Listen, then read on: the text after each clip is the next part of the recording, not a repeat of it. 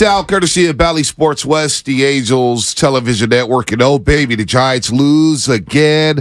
They've lost 9 of their last 10 road games. Last night they lose to Shohei Ohtani and the Angels 4-1. All 4 runs coming in the bottom of the 6th inning for the Los Angeles, Anaheim, California, Los Angeles of Anaheim Angels. The Disneyland Angels. Angels in the outfield or whatever it is. But Mike Moustakas with a bomb off of Tristan Beck. That was an absolute blast. The play before, Jock Peterson tried to get the ball in left field was just kind of comical. And the Giants lose. And look, they're going to go with the opener. This is their method. But now I pitch well. You go to Tristan Beck. He gives up 3 runs in the final 3 innings. It's just the way they're going to play baseball, Shasky. And as we say good morning to everybody out there on the Xfinity mobile text line, First NorCal Credit Union, of course, sponsoring us on YouTube and Twitch. I just sent out a simple tweet yesterday, and what's that? I think you feel me on this one too. They're winning. They're above 500. 9 games above 500 before hosting the Texas Rangers for a 3-game set Friday, Saturday, Sunday with Bruce Bochy coming back to town. But Shasky, I just wonder, man, how engaging this style of baseball is. How, like we're watching it, and we know a platoon is coming. We know the opener is coming. We know we're going to see some bridge to the back-end bullpen guys, the Rogers brothers and Doval. So you may get a little Stripling. You may get a little Mania. You may get some Tristan Beck. I just wonder how engaging this style of play is. Like, we talked all, about Jimmy Garoppolo and the 49ers. Like, oh, man, it's a paper cut. 1,000 paper cuts. They're just going down the field, 16. We want some quick strikes, blah, blah, blah. And we got that with Brock Purdy and company. When Brock Purdy got onto the field, this offense went to another level. But I just wonder with the Giants, man, just how engaging that brand of baseball is. Are people really thrilled? Or do all they care about is winning? If winning is it, and they're winning, they have 62 wins, then you know what? Fine, be it. You'll live with it. But I just wonder how many people are engaged with this style of baseball, man, because I don't find it appealing at all. Well, I think it's an interesting question. I think a lot of people agree with you on that. And there's layers to this one. Like, there really is. Like, I think that I look at the Warriors, right? And you're talking about, like, winning's all that matters. Well, they won last year, right? They won more games than they lost last year. But we could feel it was, like, off. Yeah. It was a note off all year. Grind, right? Now, because you have Steph Curry, because you have Klay Thompson and Draymond Green, and even Jordan Poole, to a degree, people passionately care about those people. Right. And so there's an intrigue baked in to the product. But wouldn't you agree, there were times throughout the regular season, it felt like the Warrior fan was not because of their viewership. I'm just saying they were very frustrated. They were rejecting that brand of basketball because they could sense it wasn't the joy that they find to be the gold standard of watching Warrior basketball. Wouldn't you agree? Yep. There's a free-flowing nature to the way they play. If the Warriors today decided they were going to run the James Harden offense all year, I don't know how many Warrior fans would love that. Even if it highlighted how great Steph Curry was, right. I think that brand of basketball has been thoroughly rejected by this fan base. Especially with the brand of basketball they played before last season. The joy, the passes, the beautiful execution, the high IQ basketball play. Guys playing off the basketball.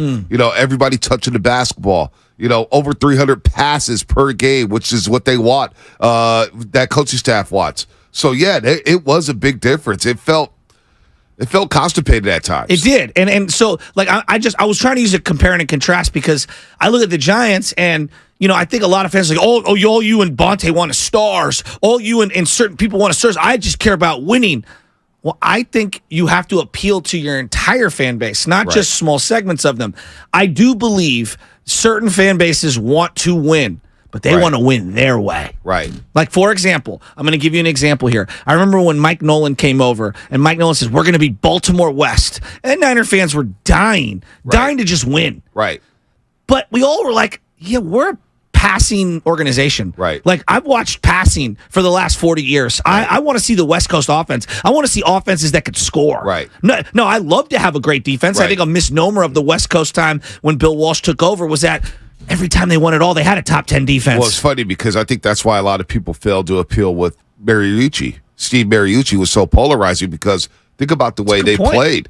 They played I formation. Yeah. And they interchange running backs. Garrison Hurst, point. Kevin Barlow. And I think a lot of people are like, we like to just air it out. And there was this big misnomer about the 49ers where they would air it out. But they would set up the run by passing the football. And then later in the games, they would run down your throat and bleed the clock out. Mooch was like, look, we're going to play a little Midwest style of football. We're going to be really balanced. And I think that was the first shift in our lifetime with 49er football where it was like, we're running a little more than we're accustomed to. It's funny you bring that up because, I'm always like, Mooch wasn't that great. And I know you really like Mooch, right? And so I think you're onto something here. So I look at the Giants, right, for example. And I think we make a lot of the opener, and everyone's looking for the most, I would say, profound way to break down the opener. Right. And here's what I would say. It's unquantifiable what it does to a team. You could say, and I saw Dan Dibley post this tweet yesterday, and I want to use him as an example, and I mean this with love. Dan's like, hey, they're like 15-8 when they employ the opener this year. And I said, all right, but like, it's bigger than just the game that they're playing that day. So I went back just to the 26th of July. Right. They've lost 3 of 4 the day after the opener. Yep. Makes sense. Why is that? Bullpen's taxed. Using a lot of arms. It's a lot of moves you got to make. It's a lot of pressure on the next guy to take the ball and go deep into a game. I think it puts a lot of pressure on your offense to try to generate runs for a variety of different pitchers. One thing that I don't think people understand about playing sports, when you are driving to the facility and you know exactly, whatever sport it is, what your role is on that given day, it makes it a lot easier to be mentally prepared. Right. And I look at the Giants, and it's like they play head games with themselves. Hey, if a righty comes in this situation, even though I told you you're starting in left field, you could be out in the second inning. Right. Guys are on edge. Well, there is a human element to this. And I know we want to be the smartest and we want to be advanced and put people in the best position to succeed. But at the same time, I just feel like we've neglected the human element on a lot of these decisions. And I look at the opener as one of those things. We've rejected it as a fan base. Right. And I think a lot of the players, even if they are having success individually, like Manaea. They've told you. They don't really like their role. They don't really enjoy Manaea wanted to come out of that game yesterday? No, hell no. Manaea was dealing. It was one of his best performances. Now, he doesn't have a leg to stand on because it's Sean Manaea. Right. But at the same time, there's a human element to that. But I look at it like this. Just think about this. Game 5. Yeah. Dodgers-Giants. Yeah. The Dodgers decide, you know what? Oh, dude. We're going to screw with the Giants. It's a great example. We're going to start Knievel. Yeah. Instead of Urias. Now, Urias came in basically in the third inning. Started the third inning, gave you four innings, 3 hits, 1 run. They went opener the first 2 innings, but they knew that the Giants would overreact. And what did the Giants do? They start Tommy La Stella at second base. Boom, you pitch hit Solano the next at-bat. So, La Stella, you already burned a player, although we're not the biggest fans of Tommy La Stella. In Game 5. But in Game 5, you already burned a player after 1 at-bat. Right? You burned Mike Yastrzemski after 1 at-bat in that game. So now, if you do get deeper into the baseball game, you don't have a La Stella. You don't have a Yastrzemski. You're limiting your options. You pitch hit Lamont Wade Jr. You pitch hit all these guys, and it's just like, by the end of the game, you got no bodies. Yes. So that was just a perfect example. It's like, wait, we're going to overreact off the Dodgers throwing an opener? Let me just run my lineup out. Well, it's funny that you say that because Sam Lubman, we were talking about this, and Sam goes, well, isn't that the byproduct of moderate baseball? And I go, well, wait a minute, Sam. Bonte and I just had like a 5-minute conversation yesterday. The Atlanta Braves lineup is pretty locked in stone. Right. The Houston Astros lineup is pretty locked in stone. Texas? Yeah. The teams that are great right now are locked in stone. 1 through 5, 1 through 6. We've been talking about this for weeks. Exactly. For weeks. And I go back to this one. It's like Jock Peterson's a good example. And I think that we've used Jock as kind of a laughing point, but there's a reason. Jock made a nice throw the other day. How many misplayed balls in left field has Jock Peterson committed this year? The one yesterday, like he comes up like he's about to throw somebody out, and he just mismanages the ball. It's like, what is going on? And what happened on the next at-bat? 3-run bomb. So that's a great example of one play bleeding into another. As we talk about the opener, one day bleeding into another. Like it's almost unquantifiable the layers of impact you have on a team when you're making all of these little decisions. I just think we're overanalyzing every little thing. It's just not an appealing. Like you want to see a guy, you're like, oh man, I can't wait to see this guy make 4 plate appearances. And you just don't know if that guy's going to do that day. They took out Marco Luciano. I lost my mind. It's Marco Luciano's debut. He got 2 at-bats, and they took him out. Took him out the game. Oh, by the way, but AJ Pollock, the acquisition, they put him on the oblique. I don't believe that one Left second. Thank God straight. you acquired him, right? When they brought back up Helio Ramos, who's wearing number 12. Here was my entire point to begin with. Why are you acquiring AJ Pollock when you could have just brought up Elliot Ramos? Yeah, it doesn't make sense to me. I'm struggling with that one. I'm struggling trying to get emotionally attached to the Giants. I was telling Spadoni this last week, and maybe I told you this, but for the first time in my life, I feel emotionally detached from the Giants. Like you don't have that connection? Like the last 3 years, for example. Yeah. I don't run to the TV knowing that first pitch is coming out. I know. I used to run to the TV making sure that everything is straight. House in order, trash is taken out, dinner's done, wash the dishes, 6:38, boom. We're locked in on the Giants. I casually watch now. I casually watch and I rewind and I don't mind pausing and I go back and then we went for a walk and I just put the game on in my headphones because I don't know who's going to be in the lineup every day. I don't have homegrown stars playing on this roster. Who's your favorite player? I didn't mean to interrupt you. Just on the Giants? Right now. In baseball in general. No, on the Giants. Don't really have one. I That don't really have one. Go back to your youth. You always had a guy that you we were looked talking forward about Kevin Mitchell yesterday, hit the 47 home runs. Yeah. You had Matt Williams. You had Jeff Kitt. You had Barry Bonds. You had Richard Aurelia hitting 37 in the season. Yeah. You had guys. I know. We talk about the World Series teams. You had guys. But like even Matos, I want to wrap my arms around him, and it feels like the baseball team isn't. He's batting ninth. I know. And he's just kind of lost. He looks like a lost puppy out there at times. Well, the young guy, every time he comes up to at bat, he's in the dugout. He's like, "Are you going to pinch hit for me here? Are you going to slates? They're all looking back. Are you going to slates They're here? all looking over their shoulders. So I just, you watched that game yesterday, and Shohei was a story. I think he didn't even pitch that good. No, I don't think he pitched great. Actually, talking to Lubman yesterday, I think if a team, and Lubman told me that Spadoni brought this up, and I had no idea. What's that? But if I sign Ohtani, you could make him a future closer. He could be the best closer in baseball. Oh, I like that idea. Because I don't know how long he's going to last as a starting pitcher. I like that idea. I don't know how many seasons is he going to throw for 150 innings. I like that. How many seasons is he going to throw for 200 innings? He's got a 3.17 ERA, walk 3. Again, I didn't think he pitched great yesterday. You don't believe that. We all see it. Yeah, but if you're him, just real quick, if you're him, I didn't pitch good at all, and that Giants lineup didn't do anything. Well, yeah, that's a team I want to join. Well, yeah, that conversation.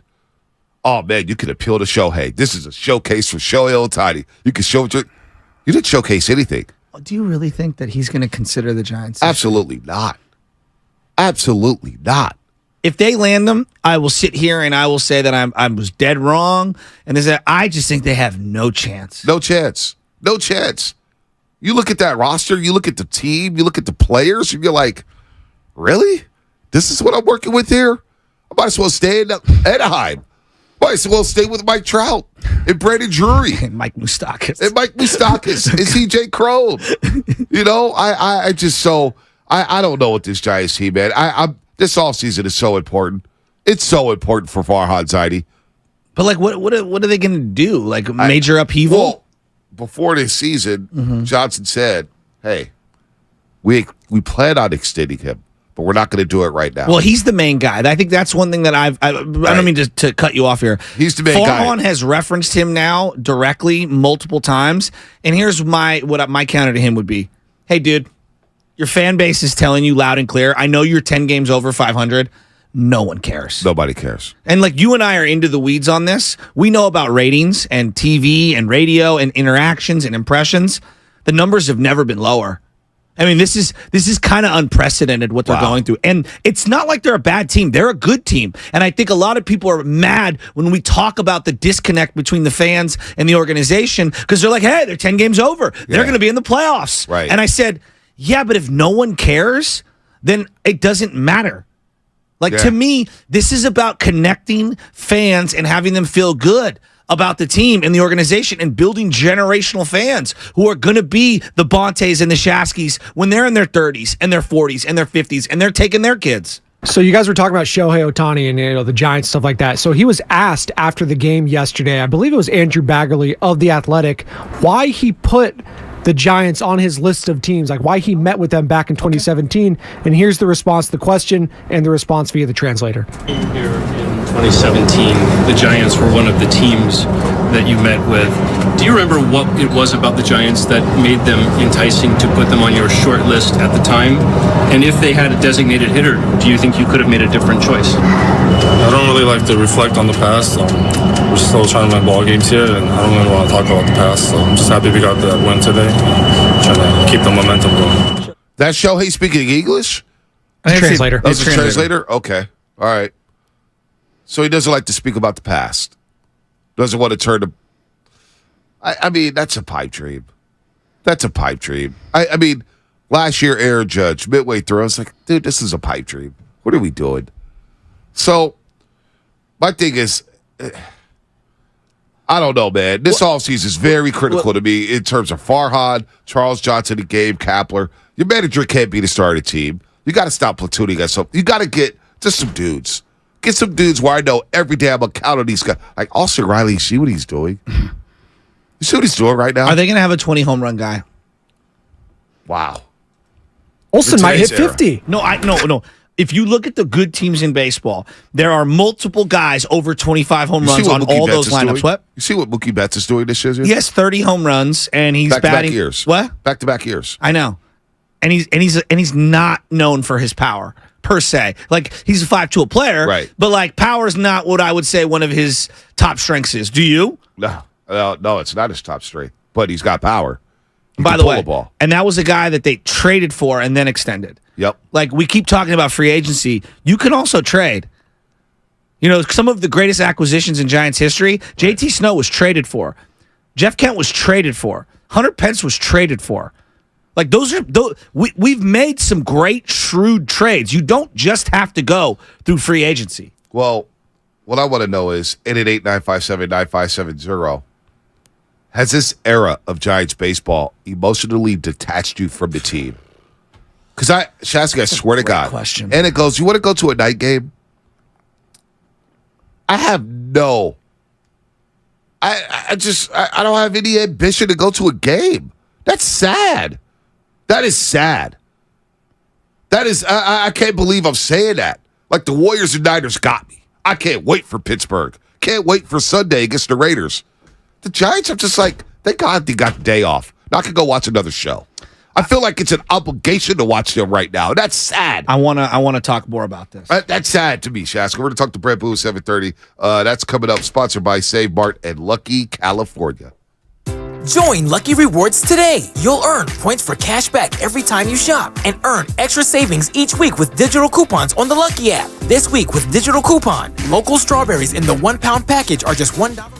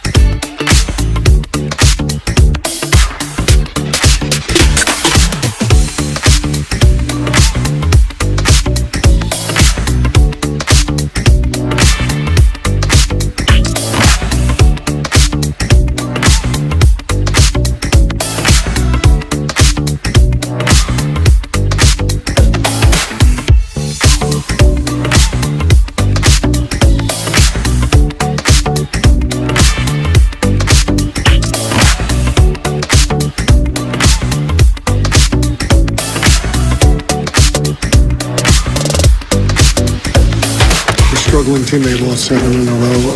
And you get 1 out of the 3. How do you look at the way this series went for your team? Not ideal. We had just lost 2 of the A's also, so just a tough road trip overall. Obviously not what we wanted to do.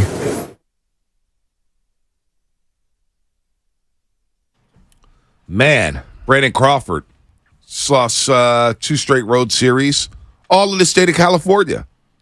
All in the state of California. Giants will come back home Friday to take on Texas. A lot going on in the Bay Area, by the way. A lot going on.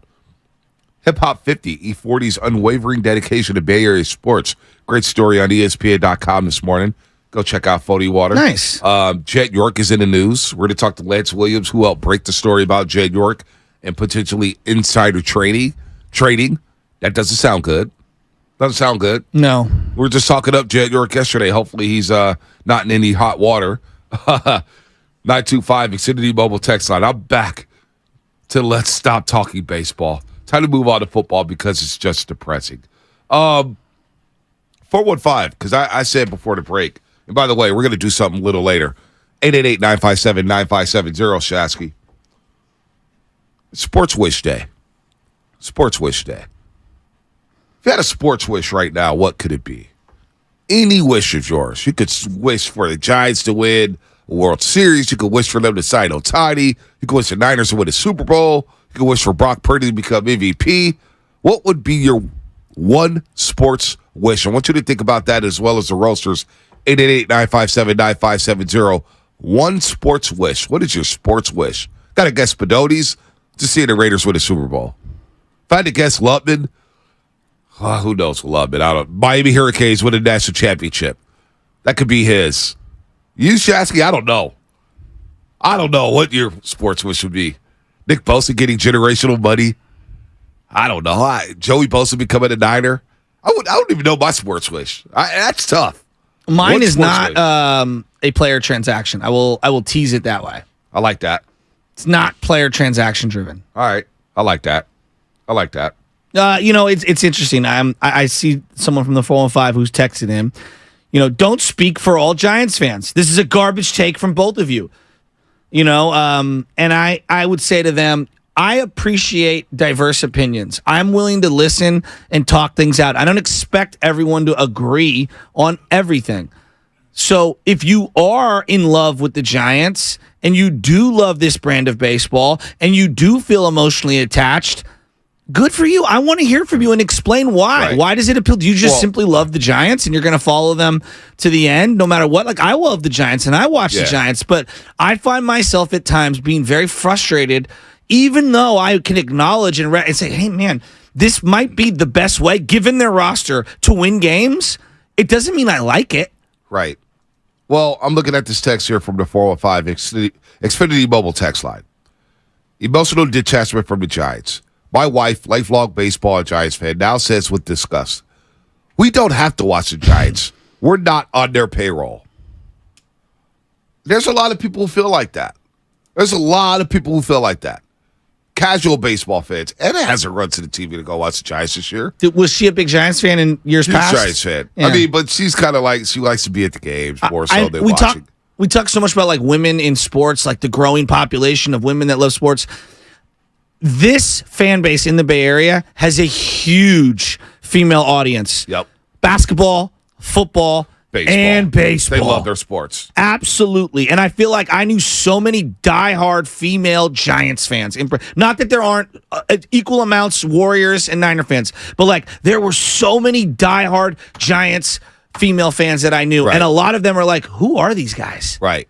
That's what they say. Yep. Because they loved the Brandons. They loved Buster Posey and Joe Panic and Angel Pagan and Hunter Pence. And like you can mix in random guys. Like we love an Andres Torres. Right? But you got to have some pillars in there. Right. No, you have to have some pillars. And we're looking for them. Maybe Patrick Bailey is that pillar.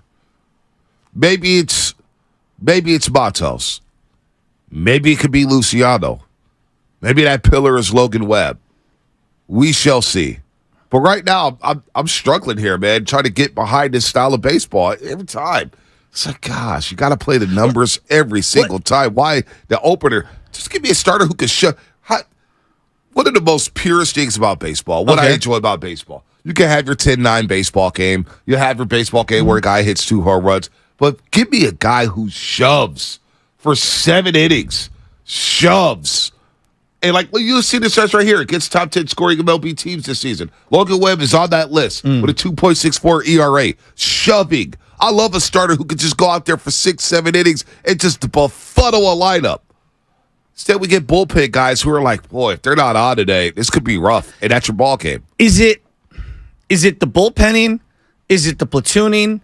Is it the constant, mid and late game substitutions for your quote unquote? It's all of it. It's all of it. It's all of it, Chasky. It's all of it. The Giants are literally going out there throwing 2 starting pitchers. And they told Alex Wood, you're not good enough to be a starter, but you're going to be a bridge guy. What if pitch you 4 innings a night? Maybe twice a week, maybe 3 times a week. What does that do to his arm long term? Breby already had it. He just came. He's coming back, I guess, in the next couple weeks. I mean, he's been out a long time. Because he was opener. Ryan Walker was not really thrilled with the opener early on this season. No. Alex Wood, not happy with his role. Sean Manaea told Willard and Dibbs, I don't know what my role is. I don't know what I am. I guess I'm a baseball player. Well, I think it went from something that Spadoni and I were talking about this, but it went from a way to exploit, hey, someone's out right now of our rotation, and we don't have a competent guy in AAA. This is what the Rays started it.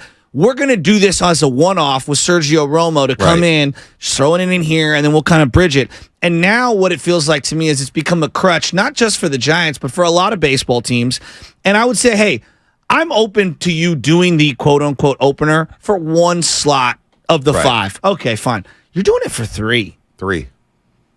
Doing it for 3. So it's, look, 480 Xfinity Mobile text line.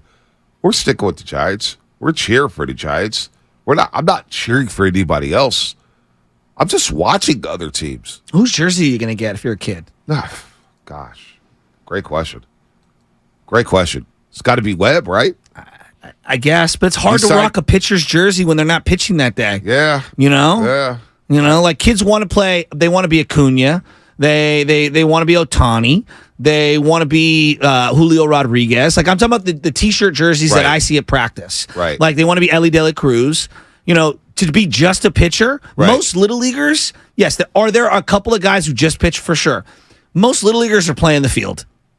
Most kids playing pony baseball, they'll pitch, and they're also playing shortstop or center field or catcher. You just go throw back cream jerseys, no names on the back. Yeah. Just get a Duvall, like the SFA drummer, get a Duvall jersey, that's it, 75. I love Duvall.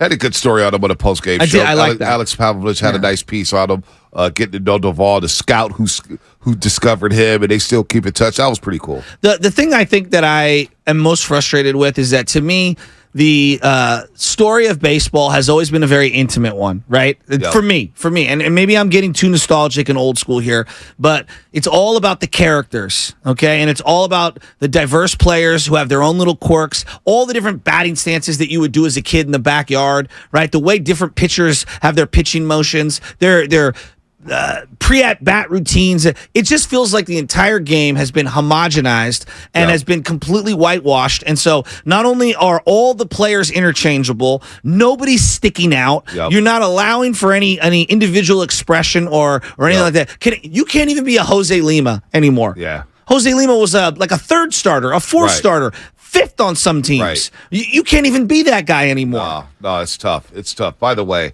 football's officially back on Sunday. It's officially back, folks.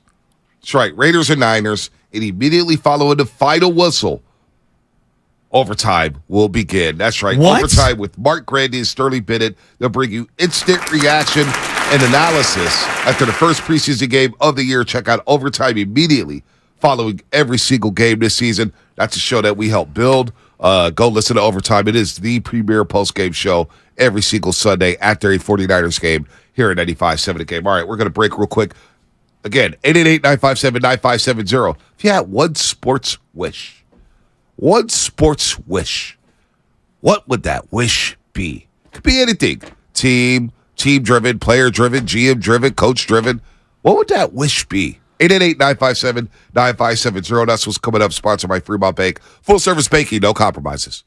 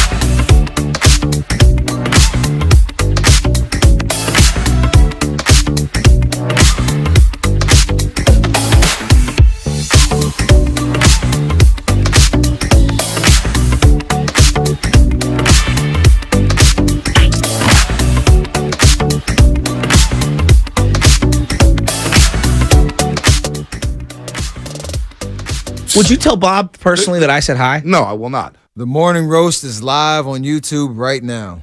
Take it away, Bonte. What do you think Bob Myers is doing with his off time? What's Bob up to? Probably listening to us. He was in Vegas talking to Steve Kerr the other day before they flew out to Spain for the FIBA championships. Bob Myers chilling around basketball. Wonder what he's up to. Miss Bob. Did you miss Bob? Of course I miss Bob. Miss Bob. Of course, but I think he's a guy that kind of understands that there has to be an emotional connection to the team that you put together. No, I mean that sincerely. Like when you're selling products, right? When you're selling a product, I don't care what it is, it's got to hit people. It's got to resonate with people. You see all these businesses going under right now, and there's a variety of reasons why a business goes under. But like we look at pro sports and everyone's like, you just have to win. Winning cures all. Winning cures all. It's more. There's more to it. There's got to be an emotional attachment. And I think one thing I've always appreciated about the Warriors, and I'll put Bob to the side, but Goober has said it. If you don't think you're in the entertainment business as well as the winning business, then you're very short-sighted. No doubt about that. No doubt. And look, man, I'll say this. Just overall, looking at the station numbers, both sports stations in this market, numbers are all the way down this summer. Now, you could say kids go on vacations. For sure. People take time off of work. They go on vacations, got summer camps, no summer school.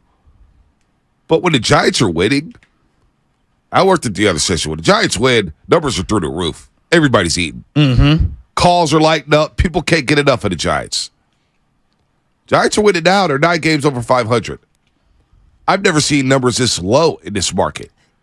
This low because talking Giants feels like a losing proposition. And that's because they're not engaging. They're not entertaining. You got to win, and you got to do it a little bit more. You got to have some pizzazz to your winning. You know what I'm saying? No, I do.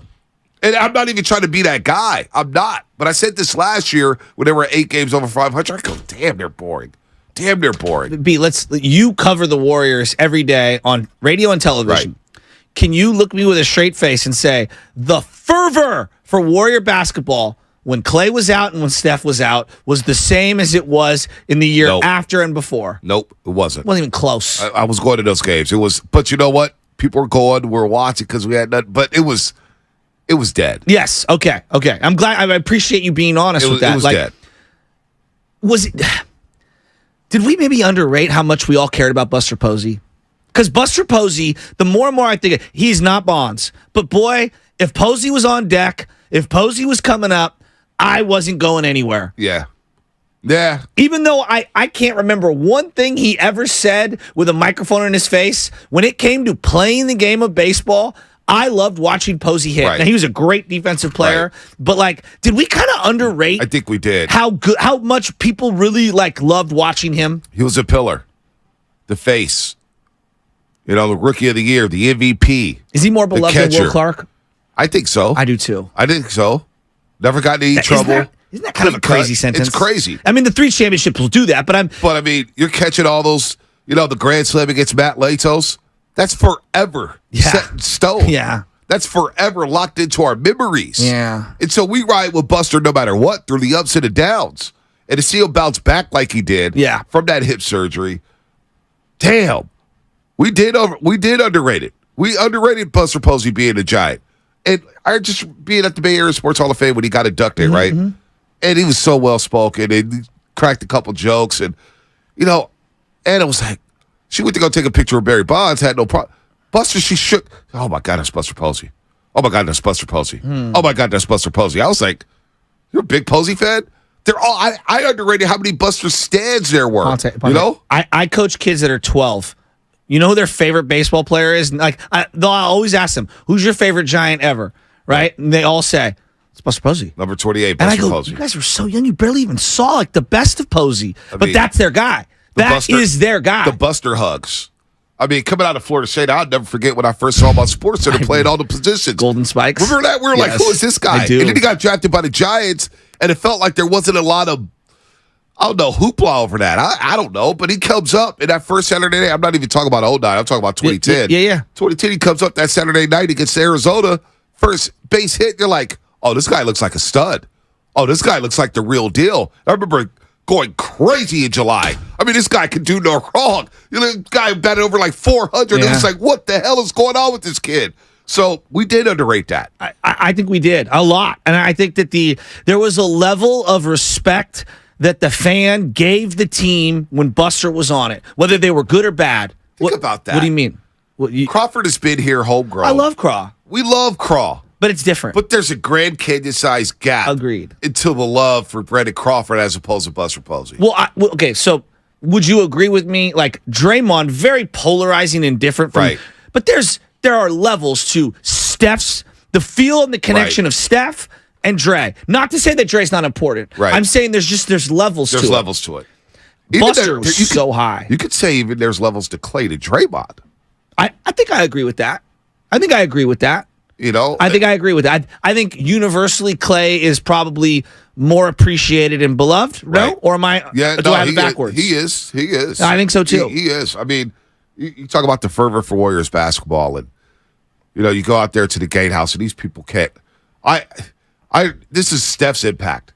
He got hurt 2018, I think. I was still working on the Afternoon Delight, and I remember walking out the store, to the Clement, going to Walgreens. Boy, your This vocal OG cords guy. must have been very rested at that period in time. Huh? Oh, yeah, they were very rested. Actually, they weren't because I was working late at night. So, your boy's doing double duty. There was a lot of talking between breaks. Anyway, I love you. I'm walking out there to Walgreens on 10th and Clement, 9th and Clement. And this OG's decked in Warriors gear. And I'm like, he's like, hey, man, Steph's back today. Steph's back. Right. And I'm like, we see Steph play for, what are you talking about? Yeah, but it was the appreciation for Steph, like, yo, this is our guy. He's been out for a month. He's back now. That's our guy. There's certain guys that get you, you're like, huh. And that's the moment I realized that, oh, man, I'm underrating the love that this region has for Stephen Curry. That moment with Buster Posey, you're thinking, like, damn, I underrated the love the Bay has for Buster Posey. Same thing with George Kittle. I think when he moves on one day, we're going to sit back and say, damn, George Kittle was a damn good nighter. I do that with Patrick Willis currently. Look, there were like 10 different things that happened simultaneously when Willis retired, but didn't it feel like Niner fans, that was the gut punch? Like Willis retiring was one of those like gut punches that no one was ready for. And I think that as time has gone on, we realize, damn, we loved him. What? Him, Bowman. How cool is it to see Frank Gore walking that sideline at training camp? And Frank's a legend to me. Legend. Frankie G. So when you think about this Giants team, who's on there that we're like, there's just no emotional attachment whatsoever. None. And that's kind of sad. Let's go to Phil and Lodi. Yeah. Phil, what's happening? Hey, fellas, it's Joel in Lodi. Joel. Hi, What's Joel. up, Joel? Yeah, that's okay. Hey, so to be truthful, my father's name was Phil, so that's cool. Don't worry about it. Nice. And that's a true story. Nice. Hey, so I'm with both of you guys on this whole issue with the Giants, man. The number one thing is, to me, is this team underachieves against sub-500 clubs. Okay, you had a 7-game losing streak coming in with the Angels, and they take 2 out of 3 against the Giants. There's a bunch of players on this team that are 1 and 2 year guys. You can't hang your hat on any of those guys. And when Kapler, before he became the manager of the team, he was out there. There was nobody. He was gone from the scene for 2 years from Philly. There was no one knocking on his door to come and be their manager. Nobody. Farhan goes out and recruits the guy because he knows him from the Dodgers. He's familiar with the face. The guy's got a sterile attitude. I have a friend of mine that lives in Philly, and he told me when they hired Kapler, he said, "You're going to hate the guy." He goes, "You just wait." I mean, I don't hate the guy. I'm not going to hate on the guy, but he's arrogant, pompous, he's sterile, and Farhan.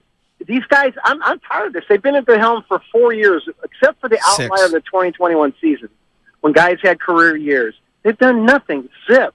What have they done? They've done nothing. They've got the cupboards pretty much bare in the farm system when you think about it. They always seem like they overhype their prospects, and when they get these, they're just kind of duds. I mean, Matos looks okay, but he's not this otherworldly guy they touted when he first brought him up, because he was doing good. Now he's settled down. Bailey looks like the real McCoy, but like you said, with the face, there's no face of the franchise. No. Those guys are rare that come around like that. That's a good point. There are. No face of the franchises to hang your hat on. You know, it's interesting that you brought up Kapler. I will defend Thanks for the call, Kapler in Joel. this. Kapler is doing, I actually think he's, because of how they've built this team, I think he's squeezing the lemon for every drop. I don't think this is a very good team. But yet I look up and they're 10 games over 500, and I think it's the way that he's doing it with these openers and these subs, and he is getting the best out of these guys. Right. My argument then would go back to the guy constructing the roster and saying Right. the roster's not Farhad good Zaidi. enough. So instead of saying, where would Kapler be, what team would want him? I ask you this question. What team in baseball is like, I got to have Farhan Zaidi as my GM? Yeah, I don't know. Because I don't was know. very surprised I don't that know. Scott Harris was picked up by Detroit. So quick. It felt, what was it, 2 years? I mean, that? what did he do? I'm So, asking out loud. the I would reason- love to hear from someone who has Well- this intimate baseball knowledge of why they're so beloved baseball wide. 888-957-9570. Maybe that's somebody's sports wishes for Farhad Zaidi to move on. I would love to hear everybody's sports wish. You get one wish in sports. What would that wish be? Could be anything. Team-driven, player-driven. 888-957-9570. We'll get to Brett Boone at 7:30. See, the reason why I don't come down Kapler's Road anymore, because I've been told on multiple accounts from sources down there, around the team, Farhad writes out the lineup card. Farhad has predetermined every single move that's going to happen in the game if said batter comes up to the plate for that opposing team. He's already made up the moves. He's already generated whatever in his computer. Here's the lineup. Here's the matchups. If this happens, you're going to do this. And so it almost feels like Kapler's a robot. It really does. I can't come down Kapler's road anymore. Farhad's running the show. So this is my rejection of just in general, and I know the Giants. This isn't exclusive to the Giants, right? This is my rejection of data driving the majority of the decisions. Right. Okay, let's say, for example, I use Like Lucy. A.J. Pollock batted 30 the other day. I would love to know that the advanced Right. numbers that led you to that decision. So, like, this game is played by human beings. Did we not remember when the guy for the Nationals was pitching a gem and Dusty Baker took him out? Jordan Zimmerman.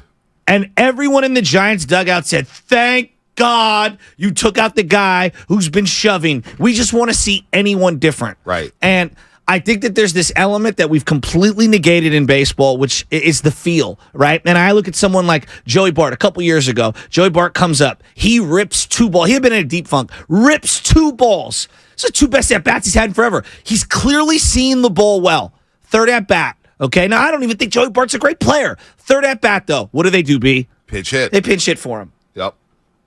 And then the poor guy, you'd think the poor guy, when you are seeing the ball well, you can't wait to get up to Right. the plate. And You only get a couple of them a day. Instead, it's go hit the showers. Okay, another example. Evan Longoria had a home run the night before. He's finally Right. starting to feel good. He played really good defense. The next day, this was last year, next day, is he in the lineup? No, because he doesn't hit pitcher X real well.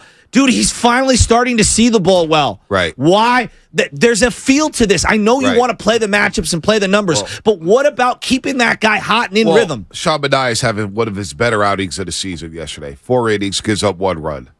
And I see Queens of Noise. Why was Manaea pulled? This is on YouTube, brought to you by First NorCal Credit Union. You know, why was Manaea pulled? Who makes that decision? Kapler? That was a mistake. Again, that is predetermined.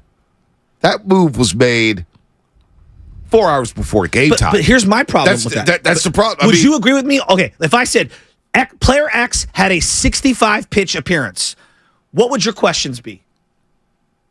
Why did he only pitch 65 pitches? Why did he only throw 65 pitches? Well, my questions would be like, are all 65 pitches Right. made equal? Because was he in the stretch? Right. Were there guys on base? Was he hitting the zone? What Was does the his 65 look breaking like? ball breaking? Well, no, it's all that. It's how Right? many runs did he give up? Yeah, exactly. So- was he barreled up? So again, it's tough for me to come down Kapler's Road because Farhad is making all these decisions. This is all on Farhad. No, and I would- if I would Kapler tell comes- you I'm and rejecting that. But no, if Kapler rejects that, if Kapler says, you know what, I'm calling the shots, I'm making all the moves here, well, he may be fired. This is why managers in baseball aren't getting paid anymore. They're placeholders. The GMs are running the squads now.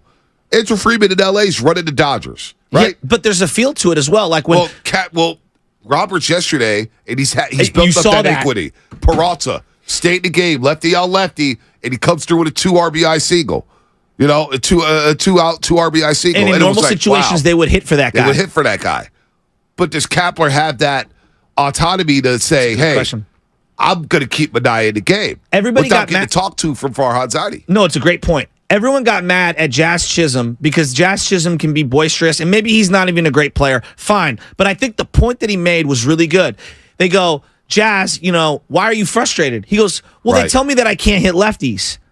And my question to them was, well, how am I ever going to get better at hitting lefties if I never face them? Yeah. No, I understand you want to minimize my at-bats against lefties, but if I never, ever, ever, ever, ever face them, how can I prove to you in the front office I've gotten better at that? Right. You can't. It's a great question. It's the chicken and the egg. It is. By the way, you are listening to 95.7 The Game, KGMG FM in HG1 San Francisco, always live on the Odyssey app, the free Odyssey app, of course. Download that bad boy. Favorite 95.7 The Game for the best and most up-to-date sports coverage. And do not forget that you can also watch us every single day on our YouTube and Twitch streams. Almost forgot. Sponsored by First NorCal Credit Union. Get that right. Go out there to the credit union, man. Great loans, great rates. First NorCal Credit Union. Just log on and search 95.7 The Game. Be sure to like and subscribe to the channel while you are there. 888-957-9570. Before we get to Boone, Sports Wish. What's your one Sports Wish? Oh, I was going to go in another direction before you go into... go ahead. Before we get to my Sports Wish, can I tease it? Can I hold it? Yeah, For a second, because I do want to give you my Sports Wish. I was thinking long and hard about this. Matt Cain ended his career, and he had some elbow stuff at the end of his career. A lot of arm stuff. And he kind of bridged the difference between you let a guy pitch a little longer than you would, and then like the 100-pitch limit. Remember, it became like a 100-pitch limit. Yep. So he's kind of in between the two. Do you think Matt Cain, looking back on his career, do you think he would have wanted more restrictions, more limits on his pitching, or do you think he would have wanted to maybe trust his own body and his own instincts, as well as if he's actually throwing well? I think Cain's happy with the way everything played out. I think so, too. He was a bulldog. The guy wanted the ball. He wanted to pitch. That's what he was born to do. That's what he wanted to do. Do you think Lincecum has any regrets? He was really overused at times. No, not at all. How about Rob Ned? Nope. Who gave his shoulder? He gave his shoulder out in the World Series year. And he's a legend. 300 No saves. problem. Yeah, okay. No problem. I look at someone like... These guys want to pitch. I look at someone like Steven Strasburg, who has all the God-given talent in the world of all time and has had some really bad arm injuries. Remember when they didn't play him in the playoffs? Oh, I do. They lost to St. Louis in 5 games. Never forget. At what point do we start saying, what about the game I'm in right now? What about the playoff moment I'm in right now? They projected the future. We're gonna preserve his future. Well, you may only get one shot at this. You're Bryce Harper in that clubhouse. You're Ryan Zimmerman in that clubhouse. You're Sean Manaea, who's a middling veteran, and you're in a game last night where you're actually pitching well. Why am I coming out? What are we preserving? Can I ask, honestly, this is what I was saying. What are we preserving Manaea for? I don't know. Next year, when he has a $15 million player option and he opts in, but nobody's saying that you're being reckless, like flirting with the danger of it. At any point, McClanahan could tear his elbow and his UCL at any point. It can happen to anyone at any time. We acknowledge the risk, but we're acting like we're recklessly ruining Sean Manaea's career because he can't go another inning or two. I love this question, Xfinity Mobile text line. How can you develop prospects if they're a platoon? I agree with you. I don't know how you develop prospects. I just like to see him play. But you get pitch hit for. Marco Luciano got pitch hit for in his first ever baseball game. It enraged me. And maybe this is it. Maybe this is it. Maybe, just maybe, we overrated the farm system. Maybe the farm's not that good. We keep talking about the farm and Harrison and, oh, my God, Farhad's flipped the farm system. Well, they come up, they bat 8th, they bat 9th, and they get pitch hit for. Everybody told me that Sabian's farm system was poo-poo, right? That's what everyone says. Yet I look up and I go, well, Joe Panik won a Gold Glove and went to an All-Star game, and everyone rated him as a horrible prospect. He had some pretty good years with the Giants. Brandon Crawford was not a high prospect. He's maybe going to go down as the greatest shortstop defensively Giants history. Panda? Out of nowhere. Look at the team they have currently. Bobby Evans was the one who found Doval, Logan Webb, signed Matos. Now, you get credit for developing those guys, Farhan. I'm going to give you credit. Like, we can meet in the middle. But, like, I don't care about how you're rated. I'm asking, who are the guys coming up, having an impact, and connecting with your fans? Zilch. So that's where the Giants are at right now. I do want to get into some Niner We football. put the bat signal out, B, and no one cares. Nobody cares. That's what I'm saying. It's starting to feel like the A's. Dude, I swear to God, I've never seen numbers this low for Giants baseball in this market. Now, television-wise, they're doing great. I think the game's being quicker, going I agree with faster. Pre and post is being really good. 100%. Carlos and Laura Britt, Ron Walters did a great job last night. Pavs was on there. But in terms of radio, Giants' numbers have been down and down. People don't want to hear about it. Look at our YouTube engagement. Our YouTube, the second, like I get to see in real time, the second we bring up the Giants, it's like the Titanic. Right. And so, again, this offseason, I'm thinking, what are the Giants going to do with Farhan? You can't extend him right now. You cannot. I don't think you should fire him. I would like to see next year play out. But farm, I keep hearing about the farm. Kyle Harrison, I've been hearing about him all season long. Mm-hmm. He ain't going to get, he can't pitch 6 innings right now. Here's my indictment on Farhan before you continue. If Bob Myers went to the Clippers, I'd be like, uh-oh. Farhan went anywhere, I wouldn't even care. If John Lynch went to the Rams, I'd be like, uh-oh. Oh. Right? Right. If Farhan went to the Dodgers again, or not the Dodgers, let's say the Rockies. He went to the Rockies. Let's use the Rockies. I'd be like, He'll be fired in 4 years. That's what we all say. Like, think about it from that perspective. That's what we all say. He'd be fired. I He's just going don't- to San Diego. I just wouldn't think twice about it. Right. So again, this farm system that everybody popped up. I mean, and I'm not here to point fingers or anything like that. I'm just calling it like I see it. sat back and I said, because I'm not tapped into the farm like everybody else. Like, Lubman is really deep into the farm. So he kept telling me, man, they got these guys. Okay, I want to see it. We hyped up Casey Smith. I was like, okay, I'm here for it. I want to see it. And by the way, that might have been the most exciting 2 weeks of the season. And he just fell off the cliff. He did. They start telling him about the chase rate. Katos warned us like, yo, he's chasing. I'm a little concerned. Next thing you know, he's back in AAA. So how good is this farm? Well, no, he's the best of a very bad farm. Think about how much better and how much more exciting he was than Diaz, who got claimed was batting .070, and Brett Wisely. So that's an indictment on your farm as a whole if that's your top dude. So think or about one this. of your top dudes. Shedhead's going into year 7. We get out of him for not fighting his guy at quarterback. Mm-hmm. At least they got a damn good roster around him. Well, there's a lot of They're guys. stacked. Yeah. There's a lot of guys. The Warriors, they drive us crazy, but we know they're playing for championships. Yes. And they still have Steph. Yes. You know what I'm saying? They've earned equity. They've earned a lot of equity. The Giants, I'm just looking at them. I'm just thinking, boy, where's this going? It's been 5 years now with Farhan. And if farm still looks like this, and the team still looks like this, how's this acceptable? Because of one winning season that looks a lot more fluky than it looks legit? I don't know, man. All right, One Sports Switch coming up, 888-957-9570. We'll get to that. We'll get everybody's One Sports Wish. I'll read them off YouTube, Twitch, and, of course, the Xfinity mobile text line. That's all coming up, sponsored by Cars.com. Oh, that's the sound of a car being added to Cars.com. And since up to 50,000 cars are added per day over the course of this ad,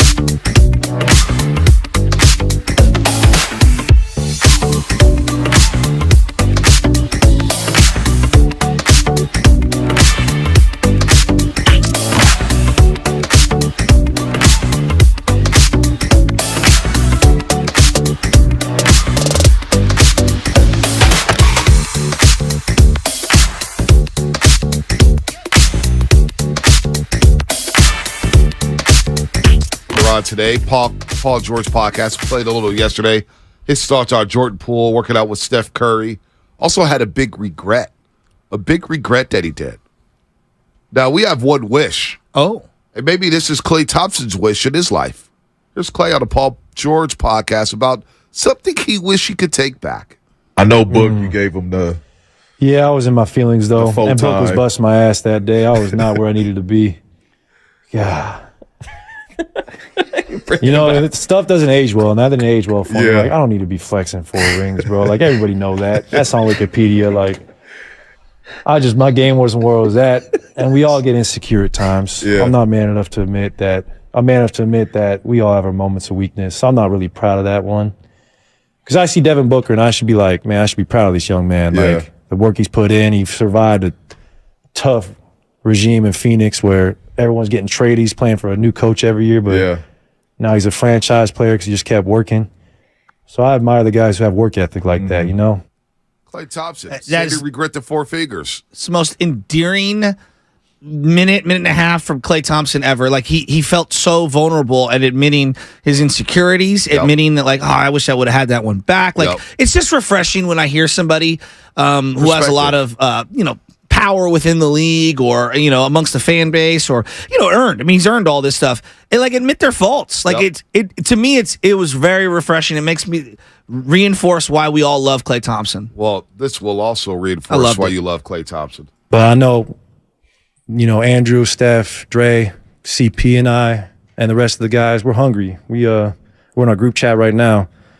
We're trying to set up some mini camps for the season, but we're all on the same page. Like, look, we got another ring in us. We at least expect that. We can do it if we just stay the course and not look too far ahead. Take it week by week and just enjoy the process because that's all you can really do. Mm-hmm. If you focus on the championship, it doesn't really do you nothing. You got to enjoy everything about it, the training camp, the preseason. Mm-hmm. So last year, I definitely have a bad taste in my mouth still, but that's not the worst thing because now I'm hungrier than ever, and I still want to, I want to get back to that mountaintop. Like 4 is cool, but why not get as many as you can get? Exactly. At least attempt, and then I can walk away from this game saying I gave it everything I had. Exactly. That's all you can do. Klay Thompson, man. That's why I love the guy. The funniest part is Paul George, who has none. Exactly. Like he totally feels him on adding to his entire trophy case. It's just funny. It is funny, but it was that's where Klay's at right now. You better believe he's going to come out to a faster start this season. Like that's one thing with the Warriors. They're around the corner. Preseason schedule is released. Bobbleheads released. Curry's graduation bobblehead. Klay Thompson, paper airplane. 2 preseason games. Victor Wembanyama for the last preseason game. It's kind of a scary. I like what I'm hearing from Steph and Klay. They sound very focused, and they sound like they're ready to take this league on again and get off to a hot. That's the key for me with the Warriors. They get off to a hot start. That dispels all the noise about Chris Paul, at least in the early going. Well, in the early going, I'm going to make a statement here. I'm going to make a statement here, and I want you to tell me. And this is not hyperbolic. I think this is fair. The reclamation project they did with Andrew Wiggins is unbelievable. What about JaVale McGee? I was going to bring him up next. Swaggy P, Nick Young. Yeah. All of these guys, even DeMarcus Cousins to a degree, the respect after their tenure with the Warriors was tenfold. Yep. If they can get Chris Paul to win 1 championship, I think that is the cherry on the top of a giant cake that is the greatest reclamation project in Warrior history. And really, we're talking about a Hall of Fame point guard. No, he is established. But we're talking about his biggest hole in his resume is not for having his a ring. career. Not having a ring. I mean, if we were to say last 20 years, name the players in sports who needed a ring to define their greatness as the last benchmark. He's up there with Barkley, Malone. He's right there. I mean, Barkley hasn't played in years. Phillip Rivers. Phillip Rivers had a great career, but he's the guy in that quarterback class that didn't get a ring with Ben Roethlisberger, Eli Manning, Dan Marino. Couldn't get that ring. Bonds. There's a lot of guys. Jeff Kidd couldn't get that ring. So. Right. And somebody made a great point here. What's that? Rocket New Era. Well, that Rocket New Era. Clay's also in the final year of his contract. He's going to want more money, so he's going to be focused. There's no doubt. But I like the mindset. And look, he has more money than we can all count. Clay's paid. Clay will be paid no matter he cares. what. But he actually cares about the rings, cares about the championships. And there's a mission there for this Golden State Warriors team, so I can't wait. It's going to be – we got Chris Paul in the Bay Area. Like, that's still wild to me. What's your sports wish? Because you were talking about, I want to set this up again because you're talking about sports wish. Is your sports wish for them to win this 5th ring?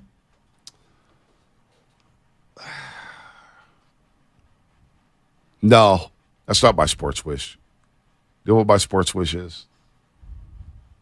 My sports wish is for one day, the San Francisco 49ers move back into the city. See, you took mine. And I'm not going one day. I want them to build on the water. No way, that wasn't your sports wish. Yes, swear to God. I swear to God. I swear to God. We did not talk about this. I swear to God.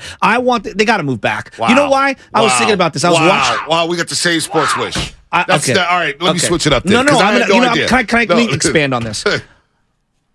We can argue till we're blue in the face about what happened 10 years ago and why they moved. Okay? They're where they are.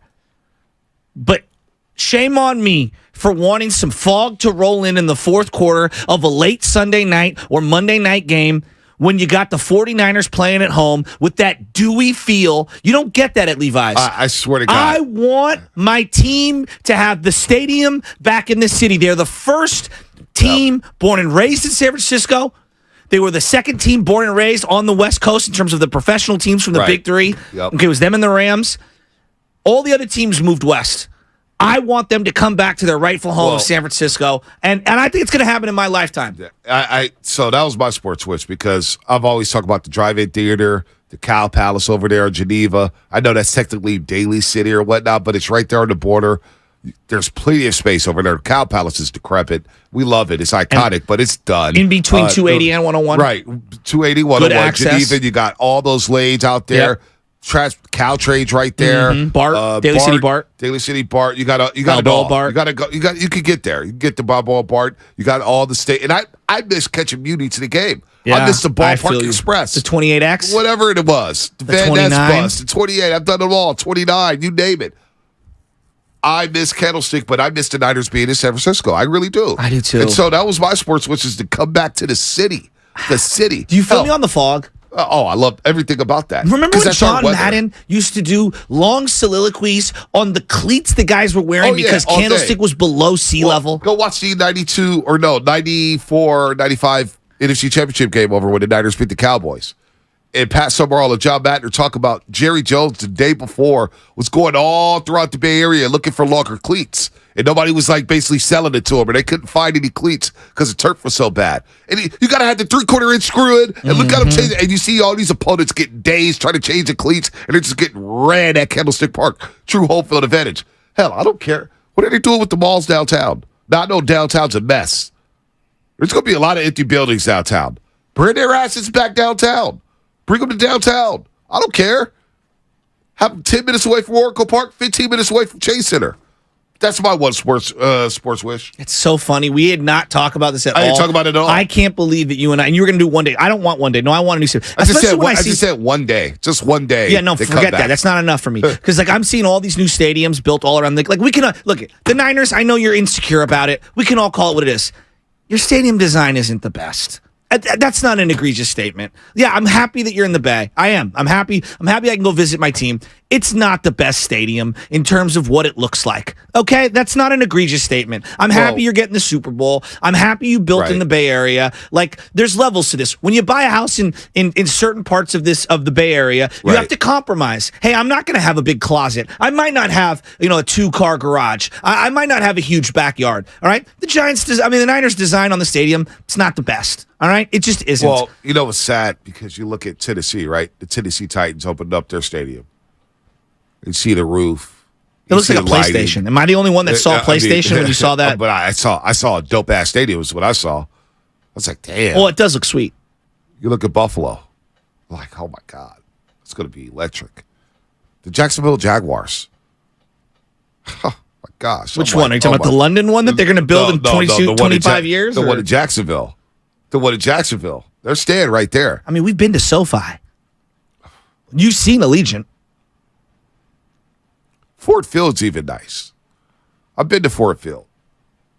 I don't know if anyone's putting Ford Field up with these other ones, but keep going. Go to Ford Field. Ford Field's not bad. Okay. Ford Field's not bad.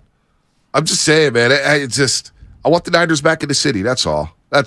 But that's if we got other wishes, Spinoni, what's your wish? You got a wish, and we get Lubman in here.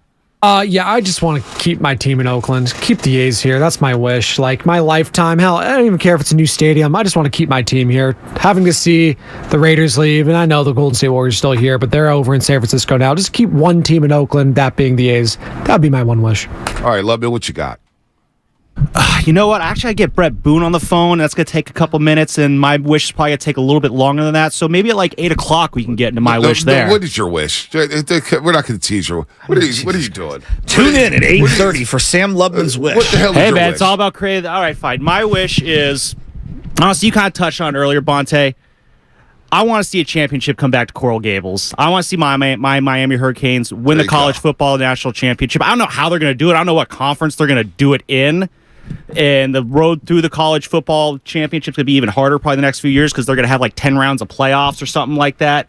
But overall, yeah, I want to see my Canes back on top because ever since I got to campus at Miami, it's just been frustration and mediocrity at this point. And I want to experience what fans felt like when they were supporting that 2001 Canes team. Oh, at the Orange Bowl. Mario Cristobal.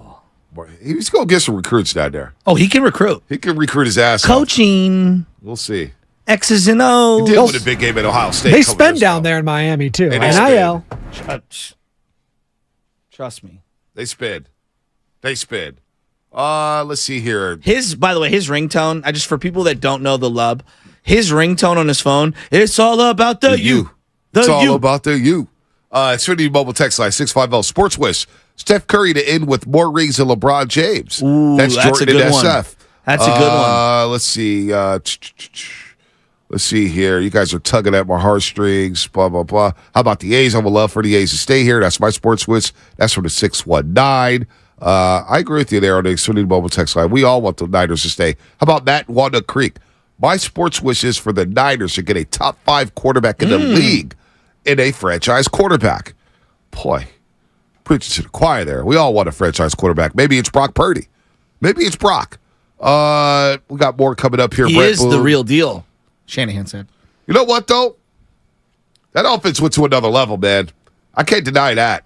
34.5 points per game before the Dallas game, scored 19.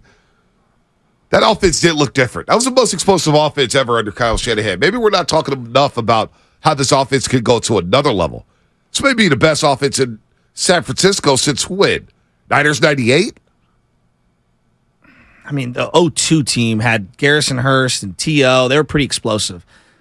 Niners 98 had, No, 98 was ridiculous. So that's what I'm saying. Yeah. This offense. Or was it Charlie Garner? This offense is capable of being that in 02, 98. We can get on that in a second there. 17 games, 8 games, 7 games, 6 games. Like, we've got to get to 17. We'll get to 17. But I'm just saying, the prospects of this offense looks dynamic. No doubt. I mean, you got studs. So we'll get to that after Brett Boone, of course. Brett Boone, we're joined by him, host of the Brett Boone podcast, an Odyssey original featuring the most notable names in Major League Baseball and all-around sports every single week. We've gotten to know Booney here this baseball season. We love Boone. I don't know if we have enough time for Boone because he's still jacked up. But Brett, good morning, man. Welcome back to the Morning Roast here on 95.7 The Game. Joe Shasky, the Butcher, Bonte Hill, and we got a dose of Shohei yesterday. We got a dose of Shohei the last 3 games. And I just, man, he's unbelievable. But let me start here. If you had one sports wish, Brett, one sports wish, it could be anything. It could be you managing a big league club. It could be you hitting 700 home runs. What would that sports wish be for you, Brett? One sports wish. Sports wish. I'm you wishing for I can just anything that can happen. Anything that can happen. 100-game MLB season. Bonds could go in the hall. Right. Your favorite football team could get Patrick Mahomes. Build a stadium. Babe Ruth has come out from underground like the Undertaker and appear at a baseball game at Yankee Stadium. I kind of like that one. I got you. I got what you're saying. Yeah, that's a weird. And I don't know. I've never been put in that situation. What would a sports wish be? I'll tell you. I would say I'd appear. Well, I'd go back. So you put me back in my playing days just for a day. I love it. I'd play with. Is this going to be too sappy? I'd play with my dad and my grandfather, and we'd all be present. Does that make sense? We'd all be in our prime. Brett. That's cool One right game. there. Yeah, Brett, that's I dope. can feel that. We have a team, and I'm not trying to like pretend that I'm anywhere near the Boone family, but my uncle played second, I played short, Pops at pitcher, my cousin at first, my brother in the outfield. There's nothing better than playing with your family. I'm 100% with you on that. No, it's cool. And I got a chance to play with Aaron for a season in Cincinnati in '98. I think though, when you're going through it, when you're in that moment, you don't appreciate it. You know, it's kind of like, well, it's cool, Aaron. You're here. Welcome to the big leagues, but you give me a good feed at second base. Now you're my third baseman. You have nothing to do other than that. Give me a good feed at second. Just give me the ball, and I'll do the rest. That was my attitude. And then once in a while, on an off day, we'd go have dinner together. But I don't think you appreciate it until it's over with. Does that make sense? And Totally, no doubt. You know, it's pretty cool getting to play at the big league level with your brother because we're 4 years apart, so we always missed each other. You know, Little League, he was too young. High school, we missed each other. College, I went to USC. I left USC. He went to USC. So the first time we actually played together was the big leagues, and that was very cool. But I think, yeah, you always appreciate it more after the fact. What'd you think of him and his tirade the other day? Because it felt very theatrical, to be honest with you. I think at this point, people ask, you know, people say, "Hey, Aaron did this again." You know, that's just what he. My stock answer now is that's what he does. But I watched it the other night, and I couldn't. I was physically laughing, and it took me back to a time in our childhood. That's what Aaron is truly like. He's so passionate about this game and about his beliefs and his feelings and his players in that club. None of this is premeditated. I mean, everybody sees Aaron's antics, and I tease him when I talk to him. I said, "You going to get thrown out again? Come on, keep it together, kid." And I tease him about that, but it's so funny. He goes out. I know exactly what's going through his mind because I remember as a little kid, I used to let him tag around with me, the older kids, and he would argue like that with me about a touch football game on the street. If he didn't think it was a first down, he would argue to the death with me exactly how he was arguing with Laz. So I'm watching him argue. I'm watching him do the imitation behind home plate, and it's taking me back to my childhood. I'm like, that's exactly what Aaron is like. He really believes this. He doesn't go out there with any expectations. He just wants to go talk to Laz. He first is thinking, okay, I like Laz as a person. I don't want to hurt his feelings. I don't want to say anything that I regret. I don't want to make him look bad. And then he gets into the moment and he does all that stuff, and he kind of loses. He kind of loses where he is in reality because of the passion that he has for this. And I talked to him after the incident. I said, "Hey, that was quite a show you put on, buddy." I said, "That was pretty good." And he just kind of laughing, and he's like, "Oh, Brett," he said, "You know, man, there were a lot of bad calls there the day." I said, I get it. But that's what it is for me at this point. That's Aaron, and he wears his heart on his sleeve, and he means nothing but good for everybody. I mean, this is a guy that he really does want good for everybody. He's a man of faith. I mean, he's deeply, he cares about people. When he loses it, he loses it. And it's great. And we're completely different people when it comes to that personality-wise. When I lose it, you're going to know I lost it. Aaron's calculated and is like, "Oh, I want to lose it, but I want to lose it respectfully." Oh, and then it gets out of hand, and I don't know. I enjoy watching it. My favorite, hey, Brett, my favorite ejection was when he got ejected last year in St. Louis. And actually scored a run. You can hear him on a hot mic call a freaking strike. And he just gets Tom like, man, this guy's a hoop. But hey, look, I'd be frustrated too right now. The Yankees just 3 games over 500, struggling right now with injuries, pitching, you name it, man. It's been a grind for them. But I want to speak on something. We're talking to Brett Boone, former Major Leaguer, All-Star, of course, here on the Morning Rose. Check out the Brett Boone podcast here on Odyssey. You had David Ortiz on. And you brought up Barry Bonds with David Ortiz. And I was very stunned to hear what David Ortiz said about Barry Bonds in terms of just you couldn't create anybody like him. There's nobody like him. What did you take from that when David Ortiz said that about Barry Bonds? It didn't shock me because I know the culture and I know that time in baseball history. And when people ask him about me today, it could be my kids as an example. I try to tell them about Barry Bonds. Like like he's a folklore. And I said, you don't understand how much better he was than the rest of us. And, he couldn't have been that much better. You know, the kids, what about Trout? What about Joe? Okay, no, these are great, great players. And I played with and against great, great players. But there's nobody like him. He was that separate. And the feeling is across the board. I think if you took a poll from 1985 to 2005, and you polled everybody that played in that generation and asked them, I think you're going to have a similar answer to what you heard from Ortiz. And the thing that really solidifies it for me is, I hit some home runs in my day. I didn't hit 500 home runs. I hit 250 home runs. David Ortiz is a 500 home run guy, and that's how he put it. He said, Brett, he goes, you're hearing this from a guy sitting here that just hit 547 home runs in the big leagues, or whatever his number was. And he said, and I'm telling you, essentially he was saying, and I'm not even close to Barry Bonds. I'm not even close. And David Ortiz, I'll tell you, that he was a beast. Yeah. That guy that was a bad man right there. Yeah. And for him to even say it's not even close to what Bonds was doing, I think really kind of puts it in perspective for the people that didn't get to see Bonds play up close, or didn't pay his attention as much as you'd like. He was that good. Yeah, I agree with you, and I think we were very lucky. Bonte and I, we watched just about every at-bat of Barry's career. Television had made it to where you could actually watch every single game, and we saw it from the beginning till the very end, and it was must-watch television. I'm watching Shohei Ohtani just for 3 games here against the Giants. Now, he pitched last night, but the night before that, I came in here, I can't believe it. The guy hits a chopper up the middle, and he is sprinting like it's Game 7 of the NLCS, trying to get down the line, and then I know he's pitching the next day. I'm so impressed with just this guy's work ethic and how hard he plays and everything. And I'm saying, God, I watched him for 3 games. I would die to watch him 162 or however many he's playing right now. Like, he impresses me. What impresses you about Shohei? Shohei's up to, in Bonds, you're talking that's completely different. It's an offensive category.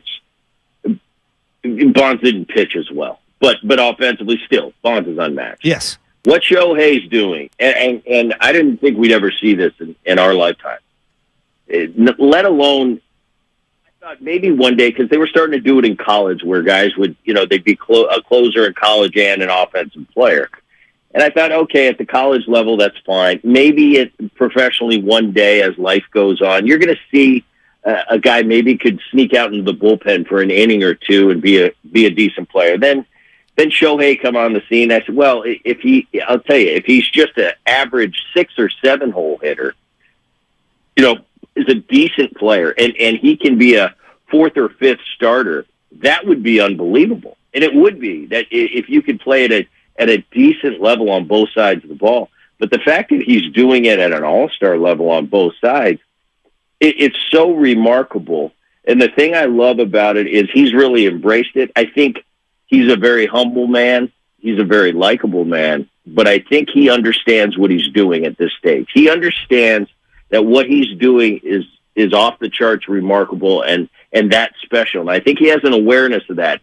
And he doesn't walk around. It's not from an ego standpoint. It's from I appreciate what I'm able to do. I don't even know how I'm doing it. Right. You can see it when he hits a double. He hits the second base, and you have that exchange between the second baseman and the runner, or the shortstop and the runner, and he just has that look on his face, like, yeah, I can't believe I'm doing this either, but it's pretty cool, and I'm going to continue to enjoy this. This offseason is going to be remarkable. The money that is put towards Shohei to try to sign him. The only thing for me, and I pay myself in the shoes of a franchise. I'm an owner, and it's almost like it's a scary situation. Like I watch this day in and day out. I watched this for 3 years at an unbelievable level, a level I never thought I'd see. And a part of me thinks it's almost too good to be true. Like, how much longer can a human being continue to play at this level as a pitcher and as a hitter? So when this offseason, when I'm making my offer to him, is it too good to be true? Is the best over with? And now I'm not going to get, return on my investment of $600 million or whatever it's going to be.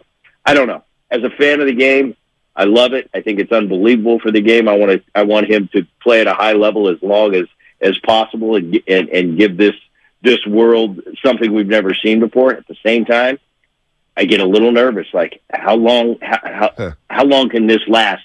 Especially being injury free the way he's been able to do that is pretty unbelievable. Brett Boone here on the Morning Rush on 95.7 The Game. We'll get you out of here with this one. We were talking the first hour about the Giants, and look, they're 9 games over 500, and they deserve credit. They've exceeded expectations this season so far. They can pitch. However, it's the way they pitch. With 2 starting pitchers and a bunch of openers in the bullpen, and didn't talk about offensively platooning, how would Brett Boone, as a free agent, view the Giants? Would you want to say, boy, they may pitch hit for me in the 6th inning. I'm going to play all 9, if not more. How would you view the Giants as a free agent? Because we're both finding it a hard time to follow this team, saying, boy, it's just, you're kind of winning some games here, but the way they're doing it, the style of baseball, I don't believe they could sustain this type of success playing this way. So how would you view the Giants as a free agent, Brett? I think I'd look at where was I in my career? What's the situation? Yeah. Am I a coveted free agent going into that? Because when you're in your heyday, they're not going to pitch it for you. If you're, you know what I'm trying to say. Depends on the level I'm playing at. Right. Where am No I doubt. in my career? Let's say you're at the height of your powers, winning 116 games with the Seattle Mariners, and you looked at the Giants because I'm 37 homers, hitting 330. Exactly. You're probably not picking the Giants. You're probably getting paid by the Dodgers I or don't have something. to worry about that. That being said, I understand the concept of what you're getting at. I don't know. San Fran for me, first of all, it's going to be off the table because I hate playing there. Right center's too big. That's going to be that's why one of my strengths. That right center alley is like, oh man, that's going to cut down way on my production. But that's just my first thought as a free agent. But I understand what you're saying. Right. Do I want to play that style of ball? Right. I'm probably going to look at the team, see what they do this postseason because there's something magical about San Francisco, what they did in 14 and 16 and was it 14 and 16? 10, 12, and 14. 10, 12, 14. There's something magical about that. It was a dynasty. There's something about it that's attractive to a free agent going to the Bay Area. I remember those years and when they won and how cool it was. So there is something attractive about that to a free agent. Hey, come to this franchise. It's an iconic franchise. It's a dynasty. We've done it before. We'll do it again. So there is an attraction as a free agent. But I understand what you're saying. Right. Like, Brett, think about this, Brett. Think about this. Marco Luciano got called up in his first Major League Baseball game. High prospect. Highly talented. We've been hearing about him for 5 years. Yeah, I've heard about this guy forever. I'm going to get old by the time he plays. But he comes up, and he gets pitch hit for after 2 at-bats. Jock. He's a platoon guy. Austin Slater, platoon guy. And we hear guys like Manaea say, well, I don't know what my role is. I don't know if I'm a starter, bullpen guy, I'm just a baseball player. Alex Wood has voiced frustration about his role here. And look, it's helping them win games. There's no doubt about that. They get credit for that. 9 games over 500, leading the wild card race. However, as a player, I think you hear the rumbling saying, I don't know if I want to play here long term because of the role. Or what am I looking over my shoulder to get pitch hit for and say the 4th inning because the lefty's on the mound and I'm a left-handed batter? I don't know, Brett. I don't know about the style of play. No, I agree with you because from my day and age, that never happened. I think you look back just a couple of years ago into the postseason and how the Dodgers went about it. Do you remember that? Bellinger won the NLCS and didn't play in the World Series the first 2 games. I couldn't believe it. And I'm kind of looking at it, and as a player, I'm going, "Are you kidding me? We get to the final dance, we're behaving like this. This isn't going to work." It ended up not working, and they ended up not winning the World Series. And then fast forward a year or 2 later, they stopped with all that platooning and doing all that stuff. So I don't know. Is that too much? I understand the data and the analytics, and as we move forward in life, it can do nothing but help you having as much intel as possible. But it gets to a point in sports where we overdo it, and it's like we overplay our hand, and it's so data and so by the numbers driven that you take the human element out of it. And the human element and the heartbeat are a big part of what great players are. The great players have the softest heartbeat. Yep. I love that. Sitting there and you're playing on numbers like everybody's the same. Everybody's not the same. When an umpire, when a major league manager comes to the mound, take into consideration who's on the mound and what they're made of, and what they've done in their career, and who they are, and how they answer a question. That's whether you keep them in the game, not because the computer says that the third time through the lineup is not good for this situation. Well, yeah, that applies to the average player.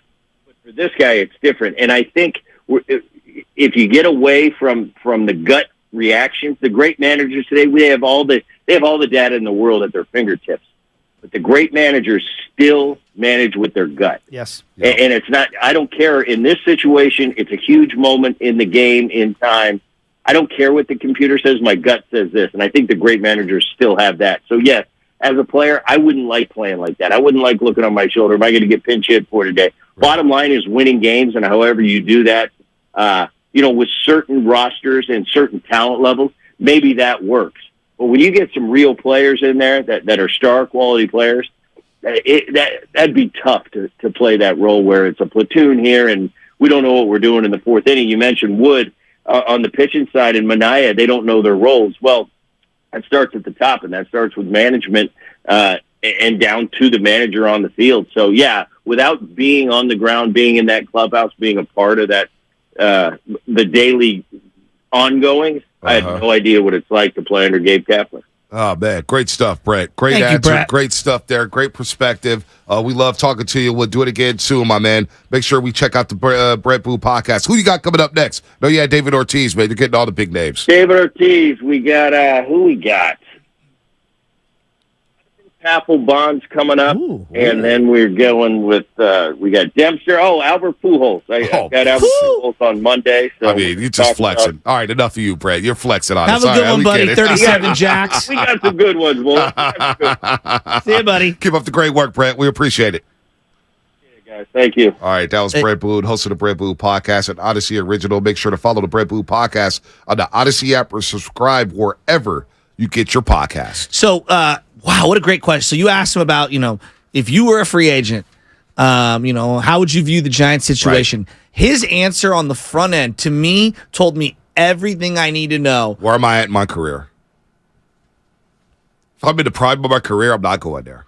No, I don't want to put words in his mouth. No, but that was, and he brought up obviously the dimensions of the ballpark, which is a whole nother element. Yep. It's a whole nother element. The first thing he said, where am I at in my career? So let's have the Shohei, because we're going to do this, because I know what Giants fans want to do.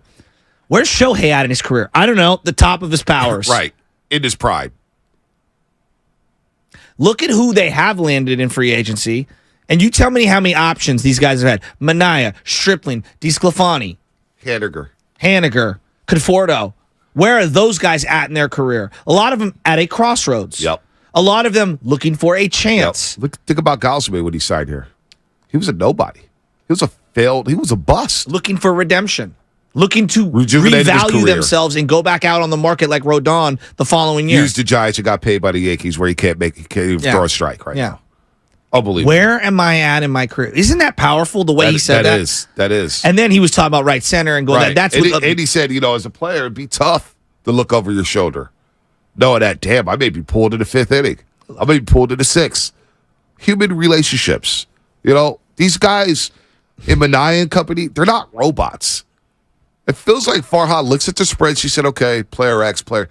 They got no names. Well, what's interesting is I think Hank Schulman, who used to cover the Giants for a long time, put out a string of tweets. I remember that. Last week. Yeah, and he was going crazy about everybody rejecting the whole, conversation about the laptop putting out the lineup. And my whole thing is this, and I asked actually Sam Lubman to ask Gabe Kapler a question on my behalf, and it kind of befuddled Gabe. What was the question? It was about pitch counts, and he was talking about is it just the raw pitch count, or are you taking into account the guy warmed up 3 times in the bullpen before coming into the game? The guy was in the stretch. The guy was in the windup. How many hits did he give up? How many innings? How many pitches? How many breaking balls is he throwing? Right. How many stress pitches? What did Cap say? he kind of backtracked. Like he was shocked somebody actually pressed him that deep on just the raw pitch count stuff. And so, like, I would love, I challenge the Giants. And Cap, I actually like Cap. I think he would enjoy this conversation. Right. But I challenge Farhan and 49er Giants beat writers and Giants brass. Let's sit down. Let's have an actual baseball discussion about what the computer is telling you. And I want to know what information you're operating with so I can better educate myself as a fan. Yeah, no, that's a good point. That's a really good point. Ernie Chavez, no one's paid Jock $19 million. That always comes back to know why baseball was such a great talking sport? Why? Because when you would pinch hit for a guy, we go, well, why are you going with Lenny Harris here? Well, No, there would be somebody. Well, he's batting 300 against righties. Okay. And the part of the game where they would do it. Important moments. Exactly. Late in the game. Why would you yank this pitcher for a double switch here and blah, blah, blah, blah? Hey, there's defensive upgrades. I'm going to go here. What? Let's go small ball here. It feels like to me when you've over-relied on computers and the WAR and just raw batting average or OPS to determine every single decision, we've removed a lot of the talking points and you've removed the emotional connection and frustration for fans to vent. No doubt. But it's also... Every team uses computers. Every team all across the Warriors use data analytics. Yeah, it's called maximizing your opportunities. But you don't rely heavily on it. Like you can't plot out. This isn't video games where you plot out a game saying, okay, I'm going with this guy when he brings him up. I'm doing it. There's human elements. Maybe Tristan Beck yesterday, it's like, boy, that sweeping pitch may not be there today. I'm going to have him face Moustakas, but Moustakas knows exactly what he's going to throw. Like, we're so hell-bent on, it's got to be a lefty on lefty. Oh, it's got to be a righty on lefty. We got to pitch hit to make sure we get the right at bat. Let's talk about Austin Slater. We can't even have a reasonable Austin Slater conversation without the stats guys coming down my road. He's a top 5 player against lefties in baseball. And I just say, hey, guys, the numbers might tell you that. Ask baseball managers and pitchers. Is Austin Slater one of the top 5 players that you're going up against if you're a lefty? Or who would you rather face? Now, Austin Slater or Wilmer Flores? I mean, those are not great options. No, but I'm saying, like, go around baseball. And, like, I know Kershaw has reference. He's a tough out. As a guy that you wouldn't determine to be like, we can go around baseball and have his career. But to say Austin Slater's a top 5, no, he's not. He might have numbers that reflect top 5 output, but that's not who he is. Well, and it's the reason why he's pitch hitting in games. That'd be like he's used as the pitch hitter. That would be he's not actually starting. Exactly. That would be like me saying, hey, this guy is shooting a better percentage than Steph Curry. Hence is a better shooter than Steph Curry. Yeah, no, I don't care what Steph's shooting. Yeah. He's one of the greatest shooters of all time. By the way, we got injury report real quick quote from Juan Soto on the Padres getting swept by the Mariners. Juan Soto says, days like this series, we just give up. Like literally, we just give up instead of keep grinding, keep pushing. Juan Soto's so gone from San Diego. He's so gone. By the way, injury report. Save your thoughts, Shasky.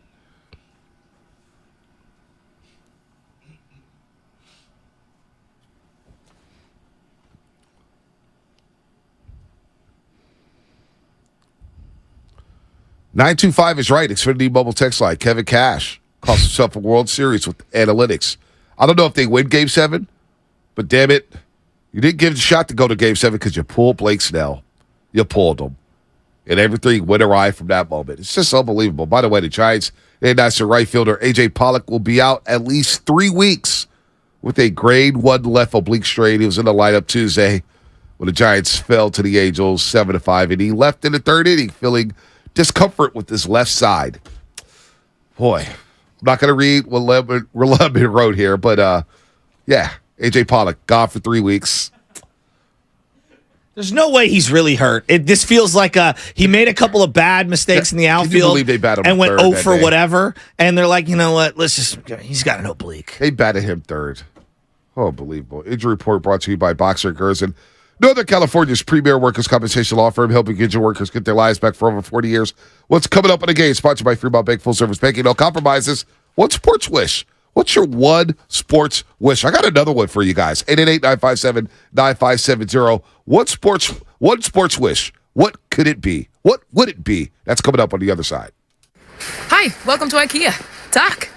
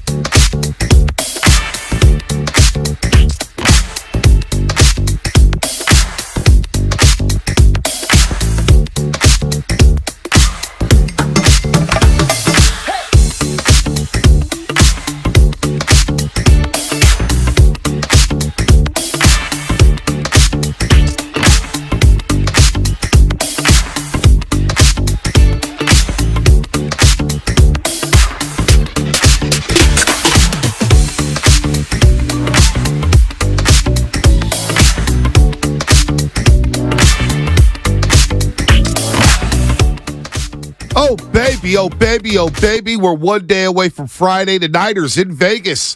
Oh, almost forgot. We got some stuff here the last 2 hours, I promise you. Giants Talkers Table. They had the day off. Had to get that out. They're done with. As we say, good morning to everybody out there getting off their graveyard shift. I know the strippers don't want to hear about them. The truck drivers don't want to hear about them. The teachers, the students, the cops, they don't want to hear about the Giants right now. They want to hear about football. They want to have some fun. They want to laugh a little bit. We got joint practices in Las Vegas starting at 8:40 a.m. Niners and Raiders. Now, Jed York may be in some hot water. We'll talk to Rod Kroichek from the Chronicle at 9:20 about that. Insider trading. It's an insider trading lawsuit. York unloaded Chegg stock when its value was at its highest. And this whole Chegg.org website was helping students cheat on tests, helping students pass their exams. And so they knew about this stuff. So I don't know what's what. Yeah, but York has been part of the Chegg board for 10 years. And he's made $5 million in profit through this organization. So I don't know what it means for him. I think our question is, what's going to happen to Jed? Is he going to get suspended? Is he going to lose the team? I don't think it's that deep yet. I don't think it's that deep at all, but it's a story. It's a story. He's in hot water, so we'll get to that with Rod Kroichek at 9:20. We don't want to duck that. Jimmy Garoppolo sat down with Mike Silver for a one-on-one. Did you read that? Yeah, I did.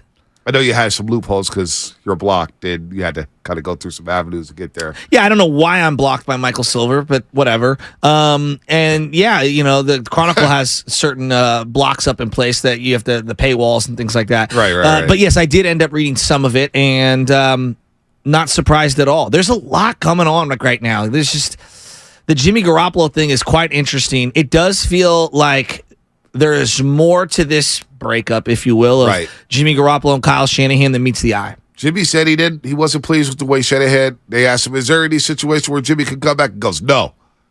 Garoppolo wasn't happy. Garoppolo keeps talking about how this offense with Mike McDaniels. He's like, man, I'm so happy to be back in this offense. You do a lot of pre-snap stuff, audibles, and it just sounds like Shanahan had a stranglehold on Jimmy Garoppolo. Now, how good is Jimmy Garoppolo? We gonna see. Well, can I defend Jimmy? I don't think Jimmy's the greatest, but I also don't think that Shanahan embraced him the way that you need to if he's going to be your starting quarterback. We can argue about where Jimmy is on the pecking order of quarterbacks in the league. We can argue with that. You paid him to be your starting quarterback. So when you look around, you have to embrace your reality. If you're going to marry someone, you got to lean in. Well, not or only divorce. That. Well, not only that, I always mention how Jim Harbaugh would embrace his quarterbacks, whoever it was. Yes. Alex Smith, you're the greatest quarterback ever. Alex, you're so great. Exactly. I mean, probably wasn't true, but you know what? Positive reinforcement, right? Bigging up your guys, lifting them up, lifting up your mediocre quarterback. Shanahan, I'll never forget this. I can't. I don't know why I can't get over it. It's the week of Super Bowl 54, and we out here talking about Kirk Cousins. I don't even care if somebody asks you the question. So, hey, man, Kirk's in Minnesota. It's all good. We got Jimmy Garoppolo. That's our quarterback. He's starting on Sunday, and we're excited about it. But since you want to go on and compliment Kirk Cousins, how you intrigued with Kirk Cousins? And if I'm Jimmy then in 2019, I'm saying, damn it, what is this guy? So whatever. But Jimmy sat down with Michael Silver. We can get that a little bit here, but we're talking about sports wishes, and I know you got some sound you want to play. You've been dying to play, so we'll get to that as well. But one more sports wish I want to sneak in. Yeah, what's that? I wish, and it's going to piss Bedoni off. You wish upon a star? I wish upon a star that one day I would have been able to watch Larry Bird at the Boston Garden. You are an old white guy. Or Michael Jesus Jordan at criminy. Chicago Stadium. Oh, my God. The Boston Garden. You and Steiny are more alike than you want to admit.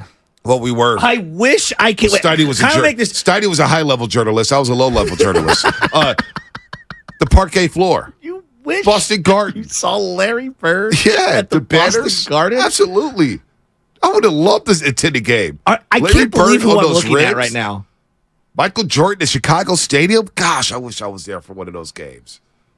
Man, Larry Bird at the Garden in those white Celtic uniforms. Now imagining you with a towel and the short shorts, like you and like Larry. ML Carr. Yeah, ML Carr with the towel. They call Bird. Why? Because he looked like a bird? I'm not going to lie. We walked by the Great Western Forum when we went to the NFC Championship game. And I was like, man, the Great Western Forum. Look at the Forum Club. You know me. I love that stuff. Larry Bird was sick.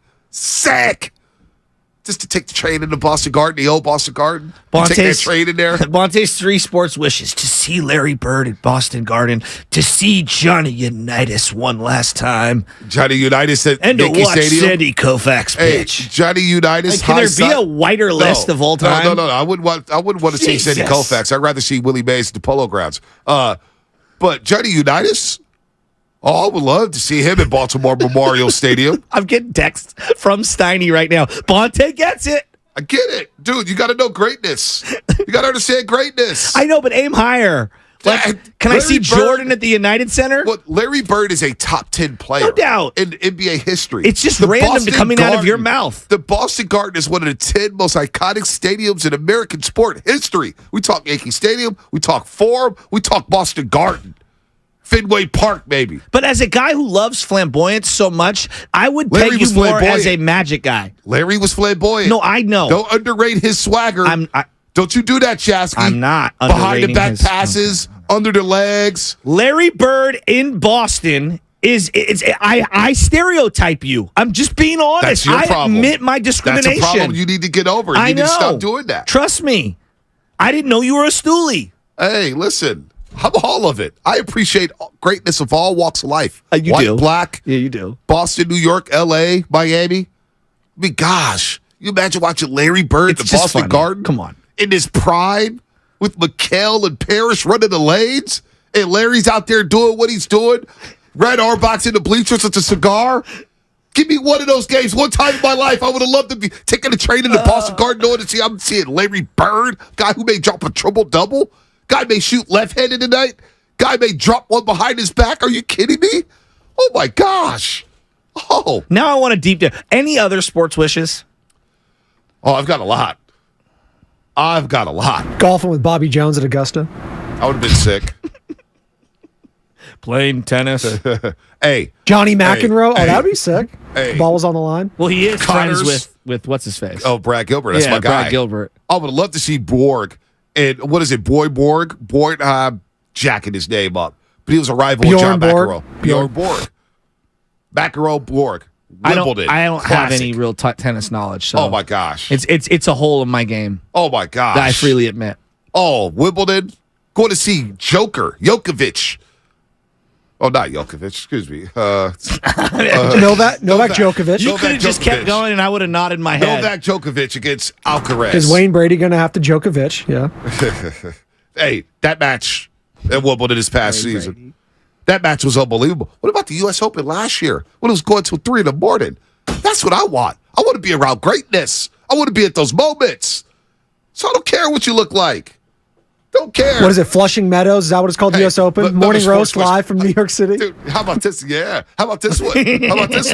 Kevin. So excited. Vince Carter. He got so dunking over the French guy. That was pretty You wouldn't want to be in the stands for that? I mean, it was just that one moment, though. I think they blew them out. But it was still great. No, it's pretty cool. It's pretty cool. When you see a great dunk in person, that dunk lasts forever. I mean, it lasts throughout the game. You don't even know what's going on. Like Fred Sturdivant at City College, San Francisco. Shout out to the Rams out there. They're in a playoff game on their way to their first state championship since 1962. Okay. D.N. Parker throws him an alley-oop from half court. Oh. And the ball looked like it was going out of bounds. And Fred Sturdivant, who ended up going to Texas Southern, grabs it with one hand. His elbow was at the top of the square. Wow. He dunked it so hard. 2 guys in the stands ran right. Mike Montgomery was there. Scott and D.N. Parker. They thought he was going to go to Cal and then go to UCLA. Guys were running out the gym. They couldn't believe the dunk. I was sitting there for the next 15 minutes. Oh, my God. Oh, my God. What did I just watch? I mean, so seeing Larry Bird at the Garden drop one of those dives on one of those loose screws at the parquet floor at the Boston Garden. Oh, my God. That would be everything. That's a sports fan's dream. On those hard rims. Oh, my gosh. I'm just out on reliving Boston sports memories. All right, go another one. Would you want to be in a Superdome when Michael Jordan hit the game with a shot against Georgetown? Oh, that's North a fun Carolina one. over Georgetown. Yeah, and That's then what- James Worthy was in the wrong spot. Exactly. Yeah, I could live with that. That's fun. But I'm not a big North Carolina guy. You know, like, whatever. You know, college basketball is just... Dude, I mean... I want to be one of the 7 million people who have claimed to be at the catch. Okay, that's fine. You know. I would have loved to be at Duke Indoor or Cameron Indoor Stadium. What's the best Duke, game you've ever Carolina. been to? Now I want to know. What is the best game you've ever been to? Best game I've ever been to. Wow. If you just boiled it down to one, what do you think is the best game you've ever been to? I need some time for that one. I think for me, it comes up to one of two things. Either on the road, Game 4, Boston Garden, Steph going for 43. That's a great one. In the finals. That's a great one. And I've been to some great games, some great comebacks in the playoffs specifically. I've been very lucky. Went to the 94 championship game against Dallas, which is an epic game. The T.O. game where he caught it against Green Bay. The New York Giants come back for the Niners with Jeff Garcia. I still, to this day, think one of the greatest games I've ever been to is the New Orleans Saints 49er game. The Alex Smith Cup. It's one of the greatest games of all time. Stood the whole entire time. The whole stadium did. Never thought I'd see Alex do that. And the fact that is that was literally a second round matchup compared to the finals. The fact that because that's how great that game was. It was so back and forth. Been to a lot of great games. But it's those two. I also was lucky enough to be at the Tim Lincecum no-hitter down in San Diego. Yeah, see, there you go. Which is a moment in time because that's one of my favorite players of all time. Any sport. Best game I've been to in the last 5 years. Gosh, I want to take the Warriors and Niners and Giants out of it. That's hard because that's all we go to, right? Yeah, I don't know why you would do that, but keep going. Because I was the Fiesta Bowl, Ohio State, Clemson. Okay. Glendale, Arizona. That was one of them ones. I mean, we're drinking tequila in the parking lot. And I looked at Big Dog and my buddy. I said, man, I feel like we're about to watch a classic. Oh. Like, you say things, you talk about the game, and you see all the fans. It's like, I feel like we're about to see a classic, like an all-time game. You walk in that stadium, everybody's standing up. Ohio State running out on the field, Clemson's running out on the field simultaneously. I'm like, damn, there's Trevor Lawrence, there's Justin Fields, there's Jeff Okudah, there's J.K. Dobbins, there's Garrett Wilson, there's Chris Olave, there's T. Higgins, there's Travis Etienne, and there's Isaiah Simmons. And he was just like, and guys were just making plays after play after play. And that's a game that I'm like, damn, I'm glad I was there for that. I don't know. No, I would not love to see Kim Kamenity turn a 5-4-3 double play in San Diego. That's Joe Shasky crying out loud. Also an Astro. Rest in peace. Rose Bowl. See, that's a great wish right there. What's South that? City Yeti 22. What That's is a it? great one. I wish I was at the Rose Bowl to watch Vince Young that's versus a good Reggie one. Bush. Yes. That's what I'm talking about. That's a great what I'm talking one. about. Wow. You know, that's what I'm talking about. That's one of the all-time great games everyone will remember forever. Ever. Yeah. It's a top 5 What game a I've ever watched. No I'm doubt. still mad at Pete Carroll for not QB spying. I don't know what he was doing. Well, I'm mad at Reggie Bush should have been on the field. Well, Reggie, the tight end should have been aware because Fred Reggie Davis? Bush with the pitch wasn't even Fred Davis. Who It was was the it? backup to Fred Davis who was on the field. And Reggie saw me, put you back, and he fumbled. Remember that? Yeah, I they were do about to remember blow that. them out of the water. I know. They were about to Well, he had steamroll done the them. pitch earlier against Fresno State that year, and it had worked. Gosh. Wow. My guy, Russell Gatewood. What up, Russ?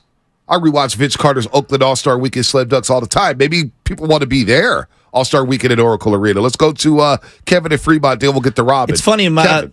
my buddy Joey Nevin, I believe, was on the floor for that, and he's in the poster, the old Slam posters. See, look at that. Yeah, Wow. yeah. Wow. Shout out Nev. You're somewhere in Nevada, living the Kevin good and life. Fremont, what's up?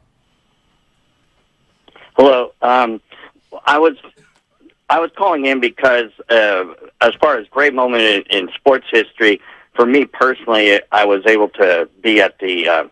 My wife and I were at the Dallas-Brighton perfect game, and was able to see that in person. And as a lifelong A's fan since '77, that was personally for me. And in sports history, it's pretty special too. But for me, as a lifelong A's fan, that was pretty important. And then as far as a great wish, it's another personal thing. I would like to see. I would have liked to have been around in terms of older, a little bit older, to be able to appreciate the 72 through 74 era, and currently, I would like to see the A's get out from this horrible ownership. Yeah, that would be a great wish. Everybody watch that wish. 408, excluding your mobile text like couple 408s. Bonte, the Sharks cut back against the Vegas Knights. That was one of the best games I've been to in the last 5 years. That's a good one. No, that's a great one. That's a good one. That's you got to give the Sharks their love. I'm getting texts from a couple different friends, and Tooch, if you're out there, Ishikawa's walk-off to send the Giants to the World Series. That's a good one. It's a really good one. That is good. For that story and everything, that was pretty that's incredible. A good one. That is a good one. Robin in San Francisco. Robin, what's happening? Hey, Fonte. Shasky, good morning. Thanks for taking my call. I'm going to tell you why. You know, DN is my nephew by marriage. Him and Shantae, which is my daughter, who, in case, the audience doesn't know, and you can tell them who she is, they're first cousins because their parents are brother and sister. And so I was at that championship game down in Southern California, and the girls were in it too, against Santa Rosa. That's the first time two Northern Cal played against each other because it's usually Southern Cal. And I think Santa Rosa had knocked out the women's Southern Cal. They sure did. City College lost. I played my daughter, and she was crying. But Deanne and them won. And they hadn't won in like 50 years. And I called in to tell you briefly, you're going to crack up. Deanne is D''END because his mother, Nell, my sister-in-law, I think she had 6 kids. And she said that was DN. DN. That's DN. No more kids. That's And then my sports switch is this. It's petty as hell. But I hope the Wizards beat the Warriors at one time, or at least Jordan Poole have a good game and give it to Dre. Bye, you guys. Wow. Didn't expect that. Wow. Tia Parker. He's in phenomenal shape still to this day. Guys like modeling. Oh. Taking photos. I mean, Shantae's doing her thing too. Roasters. Don't go looking for Robin's daughter. Don't do that. Y'all went after Tracy Sandler, man. Y'all flooded her Instagram up quick.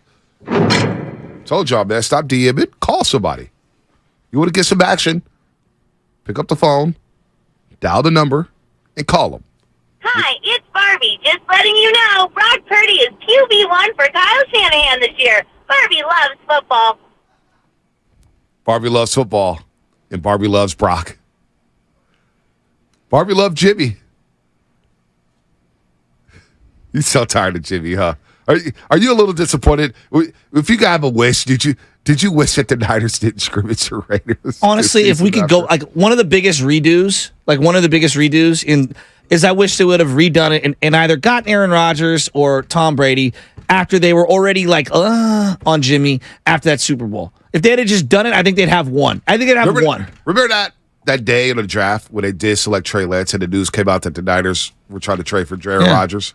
I was like, go do it. And I didn't want to. Do it. I was wrong. That you was like, no, but I was wrong on Brady. It doesn't matter. We're all going to time. Again, I told people the Rams were cooked. They ended up winning the Super Bowl. How I look now. I got the greatest sports wish of all time. We'll be the judge of if it's the greatest. We'll be the judge. What's the sports wish from who? Young Guido. Give me Tyson in Vegas with Tupac. I want to be a part of the posse as we're entering the ring. That's pretty good. That's very specific.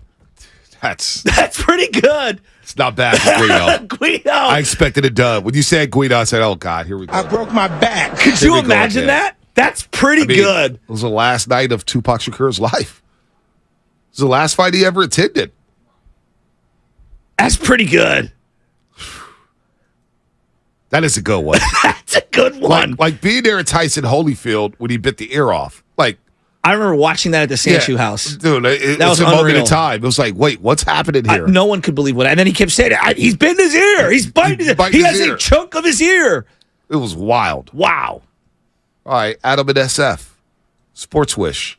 What do you got, Adam? Morning, guys. Thanks What's up, for Adam? having me on. I wanted to bring it more to like a high school level, and I texted this in a little bit ago, but my freshman year, Deanne Parker actually transferred to Stewart Hall, and we had Deanne Parker and Stephen Powell. And Bont, I don't remember if you remember Stephen Powell, but I do. Dropped 50 as a freshman against University.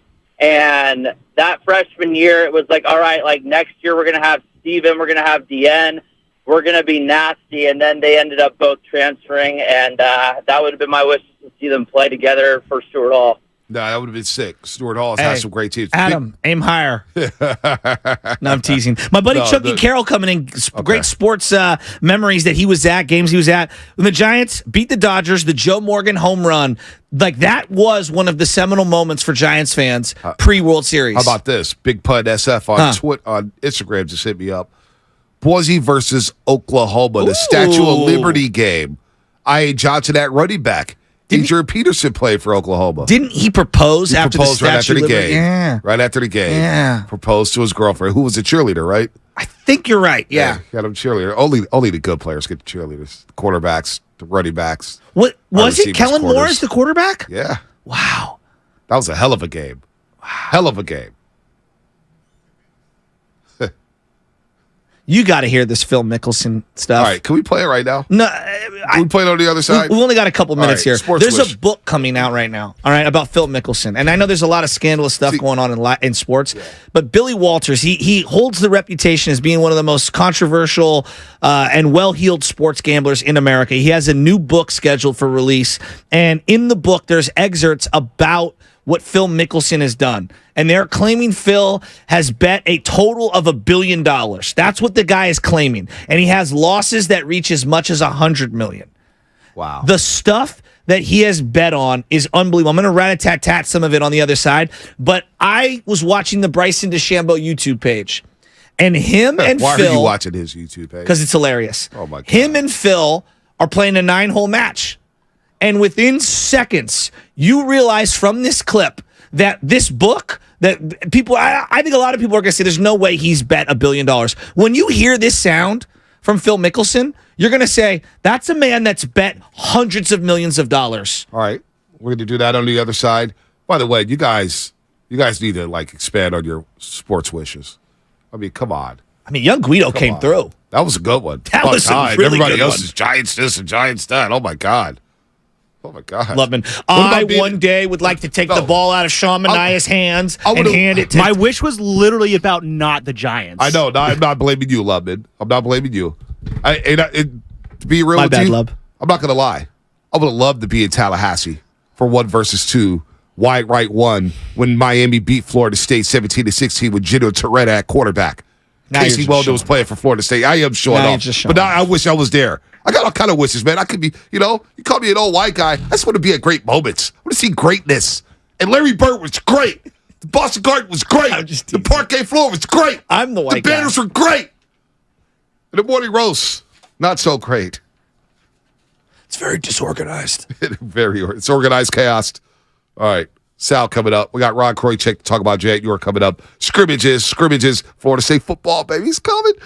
What's coming up in the game sponsored by Chilton Auto Body. We got some great sound you don't want to miss here on the roast. They call Bird why? Because he looked like a bird?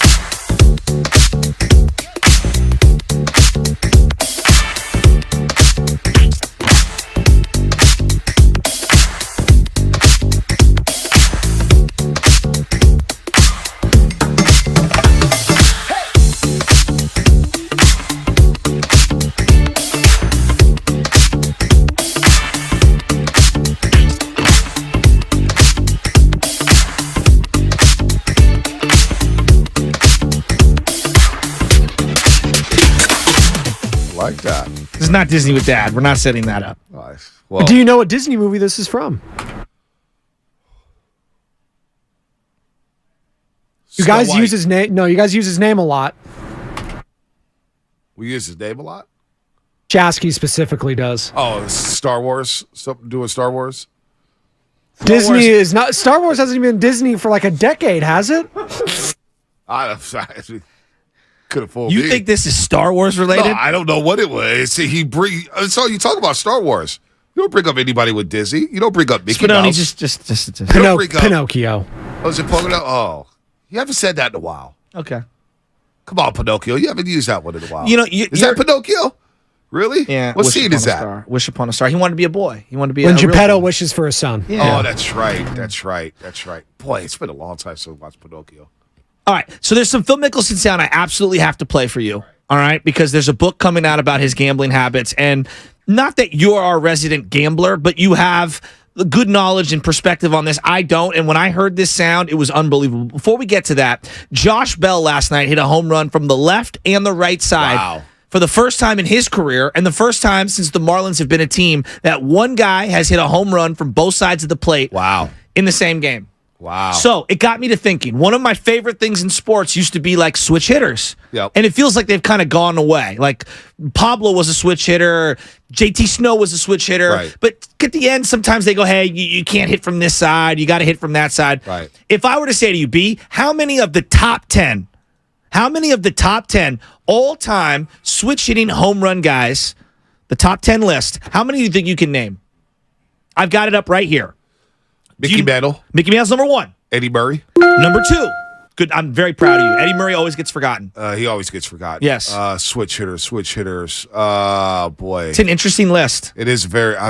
Most home runs ever for switch hitter. Mickey Mantle 1, Eddie Murray 2. Wow. You want me to give you number 3? What's number 3? Chipper Jones. Chipper Jones. Forgot he was lefty or righty. Okay, Yeah, now that's a listen good to one. this list. Beltran. Carlos Beltran. Teixeira. Mark Teixeira. Yep. Berkman. Lance Berkman, the big Puma. Yep. Chili Davis. Chili. Forgot he was a switch hitter. I know. Forgot he was a switch hitter. Reggie Smith. Reggie Smith. From where? Ruben Where did Sierra. Reggie Smith play? Reggie Smith all over. You know about Reggie Smith? I don't remember Reggie 1987. Yeah, he's just, 1987. Played in like 2,000 games. He's a very good player. Alabar's on there? No. Ruben Sierra is 9. Ruben Sierra. Bernie Williams 10. Bernie Williams. Isn't that an interesting list? That is a very interesting list. I'm surprised. I thought you'd get more. Yeah. It's a little obscure. I just, Chipper Jones is one of my favorite players. I should have known he was a switch hitter. Mark Teixeira, I used to have him a lot in fantasy. I forgot he was a switch hitter. Tex Bomb. I just always remember batters from the right side. I don't remember Mark Teixeira batting lefty, but he was a switch hitter. You're right. Inside the top 20 all time is Nick Swisher. Nick Swisher, wow. Victor Martinez. Like Wow. it's I feel like it's one of those things in sports that we've kind of it's slowly moved off. You see Eddie Murray a couple days ago, they were honoring the 83 Orioles team. I did. Won the World Series. That's pretty cool. He played forever. He was good though. He was so why when we talk about the great first baseman, we never reference him. Never. Why? I don't know. I don't because he played on a bunch of teams, right? Did he play all over the He place? straddled multiple eras, early 80s through the 90s. Yep. Obviously, he's one of those guys that go, hey, 500 switch hitting, 500 home run switch hitter, played first base forever. Just a great player. So I'm proud you got the number 1 and number 2, though. That's really good. Let's see here. Oh, got to do something first before the sound. Yes. That's to let everybody know that 95.7 The Game is partnering with a great golf event at Harding Park September 11th. It's the 8th annual Pettinelli Charity Golf Tournament. 100% of the proceeds from the event benefit the San Francisco Autism Society.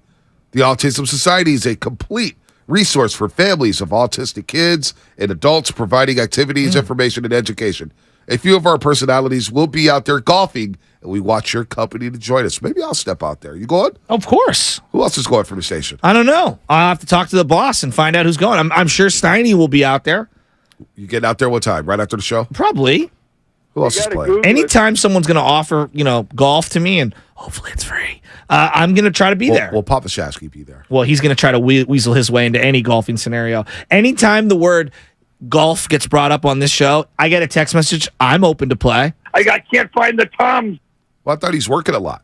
He is. He's on his way to Europe soon. Here coming Yeah, up. I know, with the what's your Bolognas? Yeah, with the Bolognas. All right, so as by we the talk way, about hold golf, on, real quick, there will be a $10,000 hole in one contest. Got to let people know about that. Oh, yeah. $10,000 on the line. Hole in one contest. An auction with some great memorabilia Hole and in a chance to hit some balls at the iconic TPC Hardy Park with some of us from 95.7 Nice. Games. Go to sfautismsociety.org for more details. That's sfautismsociety.org. Great golf and a damn good cause. All right. I admit I don't know a lot about gambling, but a lot of my friends do, all right? And a lot of people that like sports and people who don't like sports love gambling, whether you're into cards or the slot machines or whatever. Billy Walters is apparently somebody who's a very controversial, popular gambler or well-known gambler, I guess is the way I would put it. What? Well known. Okay.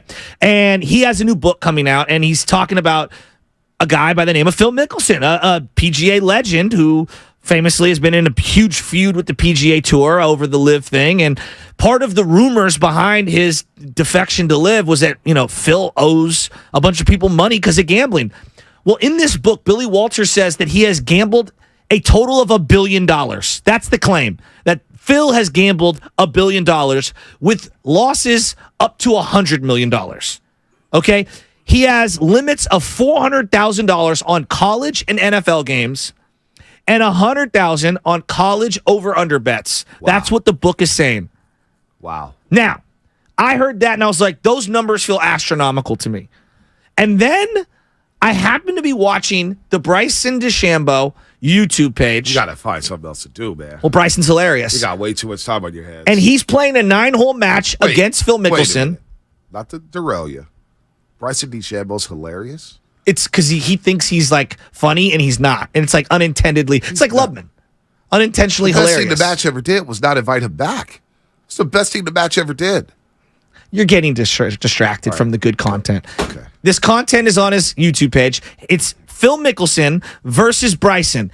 And they're going to set the groundwork for their bet of a 9-hole match. And the way Phil lays this out, I go, that's a man? Yes, now I believe it. I do think he has $100 million in losses when it comes to bets. Listen to Phil talking to Bryson about what the deals of engagement are on this 9 holes of golf. So, what are we playing for? What are we playing for? I haven't thought about that. What do you mean you haven't thought about it? Well, what were you thinking about? Okay, well, Cameron and I will play, you guys. You and Honor Bond. We'll play 9 holes for a G. Perfect. Straight best ball. Perfect. And when you're closed out, you can press for half. Not the full? Not the full. Okay. So you got to win the match to win. Yeah, and if you want, what we'll do is we'll go 28. If you shoot 28 best ball, it's double. Perfect. I love that. Okay. That sounds good. Or better. 28 or better. He's played in a lot more of these sorts of things, so he knows how to make a deal that works in his favor. I actually max it at that. I don't ever play for more because I always want to keep it friendly. That's right. Just so you know, Camo and I, we don't do Venmo, PayPal, any of that bullshit. Like straight cash. Yeah, there you go. Okay. Just so we're clear. Is there a First American Bank around here? So no. So we'll have the guests being. Did any of that language make any sense to you? It did. It did. Did that sound like a man who bets on a lot of things in life? He bets all day long. He bets all day long. I mean, it's why he's gotten into trouble. It's why he went to the LIV Tour. It's why he's, I don't know how I feel about Phil. I don't know how I feel about Phil. Will you admit anymore. he's a very interesting character? He is. A sports character. Now, I would say on the golf broadcast, I would bring him in. He's brilliant. But he's probably eliminated himself for that. Yes, he's talked his way out of it by saying some of the comments that he's absolutely said. But is there any doubt in your mind after hearing that sound that this guy bets all the time on everything? Heavy. He bets heavy. Now, is he still married? Phil? Yeah. He's got like 3 or 4 kids. Oh, so the wife hasn't left him? Well, I guess he hasn't bet the house away, huh? Look. So, look, he tried to bet on a Ryder Cup he was competing in. What? He pulled a Pete Rose? He made 43 bets on Major League Baseball games in one day. How? He averaged 9 bets per day in 2011. Wait, what? 9 bets per day. This is like being able to do it on, like there were apps back in 20. Were there sports gambling apps in 2011? You go to the website. Bovada was around. Well, a website, but I'm saying like, right. he was probably doing it the old school way, right? Or you could do it through like the Donaghy or way. you have runners, like that guy Billy Walters. So, you guys ever watched the gambling series Action on Showtime? Educate me. 4-part series. Okay, educate me. And it has gamblers from, you got the gamblers who don't watch what they bet on. Okay. They go on to do something about their day, and they come back, oh, I hit, great. But then how do they know what they're betting on if they're not they know watching? what they bet on, and then once they place the bet, they don't even watch the game. Oh, okay. I see what you're saying. Okay. Got Billy Walters, who's got like people going to different casinos for him. On his behalf? On his behalf. And he's got all these computers and data points, and he's got live movements, watching the overdump unders move in real time. So you got those gamblers. You got the solicitors who are like, call my hotline, guaranteed winner, 888-957, guaranteed winner. You'd see him all over sports radio. Yeah. So they got that guy. Adam who hustles Myers or whatever. Yeah, he hustles people out of money. Just rips them. So it's if I was you and you're a novice to gambling, I'll watch that. Interesting. Action, Showtime. Because I know a lot of my buddies are like really into gambling. And look, I'm not here to pass judgment on anyone. If that's what you enjoy, that's what you enjoy. Obviously, there are a lot of things to worry about, like anything, like cigarettes, like alcohol, like any too much of anything, too much of soda, and it's not good for you. So obviously, there's within reason. When I hear all of these stories about Phil Mickelson and everything, now everything that he's done over the last couple of years regarding his actions toward the PGA Tour and wanting to get a payout from LIV, doesn't it all come into perspective? Absolutely. Now, have you ever made a bet in your life? Oh, yeah, way back in the day. But like on someone, like I got in with a buddy and like, here's my $100. Yeah, okay, let's take the second half Warriors or whatever. All right. Gambling on a game. It's a different feeling. You watch a game entirely different. Well, I'm sure. Every play is magnified. Say the Niners go out there against the Rams week 2. You bet on the game. You bet the over in the first quarter.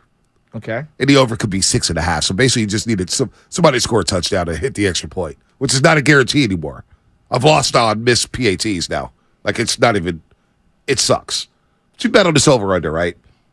And you're like, all right, cool, we got the ball. You get 2 yards on first down. You are freaking out because you know it's 2nd and 8. You're like, boy, if we don't get any yardage here, it's going to be a third long. You're most likely punting. You are freaking out on the second play of the game. It is no feeling like it. Every play is like the biggest play of the game. Every single play. I have watched others. I've been in many, many rooms with others who have bet, and I find it so fascinating to watch how they're losing their minds while watching at any point in the game, depending on what they've bet on. And I'm watching the game, turning over and watching, and I'm like, wow, like you're right. It does absolutely change certain people. It changes the entire complexion of the game. And how you view people, coaches, players, etc. And it's stressful. It's a good point. So what I started doing when I was gambling, because I knew my anxiety would kick in. Yeah. The first half, I wouldn't even trip off. Really? I would just relax. It's the first half. Because it always comes back. The lines are unbelievable. The games always start to tend to get to around the original line of the game, right? Like, Niners could be 7-point favorites over Pittsburgh. Somehow, some way, that last possession is going to be for the spread, right? It always works out like that. So I started relaxing into the first halves, and in the fourth quarters, late third quarter, you're like, all right, I need some separation here. All right, things are getting a little tight. Like, oh my God, why are you making that? Like, it is. So let's. I would not. That's why I was happy when California didn't pass a law for gambling. All right, I'm glad you brought that up. It could be reckless for a lot of people. I agree, but we also have rules regarding like fentanyl, and it's I'm looking out on the streets today, and I see a lot of people abusing those laws as is. So if people want to get their fix on, again, not being someone, yes, do I think there should be certain restrictions in place? Of course I do. But I also think that that's not going to deter people from doing. Right? You wear a seatbelt, not to just get people to drive slightly slower, but it's also for safety precautions and stuff. So I get why rules and stuff are in place, but people are going to do what they want to do, right? But it's interesting. The leagues, all of them, Major League Baseball, NBA, NFL, don't they all want to rush to get to the gambling money? Yep. They're all trying to get to the gambling money. And you're seeing the NFL right now, like, they're trying to be transparent with the people that are their partners, these gamblers, and so they're suspending players all over. it feels like the tip of the iceberg on this whole gambling thing because they want the money, but they also don't want their players being involved in any way. It's a sticky situation. And then you have this entire Iowa situation for those that haven't been paying attention, but a kicker and a bunch of kids on the Iowa team were betting through their mom's account, and it goes really, really, really, really deep. So it's just interesting because Pete Rose, you say Pete Rose, and people lose their minds about Pete Rose. You can't tell me that in today's day and age, with all the access that we have to betting, all these different sites, offshore accounts. Yeah. One of these offshore accounts, they don't have my real name. They don't. I'm sure they could get it, but I'd sign up under their fake name and try to get my money somehow, some way, because I was paranoid about people finding out if I was betting or not. Interesting. But I have no doubts there's players who have bet against their teams, bet on their teams, and they're in that game. They go through the week of practice. They're like, boy, we got no shot this week. You don't think there's players out there that think that? Boy, we're the Jacksonville Jaguars without Trevor Lawrence, and we're playing the Tennessee Titans and Derrick Henry. Boy, this is going to be you might want to put 2K on Tennessee tonight. Well, because I'll be honest with you. I was outraged when I watched the Donaghy doc, and I was like, more guys should have been fired. Yes, absolutely. Okay, Scott Foster is still refereeing. He should not be in the league. Exactly. So I'm not really sure how I feel about the players being able to, I know that there are people out there gambling and stuff. Their careers are on the line, right? And everything. So, is the money they're making in the league so good that it's going to negate the risk of gambling, or is the actual addiction of gambling overriding whatever? I think the addiction of gambling. I don't understand the equation. It could get hairy.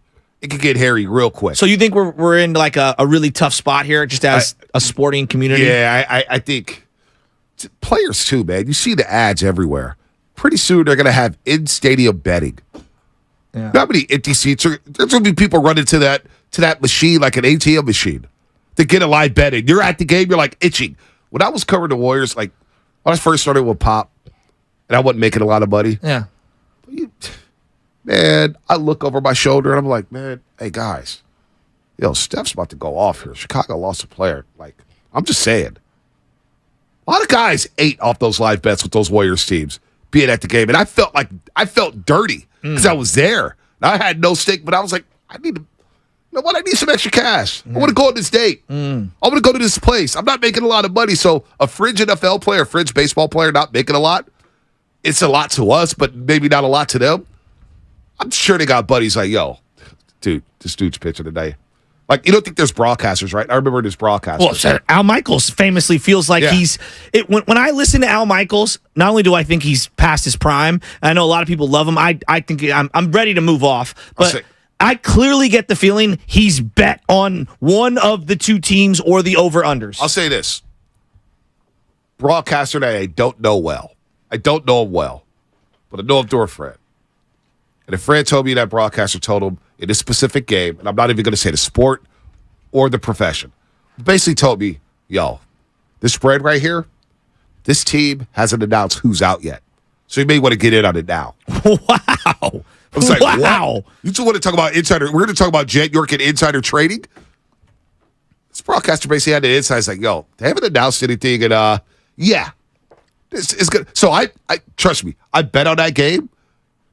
That team that I bet on was winning by 40. Wow. And the original spread was 5.5. So I was like, damn. I'm getting texts that Wrigley Field already has gambling spots connected to the stadium. Wow. I didn't know that. Wow. I'd be very curious because our audience is obviously a diehard sports audience. How do people feel about this? Calvin really missed an entire season, and then you look at what he actually bet, and it's like, what? You risked your career for that? And maybe I'm underestimating, and I don't want to be insensitive. Maybe I'm underestimating the addiction. My family understands addiction when it comes to substance abuse better than anyone, but I don't understand the gambling addiction as well as maybe other people do. How do people feel about that? Just in general, I don't know. I mean, addiction. All our families, I'm sure. There's a pea in the pod that's been addicted to something, right? Yeah, that's true. And for a while, I was addicted to gambling. Not heavy gambling, not betting big. Action has 100% on Rotten Tomatoes, 650. Yeah. Showtime, check that out. But it could be broadcasters now who say, you know what, this team ain't paying me much. I know what's going on with the personnel. I know who's going to be inactive. I know who's going to be deactivated. You know what? Hey, yo, Joe Blow, this is happening today. Insider information. Yeah. That game, when I made that bet on that game, I bet it blindly, not knowing nothing. And I was like, oh my God. Oh my God.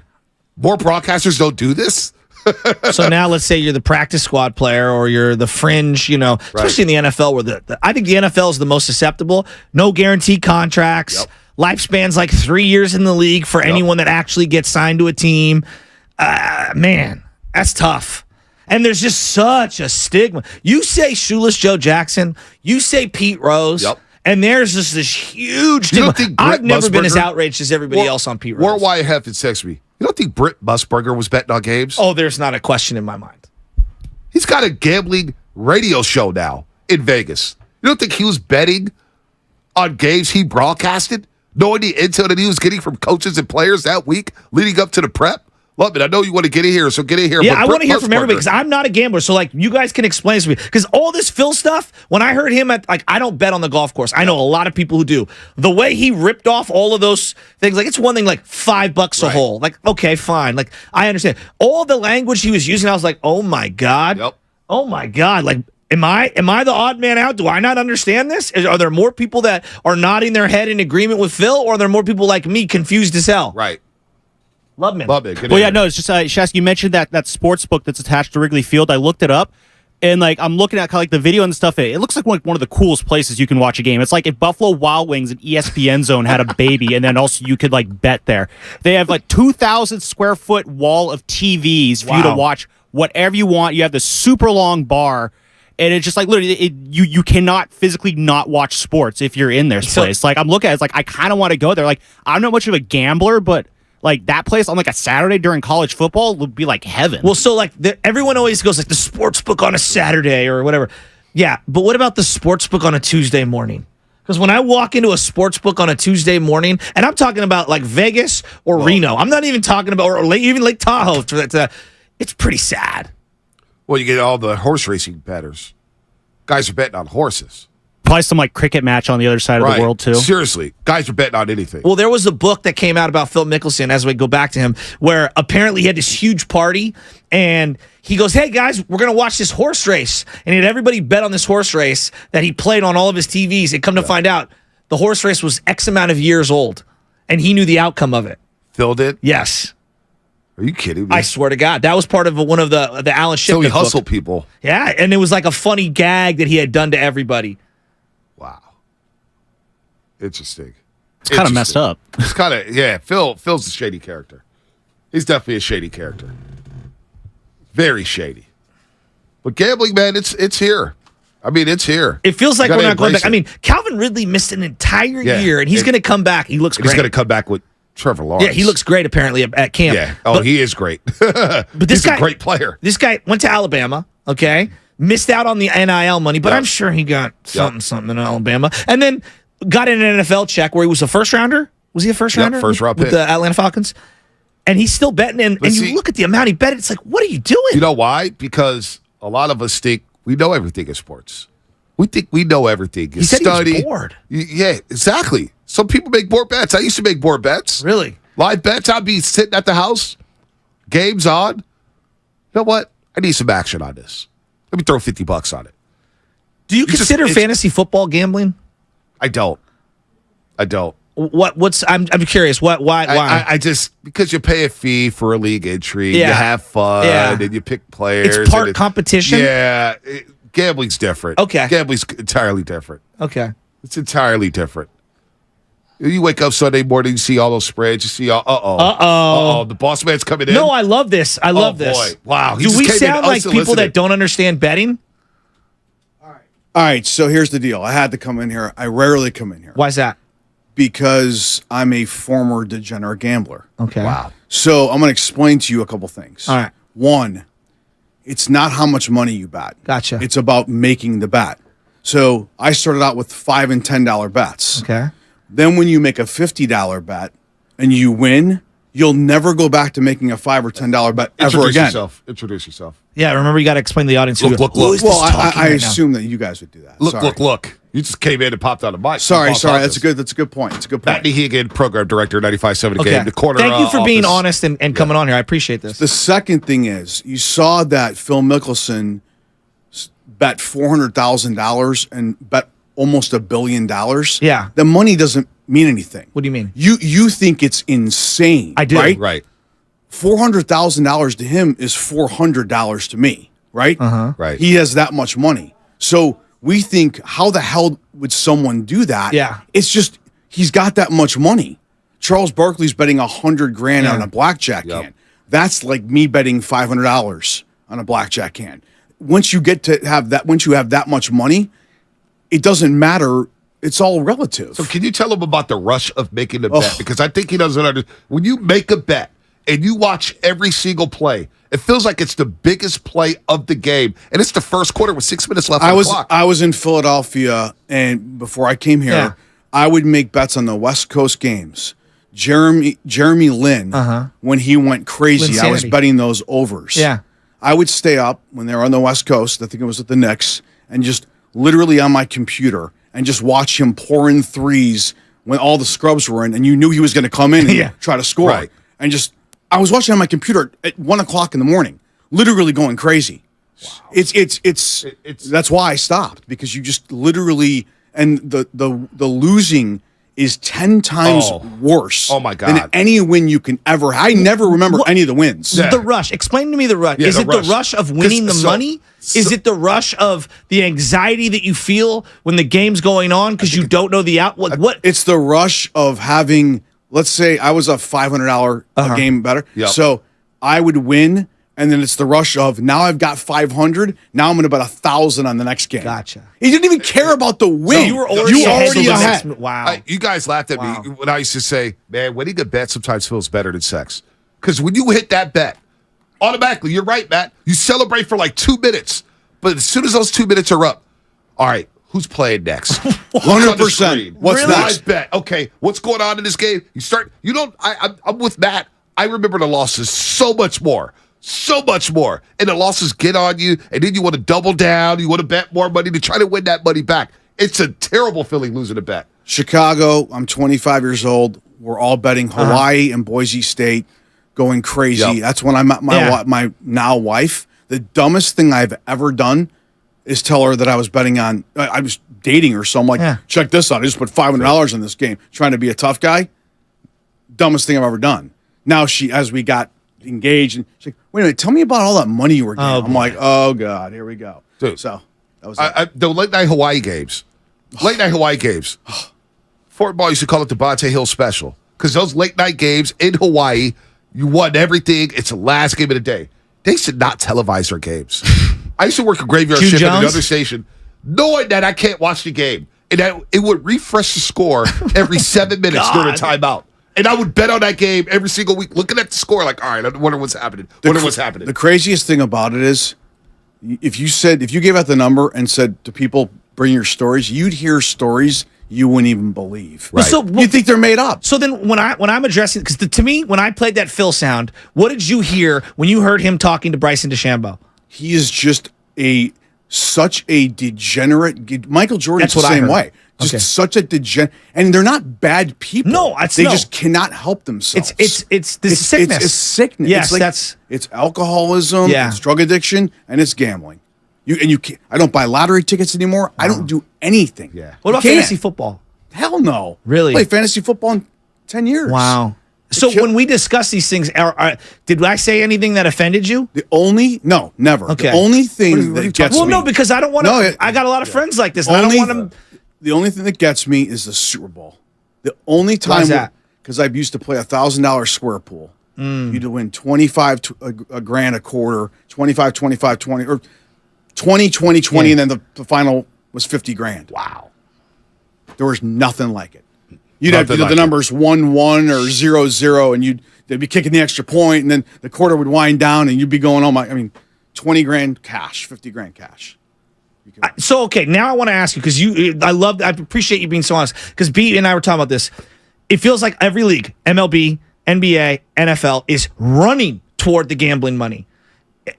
Are we just going to like experience more suspensions, more guys getting caught left and right? What do you think is going to happen? Every single thing, it's just going to keep getting higher and higher. Yep. You will be able.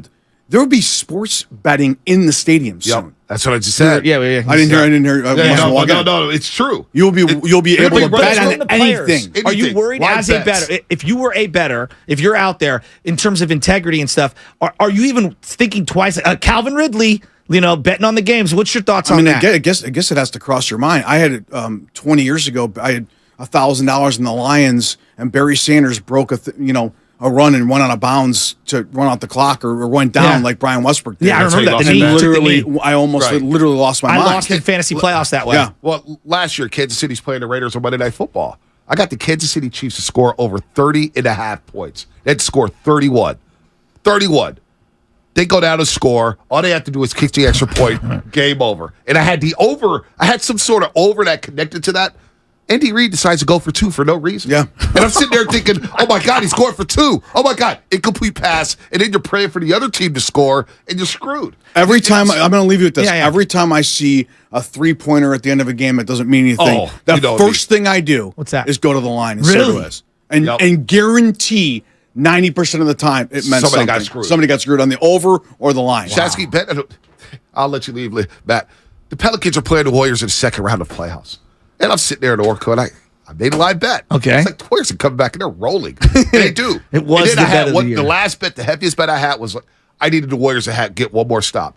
Etwan Moore comes down and just walks into a 3, and I knew what was going in. I was shutting down the laptop, and he switches it. But see, you remember that. I remember that, yeah. I don't remember the wins at all. Etwan Moore. Etwan Moore. I'll never forget him. He walked up, and I said, damn it, he's about to hit it. And he hits it and admit nothing to nobody except for guys who bet on the game. So do you want the state of, there's layers to this. Like there's financial components for this station.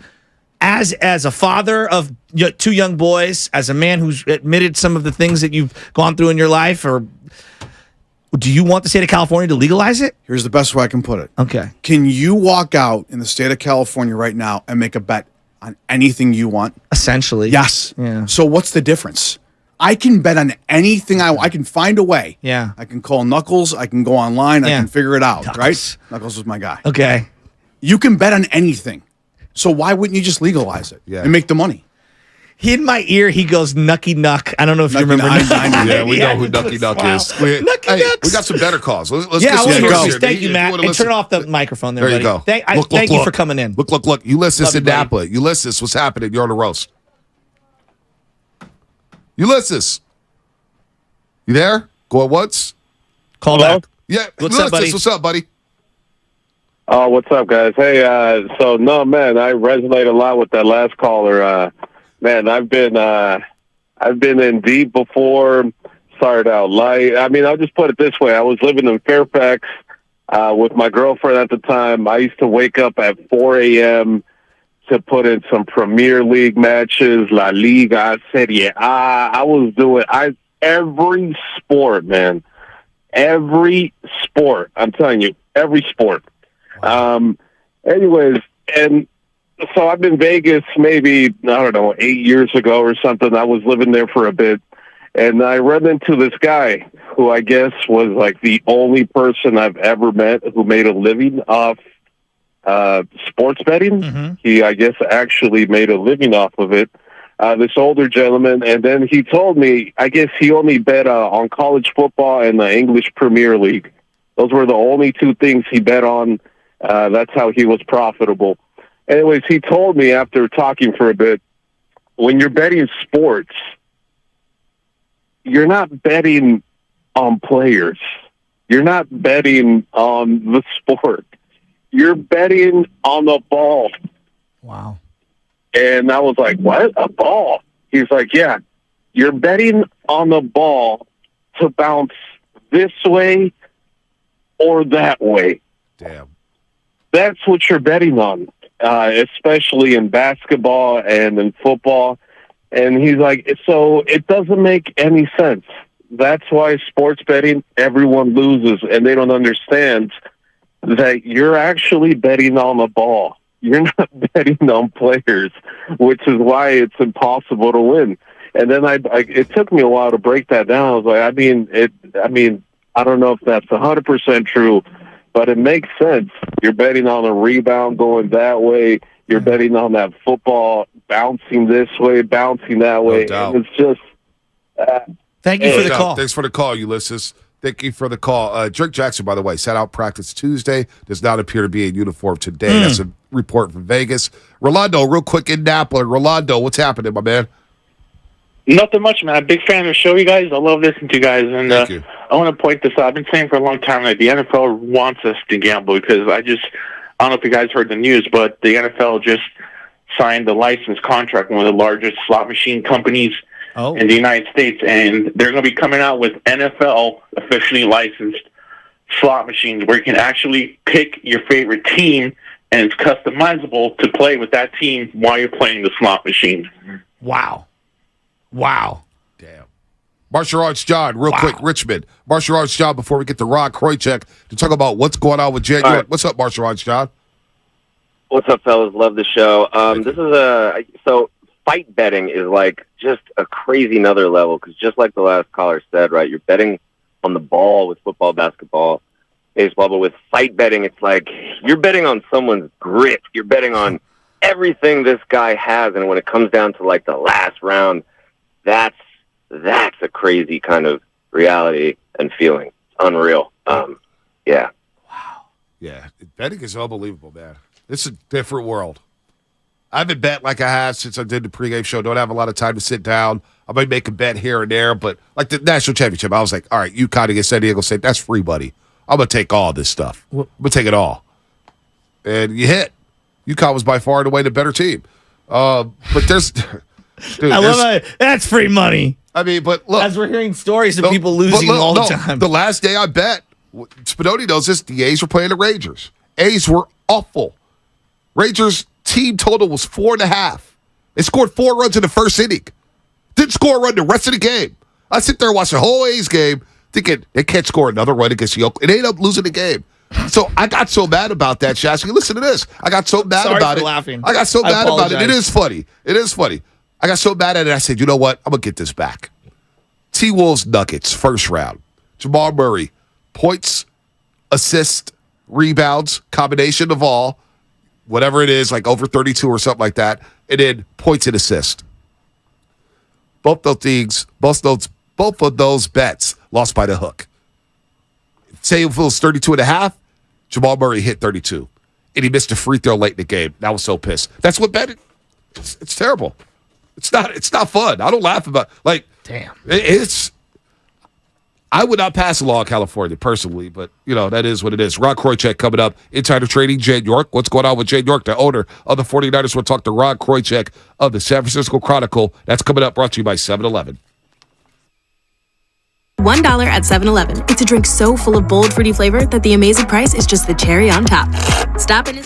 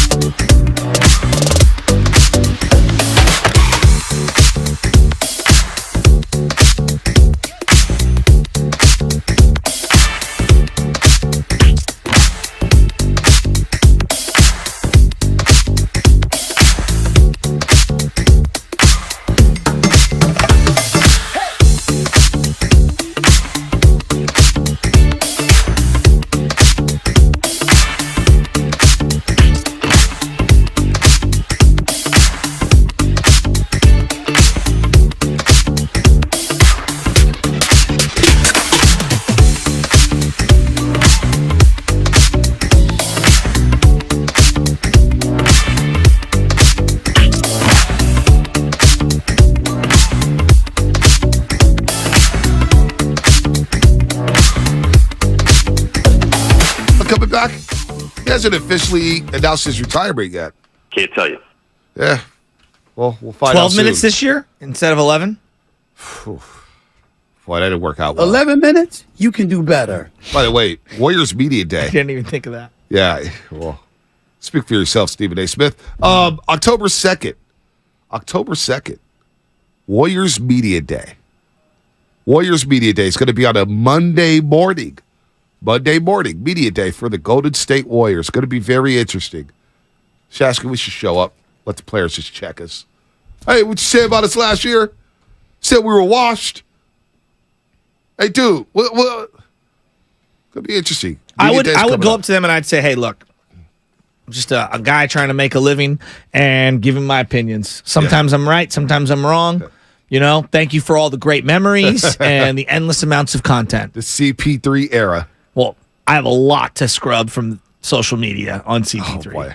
Well, D'Lo at KC, Sacramento, ESPN 1320, play me. What do you mean? You're reading old tweets of mine about CP3? Damian has a lot of time on his hands. He CP, loves to, see what other timelines are doing. Love you, Damian, but come on, He's man. on vacation right now. Is he? Turks and Caicos. Turks and Caicos. Must be nice. ESPN 1320, buddy. Woo! All right, let's get in our... We're not even talking golf, man. You know, Rod Kroychek, SF Chronicle. Ask him about the Phil thing, because I'm sure he's got a thought on it. Yeah, we'll get to the Phil Mickelson stuff. Rod doesn't remember this because he's so big time, but I was a young pup covering his swinging skirts competition. Oh, Lake Merced? Lake Merced. Yeah. This is 2015? Maybe 16. Maybe 16. And I was like, man, who is that guy? It was Rod Kroychek and our guy, our girl, JD McCauley there. Oh, nice. It's like, man, they're everywhere. Now I see them everywhere anyway. Was that one of the ones Lydia Ko won? Lydia Ko, I think. She went back did she to win back. that one? She may have won that one. I'm They not put sure. a plaque on her 3-wood that she hit in the playoff, which is pretty cool out there. So, what's up, Ron? Good morning, Ron. How you guys doing today? Good, man. Good. I mean, interesting story here. We'll get to Phil Mickelson in just a second. We can talk all sports with you because you cover every sport. Done a great job for the Chronicle for a long, long time. But you, alongside Lance Williams, broke a story yesterday. Lawsuits accuse 49er CEO Jet York of insider trading securities violations. Now, there's a lot to tangle here, and I guess the first question right out of the chute, because a lot of fans want to know, well, what's next? What's going to happen to Jet? Is this serious? Well, how serious is this story, and how'd you break the story, Ron? Yeah, it's too early. I think it's too early to tell, honestly, where it goes. Where we're at now is, as the story detailed, there's been 2 shareholders' lawsuits that name Jed, and also a class action suit that's focused on the company, Chegg. And I don't think there's any. My understanding is that the authorities would let these suits play out, see how they turn out, the outcome, before deciding whether to pursue anything further. These are civil suits; they're not criminal charges.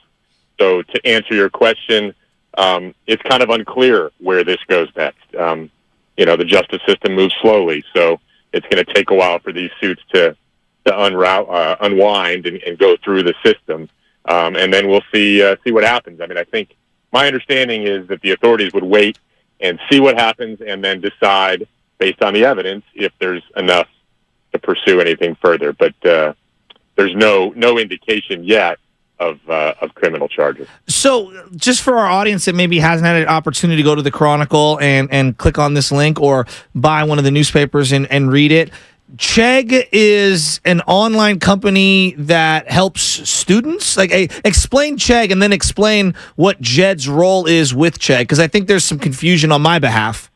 Right. Well, first of all, the listeners should go to the Chronicle website or buy the paper, yes, and see all that. But yes, Chegg is a Santa Clara-based online educational company that started out as e-textbooks several years ago, and has sort of morphed into educational services. And the genesis of this is the pandemic, right? Mm-hmm. And so many tests and so many students suddenly went online, my son included, where suddenly there's not in-person instruction or in-person testing. It's all online.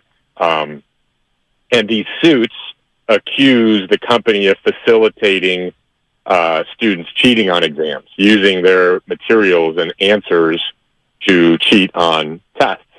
Now, that hasn't been proven, but that's the allegation.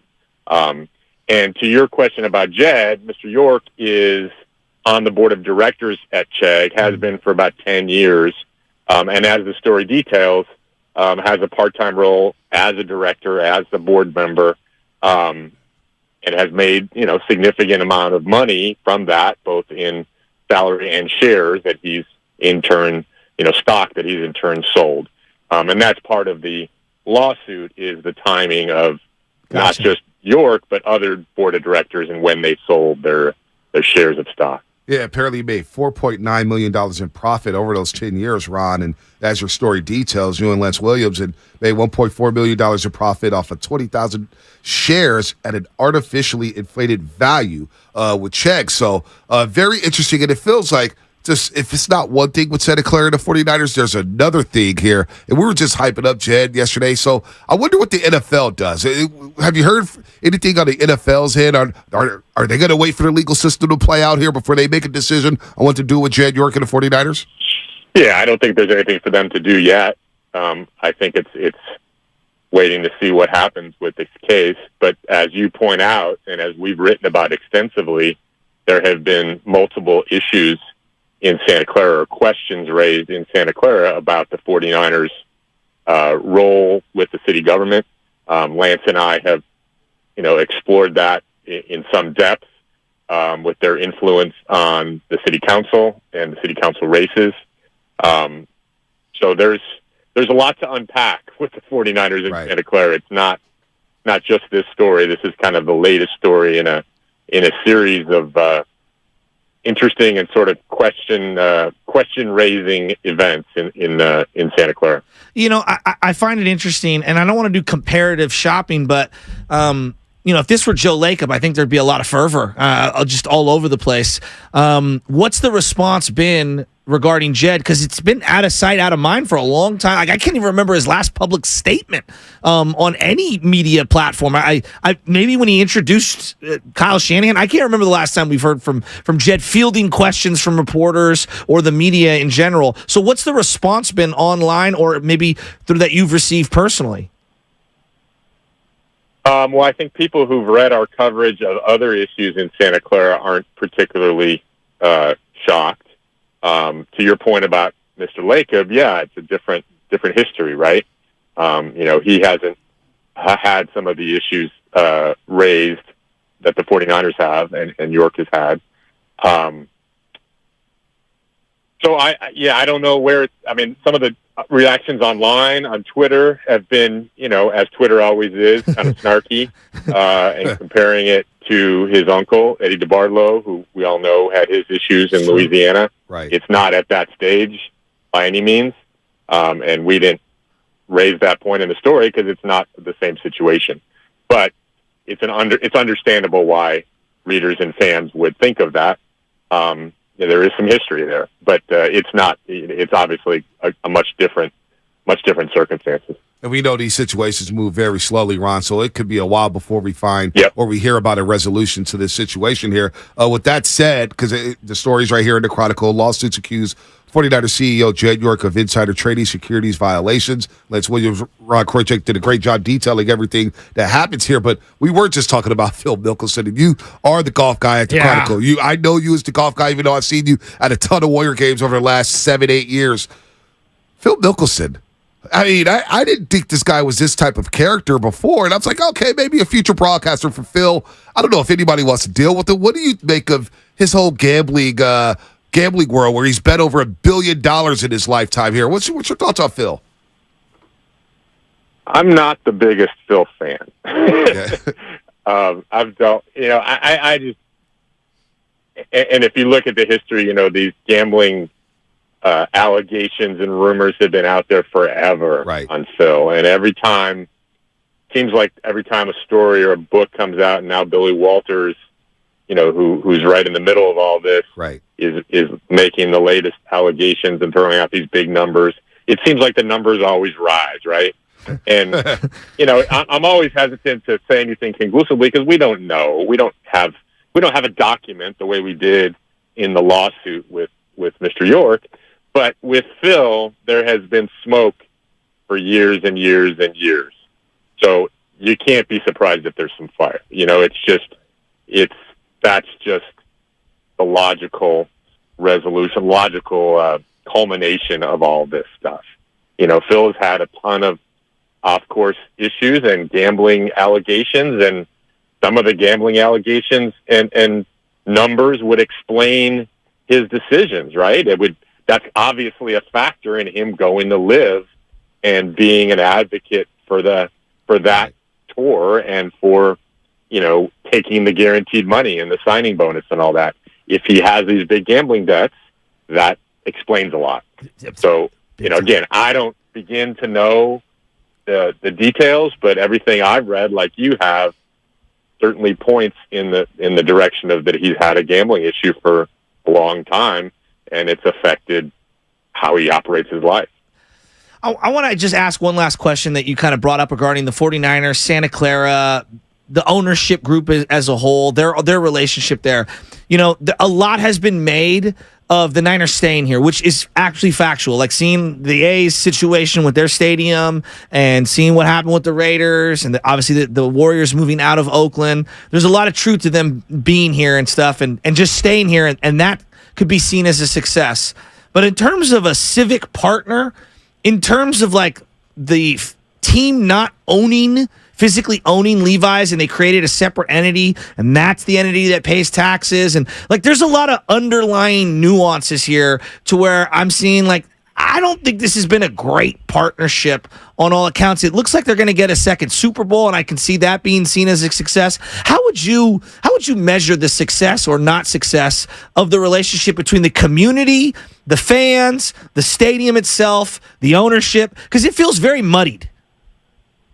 Well, it is very muddy. I would suggest to readers or fans who are curious about that relationship between the 49ers and Santa Clara to go back and read the countless stories, 10, 15, 20 stories Lance and I have done. And, and all credit to Lance for, kind of leading the charge on this. But, together we've pursued these stories that show the partnership has been good for the 49ers, and it's very questionable if it's been good for the city. Certainly financially. There's a lot of issues with how the financial structure of the stadium has worked out compared to what, the city was led to believe.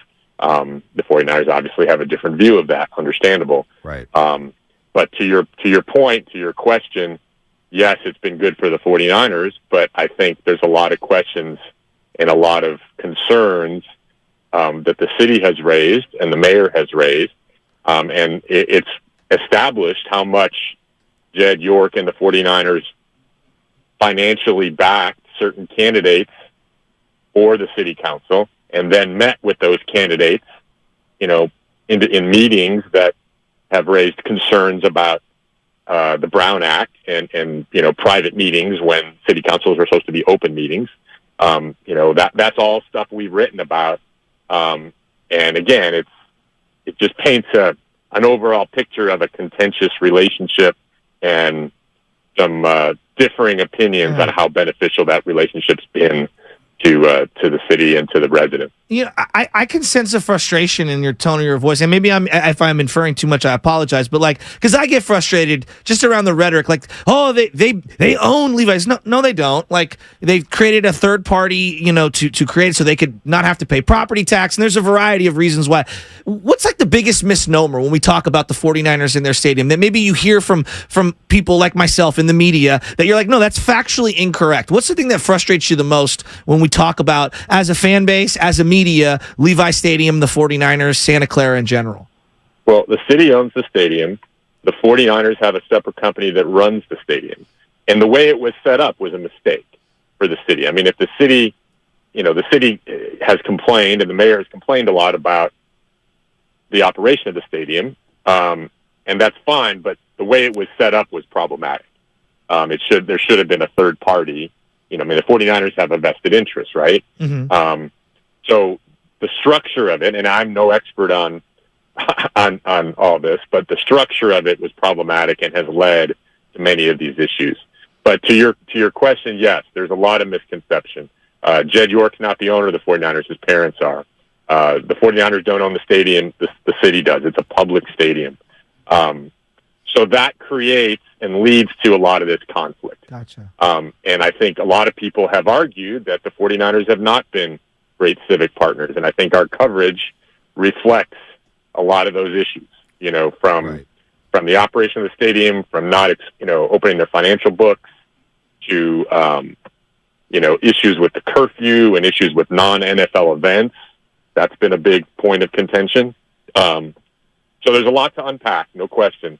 But I think a lot of fans tend to just focus on the 49ers, the team and the football side of it, but there's a whole other business side of it. And it's there's a different tenor to it. And, the 49ers are like any corporation. It's not always positive. It's not always, done as intended. Yeah.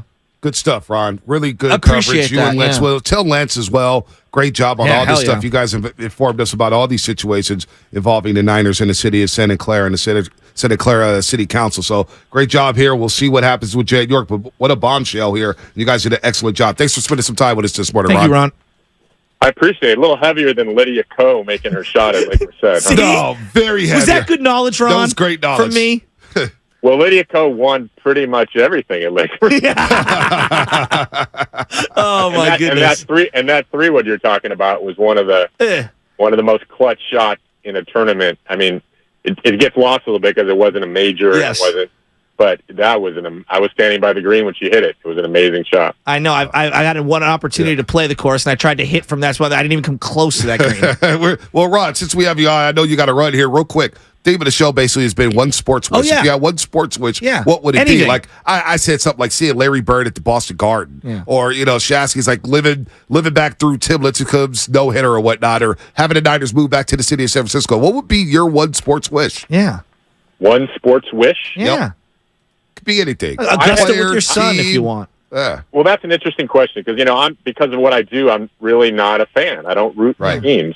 But I grew up until I was 12 in Chicago, so I really had two sports wishes. One was to see the Cubs in the World Series, which I did in 2016, and my second wish, sadly and timely, is to see Cal in the Rose Bowl because I went to school in Berkeley. Oh man. And as you can imagine, that's 74 years without that happening, and given recent events, it ain't going to happen. No. So that's my one sports wish, and I'm not too optimistic. All right, there it is. Ron, thanks so much for Thanks, your time buddy. today, brother. All right, take care, guys. Good You stuff. too. Ron Kroichek, San Francisco Chronicle. Him and Lance Williams broke the story on Jed York. Lawsuits accuse 49ers CEO Jed York of insider trading, securities violations, and, of course, some of the details of the story is just, it's wild, man. Jed York has been part of the check board for 10 years. He's made $4.9 million in profit.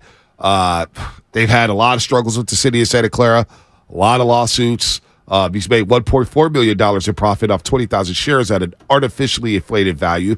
As somebody in YouTube chat says, brought to you by First NorCal Credit Union. Maybe he needs some money for Nick Bosa. Maybe he needs a little extra $1 million here and there. I know it's not funny. I'm not going to... I'm just reading somebody from YouTube. I'm sorry I had to bring I it just to think light. white collar crime. I don't know, like whether he did this or not. Right? White collar crime is very difficult for the average person to understand. Yep. Most people don't even understand how to do their taxes. Right. Right. And so I think that this is very difficult it's very difficult to come to some sort of a idea of who's right, who's wrong, what do you know, what didn't you know, what does the public deserve to know. I mean, when people think of like insider trading, me as some novice, I'm not a CPA or anything, I think of like Martha Stewart.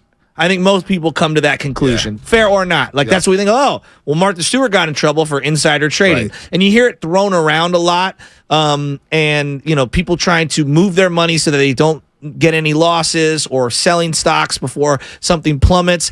I'm not versed enough in the stock market. I'm not versed enough in owning shares of a company to know what's right, what's wrong, what are the ethics, what are poor ethics. So that I'm not going to speak on. What I will speak on is that I do think one of the underreported things is journalism has taken a huge hit in the last 10 years, and I'm not a journalist, but I do think how we talk as a media, as a fan base, about the stadium in Santa Clara has always frustrated me. And one of the things that frustrates me the most is, how the stadium was built. and they really have, and I don't think that, the city of San Francisco did themselves any favors. I don't think the mayor did themselves any favors. dropped the ball. But I'm a huge believer, and I'm going to go to my deathbed saying this. I don't think we should be paying as a community to fund for huge high-profit businesses, whether that be Twitter, now called X, when we gave them big tax breaks, whether that's Joe's Liquor Store on the corner, or whether that's a sports franchise like the Oakland A's or the San Francisco 49ers. I don't love. Now, I understand there's a happy medium. Hey, you want to keep a sports team, you're going to have to supplement some of the infrastructure around the stadium. I get all that. I'm well aware of all that. But I pay my taxes too, and I have a hard time when I am paying my taxes based on an assessment made by someone else, and I pay it every year, and I have to come out of pocket, and it's difficult for me to swallow. I have a hard time reading that you want to renegotiate the terms of engagement regarding how much money you're going to give back to a community when you signed up for that. You signed up for that to get that stadium. Yep. And so every year they're sitting there and they're going through litigation, arguing about how much money they think they should pay back to the county, and it's like, hey, wait a minute, man. Let's meet in the middle, all right? Like, come on. You got to be civic partners here. You got a stadium, all right? And I'm not saying you got to pay every single dollar, but it feels like every year they're fighting tooth and nail over what they owe back to this town. You don't think Santa Clara, because I'm with you there. They did sign up for this to a degree. And I don't think Santa Clara knew what they were getting involved in. I just really think that might be fair. At the top, it's a broad. We're painting with broad brushes. I agree. But the city of Santa Clara is thinking, man, we got the 49ers. People are going to be coming to our city, Santa Clara. Yeah. It ain't nothing popping in Santa Clara other than the university in Great America, which, we don't go to Great America anymore. Kids go, and it's fine. It's, it's fun. But that's it. That's it. So they probably thought, man, 49er football is going to be here in Santa Clara. I have a friend that lives in Santa Clara. And I don't want to give her name out, but she's lived there her whole life. And she was going on and on and on about how her children and the soccer fields and the parking for someone who lives in that area, and how on game day it triples in size in terms of population, and how just getting around on a normal game day for the local residents is a nightmare. Oh, it's a nightmare. It's an absolute nightmare. And how every week, and this is not the Niners, but again, working with the city, with the county has been very difficult. Right. Every week, the group that sets up how to get in and out of the stadium, they're changing the ins and outs. Yeah. It's a nightmare. So it's a nightmare. The local politicians have screwed up. The team's made some mistakes. I think the county and how the officials, whether it's the police or whoever's setting up the ingress, everybody's got a share of the pie in terms of messing that up. No doubt. I just think with Santa Clara, they just thought they probably overlooked everything and said, at the end of the day, we're getting the Niners down here. At the end of the day, that trumps everything. Yes. And they didn't know what they got. But the Chegg, the Chegg spot is interesting. Chegg, which students were using to find answers on their exams. I would have used Chegg too. It's like a Cliff Notes for college, I guess? You basically cheating on the test. And so I find that fascinating. Like, boy, a lot of kids are out there. It's just boom, boom, boom during the pandemic using Chegg and getting away with it. A lot of kids got degrees on cheating on tests, man. It's unbelievable. Yeah. Unbelievable. And I'm not, look, everybody's cheated in class before. If you say you did, you're lying. Yeah, but I don't know if that necessarily means that Jed is this big villain. No, right? But not that I think Jed's the greatest owner of all time. But my guess is this: when it comes to insider trading, you knew, man, this website's going to pop. Like Zoom popped during the pandemic. That's a good point. That stock went up. Uber Eats. I mean, Uber Eats, you name it. All these stocks popped. And then, as soon as the pandemic's over, now I don't know where Zoom stock is now. I don't know where all these other stocks is, but you had an inkling like, boy, when the pandemic come back, students are going to be back in class. Maybe we just get in now, and look, it's a white-collar crime, and you'll probably get a slap on the wrist. If I had to guess, it'll probably be a slap on the wrist. You'd probably pay a fine or something like that. Maybe the NFL fines them. Maybe they suspend them for a couple games. But I don't think this situation is going to force Jed York to sell a team. No, but I do think what'll end up happening, or the Yorks to sell a team. What I do think will end up happening is I think that people that have drawn their line and that don't like Jed or want to hammer him for X, Y, and Z are going to really emphasize this. And to me, I don't know what to make of it. I really don't know. And I don't think this is any indictment of whatever he did over here on the side doesn't mean that he's a good owner or a bad owner. Right. That's independent of what he's doing over there. And I don't know how much he knew when he knew it. I don't know how involved he is. Right. I've got more questions than I have any definitive statements one way or the other. I'm going to allow the situation to play itself out. But I will stand on this. I've never thought that the design of Levi Stadium, because this is a separate topic, but I never thought that the design of Levi Stadium was great. No. I go to games all the time. I'm a season ticket holder. I think it's too far away. I would have picked a better location. Is it the best of the better than them leaving the area? Absolutely. No doubt about it. But I get FOMO when I see all these new stadiums rolling out, and I feel like, damn. Well, I don't think we hit the mark on ours. So since I've been going to games the last couple of years, I haven't gotten to the press box much. So I go to games, and I know I'm in my seats. Now, it's different as a media member because you go to the pressers, you go listen to Shohei talk, you go in the locker room. By that time, the crowd's gone. There's no traffic leaving. That's an hour and a half later. As a fan leaving our section, sometimes I'm like, you know what? If it's not a close game, I could watch this game back on the phone or listen to it and go back home and watch it.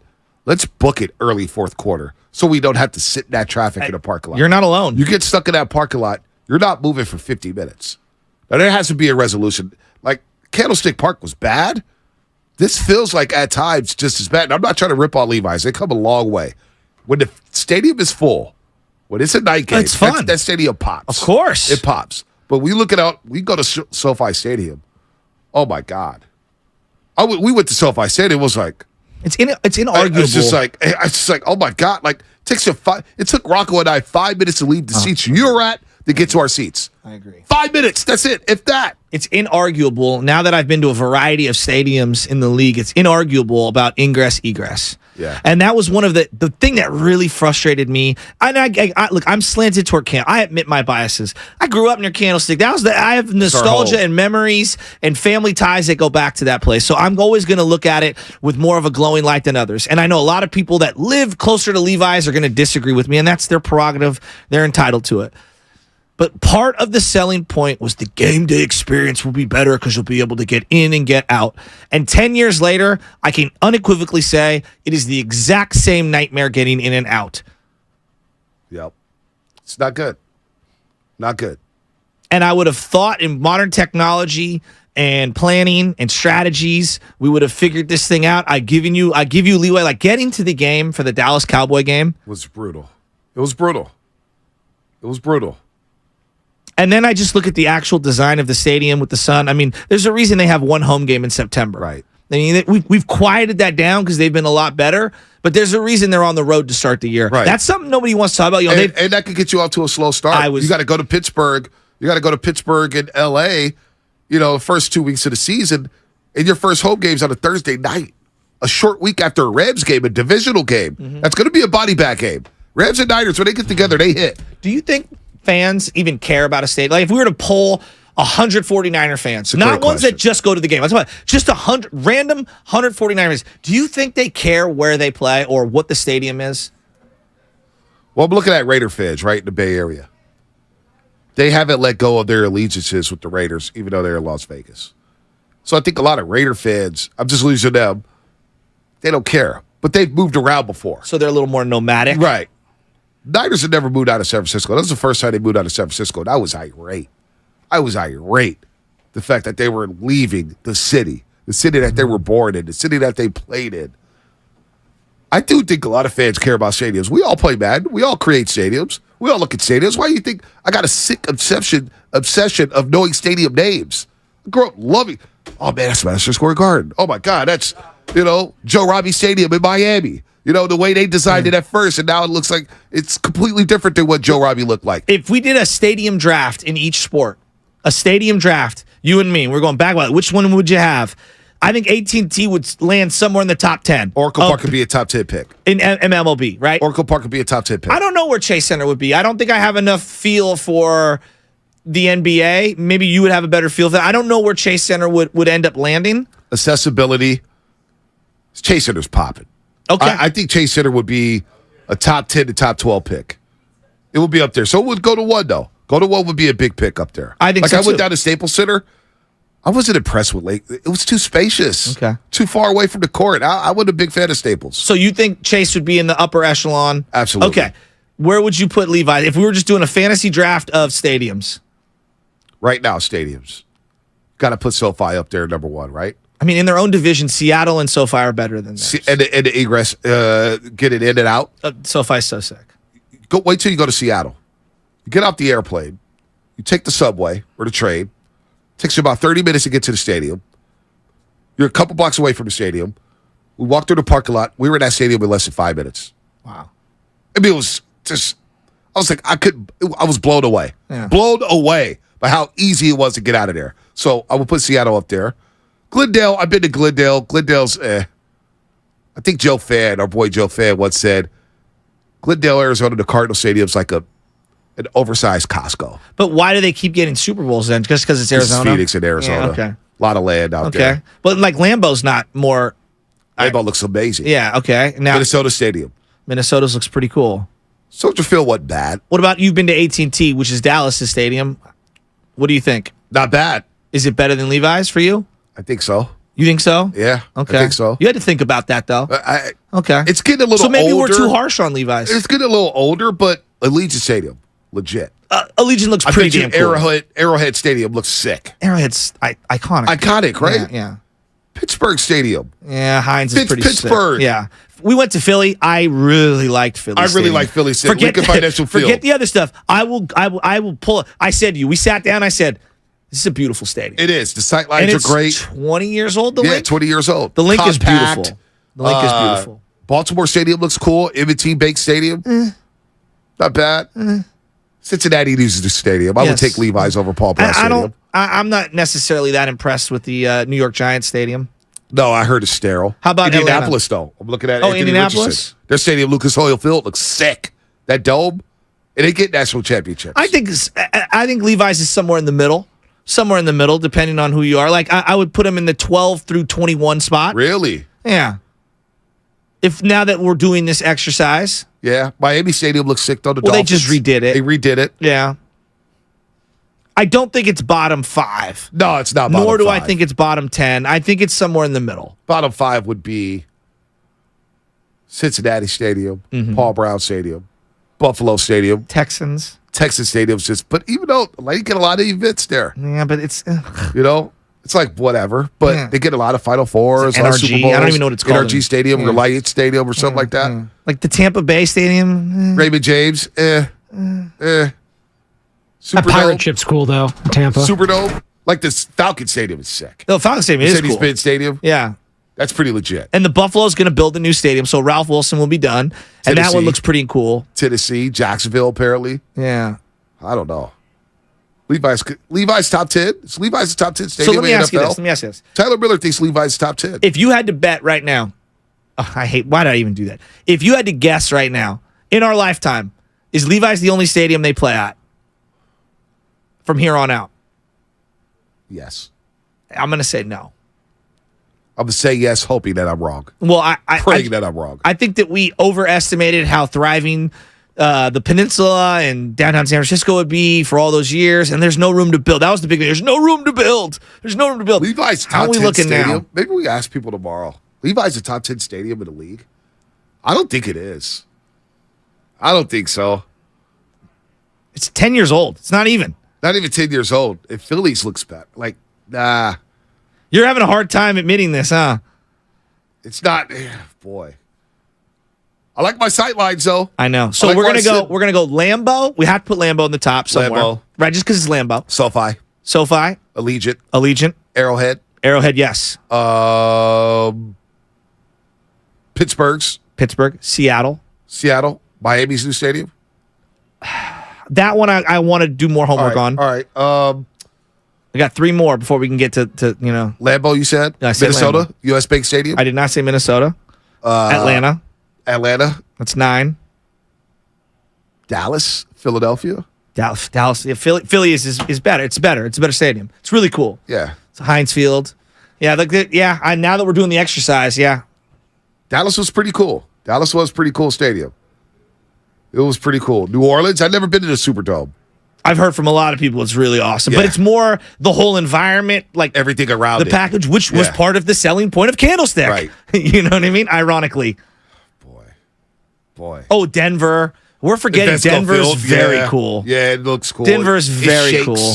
It shakes up and Yeah, down. Denver's very cool. Good call on the 650. Yeah, Denver totally is good. omitted Denver. Denver is good. And then Washington's going to get a new stadium soon. Yes. Damn. I'm getting for a lot of texts about Hard Rock Stadium being much cooler. Yeah, I heard it was Much cooler. legit. Yeah, you're right. All right. Hard Rock Stadium pre-renovations was like probably worse than the Coliseum, if I'm being honest. And you've gone pre and post? Yes, I've done both, and it's like night and day different. Pre-game music at Levi's is fire, though. You're right, John Canellis on Yeah, on, I agree with YouTube. that. He's right. No one is saying Levi's is the worst experience of all time. It's just some of the things that they said were going to be great about it haven't necessarily panned out to the degree that I expected them to. Right. Damn. Levi's. We'll be there soon. Next Saturday. Right now, the Niners are practicing against the Raiders. Has Jimmy thrown a pick yet? Has Jimmy Garoppolo thrown a pick yet? Nope. Per Vic Tafer, who covers the Raiders for The Athletic, heat starting to set in. Long break currently. Toasty out there in Henderson, Nevada. Drink your water. Drake Jackson not practicing. Sunscreen. We didn't get into this today, but I was going to bring up why the Bosa holdout could be a good thing for the 49ers. But Drake Jackson not being on the field is not a good thing. Is this the rare 19.5-hour tease? The rare 19 and a half, or actually 23.5-hour tease. Or 19.5 hour. Fedoni laughing. We Call used to the do that tease, all the time. It's called Why the it's a tease. good thing. Bosa's holding out. That's coming up tomorrow on the roast. The In the Chicken meantime, Pot Pie Shop. the Has 5. Still open?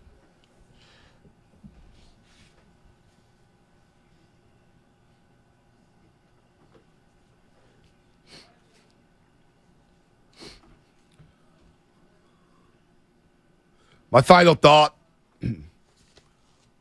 is, damn, I wish I went to the Boston Garden to see Larry Bird play.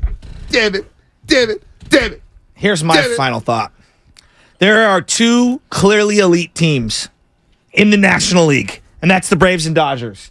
Everybody else is a giant Grand Canyon Valley below them. They are on the other side of the street from afar, needing binoculars. Don't sleep on the Phillies, man. I don't know. Michael it's Lorenzen was a Fedoni. pickup for them. So the Giants still go into the playoffs not fearing anybody? They're going to get hot at the right time, and they'll be fine. They're a streaky team, Is Bonte. that your final thought? My final thought is, we were talking about wishes in sports. I wish the A's, because that's the obvious one for a lot of A's fans just staying here. The Tuck rule. If it did not go the Patriots' way, the Raiders win that game, I think the Raiders go on and win the Super Bowl, and they're still in Oakland. How about that? Lutman. I agree with what Spadoni said there, but my final thought is regarding Levi's. I mean, I think it's certainly a good place to watch a football game. My biggest problem with Levi's is just nothing about it says the Niners play here.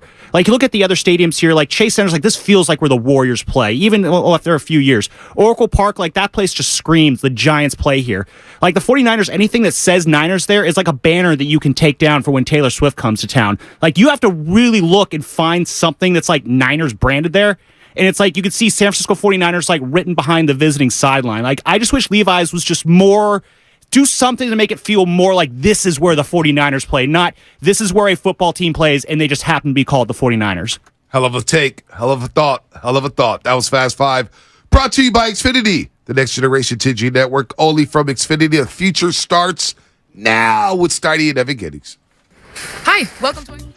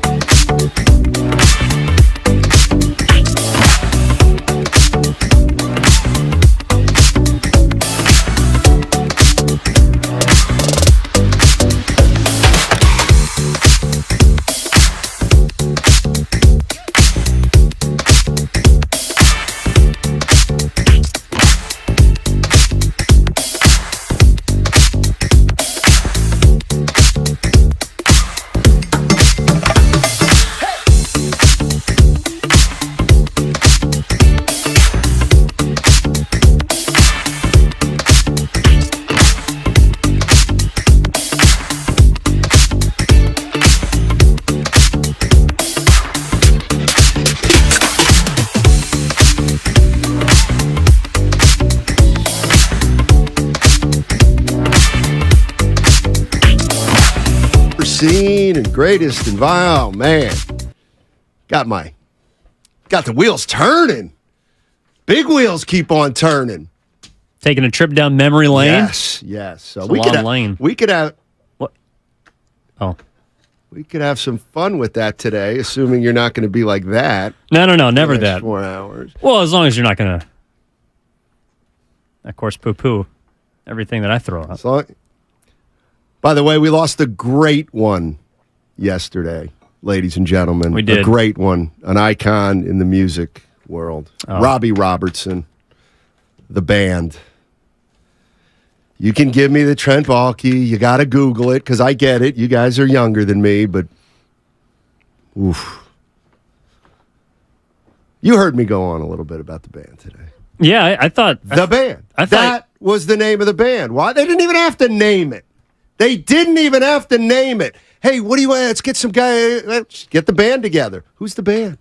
The band is Robbie Robertson, Levon Helm, Rick Danko, Garth Hudson, Rick Manuel back in the day. It's like a Warrior team you can just rip off. It's just like Curry, Clay, Durant. Who else? Oh, yeah, Draymond. They all passed away? No, but the front man did. Who's the front man? Robbie Robertson. Gotcha. I thought you were talking about Jim Price. That's another great one. Also passed away. Yes, explain to our listeners who he is. No, because not everybody is as old as me. Well, no, he was the longtime color analyst for the Detroit Tigers, was a member of their World Series team back in the 60s, and he died at the age of 90, passed away the other day. Now, off the top of your head, do you know when he announced Tigers games? What time frame? When did he start? Because I'm about to bring this bad boy full circle. If I had to guess, Jim Price started calling games for the Tigers in the mid-'80s. Oh. Probably like 84. Oh, I thought. So not in the 70s. No. I think he was still playing back then. Okay. So, but did he play for the Tigers? He did. So he may have been a teammate of Rocky Colavito at one time in Detroit. Rocky Colavito, an icon in Cleveland, but also played for the Tigers.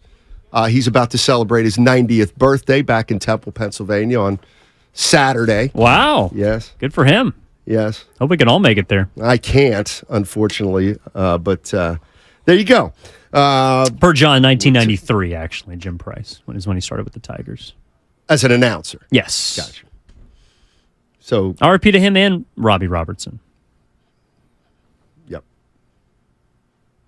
I did. There's that pause. Where's your mind at, Steiny? Well, hey, you know what? Where's it at? I'm still putting music out, man. It can hit you.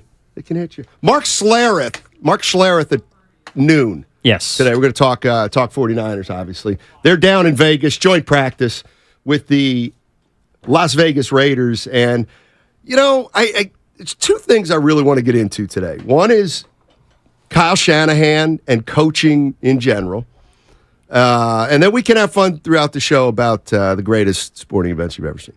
So Mike Silver in the San Francisco Chronicle talked to Jimmy Garoppolo, and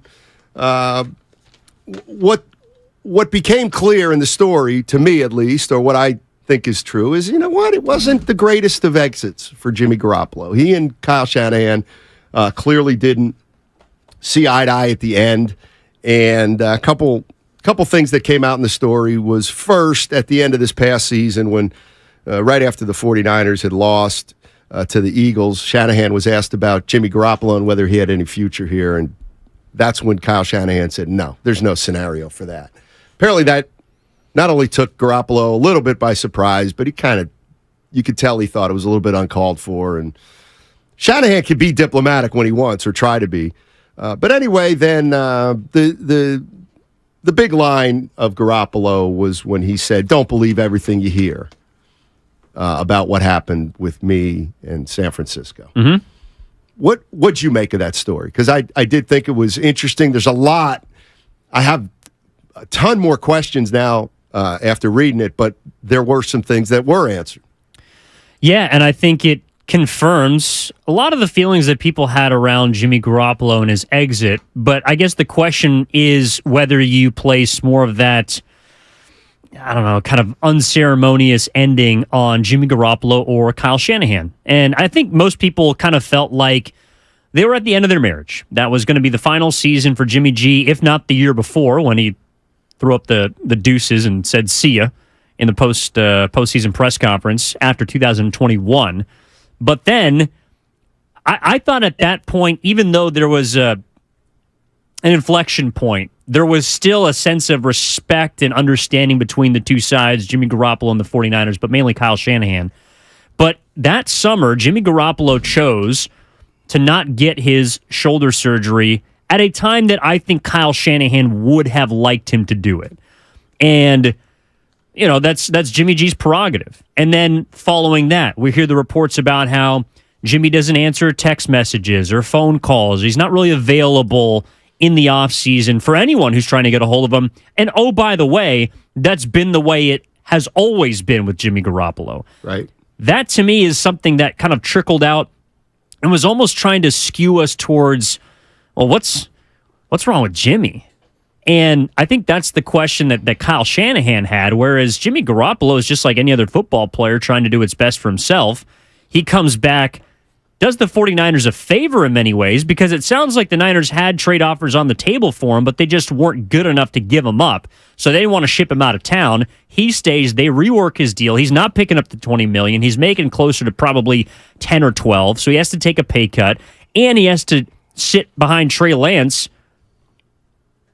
And then he comes back, and after a 3-5 start, helps you get to the playoffs. So at that point, Jimmy Garoppolo is probably feeling not only on top of the world, but like, I have done you guys a service, and I've taken a discount in many ways to help you do that. Then he gets hurt. Brock Purdy comes in, and at the end of the season, Kyle Shanahan just basically wipes his hand clean and says, you know, there's no scenario. I don't see any scenario in which Jimmy G is going to be back next year. And if you're Jimmy, you're probably saying, well, what the hell, man? Like, yes, I don't expect to be back either. Right. But I just did you a favor this entire year, and I helped you get back to a place that if any other quarterback was the backup, well, I guess Brock Purdy might have been able to do something. But in hindsight, Jimmy Garoppolo's like, I helped you out, man. Like, I was the one who extended the olive branch, and you guys are not only kicking me to the curb, but like you're not even going to thank me on the way out. Yeah, I think it's interesting. And we had talked about this a week or two ago, and I couldn't quite put my finger on it, but it's just Shanahan and his great coach, clearly a great play caller, knows football. But I'll just tell the listeners how stuff comes through my head, and then this is why I kind of want to talk about it. So I'm watching the Giants last night, and you know they get beat by the Angels, and then obviously Bruce Bochy's coming back this weekend as the manager of the Texas Rangers. 3-game series starts Friday. Bruce Bochy, 3-time World Series champion, and so I'm thinking, you know what? We got to talk about Bochy at some point and what made him a great manager. And we just started batting some stuff back and forth. And the one thing that's obvious about Bruce Bochy, right, I think we can all agree, is that he is elite. Bruce Bochy, as a manager, as a leader, is elite at the relationship game. Would you give me that, first of all? Or that he's very good at it. Managing relationships, lines of communication open, great perspective as a former player. I don't know that I'd go all the way and say player's manager because he could make tough decisions, but you knew where they were coming from. My point is I think we can all agree that Bruce Bochy was pretty darn good when it came to relationships / communication. I'm with you. Okay. So then I start thinking about all the other coaches we've had. About Steve Kerr. I think that's where he thrives. Steve Kerr, great coach. Bruce Bochy, great manager. Kyle Shanahan, great coach. I get it, those other two are champions, but that's not the discussion I want to have right now. How about Gabe Kapler? How's Gabe Kapler in the relationship game? I think he probably doesn't get enough credit for it just because of what people associate with the Giants, which is, you know, a computer behind or in front of Farhan Zaidi, and he's the one that prints out the lineups and all that stuff. But I think Gabe Kapler, like, I would identify him as a player's manager. Like, to me, I think guys like playing for him, and he does his best to, I think, bolster and strengthen those relationships. Where would you rate Kyle Shanahan? And he's far more of a technician than Gabe Kapler is, in my opinion. But and this is where I think it does get hard, because in football, you do have to be at some point ruthless. Like, you do have to operate with a kind of usability of your players. You have to look at them like pieces. But I do think that Kyle Shanahan, at least from what I can tell and have seen over the last few years with the 49ers, it does appear like he does that maybe more so than other great coaches. Like, if we're going to put him in that category of a great coach, okay, because he's been in 3 out of the last 4 NFC championships, other guys in that class, in that arena, yes, I think do a better job with relationships. So you'd say it's maybe one of the weaker aspects of his overall coaching resume. Yes. I don't think that's completely unfair. Then if you take the conversation further, the question becomes, how much does it matter, if any? Can a great schemer and a great technician overcome all that? Or do you not really adhere to the premise in the first place? I'll say this. I do think it's more difficult for a head football coach with 53 guys under him to kind of develop relationships on a level that a basketball or baseball coach can. By the same token, you look at a guy like Andy Reid and maybe a guy like Kyle Shanahan, who is a head coach. You can't do it with all 53. You can't have a great relationship with all 53, but what you do, I think, in football is target, 6, 9 guys who are your leaders. Those are the players you have open communication with, and you hope they can send the message to the team, what you're trying to do. I was thinking about it this way. When we talk about the great coaches in managers, so we got Kapler, we got Shanahan, we got Kerr, Tom Sula, Kelly. We'll kind of put those guys aside because they weren't long-term. Harbaugh. Yeah. And then I thought of Mark Jackson. And I think that if we're talking about people skills and relationships as a part of coaching, I would put Shanahan and Mark Jackson at the bottom of the list in terms of those coaches and that part of their resume. For example, I kind of said this jokingly.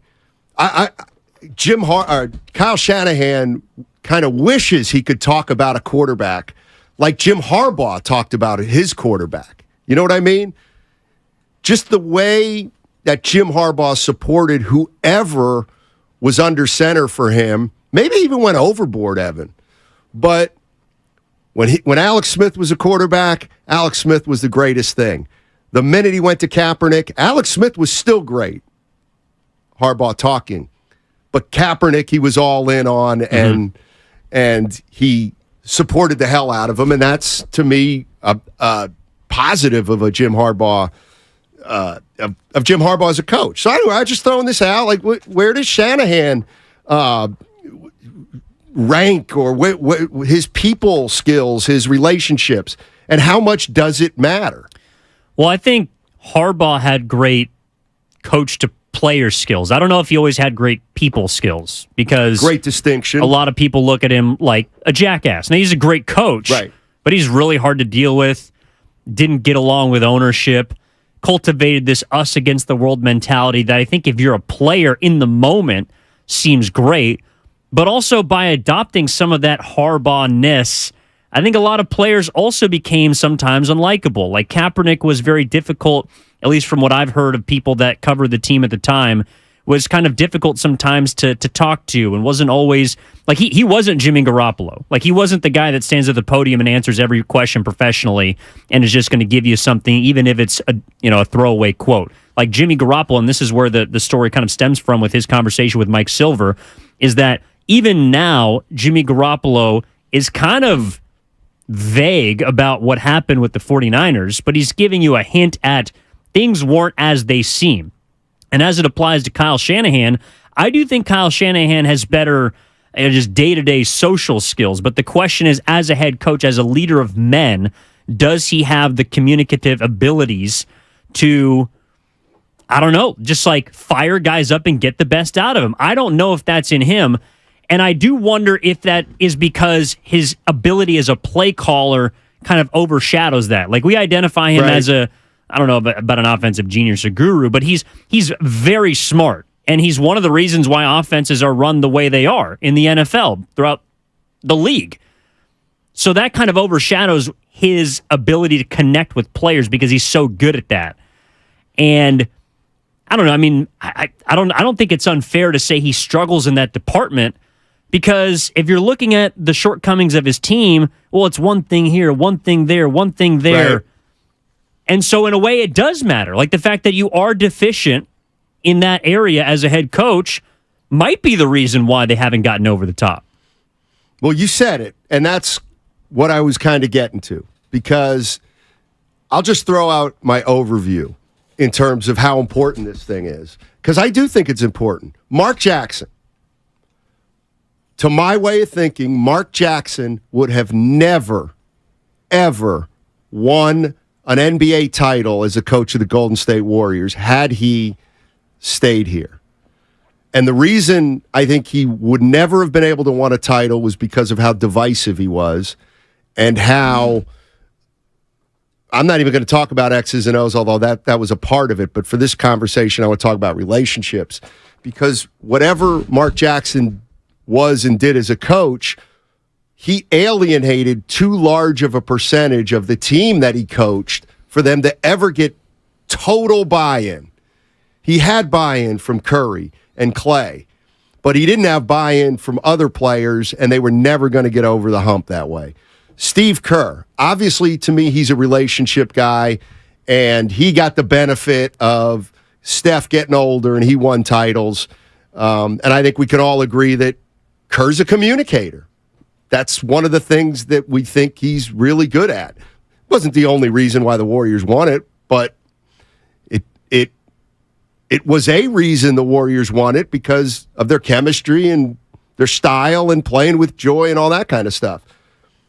I'm not suggesting it in any way that Kyle Shanahan, this is going to hold him back, but maybe it is holding him back a little, and maybe it'll be something 4 or 5 years from now we look at and say, man, he just doesn't have the greatest relationship or communication skills that some of the other coaches and managers we've seen around here have. Like, you asked the question, Evan. You said, Steiny, how many guys in that 49er locker room do you think totally have Kyle Shanahan's back? And I thought it was an interesting question. And whenever I hear a question like that, I always go player by player by player, almost. You know what I mean? So we can start to answer that. But I think it's a good question, and it's important.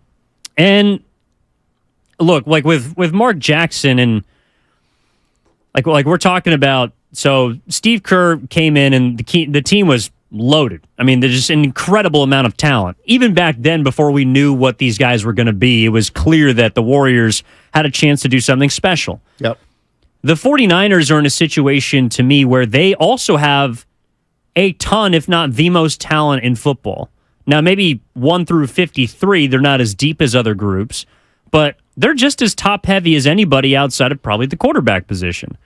So Steve Kerr, I think, does a great job, if not better than any, at kind of unlocking the supreme talent. And Mark Jackson, he didn't get the chance, but he couldn't do that. And that's why I think the Warriors were always going to run into something and a little bit of a problem, because to your point, in order to win a championship, yes, everything has to go right, but you have to have everyone on the same page. And even if it's one member of the starting 5 or one member of the top 7 of your rotation in basketball that's not on the same page and that feels a bit alienated, that's going to leak over to everyone else. And I think Steve Kerr understands that as good as I've seen a head coach in the NBA. Kyle Shanahan, and I don't know if it's because he's young, and he's also had success. Like, I know he hasn't won a Super Bowl, but he was one of the youngest offensive coordinators in NFL history. Like, he was in the same coaching tree as the McVays, the LaFleurs. He's responsible for Mike McDaniel, Robert Saleh now in New York. Like, he does have guys under him that he can point to and say, I made that dude, or I helped that guy in his career get to now where people are respecting him. So I should be, like, I'm responsible for that. He's got that kind of cachet. He just doesn't have the chip. Right. But in order to get that championship, everyone 1 through 53 has to be in lockstep, and I just do not know. And if people feel the same way, because I've seen people chiming in on the text line from the 510, Kyle's arrogant, Kyle's over the top, he doesn't have people skills. I don't know if those things are 100% true, but it doesn't feel like, to me, every single person on the Niners team feels like they want to go to war for Kyle Shanahan. And I think that is something that's required for a football team that has Super Bowl aspirations. Well, that was what Jimmy Garoppolo clearly was alluding to in his story with Mike Silver. You look at a guy like Jim Harbaugh. Jim Harbaugh never won the Super Bowl. Do I think Harbaugh would have never won Jim Harbaugh had a window, to me, to win a Super Bowl. He didn't get it done. It was like 5 yards away, but right. Yeah. He didn't get it done. But I don't think of Jim, he never won a Super Bowl. Now, once he got to year 4 or 5 here, it was 4, they went 8-8. Yeah. Then there was no chance he was ever going to win a Super Bowl because he had alienated the front office, and people don't want to remember this, but that team was 7-4 and they finished 8-8. A lot of the players on that last Harbaugh team, I think, were over him at that point. Maybe that's the cost of coaching like a Jim Harbaugh as opposed to coaching like a Kyle Shanahan. Kyle Shanahan's now in his 7th year, and I mean, he's had some. Ayuk was an issue early in his career, but I just wonder if, when we look at all the coaches and the relationship issue, how important we think that is. And here's the other thing that I just thought of in the last 5 minutes when we were talking about it. It's one thing to be arrogant. Is it okay to be arrogant when you never played in the league? You never played in the NFL.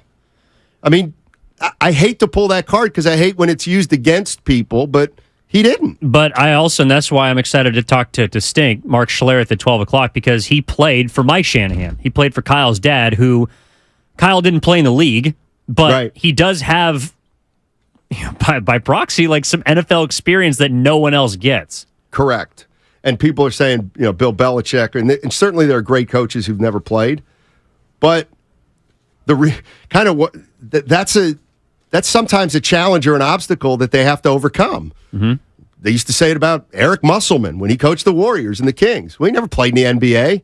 I mean, it's a thing. I'm not saying it can't be overcome, but I think it is something worth talking about. All right, 888-957-9570 is the number when it comes to coaches in the Bay Area and how they deal with players, how they relate to players, how they communicate to players. Where does Shanahan rank? Where does he fit when you're talking about the Bochy's and the Kerrs and the Kaplers?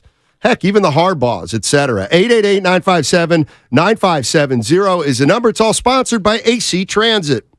Get in where you fit in.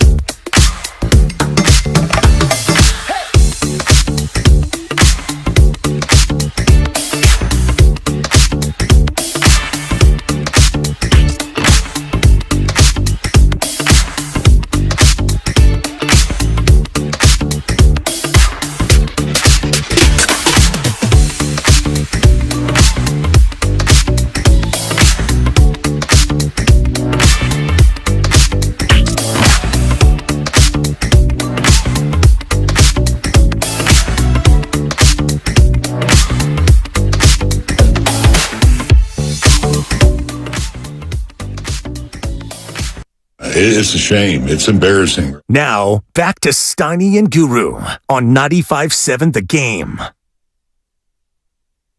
right. Well, try again next time. Not today. I asked Joe Spadoni for one favor today. Just one. Oh, I forgot. Just one favor. That's all. All right. I'm a little down in the dumps. Not that Joe cares. He could have lifted my spirits, but said, "Why, Steiny? You don't lift anybody else's." Steiny and Evan Giddings. Hey, by the way. Yeah. Text line, get off Guru. Get off Guru. Guru. Lay off. You do realize it's the same vacation that he was off on for Monday. Like, he's off Monday, Tuesday, Wednesday, Thursday. He won't be here tomorrow. That's one vacation. That's all it is. People are saying, God, how many vacations does Guru take? This is just one, people. Well, it's a week long. And of course, but he was off. I think it was like 2 days because he had funerals to go to. Like, he had things going on in his life, and then he's got a week-long vacation. Which, by the way, is actually a pretty short vacation. Like, I was thinking about this because I don't know. You know, back in the day, you go with your family on trips and stuff. Like, generally in the summer, there would be a 2-week long. Like, if we did go somewhere, it would be about 2 weeks as a family. Like, a week-long vacation is not that long. So go be back next week. A week-long vacation in the stratosphere. Anything? Does that ring any kind of bell for you, young man? No, I'm Homer That's Simpson. Bruce Springsteen. Just monkeys upstairs clapping cymbals. I don't know where that goes. We do have we really aren't that close in age, are we? Well, not with your references. Think how much I can teach you about history. How much I can teach you about history. Right. Recent history. That's true. Dude, I'm talking about stuff that I've seen and you weren't even born. Just a twinkle in the eye. Bonte and Shasky this morning were talking about just the greatest sporting events they've ever been to or they've witnessed in person. And I just started thinking and writing some stuff down. And here's one that'll pertain to the Bay Area. This is absolutely one of the greatest games I've ever seen in my life in person. And the thing that makes it cool is it wasn't here.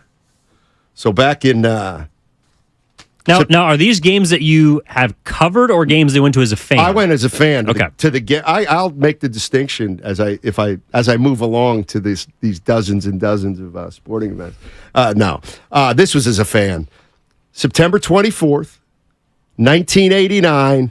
The true 49er fans will know exactly the game I'm talking about. September 24th, 1989, Philadelphia, Pennsylvania, and the Philadelphia Eagles are battering Joe Montana and the 49ers. Montana sacked upwards of 8 times. Philly rolling 28-10 over the vaunted 49ers as we start the fourth quarter on the hard turf at Veterans Stadium. And there was a man coming of age, 25. And I'm looking at this 49er team and I'm thinking, they stink. Montana stinks. He proceeded to throw 4 touchdown passes in the fourth quarter against Philadelphia. They won 38-28. It was one of the most unbelievable performances.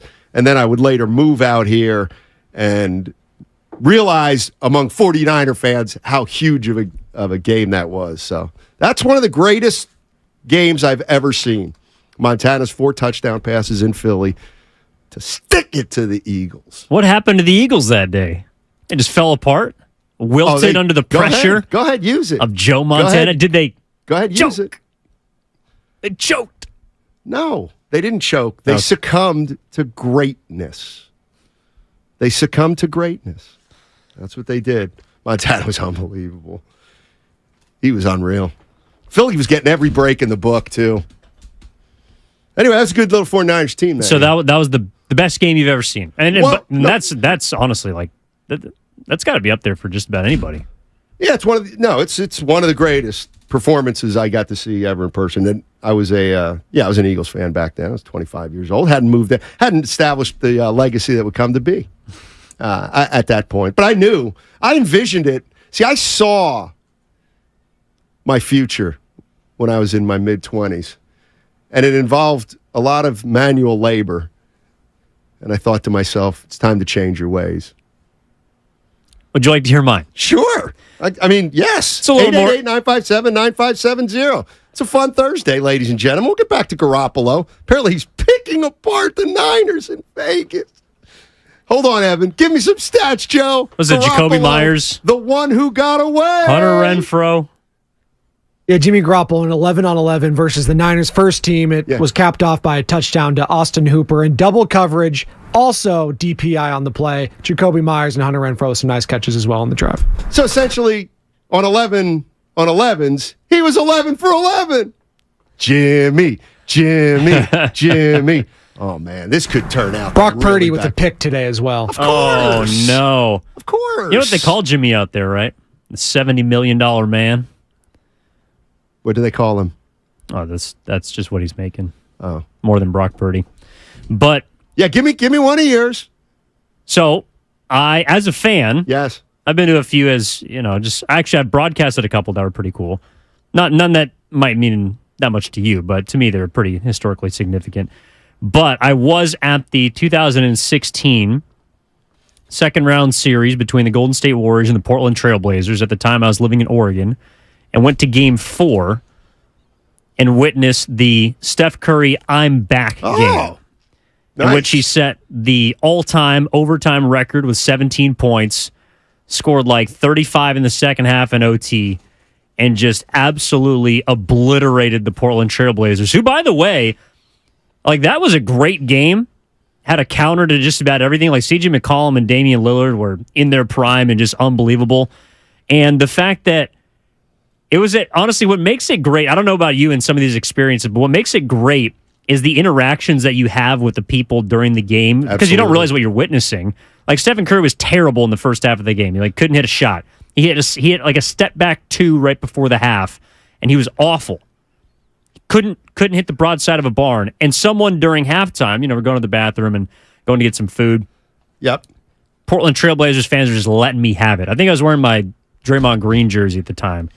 And those guys are just, hey, your boy's got nothing tonight. Curry's got nothing. Should have stayed on the bench. The ankle's still bothering him because then he got hurt in the first round. So help me here, because I thought he sat the whole first half of that game. He came off the bench. Okay, so Sean Livingston started that game. And the only reason that Curry played 38 minutes that game is because for the first time in his career, Sean Livingston got ejected. So there wasn't a game where he did sit the whole first half and started the second half. I'm thinking of the game you're talking about. That game, he was supposed to be on like a minutes restriction because it was his first game back off of injury. And they brought him back because it was a 2-1 series. Warriors were up. Blazers had a chance to tie the series. Last game on the road before he go back to Golden State. And they were going to play him, at least from what I was hearing, like 20, 25 minutes. And then Livingston gets pissed at the referee on an and one he thought that should have been, and got ejected for the first time ever. And it was a huge thing because Sean Livingston was a class act. Curry's got to play the rest of the game, and he's just stinking up the joint for the first 2 quarters, 2.5 quarters. And in the third, he hits his first 3 finally, and then it's just a barrage, a monsoon of scoring. And the Warriors climb back into that game. Portland's got some answers. Harrison Barnes actually hit a huge shot to send it to overtime in that game on a beautifully drawn-up out-of-bounds play by Steve Kerr. Play drawn up for HB, nails the 3, sends it to OT. Barnes with a biggie? Oh, yeah. Maybe his last one. And then Steph in overtime just says, hey, Aminu, Al-Farouq Aminu, I want you here at the wing. I'm giving you one. Mo Harmless. Yeah, over in the corner. Hey. Sorry, it was Harkless. By the way, I never heard that. That's a 4. Mo Harmless. One of my favorites behind Scoreless Williamson. So, Harkless coming out, you get one. Damian Lillard, you get one. C.J. McCollum, you get one. It's the Oprah Winfrey meme all over again, just handing out 3-pointers in overtime. And it was is probably the greatest performance I've ever seen live. Interesting. So, okay, here's what I remember about that game. Believe it or not, I remember the show we did the day of that game. I'm looking. I got to get the. Okay, Livingston started. Oh, you're right. So Curry had not played the night before or the game before. He hadn't played in that series, right? Because he got hurt in the first round. So it was still. I don't know that the Warriors said before that game, Steph's going to play tonight. I'm not sure if they did or not. But here's what I remember. I do remember something about if he plays, he'll be on a minutes restriction. And I swear to God, I'll never forget this. We had a listener call in. Because we were talking about how should they use Steph? How should they use him? And a listener called in and said, you know what I would do? I would sit him in the first half, and then I would start him in the third quarter. And I'll never forget thinking, thank you very much. No, that's a good suggestion, and thanks for listening to 95.7 The Game. And well, I don't know if they're going to do that. I mean, nobody really does that, but hey, man, it's not a bad idea. It's like when LeVar Ball said that the way they should use Lonzo Ball is to sit him the whole first quarter, then play him 36 minutes. Anyway, that's essentially what happened. Yeah, Curry started on the bench. He did. Yeah, he missed his first 3 threes in the first quarter, missed the next 2 threes in the second quarter, didn't hit a 3 in the first half. Third quarter, also 0 for 4 from 3. And then in the fourth quarter, 2 of 4 from downtown and in overtime, 6 for 7, 17 points. I mean, So we're looking at the same game, 40 points. Yep. 16 for 32. Off the bench. Yeah, 5 of 16 from 3. That's a good one. That's legit. That is legit. Let's go to Cadillac in Oakland. What's up, Cadillac? How you doing, man? Cadillac, you there? Going once. Sputtered. He wanted to bring up that's right, Favre's game when his father passed. That was here in Oakland, right? Monday night. That's a good one. That was a good one. I'm trying to think what else I have on my list. Oh, here's an interesting little one I had. Magic Johnson's comeback after not playing for 4 years because of the HIV diagnosis. They played against the Warriors. Magic's first game back. Was in Oakland? It was in the Forum. No, the Fabulous Forum. Oh, so that was a game that you covered? That's a game I covered. Okay. I was covering the team then. So Magic, January 30th, 1996. Boy, right around the Magic Day for EG, right? You were born in 96? 94. Okay. Close to. Yeah, so Magic Johnson had been retired for about 4 years and came out of retirement. He came back January 30th against the Warriors in L.A. They won. And the Lakers did. 19 points, 10 rebounds, or 10 assists for Magic Johnson that day. See, historic. I feel like basketball and football, it's easier to remember the games. Baseball, because there's so many of them, and people, I would imagine, have been to probably more baseball games than NFL or basketball. Like, it's more, for baseball, I think there's more moments or just like individual specific memories because so much gets lost over the course of a baseball game. Like, it's hard to remember, I remember, Madison Bumgarner's 2-1 pitch in the fourth inning against the Arizona Diamondbacks of his no-hitter. Yeah, I don't know. But, like, that kind of stuff is tough. But you can remember where you were when you saw your favorite player hit a home run or a walk-off, or I guess if you were at maybe a no-hitter or a perfect game, those are like going to see Dallas Braden pitch a perfect game on Mother's Day. Like, that's a pretty momentous memory that would stick with someone. But with basketball, and that's why I'm sure people are chiming in about football and the NBA, like, you can remember exactly what happened throughout the biggest NBA and NFL games of your life. And it doesn't seem hard. Like, they just flood right back to you. Yes, no doubt. I'm thinking of your baseball analogy, not analogy, but your baseball thing is right. Like, I remember games I've been to, but there's nothing. Like, I remember going to a game in Yankee Stadium where the opposing pitcher threw 7 2/3 a no-hitter for 7 2/3. But that's. Remember who it was? Yeah, of course. Who was it? Larry Sorensen. Oh, Larry, L-A-R-Y, not 2 R's, 1 R, L-A-R-Y Sorensen. And you know what? I believe he had Scandinavian roots. Of course he did. That's why he spelled it with 1 R, Set not it 2. up. And Patel on YouTube, powered by First NorCal Credit Union. Matt Cain, perfect game. Like, I'm sure there's a lot of people.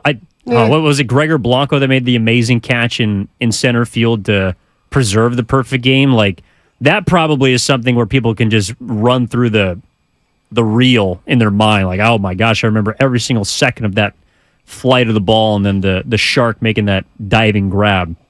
I'll tell you what. Here's one, and I'll be honest with you. As a guy who's experienced more than most of you guys, I tend to lean toward the past. However, there has been a moment in the last 10 years which, once you realize, sometimes it takes you long. You're more cynical at my age. You know what I'm saying? But here's what's on my list. Absolutely one of the greatest performances I've ever seen live. Colin Kaepernick against the Green Bay Packers at Candlestick Park, when he threw for 280 or 260 and he ran for 180. The divisional round game where he set the playoff record? Yes. It was ridiculous. You know the game I'm talking about? I should have written down. No, he was unstoppable. Thank that you. was Yep, there it is, 5-1-0. 2013 divisional round game versus the Packers. It was a joke. The whole game was a joke. It was like watching like a 7th grade game where there was one guy on the field who was just bigger, stronger, faster than everybody else. Well, it's kind of funny because I saw something on Twitter posted by, and I'm going to butcher the name, so by Pro Football Focus. One of them was talking about like the most dominant player that you, not longevity, but just like the greatest high of highs from an athlete, and in this case, the NFL, that he's ever seen. You could make a case for Colin Kaepernick just because of some of the performances that he put up in the biggest of games, and specifically that one against the Green Bay Packers. Like, it didn't matter if it was first down, third down. Like, the dude had an answer for everything. There was a third down play where he's run off to the left and just kind of floats it to Frank Gore, who takes off running up the middle, bends to the right, and it looks like it was a Clay Matthews, who was a great pass rusher, outside linebacker for the Green Bay Packers, could run with a deer, and Colin Kaepernick just leaves him in the dust. Like, he bends the corner, they draw even, and Kaepernick's gone. I remember, this is because sometimes you don't remember a specific play, but you have an image or a vision of what happened. And what always sticks in my mind with that game with Kaepernick was he dropped back to pass, the receivers would go out, and he would start running, and he would get past the defensive line, and everybody had their back turned. He was like running with Packer defenders still locked in on receivers, and he would just, every play, he picked up 17 yards. It's unbelievable. Go ahead. No, he's back. Cadillac's back. What's up, Cadillac? How you doing, man? What's up, fellas? Hey. I'm doing all right. Hope you guys having a good day. Yes, sir. Thank you. Go ahead, Sonny. No, yes, sir. Yeah. Thank you. Oh, yeah, no. Best game I witnessed, man. It was I think it was an 03 or whatnot, and I remember it because Brett Favre's dad had passed, and it was Monday Night Football, and Philip Buchanan and Nnamdi Asomugha had nothing for I think it was Driver and Ferguson. I mean, Brett Favre was heaving. I think he had like 4 first half touchdowns or whatnot. But yeah, man, that was a game to remember. And I was actually sitting in the black hole at times, so I could just see the ball coming to the end zone every time, and he was just heaving it. And he put the Raiders down. But yeah, that was my game, fellas. Appreciate it, Cadillac. Appreciate it. Yeah, I think, well, with football, because I grew up a fan of the San Diego Chargers, the only time I really had to see my team was when they came to Oakland. So a lot of my favorite like NFL memories or games are at the Coliseum. Right. Just like he's talking about, but it's the other team that you're watching. Like, I remember in 2011, I took my girlfriend at the time, we were in high school, took my girlfriend because she was a Raiders fan, went to the season finale, and if the Raiders had won against the Chargers, then they would have gotten into the playoffs. And they needed the Broncos at the time to lose, who I think were quarterbacked by Tim Tebow. And the Chargers ended up going on a drive in the second half, and Phillip Rivers hit Malcolm Floyd. And I just remember being so happy and yet not being able to jump up and scream because there were so many despondent Raider fans, and I was low-key afraid of what was going to happen to me in the upper deck, that I just kind of sat there. But I remember the internal glee that I had in an opposing stadium, never feeling more on top of the world and yet not expressing it. Like it was just that's a big part of it. I mean, you're in the environment you're in when you're watching it. You'll always remember, oh, that was at the Stick and there were 60,000 49er fans. Yeah. Or, oh, that was in Detroit and I was the only Celtics fan. Like I have a couple. Here's one that I was thinking about. This was like the ultimate week-long football experience. So you know about the Cleveland Browns fans, long-suffering Browns fans, passionate as they get. Mm-hmm. So back in, this must have been 88, my buddy's from Cleveland, so I drive out to Cleveland. Last game of the regular season, they're playing the Houston Oilers. If they win, they make the playoffs in Cleveland. So we go to the game. It's on December 18th. Go to the game. Cleveland wins. So they make the playoffs. Not only do they make the playoffs, they got to host the wild card against the Houston Oilers again. So they played the Oilers the last game of the regular season, beat them 28-23. Then the next week, they played them again in Cleveland, same venue, the wild card game. And I was like, well, I'm just staying. I'm not. I'm just coming. I'll come back next week. I'm going to see. Then the next week, they played in the wild card game. The Oilers won 24-23. And in 1 week, you saw like the Browns fans. We were in Cleveland on a Sunday where it was just unbelievably off the chain. And the next Sunday, it was just like, I got to get out of here. These people are so sad. Cleveland fans, that's the one game. It was December 24th. Yeah, who cares, Christmas? I was going to a game. That's the game I remember. The Oilers beat the Cleveland Browns. I looked over. He's in the Bay now, too. He may get so mad I'm saying this. My buddy Andre, I remember looking over at him, and there's a tear coming out of his eye. They've been eliminated. We didn't think the Oilers were going to get him that day. Well, but I think there are also some performances in which you see, even if you're not rooting for the team, it's like, that was something that I just witnessed, and that athlete who's not for the team that I'm rooting for is the greatest I've ever seen. Yeah. Like, not even a soul-crushing loss, but like it sounds like your friend suffered that day, but also just like, I got to tip my cap. Like, this dude or woman is unbelievable, and nobody can stop them. Yep. 888-957-9570 if you want to jump in, talk about some of the greatest games you've ever seen in person. We can do that. Mark Schlereth coming on at noon, NFL analyst on Fox, radio host 104.3, The Fan in Denver. 49ers right now are joint practicing with the Vegas Raiders. We'll give you some update on that. And then also, hey, Giants. They lost a tough one last night to the Angels and Shohei Ohtani. I got to pass along something the boss said because you guys think I'm harsh. Man, sometimes I get some of my opinions from him. He had some thoughts on the Giants. I'll share them with you on the other side.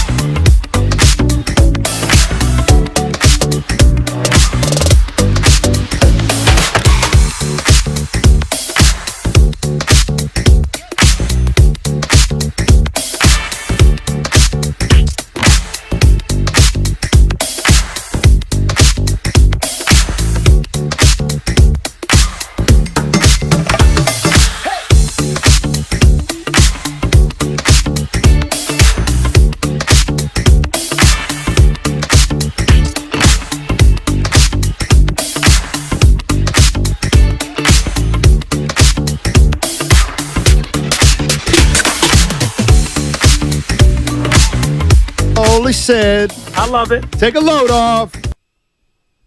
Oh, I know this song. Thank you, Spino. Appreciate it. Prayers up, Robbie Robertson, 81 years old. So he was the lead singer? Yeah. So this is him. But he shared, he collaborated. Levon Helms sang some songs. In fact, this might not be Robbie Robertson's voice. But thanks, Spadone, my man. Whew. All right. Kwani not in the lineup for me for the Guardians today. He's talking about Stephen Kwan, Fremont native. So he gets to go 1 for 11 for me in 3 games, and then he doesn't play on a Thursday. That's probably why he didn't play on a Thursday, because he's 1 for 11. I know. Kind of like the Giants' offense. We're having fun today talking about some of the greatest sporting events you've ever witnessed. And we'll take, let me see. All right, Daniel and Martinez. What's going on, Daniel? How you doing, man? Good. Hey, guys. How are you today? Doing well. Good. Good. So, Steiny, I was actually at the December 18th game. I'm from Cleveland. I was 12 years old. We sat in the dog pound. I was with my uncles, and it was amazing that we won that game. I wasn't able to go the following week. My dad wouldn't let me go because it was Christmas Eve. That's right. It's really good I didn't go to the Bucks anyways. It was Christmas Eve. You're absolutely right. Yes, yeah. But December 18th, that was the best game. Don struck around the clock, led us to a victory. It was great. 2 touchdowns in the fourth quarter. We got 2 in the fourth. I love the Browns. Thanks a lot, Daniel. Appreciate it, because my friend who I went to college with was a Cleveland guy. I love those Browns teams. Biner and Mack and Bernie Kosar. Yeah. Well, I do think it's really cool that Ozzie Newsome. all the callers yourself, like you guys have, such a long list of experiences, particularly at football games.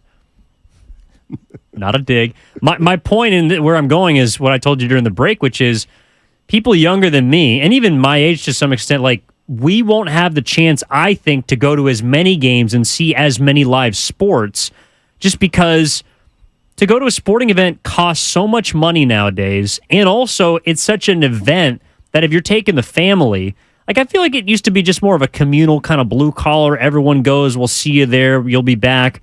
But nowadays, to go to a 49ers game, it's, all right, now we got to head on down to the South Bay, and we got to worry about the traffic, we got to worry about parking, there's all these different extra costs that are involved.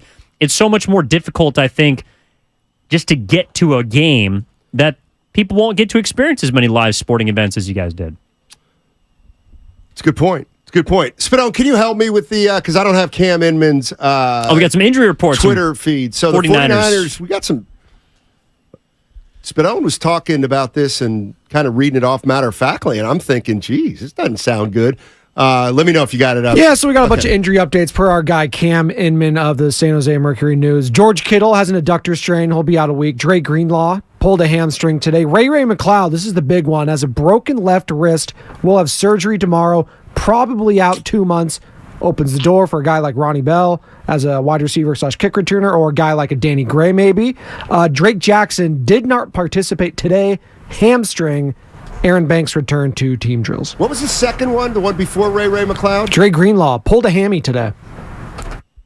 And Dre Greenlaw's... I mean, that's weeks, right? Well, it's something that can linger, but Dre Greenlaw is also somebody that has had injury past. Not anything season-ending, but he's been a guy that's missed a game here and there. And then, if you're looking at, Azeez Al-Shaair's not here anymore, so who's going to step up? A lot of people like McCrary Ball, and a lot of people have applauded the performance of the linebacking core for San Francisco. So maybe they don't miss a beat, but Dre Greenlaw and Fred Warner were arguably two of the top 3 or top 5 linebackers in football last year. Yeah. Huh. So hopefully that hamstring's nothing honestly, serious. It's a good thing Goo's not here today. Steiny, I'm worried. 510, Robbie never sang lead. Oh. Well, I'm gonna ask 510 to elaborate, because he may be meaning specifically for the band. Certainly Robbie Robertson cut his own albums and sang when he fronted. Levon sang the weight. Yes, that I know. Danko and Manuel also sang lead. Robbie played lead guitar and was the heart of the band. I thought this was your boy. Well, I love him, but I didn't say I was an expert. Okay. I would have guessed that he would have had some vocals that he would have sang some of the songs for the band, but if not, he had his own. He had a lot going on, so he definitely sang vocals on many of his own stuff, all of his own stuff. I would say that's why it's his own stuff. So he's basically calling 510. him the Randy Meisner of who also passed away recently. Fleetwood Mac, Eagles, but he was kind of the third voice behind Glenn Frey and Don Henley. See, this is why. Hey, 510, call in about that. 510. I didn't realize you never sang lead for the band. Huh. You learn something new every day. Thank you. I do. That's the kind of thing I don't have time to Google today. But let's go to, you want to keep going with this? Yeah, let's roll. Let's go to, all right, Billy in Oakland. Let's talk about one of my least favorite athletes of all time. Hey, Billy, how you doing? How you guys doing today? Doing well, man. Thank you. Good. Well, first of all, as far as the coolest game I ever personally attended, I was there when Nolan Ryan threw his 6th no-hitter against the A's. Oh. And even though I'm an A's fan, from about the 6th, 7th Don't inning, say it. I was rooting for Nolan. Oh, no. No, you can't do that. But all right. Billy's a fan of baseball. What's gone is gone. We can't regain what went down in the flood. Yeah, about the band, I'm a big band fan. Okay. Yeah, Robbie did not sing lead. He did sing some backup vocals. The lead vocals were all Levon Helm, Rick Danko, and Richard Manuel. And here's an interesting, kind of weird coincidence. August 9th, 1995 is the day that Jerry Garcia died. Okay. And so August 9th is not a good day for great rock stars. Yeah, I appreciate that. Hey, but Robbie clearly, he sang on his own albums, correct? Yes, he sang on his own stuff for the band. He wrote most of the material. He was an incredible guitar player, and the cool thing was, unlike a lot of other guitar players, he used his playing to support the band and the music rather than using the music so he could show off how good a player he was. It's great stuff. Hey, Billy, Virgil Caine is his name. Mm-hmm. Worked on the Danville train. That's right, Billy. Thanks for calling in, my man. He did bring up something that made me think about something you said In other before words, the show. Robbie Robertson was a team player. Unlike Nolan Ryan, right? Because you don't like Nolan Ryan. Because Nolan Ryan was beatable. It's shtick now. But no, I did not like Nolan Ryan. I didn't. I just didn't like him. I was a Yankee fan, and we beat him when we needed to. Always. Yeah, the Yankees did that to a lot of people. I also, that kind of just jogged my memory from a conversation we were having in the green room about Shohei Ohtani, who pitched last night for the Angels against the San Francisco Giants. Right. And you said, Ohtani, you can get him out. Yeah, you can get Shohei Ohtani out. Absolutely. You might as well be Stephen Kwan. I said, Giants don't need, we don't need another guy who can go for 3. Yeah. Giants don't need Ohtani. No, Ohtani can be pitched to. I can tell. Trust me, I saw 3 at-bats last night. I know all about him.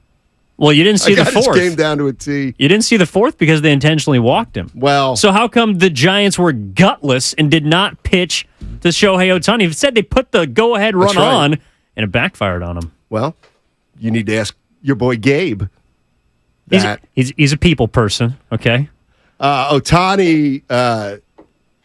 No, I'll tell you what though. Kruko and Kipe brought up the intentional walk. The fact that Ohtani, relatively speaking, just does not get intentionally walked compared with a guy like Bonds. It's staggering to the point where I said to you, 888-957-9570, Evan, what's happened to the intentional walk? No, but they don't use it anymore. I think the Giants did give Ohtani the Bonds treatment last night. Now, I guess if you want to say the Bonds treatment has to be walking intentionally with the bases loaded, then I don't know if there's anybody else in the history of baseball that's going to get that treatment. But I don't know how many guys in the league today an opposing manager will put on base with nobody out representing the go-ahead run in a game in the latter third. Like, that to me is a sign of respect. And even though Ohtani doesn't walk at the rate Barry Bonds did, he walked 120 times intentionally in a season. Ohtani leads the MLB with 17 intentional walks. It's incredible. It's incredible.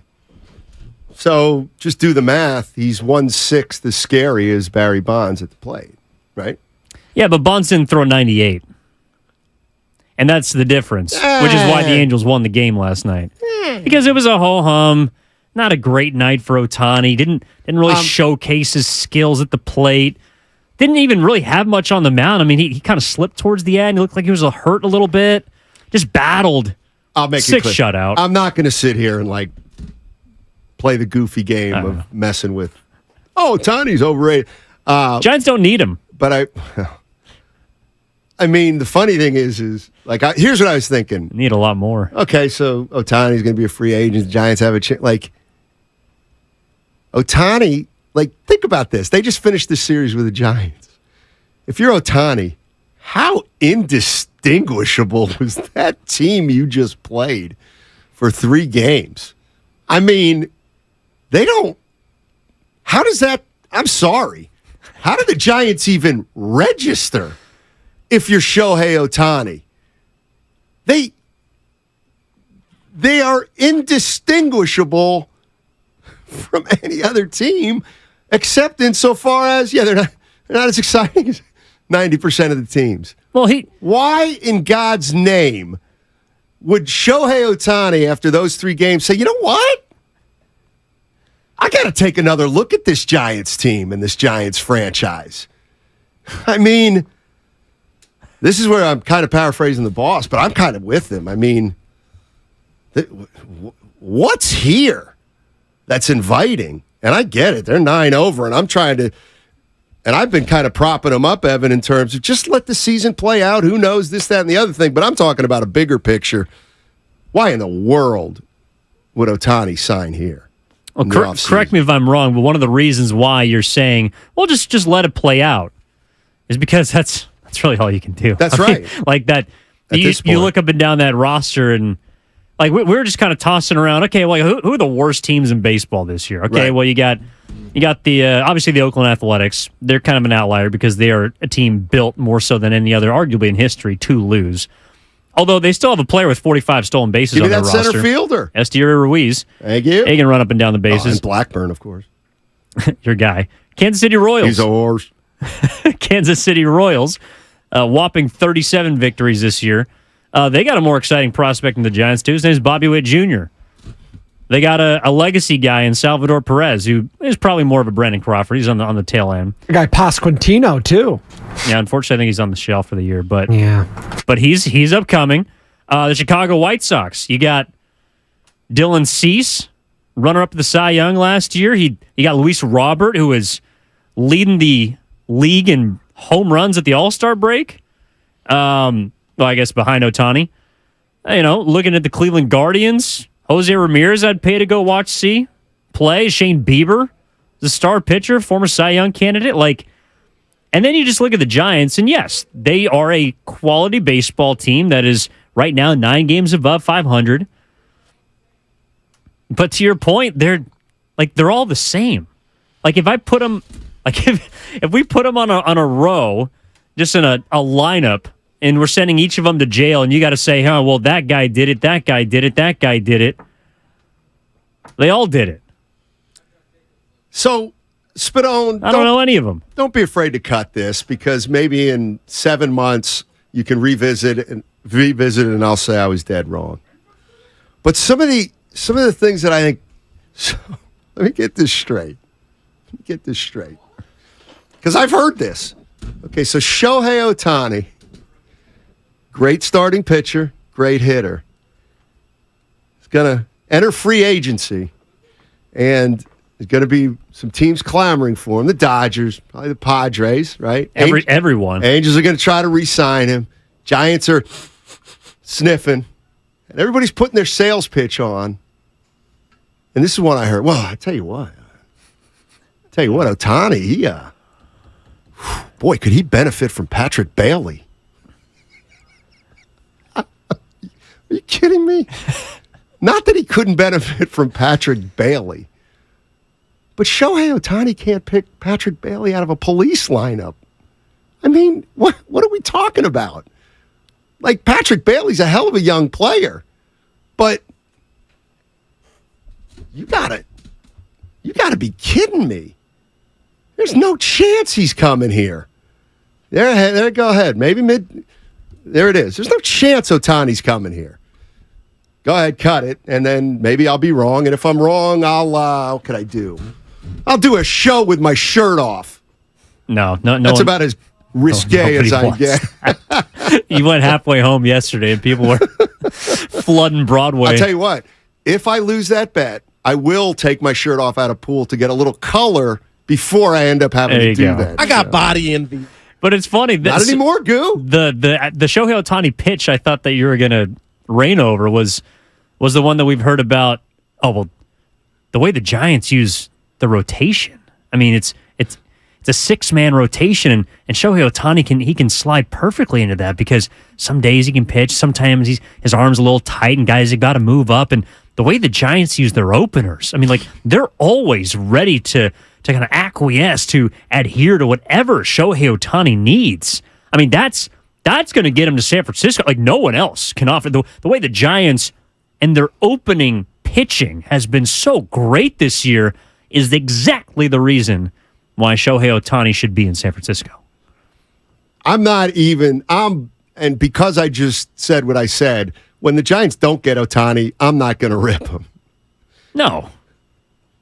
Just like I couldn't rip the Giants. I guess the way it happened was kind of funny, but I couldn't rip the Giants for not getting Aaron Judge. Here's always another one I like. We kind of heard it with Giannis. We have a great Greek community. It's like, so does every big city. Oh, yeah, great Asian community. Oh, terrific Asian community. There's no doubt about it. It's not going to do it alone. But I'm generally with you. I'm pretty sure L.A. and San Diego are pretty diverse. They are. San Diego less so. There's more of a political skewage to the right side in San Diego. Be careful. Family's from there. I can speak to it. So I do think that if this was a series and this was your if this was your pitch, your 3-day pitch to Shohei Ohtani, like what did you pitch? I mean, you literally threw to him. I guess you got him out a couple times, but I mean, honestly, the only thing you can sell him on is you will become our franchise. You will become our franchise. Infinite number of outcomes. You are our stalwart pitching. You are our greatest hitter. All we're going to try to do is surround you. I know. Poor Farhan. Is that a word? I mean, how do you sell him? Hey, we would like you to come to San Francisco because we think you can make our solid talent even better. Hey, yeah. But that's why I don't also see it, Bob. No, I don't either. Or Farhan. I don't see it, but it's the reason why.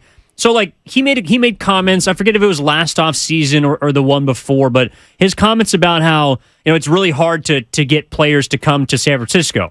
Now, he listed a variety of reasons, and, maybe it's the city, maybe it's the politics, I don't know. But, like, that kind of honesty about your free agent market, I also, I'm not going to kill him for saying that, although those are things you don't want to hear. And as the general manager, it's maybe not a great look. I don't view it as an excuse. It's not like a built-in thing, and I'm not trying to cover up for him and his inability to get a big-name free agent to San Francisco. Because if that's a reality, well, then I have to set my expectations at a realistic level to where, yes, the Giants are going to be in the mix. Yes, the Giants are one of the top, 7 brands in Major League Baseball via history and their connection to, honestly, the mecca of what baseball once was, which is New York City. That all is true. But being top 7 or being top 3 when you're pitching to a guy, it doesn't get you anywhere unless they say yes. Like, okay, the Giants are going to be in the mix. John Heyman has reported they're going to be in the mix for Shohei Ohtani. Okay, so they're going to come in third? Or they're going to come in fourth, or they're going to present him with an offer and he's going to respectfully decline and say he loves the city of San Francisco and what they got going there, and he's going to be on his way. And I think Shohei Ohtani would be more inclined to re-sign with Anaheim than to sign in San Francisco. It's because he's more familiar there. I would agree with that, actually.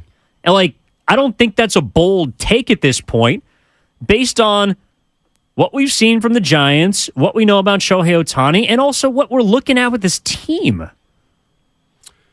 I got a hypothetical for you in a sec. I want to throw at you. Okay. But first, Philly Steve. Philly Steve's in Oakland. He's got a great sports memory of a game he attended. Steiny, you're going to love this. Kate Smith, Bernie, oh my Broad God, Street. I'm I was tingling. 9 years old.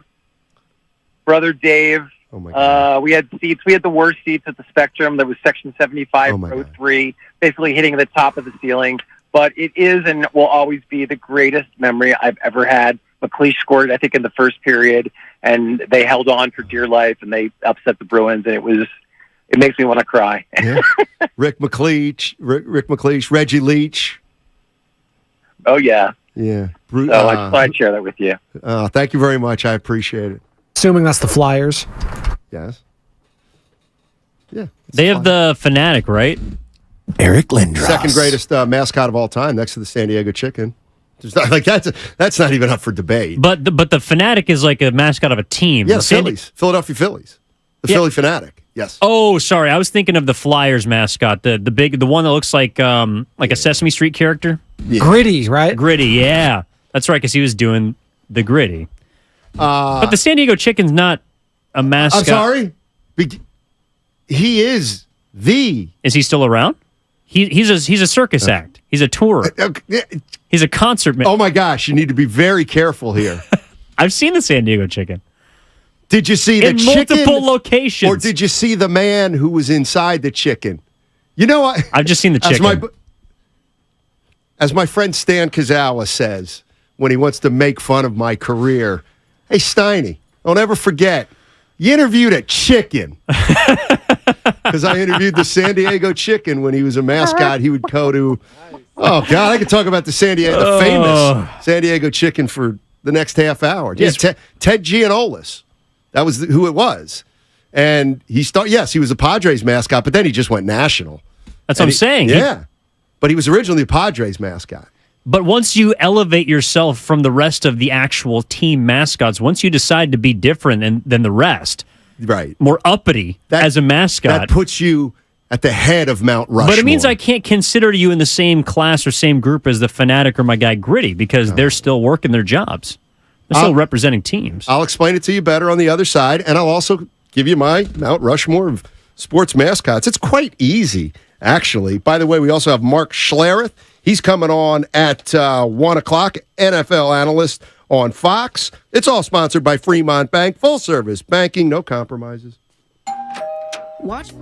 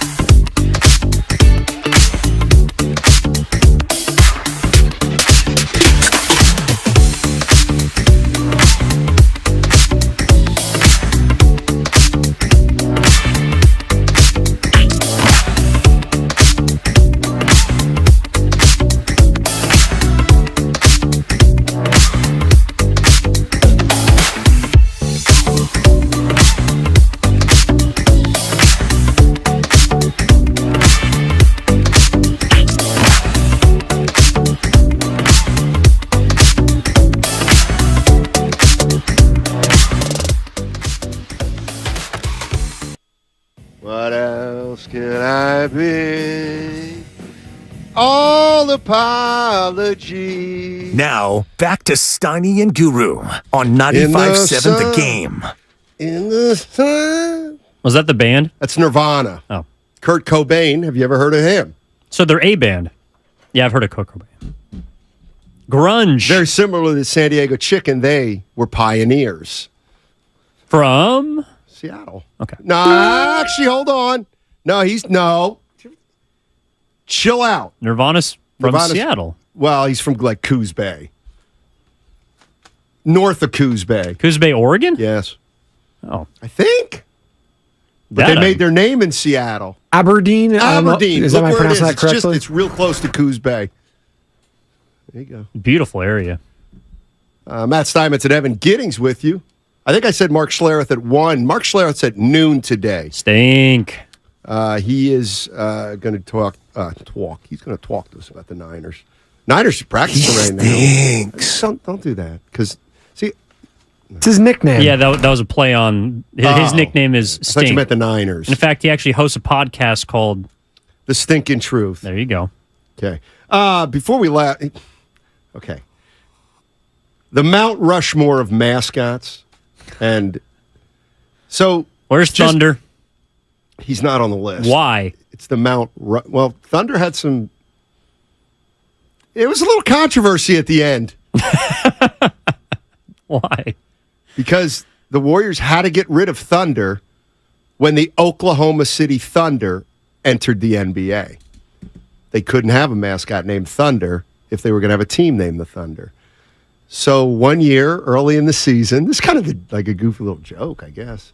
The Warriors had remember when they go to China or Japan and play an exhibition game? Mm-hmm. This is back when 15, 20 years ago, and it was his last. That was it. Thunder was there in the preseason for a couple games in China or Japan, and then he never came back. They just left him overseas. It was a wrap. Well, I think he came home in the team plane, but I don't think he had his costume on, and I think the costume was then. Okay, so anyway, yeah, the San Diego Chicken is the greatest mascot of all time.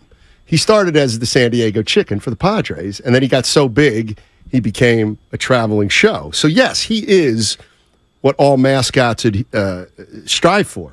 So the Mount Rushmore, to me, it's pretty easy. San Diego Chicken, Philly Fanatic, Rocky in Denver is absolutely on my Mount Rushmore. And then the St. Joe's Hawk. The St. Joe's Hawk. You know who that is? The Hawk will never die. St. Joe's? St. Like Joe's University? Yeah, in Pennsylvania. Philly. You never saw that? He stands at the sidelines and he flaps his wings all game long.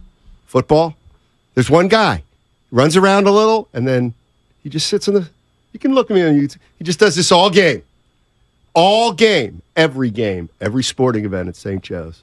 He just stands there. No love for Benny the Bull? His wings. Benny the Bull. There's some off-court things from Benny the Bull where I just... By the way, did you know that Rocky, so that's the Denver Nuggets mascot. Yes, Rocky is the highest paid mascot of any mascot. I don't doubt it. You want to know how much he makes?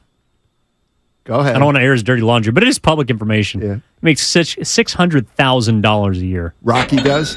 So, now, listen, I'm not saying... San Diego Chicken was never touching that kind of bread. In the 80s? Probably not. By the way, the Swinging Friars now taking over. The thing about Rocky is, I know you're going to think I'm joking, but he works hard for the money. Like he's not getting $600,000 for 41 home Nuggets games. He's getting $600,000 for 328 appearances a year at malls and stuff like that. Crazy George, no. You can't be a human. Of course you can be human in a costume, but you can't be the human mascot. Yeah, what about Banjo Man? No. You don't like him, do you? I'm not going to get into that. Okay. You got a beef. I wonder if this is the Nishi who's the horse's ass on the YouTube chat. Easy. Nishi, are you the horse's ass on the YouTube chat?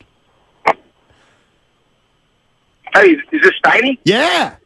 Your lucky day. Oh, boy. Hey, Steiny. What's up, man? This is Nishi. Okay. Hey, how you doing? Oh, dynamite. Hey, I wanted to call in. Yeah, I want to call in for a couple of reasons. I know I've been hard on you this week on the YouTube chat. I know that. Oh. I've been tough on you, but I listened to your segment yesterday about you don't want to let the trolls get to you. You don't want to let that 2% of people get in your head, and that resonated with me, Steiny. And I thought, hey, this is a perfect opportunity to call in and extend an olive branch between you and I. We're two hard-headed guys that like sports, and we're passionate. We are. So I thought, hey, you and I need to squash the beef here on the YouTube chat. I know you've had some bad takes with Rapinoe and the Steph Curry free throw percentage. Get him. Also, you had Jeff Garcia on about the minute times thing, and I wasn't happy about that. But I'm going to let that go, Steiny, because I think... Hey, that was Guru. I think you and I need a... Yeah, that was... Okay. All right, that was Guru. And I think we need to come together as individuals and as a community, because I've been having a good time this week on the chat. I think it's been a blast. Okay. And then there's good people. So... Yeah, Nishi. Hey, thanks for letting me come on the show. Of course. I'm having a real hoot this week. I'm going to go play some golf later. Cool. All right, Nishi. Call back anytime. By the way, the community that he's talking about on YouTube and Twitch, right? It's a fantastic one. Cultivates some great sports fans. Excellent conversation. I got a new favorite. And it's powered by First NorCal Credit Union. Hold on. My man Nishi, exclamation point. Let me get in that chat. Okay. No, he's not. Crazy George isn't really a mascot. Carlos is in San Carlos, and he's been waiting about one of his greatest games. And then we'll turn our attention to the 49ers. What's going on, Carlos? How you doing, man? Hey, guys. Good. How are you? Good. Thanks for having me on. Sure. So, yeah, I wanted to give you my greatest game that I witnessed in person myself. So I got to take you in the Wayback Machine, going way, way back to the 20th century now. Oh, my God. Most of you guys can't even remember. I'm tingling. Century, Go ahead. What's that? So I went to the fourth Super Bowl with Joe Montana, Super Bowl 24 in New Orleans, the 55-10 destruction of Denver, which is still the biggest margin of victory in Super Bowl history. Unbelievable and incredible. The adjectives just do not come close to describing. I mean, Jerry Rice had 3 touchdowns. Roger Craig had 3 touchdowns. Joe Montana threw for 70% completion in the Super Bowl. The Niners in that run, they beat their 3 opponents in the playoffs 126-26. The defense only gave up 2 touchdowns down the stretch. 1 to Elway and 1 to the Minnesota Vikings. Unbelievably incredible, and in being in the city of New Orleans with the Superdome and all the partying in the French Quarter, it was like, just everything coming together, the most quantum amazing event that I ever witnessed of anything. And I'm a big concert goer and stuff too. But great. The thing is that it was a raucous, incredible time. But about halfway through the first quarter, the first half, I kind of got real quiet and just was watching everything going on because they were so good in every aspect of the game. It was just like, because you see everything in live that you don't see on TV. So you could just see the line play and the way the coverage was with the secondary and the routes that Jerry and everybody were running when they weren't even getting the ball and stuff. It was so unbelievable. And, your co-host brought up a great point about trying to go to sporting events now in this century. And trying to go to a Super Bowl for any one of us that is a regular fan that's not a multi-millionaire or a billionaire, it's just so sad the way it is now. I think what the average price was like $5,000 for tickets last year.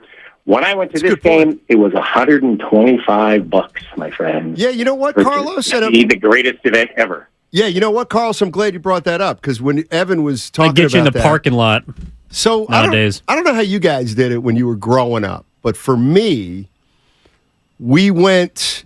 When I was 10 or 12, we'd go to one Phillies game a year in Philadelphia, and then we'd go to one Yankee game in New York. Like one game a year. That's what we did in the summer. We'd go up to New York for 2 days, stay at a hotel, go to a Yankees game, and then we'd go to maybe a Philly game or 2 in the summer when we weren't in school. But that was about it. Then, when I got into college, then I did go to every single Eagles game for 2 years in the mid-'80s when they had Randall Cunningham. But that was only because my buddy's dad had season tickets. He had 8 season tickets, and they only used 3 or 4. So I'd go down every single Sunday that they were at home. But I couldn't afford it. I had no chance I could have. I got some buddies who. They had it going on. Yes. Yeah. That's the only way I could have. I would have never seen that Montana game without my buddy Joe. Yeah. His dad. Like, by no means am I from a poor background, but, our parents, I think they would split season tickets. This was for the A's, but then my dad would take me to, because my dad's not, he doesn't have like one allegiance. Like, basically he moved around much of his life. And so he would pretty much just pick up on whatever sports team was in town, and he liked some of the athletes, so then he'd root for them. My mom was much more traditional. She grew up in Southern California and then came up here, but she has her loves, specifically the Chargers. So, like, whenever the Chargers were in town, she would have a friend that had season tickets to the Raiders, and she would get to go to that game. She wasn't able to take me, but she would get to go, and that's where she would, go see her team. Right. Like, my dad took me to, I think it was in 2002, the first time and only time I've ever been to Candlestick was when the 49ers played the Green Bay Packers. They lost that game, but I remember it like it was yesterday because it was the first football game I'd ever been to. And my dad was more about, I think, like the experience of going to see certain venues or certain teams and the environment that fans can create. And 49ers fans at Candlestick were unmatched. It was unbelievable. And so, like, I don't really think about it now as maybe you have to split season tickets, and maybe you have to be super into a team. But I feel like, at least when I was growing up in the early 2000s, it was, you could have, season tickets were still pretty affordable, but Right. you would be able to know someone that would want to go to these games. So that's like, and that's another, I think, advantage of kind of the transplant area that is the Bay Area. So one family, they're fans of like the Ravens. So when Baltimore comes to town to play the Raiders, their family's going to go to that game. Or when the Chargers are in town, like my mom would want to go. Or if, I don't know, the Green Bay Packers are coming into town, like those kind of families that are allegiant to those teams would get to play. Like, I don't really know how they do it nowadays. And I feel like the majority of fans that still have season tickets are ones that have just been there for years and years and years. Because if I wanted to go and be a first-time season ticket holder for the 49ers, I'm just going to look at that price point and be like, wow, I could spend that money on 7 home games, or I could spend it on a ton of other things. And there's so much to do in the Bay Area. I think it's hard for a lot of people to figure that out. I remember when I moved out here in 90, I bought a 6-game plan to the Warriors. And I think I want to say it was like $240, $300 total, something like that. About $20-25 a game for 2 tickets. But no, I agree. It does. I mean, you can go to an A's game pretty cheaply. But even now, you're paying more than you would want for the product that you're getting. No doubt. Like, I mean, I don't want to pay $20 to go see that Oakland A's team. Now, that might be cheap if I'm going to watch the Giants for $20, but that's probably a standing room ticket, and then maybe I got to find some buddies. And, I don't know. For me, I just feel like the juice isn't worth the squeeze for sports fans as much as it used to, because to our caller's point, yes, $120 was big back in 1989 for a Super Bowl, but $5,000 in 2023 is, like, that's unfathomable for a lot of people that you'd pay that much money for a single ticket to a sporting event. But I know it's the second time you use that phrase. Is that an original, or you had heard that one? What? The juice isn't worth its squeeze. It's a good line. Did you hear that somewhere else? Or yeah, actually. It's a good line. Hey, just giving you credit. No, and I can give credit to Alan Stiles. We were talking about it last week. Yeah. So it's Stiles's. Well, it's not his. I mean, it's not. Who used it first on the Bay Area airwaves, you or Stiles? I don't know. Probably Alan. You got to Google it. Well, we'll find out. We're going to get to the bottom of it. No, I can give him credit, but crossover. but like you'd never heard that before? I have not. Not until you said it earlier this week. Oh, really? Yeah. See? Oh, we're different generations. Okay, there we go. I can teach you about recent history. You got Reading Phillies? These are the Tacoma Rainiers. Although I have been, as you learned yesterday, I have been to Reading. But, we were talking about Washington earlier, and Tacoma's underrated, I would say. Buddy of mine was going to move there. A lot of people just pass through. They had a change of plans. Oh, it's where the famous Tacoma Dome was. Biggest Sonics used to play there. Sonics used to play some games at Tacoma. Absolutely. Wow, that's pretty incredible. Hey, by the way, Shasky's picked up this thing that is a good little radio trick that I heard. Bonte was starting to talk about all this high school stuff this morning. Severinson, who had his arm over the... And Spadoni's getting good at not Spadoni. Shasky's getting good at saying, oh, yeah. It's good context. Or, no, it's good texture. It's good texture for the for the rest of the. It's like good background. Oh, yeah, exactly. You're doing well. Mark Schlereth coming up in 10 minutes. NFL analyst on Fox, radio host 104.3 The Fan in Denver, and the Stinkin' Truth podcast. 49ers are in Vegas right now practicing with the Raiders. Jimmy Garoppolo early in the practice, the first report we got. No, we're not kidding. Apparently just marched down the field. Impressive drive on the 49ers ones. Can I say that? Was it their ones? Can it be their ones if Nick Bosa's not on the field? Well, Dre Greenlaw also probably wasn't on the field for that long because he went down with a hamstring injury, had to exit. Meanwhile, Ray McLeod unfortunately broke his wrist, and he's going to be out a couple of months. George Kittle was injured with an adductor, either ad or abductor. They're different, but... Which is the one that kept Wiggins out for a while? Adductor. Is that the same thing? I think the adductor is... It's kind of like your... Oh, is it the same thing Kittle has? At least from the report of the injury. Okay. But obviously, George Kittle's just going to be out for a week. Right. Not 12. No, I get you. Still, though, you know me. I don't usually get too wound up into that, but those are some names there. Those are some names of guys who are a little banged up for the 49ers. Don't forget, Sunday, of course, they play the Raiders in the first preseason game. You excited for Monday's show? Yes, I am. It's going to be just like it was a regular season game. Also because Guru's back.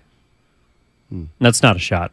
But it's because it'll mark the first of many Mondays in which we'll have a sporting event to react to for the next 6 months. Like, you know, as much as I do love the summer and being able to kind of, I don't know, watch here, watch there, pay attention to some sports and, you know, lock in and create great conversation with you, Sonny, we haven't had a lot to react to at all times because, you know, things are going well for the 49ers, the Warriors, even the Giants, even if we're calling them boring, like they're winning games.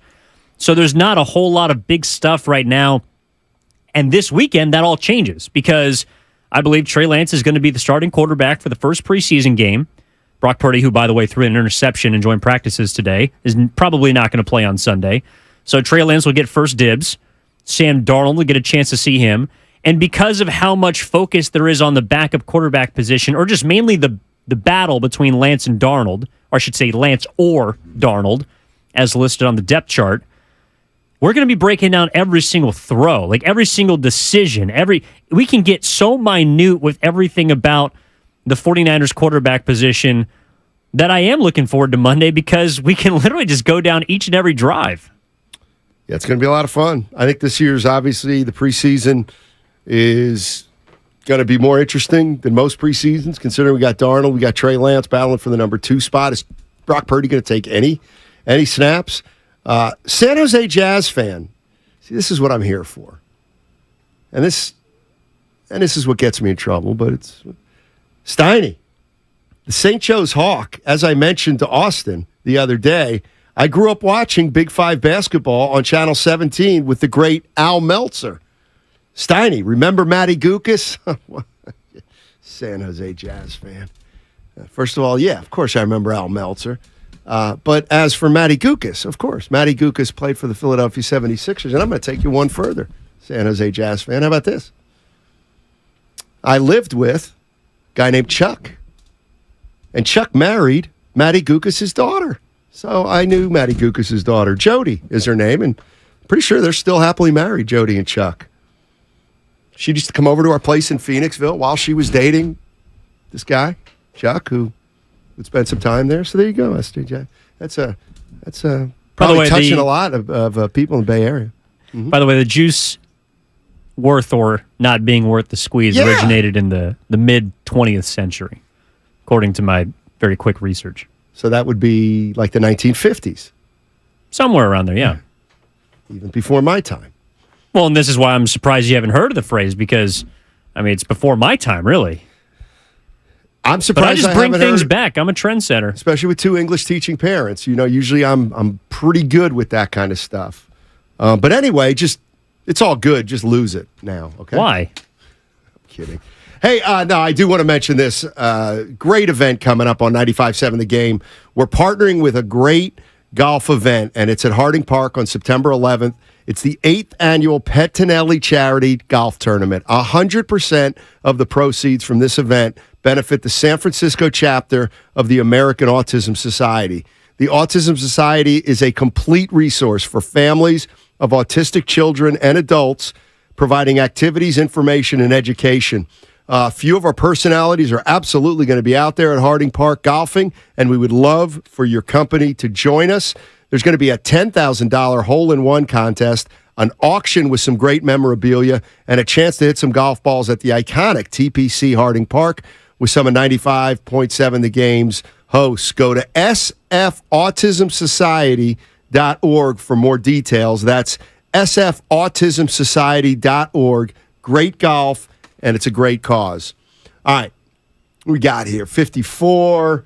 What's the break? What do you want to talk to Mark about? You know what? On the other side. I was thinking the exact same thing. Let me think for a second. I think, I'd like to get into, Shani as a relationship guy, but you just can't say, hey, you think Shanahan's a good people person? So I guess, the quarterback situation, I think that's always a good, fair question to somebody who we're bringing on for the first time or haven't gotten his opinion. Because I do think, what do you think about the quarterback situation here in San Francisco? There's a guy who played 8 games. He's the starter. There's nobody that's going to come on a San Francisco sports talk radio station talking about the Niners that doesn't have an opinion on the quarterback situation. So that'll probably be a jumping off point, would you think? Well, absolutely. And I think also, too, because since he does do games on Fox for the NFL, he's inevitably going to be doing a 49ers game this year. I think he did 2 last year. I don't know if he's still on the same broadcast crew with Adam Amin, but he's very good. And so I'm sure he's had to dig into this quarterback situation, because if you're looking at the 49ers, number one, they're going to be on your ledger at some point if you're a TV person. You're going to have to talk about them. And there's not a whole lot of question marks outside of the quarterback spot. So I'm sure Schlereth has got not only insight that he can provide based on, a 10-plus year career, but also because this is his job. Mark Schlereth joining us on the other side.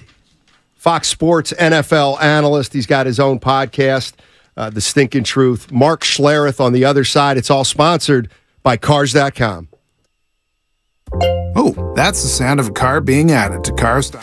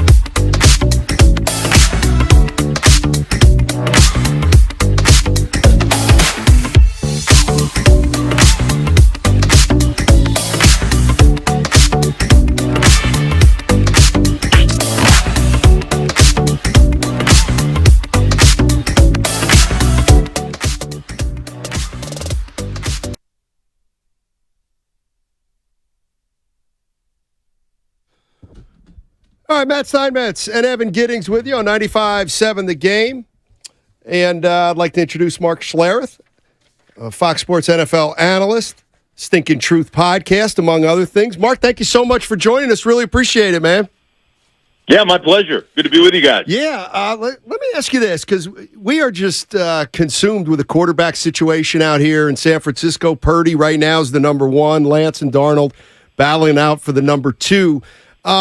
From somebody, a national perspective, and you look at what's going on with the 49ers quarterback situation, does it stand out as unusual at all to you what's happening here, or is this something you've seen plenty of times in terms of starting quarterbacks in the NFL at the start of a season? Yeah, I think it's unique because of Purdy's story being Mr. Irrelevant, and the juxtaposition of him being Mr. Irrelevant and you moving up from 12 to 3, 9 spots to go out and get Lance. Trey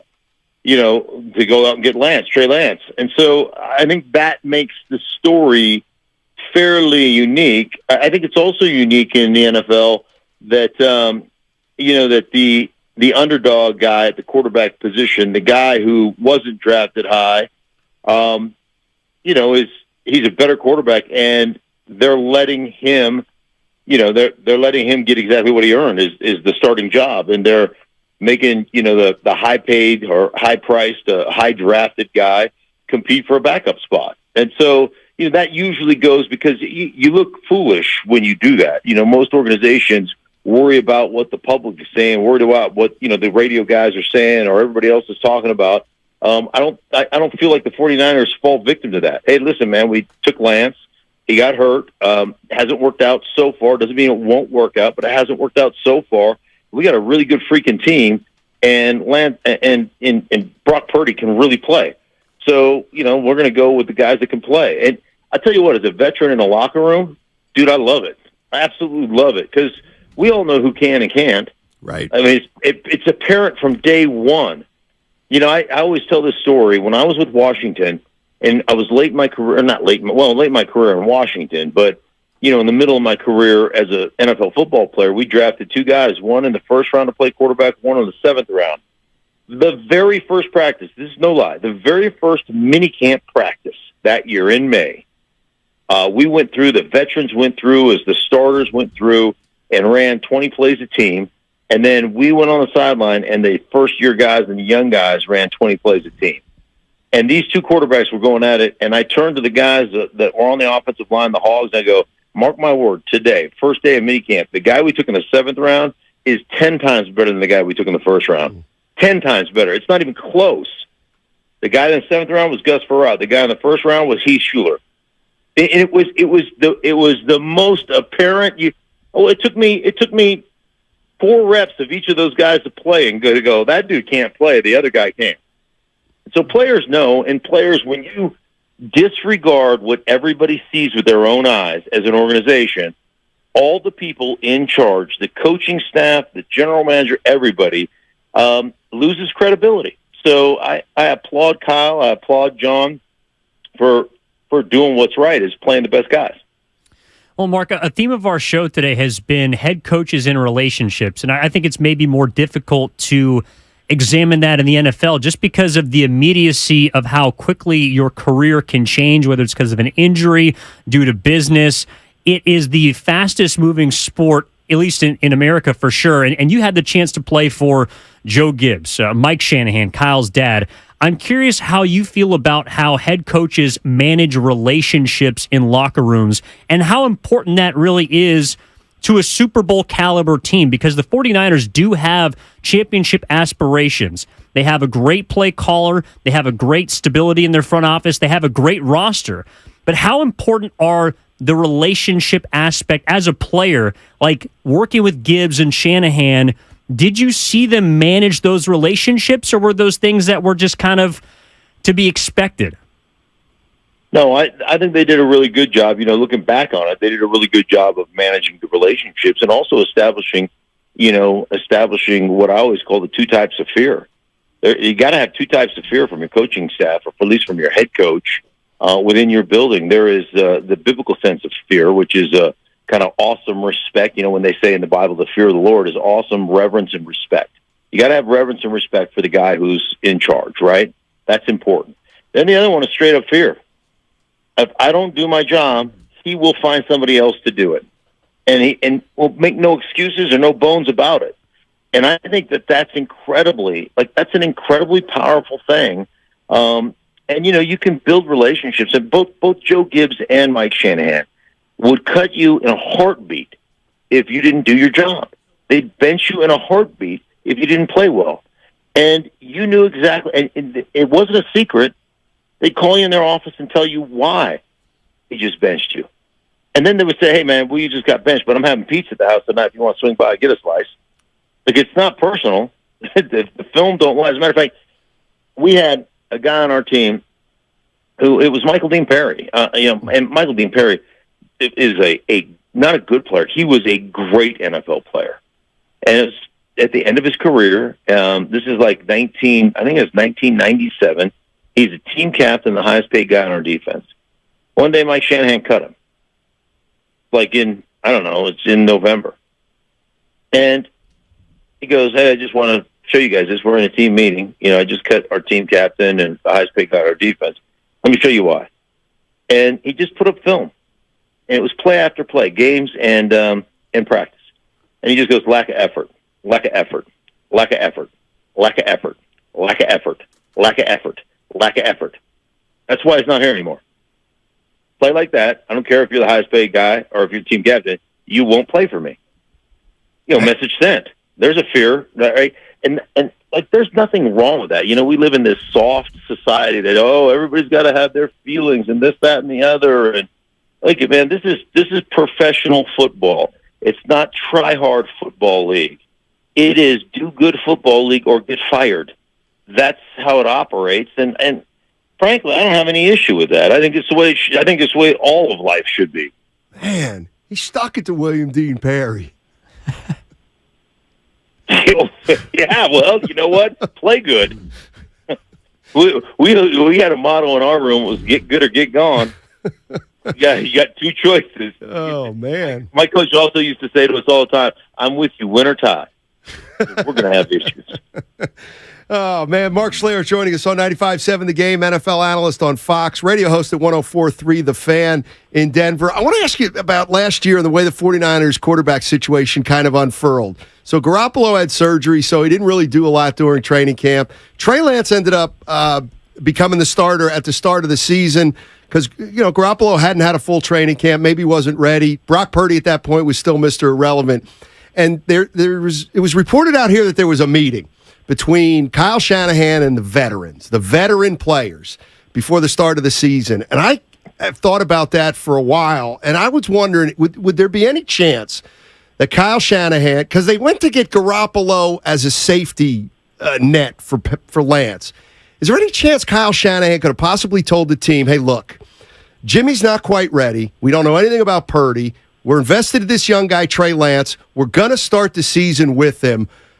I'm going to need your guys' support. Trust me, if it doesn't work out, we will go to Jimmy, but I want to give this guy a chance early, and we'll see. Any chance that would have been a possibility? Oh, sure. I mean, because that's different than not playing the best guy.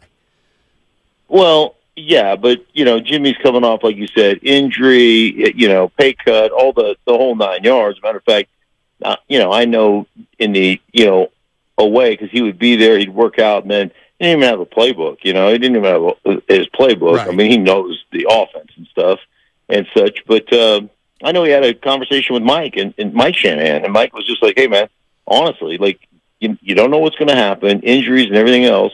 This is really the best place for you. So think about getting re-signed here. Like, I'm just telling you this as a guy, you know, as a friend and a guy who understands how the league operates. And so, you know, that conversation went down as well. Kyle is the thing about Kyle is you can be tough and you can hold guys accountable. You can do all those things.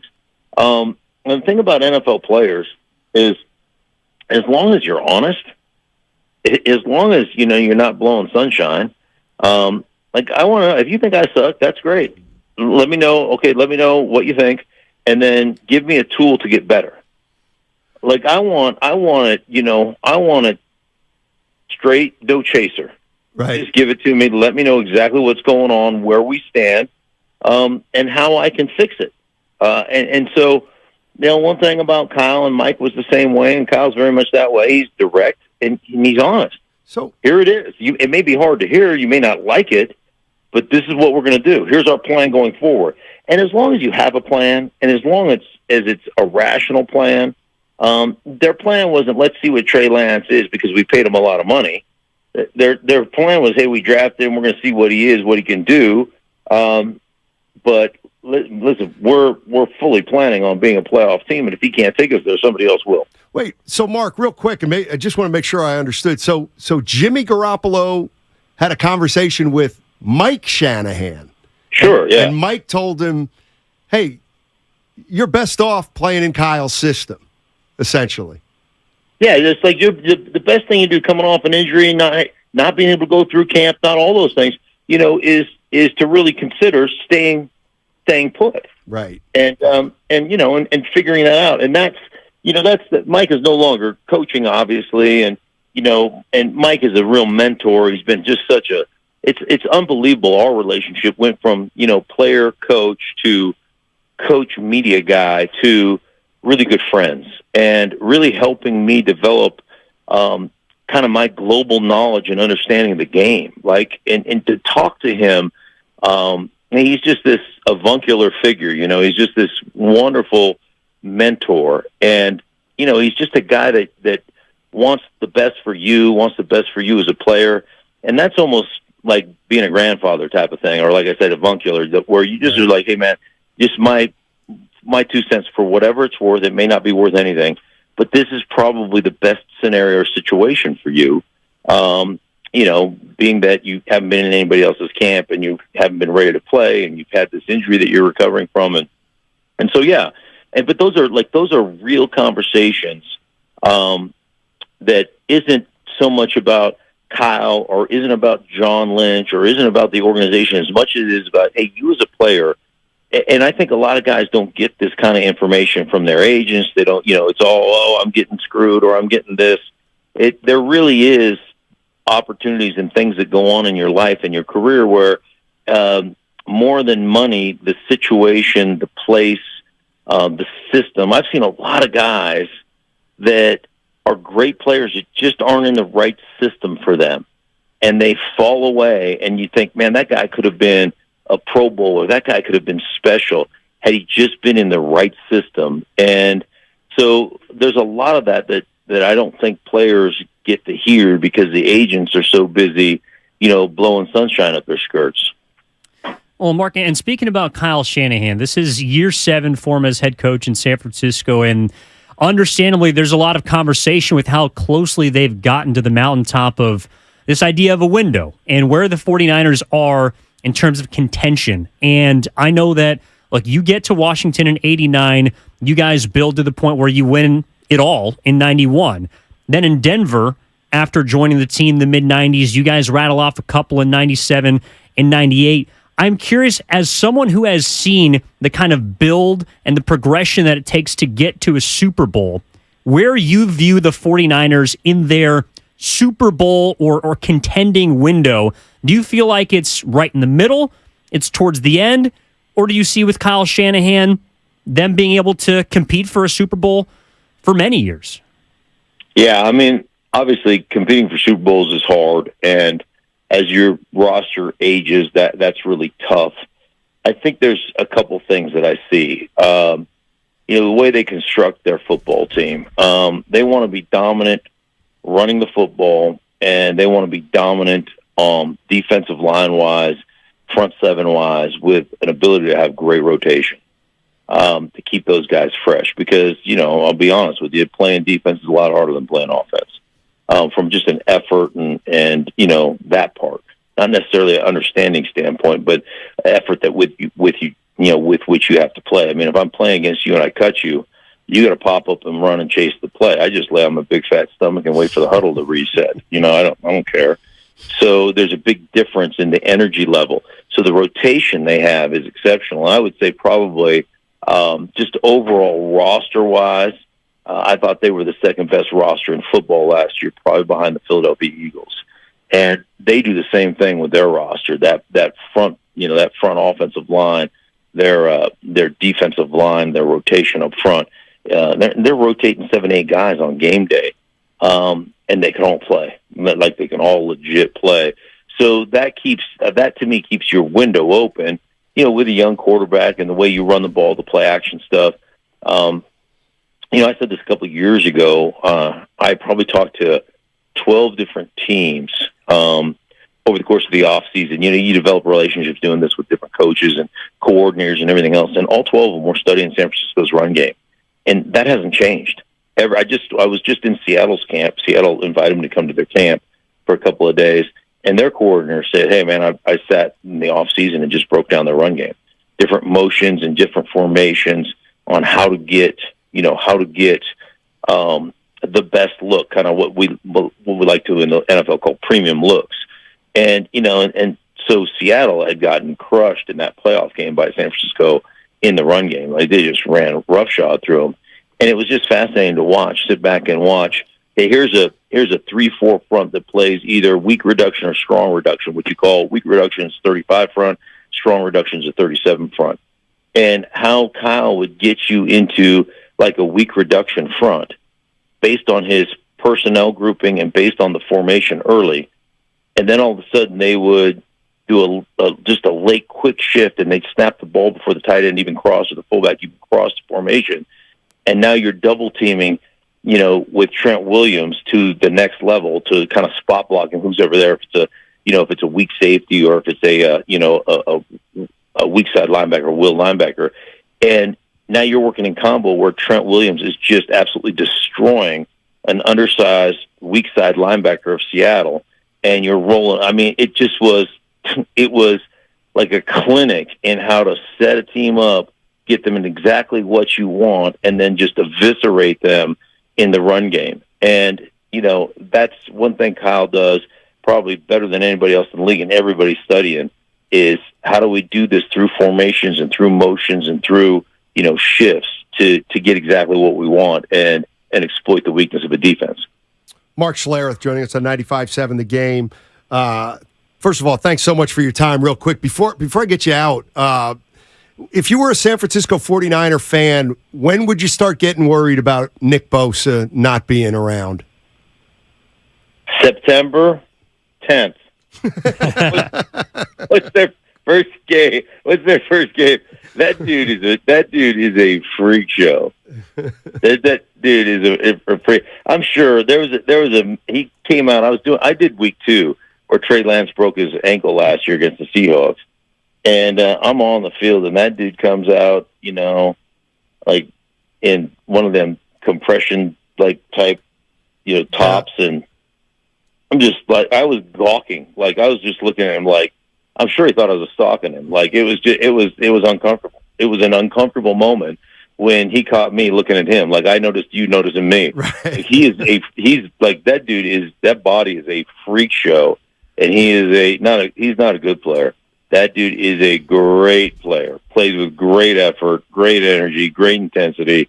I would, I'd like to get him into camp, for that Wednesday, Thursday, Friday preparation. Other than that, man, that dude is a trained beast. Just put him on oxygen, put him in an oxygen tent, and get that thing signed, and then let him unleash him because he is a freak show. Great stuff, Mark. God, I want to ask you about growing up in Anchorage, Alaska. Also, I'm going up there next week. Go see my dad. Just turned 84. Nice. Freak shows, yeah. See, I couldn't. I know myself well enough. I probably don't make it happen in Anchorage, Alaska, Mark. What was it? You can't make it happen in Alaska? Yeah, I don't think I could. I'm not strong enough to survive up there, is what I'm saying. No, yeah, you'd make it. You'd make it. But it would be. I mean, it would be touch and go for a while. Looks like a fascinating place. It's actually on my bucket list to get up there. So, well, do it. You got to do it. All right, you'll love it. All right, hey Mark, thank you so much for joining us. Great stuff, and look forward to talking to you. And I know you'll be on a 49er call a couple times this year. We look forward to that. Thank you, man. Appreciate it. All right, Mark Schlereth, NFL analyst on Fox, radio host 104.3 The Fan in Denver. Stinking Truth podcast. I could listen to that guy talk football for years, man. Let me tell you something. Like, that's how you do it. That's how you do it. I mean, Woody Allen, half a life is showing up. All right, you show up, you have some enthusiasm for what you do, you enjoy what you do, people realize that you're having fun doing what you're doing, and you listen to a guy like Mark Schlereth, and you're like, boy, he makes it sound interesting.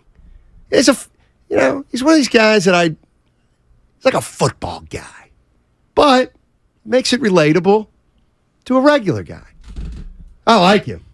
Well, and I think that's one of the reasons why he's one of Fox Sports, top NFL dudes, is because he can make the game. And look, like, sure, he may not have as much time as he does on a radio show to break down a play, but that's why honestly, I do believe that being a color analyst in the NFL, in any sport, but specifically the NFL, is the hardest job of a sports broadcaster, because you have to be entertaining, educating, and you have to get it all done off the top of your head with no script every 30 seconds. Like, every time there's a play, there's a million different things that happen. And Mark Schlereth knows better than most because he's been on the offensive line. Like, just because you do your job doesn't mean that someone else not doing their job doesn't help you, or vice versa. Like, there are so many different moving chess pieces on a field. Like, you're almost playing two separate sets of 5-on-5, because you have the O-line versus the D-line and linebackers. And then you have the position players on offense against the secondary or linebackers for the defense. So you have to have your eye on everything, and you have to basically dilute what he sees, which is significantly more than any of us watching a game of football. You have to dilute that into something that is easily digestible for the audience, and then but also sound as cool, calm, and collected as he does during this interview. Like, it's unbelievable. No, he's really good. He's really good. And our guy Ernie Chavez on YouTube says, "So Steiny got a nugget. What's that? Well, nuggy nug? Well, I find this fascinating. I don't know why it resonated, but according to Mark Schlereth, and I don't know who sought out whom, but Jimmy Garoppolo talked to Kyle Shanahan's dad about this situation. So I'm thinking, why would Shanahan's dad talk to Garoppolo, or Garoppolo talk to Shanahan's dad? Just a little bit unusual. And then Shanahan's dad says, "Hey, look, there are a lot of places out there you could be. This is still one of them. Like, playing for my son. I don't know. I'm not good, bad. I find that kind of interesting." No, but I also find it understandable, because Mike Shanahan was out at training camp earlier this year. So I imagine he's been out at training camp in years prior. He's probably developed some sort of relationship with Jimmy Garoppolo. I also imagine if you're a quarterback that has access to a head coach that has worked with the likes of John Elway and other great quarterbacks throughout his own head coaching career, and has also been a head coach, albeit maybe not successfully by our standards, but he's been a head coach in the NFL relatively recently, within the past 10 or 15 years. So he has an understanding of the modern game and the modern quarterback. So he's kind of that bridge between the old and new. So if you have access to that and you're Jimmy Garoppolo, well then, one, you're going to go to Mike Shanahan. I think that's why probably that conversations happens. But also, when Mike Shanahan does tell you that sticking around is good for your career, it's not coming from a place of, well, it's just because it's my son. Like, Mike Shanahan, at least from what I've read and heard about, has made Kyle work for everything in his career, and Jimmy Garoppolo gets the kind of tutelage by osmosis of both of them. Yeah, it's interesting. I'm trying to imagine what the conversation went like. And I've got a couple ideas, because I do think I don't know, I just find it fascinating. But you're right, Mike Shanahan's been out at practice here and there over Kyle's tenure. All right, 888-957-9570. Mark Schlereth said anything you want to react to. The lines are wide open, but I do want to get back to the 49ers. They are practicing right now in Vegas. We'll give you an update on how that's going. And it's all sponsored by AC Transit. It's finally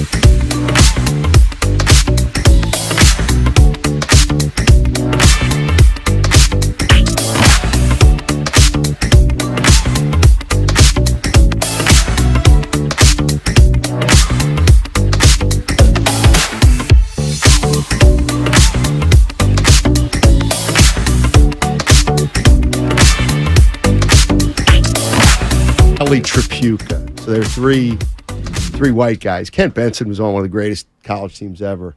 Anyway, it's Steven Jackson, and it was a story about how Bird was telling Isaiah, you better get somebody out here who can guard me.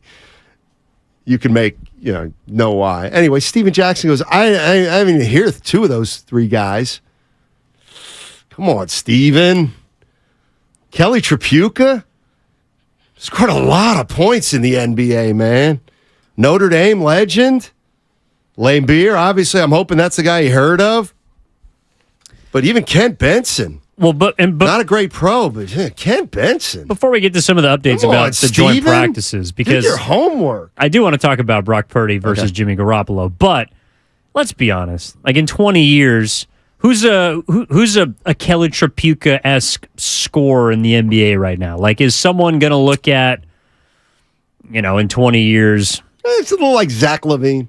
Yeah. Like, is Zach LaVine going to be known in 20 years? I would known.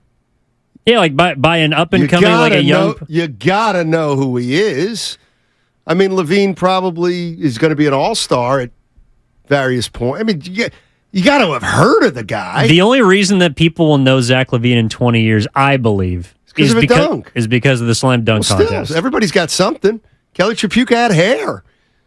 He had like a perm. So it's like 60% of the population. I don't think you're understanding what I'm saying. Don't. Yeah, respect your elders, know your history, but exactly. But you can tell the history of the NBA without Kelly Tripucka. You can tell the history of the NBA without Zach LaVine. You can't tell the story of basketball without the Tripucka family. Do you understand that? No. Oh my gosh. But why? Enlighten me. What did the Tripuckas do for the game? The dad I can't educate everybody during my 4-hour show with you today. We got time. Or do you want to talk about Brock Purdy? I'd rather talk about Mike Shanahan talking to Jimmy Garoppolo about Kyle. And, I hope people don't think, I'm trying to make something controversial out of it. I just think it's fascinating. So, I guarantee, the more I'm just thinking about it, and I'm thinking, I guarantee you Mike Shanahan had to tell Garoppolo during this time. And if you don't know what we're talking about, we just had Mark Schlereth on, NFL analyst on Fox, and he said that he knows that when Jimmy Garoppolo was kind of going through it with Kyle, that he talked to Mike Shanahan, Super Bowl winning coach, Kyle's father, just about the situation, and that Mike Shanahan told Garoppolo, I think it'd be great for your career if I think you got to stay here. I think this is going to be a good system for you. But this was in the last year or two. So I'll bet you, now that I start thinking about this stuff more and more, now I get it. I'll bet Mike Shanahan had a relationship with Garoppolo where he probably said, you know what, listen, I know Kyle's tough. He can be tough to play for. I know he's demanding. Sometimes I know he expects too much from that position. But, I do think if you look at your career, just interesting stuff. Because I don't know if you know anything about Mike Shanahan, but Mike Shanahan's the kind of guy who wouldn't just stick up for his son because he's his son. You know what I mean? I think Mike Shanahan's got a lot of integrity. And I'll bet you he and Jimmy did have some great conversations about Kyle and his strengths and weaknesses, meaning Kyle's strengths and weaknesses. And I'll bet Mike Shanahan, even as a father, told Jimmy Garoppolo the truth, even if it might have meant, yeah, Kyle's not perfect. Kyle does some things that I wouldn't do, Jimmy. But as somebody who's seen the whole landscape of football for decades and decades and decades, I still think maybe he'd be all right here for another year or so. Interesting to me. And we got another story from Mark Schlereth, and once that podcast is posted and archived on YouTube, I'd recommend everyone go there and check it out, whether on the 95.7 The Game Podcast Network or our YouTube channel. You can subscribe while you're there as well. But I also think that the story, who was the defensive player that he mentioned, the guy that you knew, Steiny, that he cut, that Mark Schlereth was telling us that Mike Shanahan cut? William Dean Perry? Yes, so he was, at the time, I think he said for Denver, was their highest paid defensive player and a team captain. And he cut him. But not only did he cut him, then he sat everyone down that was, I assume, a team captain, and Schlereth was kind of a veteran member, well-respected in the locker room, big part of 2 Super Bowls for them. He sat those guys down and showed them the reason why he cut them, or cut this guy. And it was, what did he say, 17 times lack of effort? Yep. So not only, and you know more about Mike Shanahan than I do, but just gleaning from that one story, Mike Shanahan is not afraid to shoot from the hip about the best, highest paid, most, formerly respected player on the team and cut him in an instant because he's not giving him what he wants. I also assume he's applying that to his own kid. And he knows Kyle Shanahan better than anybody. I would agree. But I think the other part of the Jimmy Garoppolo conversation with Mike Shanahan is, and why I think not only Mike was telling him to be with Kyle, but he's also being truthful, is, look, and this was during the offseason that Jimmy Garoppolo between 21 and 22 had the shoulder surgery, so they were trying to figure out if the Niners could trade him. I remember John Lynch in the postseason press conference saying we're going to try and find Jimmy a great landing spot, work with him, yada, yada, yada. But Jimmy Garoppolo didn't have very many suitors, and so, or at least in the trade market. So Mike Shanahan is saying, go to the place that you know the best, that you can showcase your skills, and that's San Francisco. And where did Sam Darnold want to be this offseason? As potentially third-string quarterback making backup money, if not more. San Francisco. That's because of Kyle Shanahan. Where did Brandon Allen want to be on a $1 million guaranteed deal? He was the backup quarterback. Like, he was the number 2 the last 2 seasons in Cincinnati behind Joe Burrow. He comes over to San Francisco knowing damn well he might be the 4th quarterback on the practice squad, but he wants to be in Santa Clara in that locker room because of Kyle Shanahan. So I don't think it's disingenuous or it's nepotism that Mike Shanahan is saying, you want to be with my kid. No, I think he's objectively looking at every situation and saying, Jimmy Garoppolo, this is the best spot for you. And he turned it into $72.5 million with the Las Vegas Raiders. So Mike Shanahan was right. I always liked Mike Shanahan a lot. I thought he was a really good mix of old school and not old school. That's just me. I'm also a guy who's going to recite some numbers to you. Oh, my gosh. Kelly Tripucka came into the league in 81, 82. Back to Tripucka. As a rookie, averaged 21.8 points per game. That's a rookie in the NBA.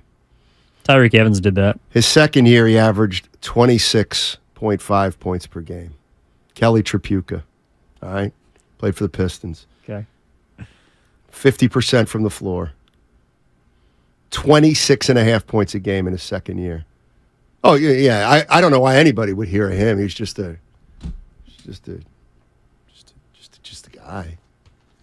You want to stick up for Steven Jackson not doing his homework. That's who you want to align yourself with. He's from Port Arthur, Texas. Maybe Kelly Tripucka's name didn't make its way down to the southern parts of this country. Because he probably would have never heard of him playing for the most famous university on the planet, Notre Dame, where he was a legend as a player. Tripucka? Yes. Well, I know the Notre Dame football team, but well, his father played football at Notre Dame. Yeah, but that's not basketball. He played both sports. He was a legacy. Frank Tripucka, his father, was an unbelievable athlete at Notre Dame. He has Kelly, and Kelly becomes an NBA pro for 10. Just know who he is. That's all I'm asking. John, had you ever heard of Kelly Tripucka? Have you ever heard of Kelly Tripucka? I have not. Do you think people How about Kent Benson? Negative. Now I have to do this. How about Robbie Benson? I've heard of Kent Benson, not Robbie. But Robbie was the actor. Okay. I know Cedric Benson. Oh my! Do you think people nowadays would know John Barry if not for his broadcasting work? Kelly Tripucka was way different than John Barry. But the Barry name, like, he's a legacy. Well, Frank Tripucka wasn't like Rick Barry, like one of the greatest pro players ever. So I would actually have more of a reason to know who John and his brother are. Kelly Tripucka's career can stand. Kelly Tripucka's career as an NBA player and college basketball player can stand on its own. And if you consider yourself any kind of knowledgeable basketball fan, you would know who he is. John Barry and the Barry boys are sons of one of the greatest players of all time. Like Kelly Tripucka can stand on his own. You know, John Barry was a nice role player in the NBA for a few years, some years. Oh, yeah, and to San Jose Jazz fans' point on the YouTube chat powered by First NorCal Credit Union is you could tell the history of the NBA without Steven Jackson if it wasn't for the malice at the Palace. But that's my point. If Kelly Tripucka had swung on a fan, I'd probably know who he was. Steven Jackson also gets to tell the story because of We Believe. And Kelly Tripucka was not a part of the Bad Boys Pistons, correct? Correct. That's correct. Because he was part of the nice guy Pistons before that. Yeah, and Isaiah Thomas was very complimentary of him, which is why I know who he is. My point is that I can understand why even someone in the same Steven Jackson's like 45 years old. He's not 28 like you. Like 45. I mean, he almost played against him. But he didn't have a reason. I'm just looking at How do you not have a reason? The guy started 10 John years. and Brent Barry, thank you. I know those guys are. Anyway, speaking of Rick Barry, how about this for a non sequitur? He just happened to. Oh, yeah? So Rick Barry, you know him out here in the Bay Area. Well, he sometimes can be a little volatile. He doesn't mind bringing kerosene to a house party. He's feisty. Do you have the particulars of where this came from and the woman who did the interview? Because if you play it, I can get it on the back. Okay. This is Rick Barry. He's on one. You don't have to play it, John. I got it. It's just, I feel like I should set it up better. I was just saying that the host was Joy D'Angelo. Correct. Joy D'Angelo. So here's Rick Barry. D'Angelo. He was on one.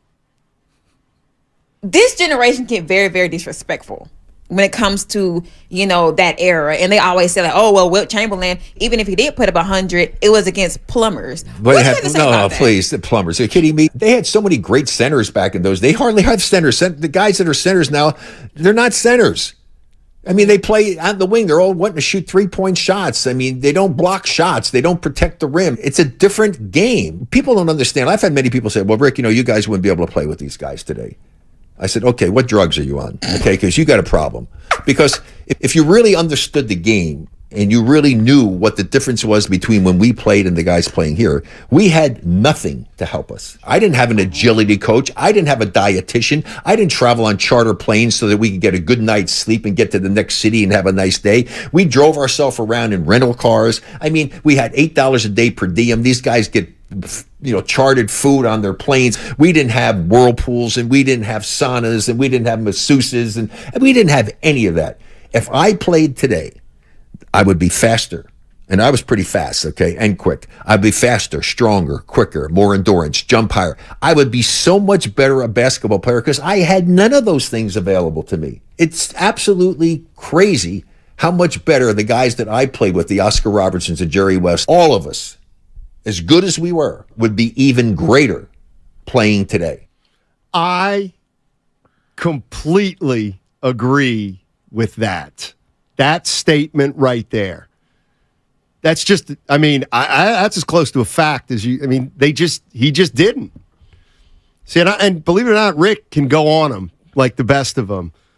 But let me tell you something about what he just did there. He didn't tear down the current players. Like, not at all. He just said, God, I would have, a lot of guys will say, oh, I'd like to see what Steph Curry would do without the charter flights and without the this and that.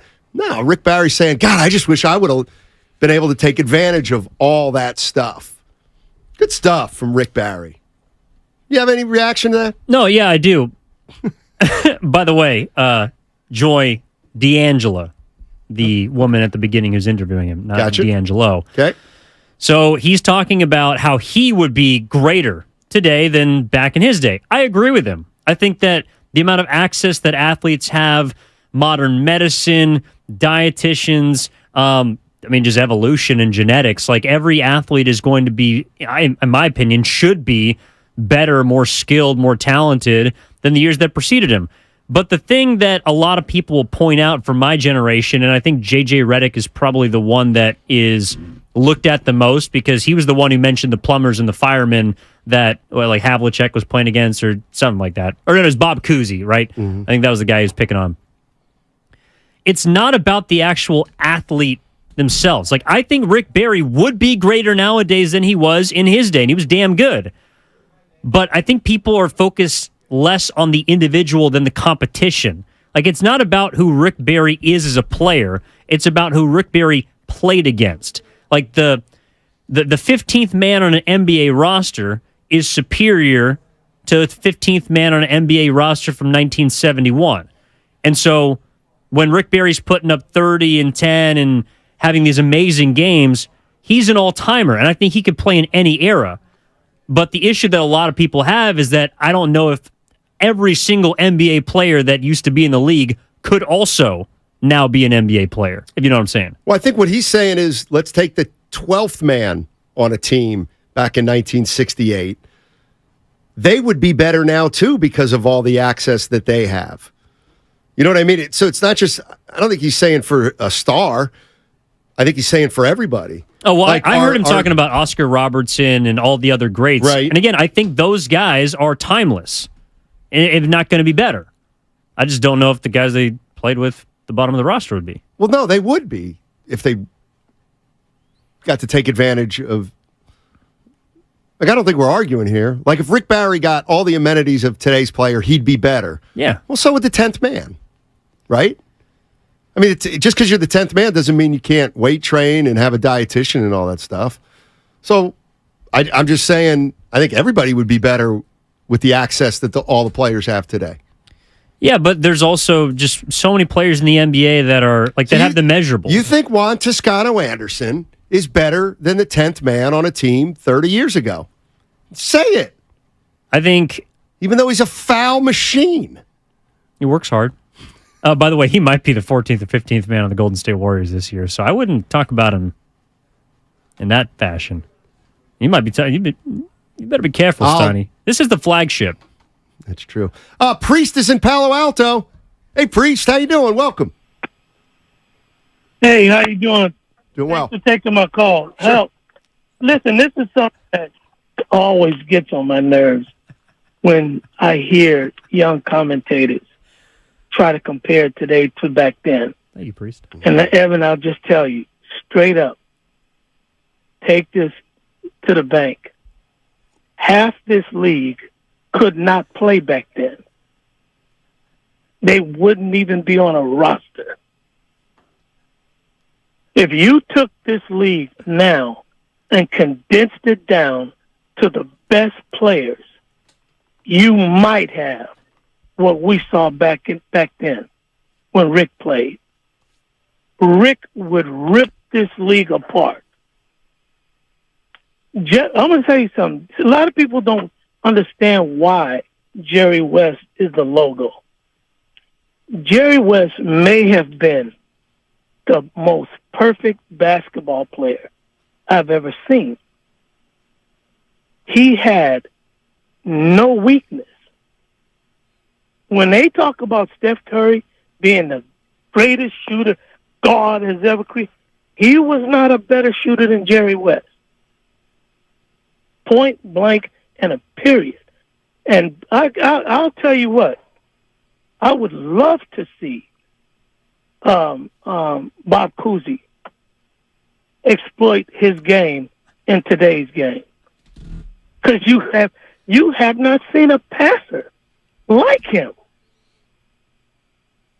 I'm telling you, this league is watered down. The centers that play center nowadays, there's only one or two centers in this league now that might compete with those guys back then. This league is watered down. The athletes now are not better athletes than back then. As a matter of fact, the reverse might be true. The difference is these guys have a lot of advantages. If you saw Wilt Chamberlain, you would not believe it. You would not believe. You guys are clueless. Hey, Priest, you say a guy is clueless, not me. You can include him. No, all right. Yeah, I'll just say that. But I'm just saying, man. I'm just hey, trying Priest, to drive the point home. Priest, my dad was up at Kutcher's okay, in the Adirondacks, watching Will Chamberlain play against pros. You know what Kutcher's is. I know Culver's. Nobody else knows. Priest, you and I know what Kutcher's is. That is called giving a gentleman the floor when A, he deserves it, and B, he knows damn well what he's talking about. Priest, you are THE man. Well, that's how you know that I respect my elders. We got to go. I wouldn't say Kawhi Leonard. I wouldn't say Kawhi Leonard would shut down. Kawhi Leonard, the robot? He's like a robot. Actually, his name is the Claw. He plays all stiff. He's not fluid. Yeah, because he's like 240 pounds of pure muscle. Here's the last thing I will say about Rick Barry. Rick Barry, he was a bad guy. He was a killer. Like, if you said to me, Steiny, you know what, you're going to hate to hear this, but he might have been better than Bird, I'd say no, but I'm not calling you an idiot. 888-957-9570 is the number. Everything and all things today sponsored by AC Transit. Get in where you fit in. AC Transit wants you to drive the East Bay. Take the wheel of your career and level up. No driving experience required. Paid training is provided. New bus operators are eligible.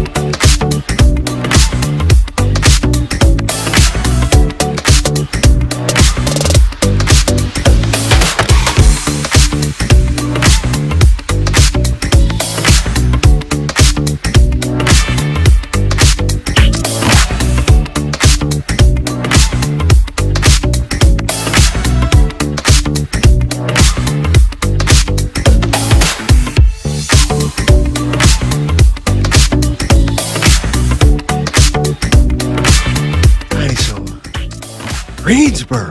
I'm a little worried. Something like that. You know what he should be worried about when he He's comes worried back about and sees how everything. expensive barbecue is out here compared to North Carolina. What happened? You get the best barbecue in your life in North Carolina for like $8. The Bay Area, you got to go. Well, first you got to drive like probably outside of the Bay Area, find some real stuff, and then even if you're getting here in the city, you're paying like $20 a plate for some semi-burnt ends. All right. Do you know what those are? Yes, I do, actually. It's some part that's burnt at, yeah. Go ahead. Well, no. You've been to Kansas City, right? No. What? Actually, that's a place I haven't been. Oh, wait a minute. Oh, no, because it's not an NBA location. No. No, I've been to Kansas City. In fact, I was at Arrowhead Stadium and Royal Stadium. They're adjacent to each other on my drive cross country. We stopped, and the stadiums were open. Nobody was playing there. And we actually we didn't walk into Royal Stadium. That was locked. But Arrowhead Stadium was wide open. And we just kind of walked. But I'd never spent any time in downtown Kansas City. It is nice. I mean, it's not obviously anywhere as bustling as here, but they do offer fantastic barbecue. So burnt ends are from the brisket. Like they're cut from the point. So half of the smoked brisket, and then the lean or like the flat cut becomes kind of something that you consume. Have you ever thought about doing this much homework for sports, which is the field you're in? Yeah, I do it every day. Well, sometimes. I tell you what, feel free to go research the history of barbecue, and you can parlay it with the history of North American sport.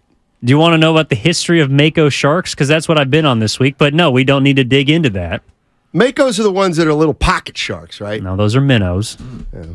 And actually, if you John. if you blew up a minnow, you'd get the form of a Mako shark because they look like a torpedo, like a 12-foot torpedo. First of all, a minnow is 2 inches long. Yeah, so I'm saying you blow it up. You know, like how Bugs Bunny used to do. He'd like stick his thumb in his mouth, start blowing, and then he just would become a balloon. John, you want to jump in here? Sorry. Oh, you don't now. Okay, gotcha. It's a good change of mind. Good change of mind. 49ers are in Vegas, and we had Mark Schlereth on. And we'll give you the summation, the joint practice summation. So tell me if I get these numbers right, because you just talked. Brock Purdy was 9 for 16, 1 pick, 2 touchdowns. Hello? Yes, 9 for 16. But you were reading it. What do you? No, I'm not reading it. I say, did I remember these correctly? Oh, okay, Tell me if I didn't. Yes. 9 for 16, 1 touchdown. Two touchdowns one and an pick. interception. He threw an interception on his first drive of 11 on 11s. And, the overall takeaway is that Jimmy Garoppolo looked like the best quarterback on the field today. Now, you're being serious. No, I actually am. Now, I mean, it's a joint practice, so however much you take away from it is up to you. But Jimmy Garoppolo, and this is a guy who has thrown 5 interceptions in a practice before in a 49ers uniform, looked like he was better than Brock Purdy. So it appears that, at least like when I hear those statistics and I hear the takeaways, I still hear that there's still some rust for Brock Purdy, which is something that should be expected, right? Can I be honest? You know what I hear? I hear Jimmy Garoppolo. No, I hear Garoppolo is a player who's gone up against that defense and knows how to. I think he's got a little insight, especially without a Bosa. And what? Who else wasn't there? Well, Greenlaw went down. He had a hamstring. Yeah, I wouldn't read too much into it.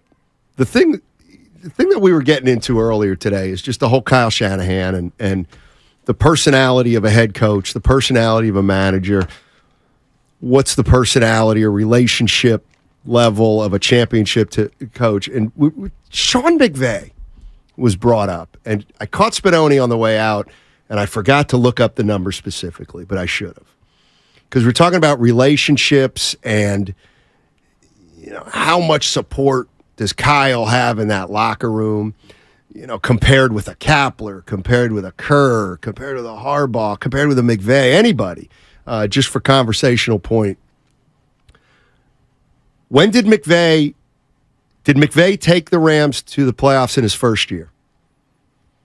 I'm pretty sure he did. His very first season in Los Angeles? Yes. He went to the Super Bowl in 2018, so that would have been within his first few years in L.A. But this would have been so much better if I'd actually done some homework. No, I'm kidding. So in McVay's first year, they went 11-5. So they made the playoffs. And here's kind of what I was thinking. So, because I mentioned this earlier about Shannon. He never played in the NFL. Well, neither did McVay. So I'm trying to go through this in my head. So McVay takes over for the LA Rams. And he's, what do you think? Rah-rah guy, kind of? Little rah-rah-ish? Sean McVay? Yeah. He's more rah-rah than Kyle Shanahan. Yeah, enthusiastic. Sure. Never played in the league. So he comes in to LA. Played in college, but yeah. Sure, just like Kyle. So he comes into the league as a relatively young, unknown coach. And his act is an enthusiastic one, right? Sure. He was age 31 when he took over as head coach. So I'm envisioning him walking into this locker room with veterans and a 31-year-old coach. It's like, man, he's got to win over that locker room, right? I mean, Sean McVay, as a 31-year-old coach, gets the head coaching job of the LA Rams. He's never played in the NFL. He's kind of, let's go. Woo. Like, that must have been a challenge for him to get that team to 11-5 his first year. So this is kind of, and then the next year, they win it all, correct? 13-3. Like they won it his second year. They got to the Super Bowl. They did not win. They lost to the Patriots in that 10-7 gamer. Okay. So the first, okay. Yeah. But he got to the Super Bowl in his second season. Right. So you're Sean McVay. You come onto a team with you have no experience. You kind of win them over. So I'm thinking of the veterans in that locker room, and here comes Sean McVay, and I'm thinking they had to be, during that first training camp, who's this guy? We got here, right? What do we got here with this guy? 31, kind of a rah-rah guy. What's it? What I'm getting at is over the course of 2 seasons or 1 season, clearly the team was like, man, this guy's a real deal. I know he came in and didn't have a lot of experience, never played the program, but man, this guy can coach, right? Okay. Shanahan, same situation. Young coach, son of Mike Shanahan. Sean McVay was son of Scott McVay, executive. Well, grandson, yeah. Kyle, thank you. Kyle doesn't have success right away. He doesn't. So what I'm wondering is because McVay had success so early and proved himself that he could kind of turn it around, is there anything that might concern you about Kyle Shanahan that he still hasn't earned the utmost all-in respect of his entire team? Because he still hasn't done it. And he's a coach who never played in the NFL and has a little bit... See, like McVay is gung-ho positive. Then he proves he's the real deal. Well, Shanahan's a little bit arrogant, a little bit sarcastic, and he hasn't gotten it done yet. Am I fishing here for something? No, I don't think you're necessarily fishing, but I do think that, look, they're different people to me, but they do come from the same place of having to prove it. Now, McVay comes from a slightly different background. He's a little bit younger than Kyle. So both are kind of seen, I think, in coaching circles as like wonder kids. Like they just kind of came up and, had some relationship with the NFL prior to their time. Sean McVay played at Georgia Tech and Kyle Shanahan played at Texas. I think they're both receivers. But then they step into the NFL and they kind of help create this new wave of modern offense. And there was a story that I heard about Sean McVay because, like, when you're interviewing, the first question that's going to be on the table is, like, why should I hire a 29 or 30 or 31-year-old to be the head coach of my football team? Like, you could still be playing if you were good enough to be in the NFL. Why do you want to be head coach? And so he sat down with the owner of the Rams and Stan Kroenke, and in the same meeting was Marshall Faulk, because Marshall Faulk is obviously Rams legend, wanted to be involved in the process, but more so was skeptical about how a young guy could come in and be as good as Sean McVay had been purported by everyone, because he was offensive coordinator, tight ends coach, worked his way up, but he was supposed to be great. Same with Kyle Shanahan. Started out positions coaches, then had to work his way up to offensive coordinator, had very good seasons with a multitude of teams in Houston, Cleveland, and of course the one that everyone knows him for in Atlanta with their trip to the Super Bowl and coming up a bit short.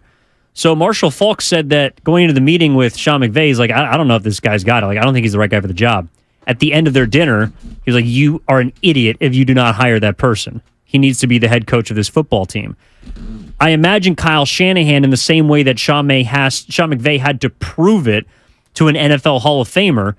Kyle Shanahan, maybe even more so because of his dad, has to prove it in whatever room he walks into, or at least did coming up. So I think Kyle Shanahan does have the respect of people around the NFL because he's got advantages, but he also has to prove it more than anyone else because everyone's going to doubt why he's the special guy. Like, why does everyone keep talking about how Kyle Shanahan is great and he's brilliant and he's smart and he's going to rewrite modern offense? Why? He's got that kind of weight to carry, I think, in every room he steps into. I think there's something missing. That, and let me put it here from Death Destroyer. I don't care if you played or not. Can you coach? Can you coach players and can you cash the checks you write with your ego? That's fair enough. Do you believe this? Because I believe it. If you can coach, it doesn't matter if you played or not. But if you didn't play, there's a level that there's something you have to achieve that a coach who did play doesn't. Eric Musselman never played in the NBA. All right, he had 2 years here, a year in Sacramento. Does that matter that he never played in the NBA? Well, he was a less than 500 coach. I could argue that maybe because he wasn't a great coach, that was an issue. But let's look at Bill Belichick. Okay, so Bill Belichick never played in the NFL, correct? No. Okay, so he comes to the Browns. Let's forget about that. D3. Mm-hmm. We can go there. But anyway, so Bill Belichick, he comes to the Patriots, but he's never played. Well, it doesn't matter. Well, how come it doesn't matter? Because over the course of time, he proved he was a brilliant, brilliant coach, right? But the difference is that Bill Belichick had been a defensive coordinator for a historic defense that had won a Super Bowl. Like Kyle Shanahan and even Sean McVay had not been a part of championship organizations as coordinators. So they are still in, like Belichick, I don't think had to prove it as much when he got to his head coaching phase. Okay, how about Andy Reid? Andy Reid. Here's how I'm using Andy Reid. So Andy Reid becomes a head coach, never played in the NFL. But boy, clearly he has an interesting mind. Mm-hmm. Develops a relationship with his quarterback, and over the course of time, you realize, wow, this guy knows a lot of football.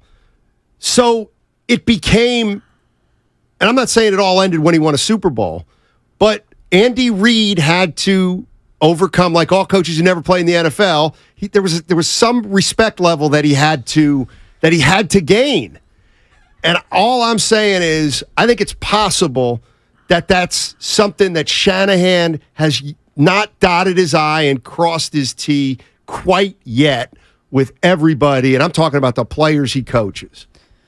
And I do think this is where I can also separate McVay from Shanahan, and where Shanahan has more of a disadvantage. Like, we're talking about coordinators and Reid and Belichick specifically, but those guys were associated with greatness prior to becoming head coaches. Like, Andy Reid was an assistant in Green Bay, so he's connected to Brett Favre. He's connected to a Super Bowl that the Green Bay Packers won in '96 and then got back to a Super Bowl in the near future. So when he becomes head coach, there's already an understanding of what either Andy Reid is or isn't. Kyle Shanahan basically becomes head coach a year after being a part of the greatest collapse in Super Bowl history. he's not like associated with a certain quarterback or with a certain team or with a certain system. He's trying to make it up all on his own, and he's done a damn good job at that. When Sean McVay got to Los Angeles, yes, the team was bad. I think they were 4-12 the year before he got there, but they had the number 1 overall pick in Jared Goff already in place. So Sean McVay had his quarterback. Now, he found out soon thereafter he couldn't get it done with Jared Goff, and he moved off, and he got Matt Stafford, and they won a Super Bowl. But the one place that I do think Kyle Shanahan has a right to say, well, I don't know what you want me to do, is he hasn't had a guy. Like, he hasn't had at least a quarterback that has been talented enough to be linked to. You know what I want you to do, Kyle? Maybe is be less arrogant for a guy who's never won a Super Bowl, never played in the league, but had the great fortune of being the son of Mike Shanahan, a legendary coach. So I'm looking at Bill Walsh, right? Bill Walsh, no factor as an NFL player. So he comes to the 49ers. For 2 years, they're not very good. But whatever, he gets to keep his job. He's never played. Maybe there were doubts. But maybe as that first and second year comes along, you're like, wow, this guy is a genius. This guy, Bill. So he wins it in his third year. Mm-hmm. So, okay, like Bill Walsh proved. He proved he could do it, and then he subsequently proved it. All I'm saying is I do believe that Kyle Shanahan does not have the support of 100% of either his player, of people who say, no, he is, like, he's done it. Like, do you kind of know what I mean there? Well, it sounds like you can still say about Kyle Shanahan, like, dude, get it done first and then be as arrogant as you are. Yeah, I mean, I can't refute that. He hasn't done it yet. But I don't know, because so you were here and covering the 49ers when he got to the Bay Area. So you would know this better than me. I got to ask you, was the tone that Kyle Shanahan has become associated with now, was that always there from the start? Because I do wonder if people put him on a pedestal without himself actually saying that I'm the greatest and I'm this and I'm that, or is people just saying, well, look at his resume. This guy, he's unprecedented. He's brilliant. He's a genius. He's a guru. That's not him saying that I'm those things. That's other people putting that on him. I think he is arrogant. Okay. And when I say arrogant, that really does sound negative. And I don't mean to sound for him to be like that kind of person. But I do think Kyle thinks he's the smartest guy in the room. I do think Kyle thinks he looks at football, and I'm not saying he's wrong. I look at football differently and in a more elevated way than a lot of people. And all that may or may not be true, but I'm not convinced that he has got the I don't think he's got undivided support in that locker room. I think people think he's a good coach, the players.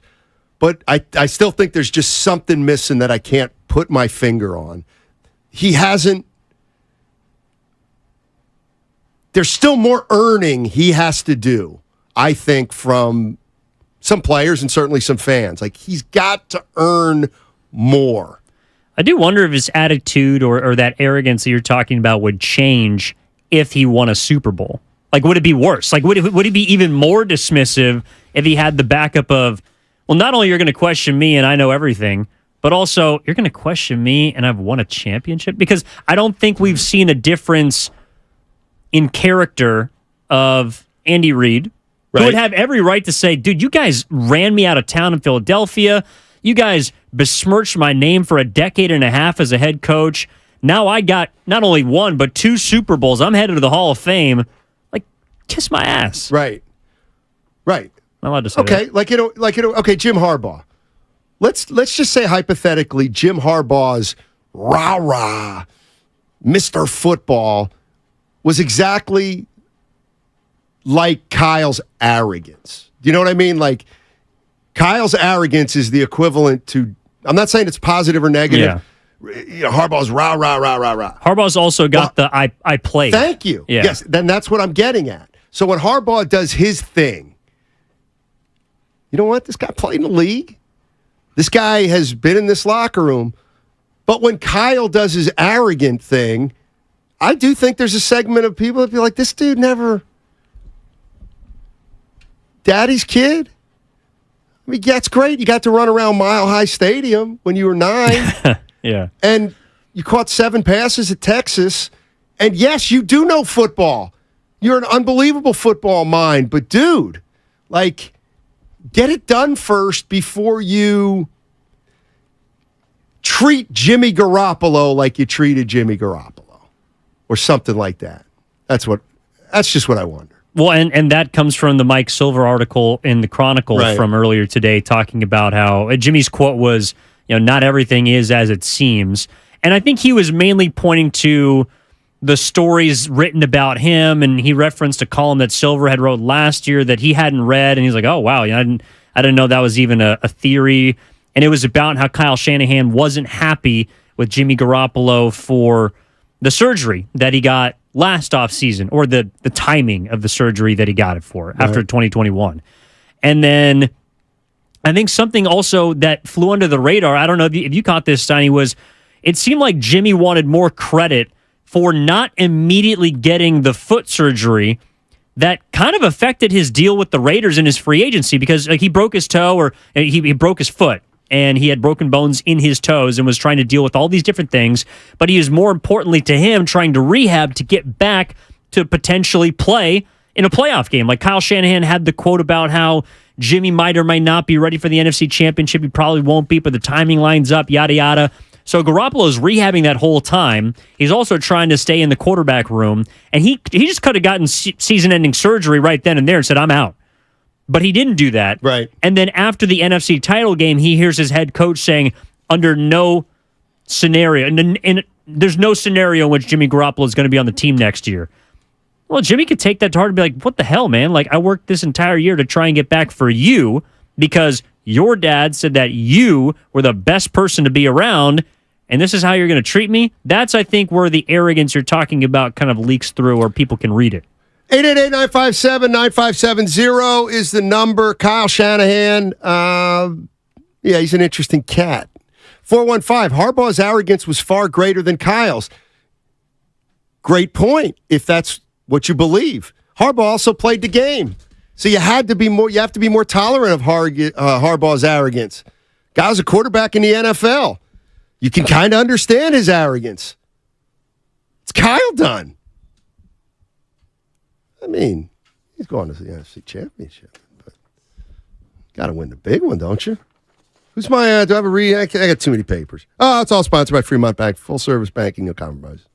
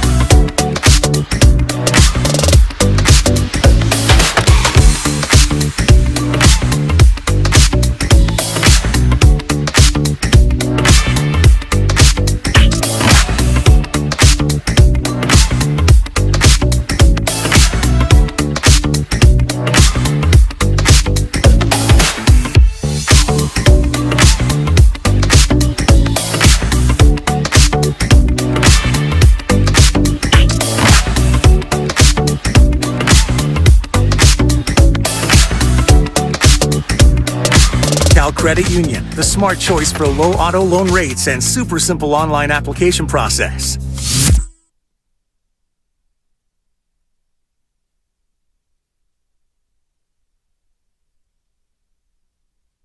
Now, back to Steiny and Guru on 95.7 The Game.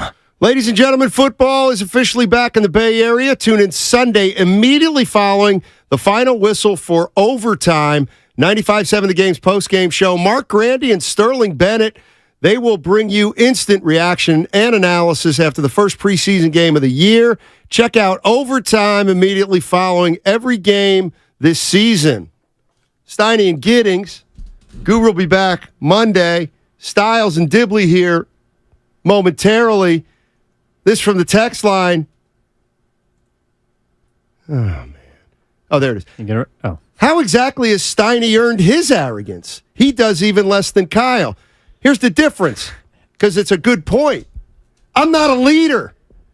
I'm not a coach. I'm just an arrogant dude. I don't have anybody that I'm responsible to. We're talking about the head coach of a team. That's a personality trait that's got to be a factor if you're a leader of... I'm the opposite of a leader of men.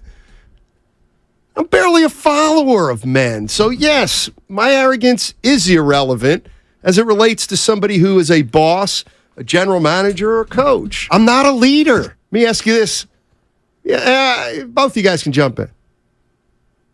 Do you believe Kyle Shanahan had 100% trust in Jimmy Garoppolo? No. And John shaking his head no.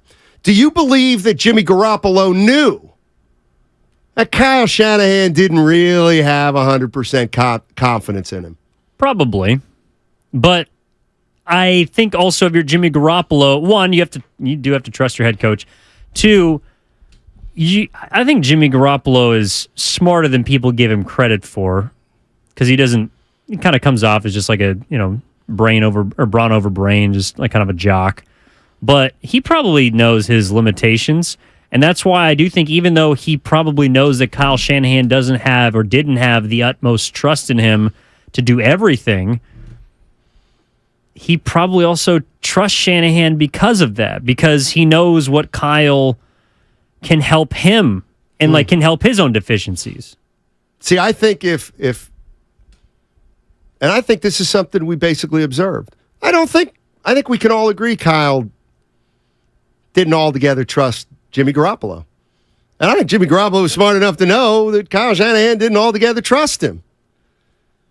And the more I think about it, they ain't never going to win a Super Bowl. They were never going to win a Super Bowl. Now, we could boil it down. Well, Jimmy wasn't good enough in the first place. He missed that throw. Kyle had some bad, but this is to me an important part of what I'm getting at is Jim Harbaugh did not have that problem with Kyle Kaepernick or Alex Smith. Colin, yeah. What did I say? Kyle. I'm sorry, Colin Kaepernick. You know what I mean? Even if Harbaugh didn't have all the confidence in the world in Alex Smith, and I don't think he did. In fact, I think Harbaugh had about as much confidence in Alex Smith as Shanahan does for Garoppolo. But you know what? Harbaugh sold it way better to Alex Smith than Kyle Shanahan ever sold it to Jimmy Garoppolo. Those are some of my thoughts. I think that's also because Harbaugh is probably a better BSer. He's also more of a traditional football guy. Like, I think he knows how to connect with football players. Now, he clearly doesn't know how to connect with maybe you and I, like the media, on a day-to-day basis. I think Kyle's probably better at that than Harbaugh. Like, he's clearly better at managing relationships with the front office, with ownership. He's well-liked in the building more than Harbaugh is. Yep.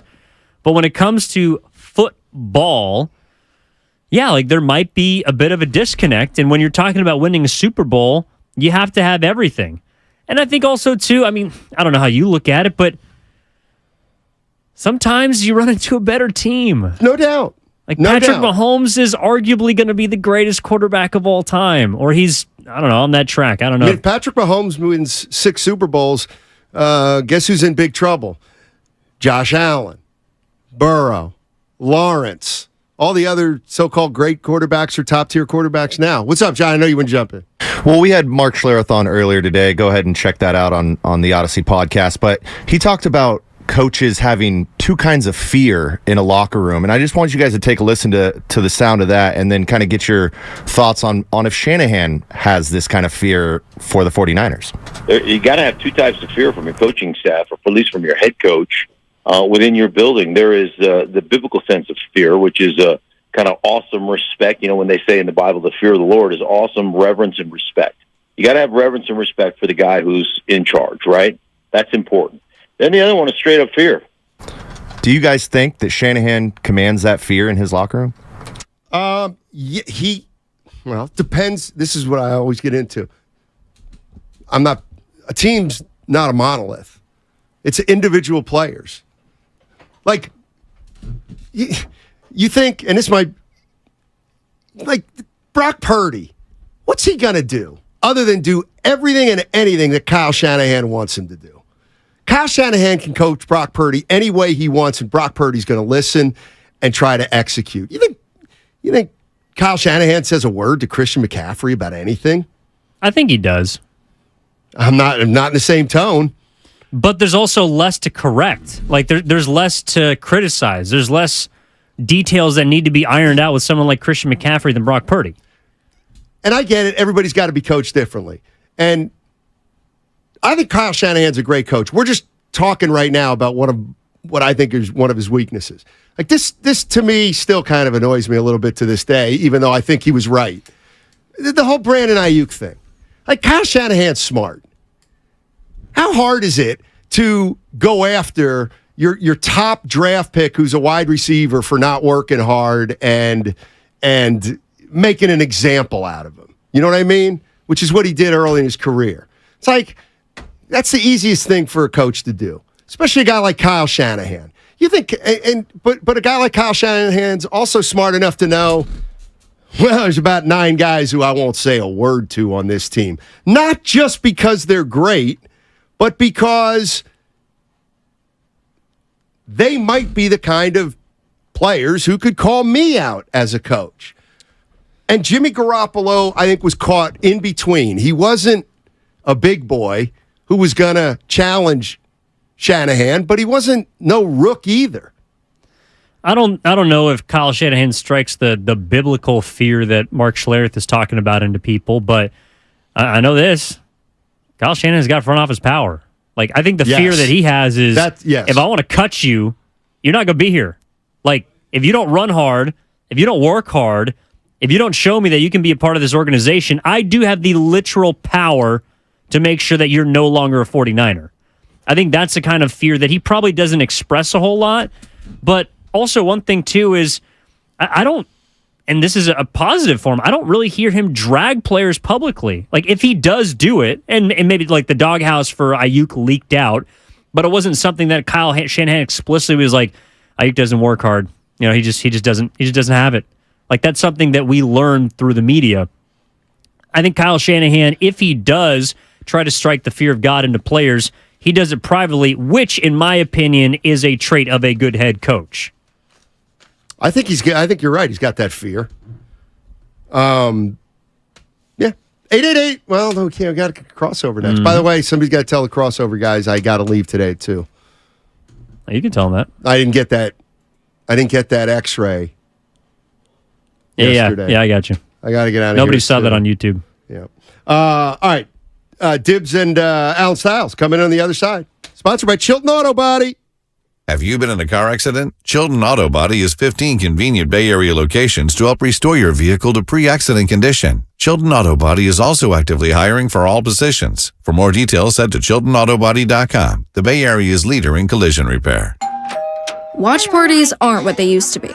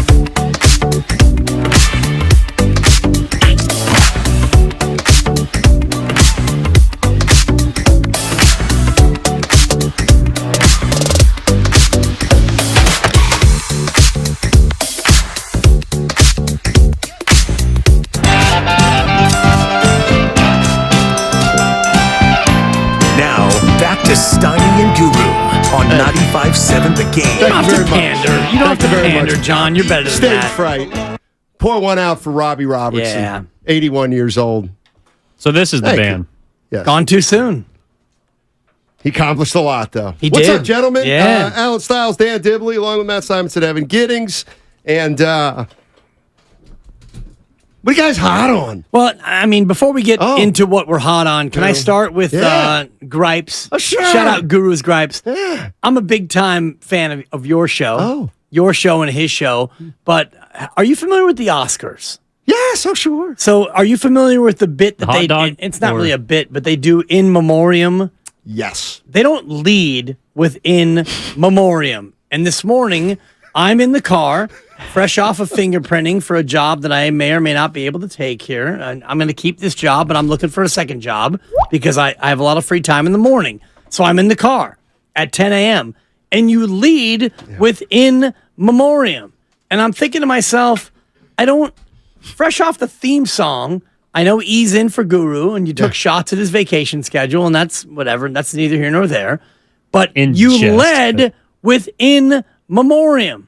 Can we get to in memoriam in the D block? Do we have to lead with who has died since we were left here? Well, you also weren't here talking in the green room. I mean, this did lead the green room. It did. I mean, the prod meeting was started and ended with you the got band. me thinking, and I had the gall to criticize Joe Lacob for taking the mic after Chris Mullen. Right. It was the same kind of fundamental mistake. Totally. And again, Robbie Robertson, I saw your tweet, and we have a golf tournament show thread of like 35 guys, and when you sent that, I was like, the name sounds familiar, and then everyone else is weighing in, and I'm not as tuned in to classic rock or, old school rock. Alan and I did a whole thing yesterday where I was educating Alan on hip hop, which was awkward in many, many ways because I got like 17 things wrong in a row. But so you weren't educating him then? Well, I thought that Donald Glover was Danny Glover's son. Oh, no. So, yeah. I thought he was kidding.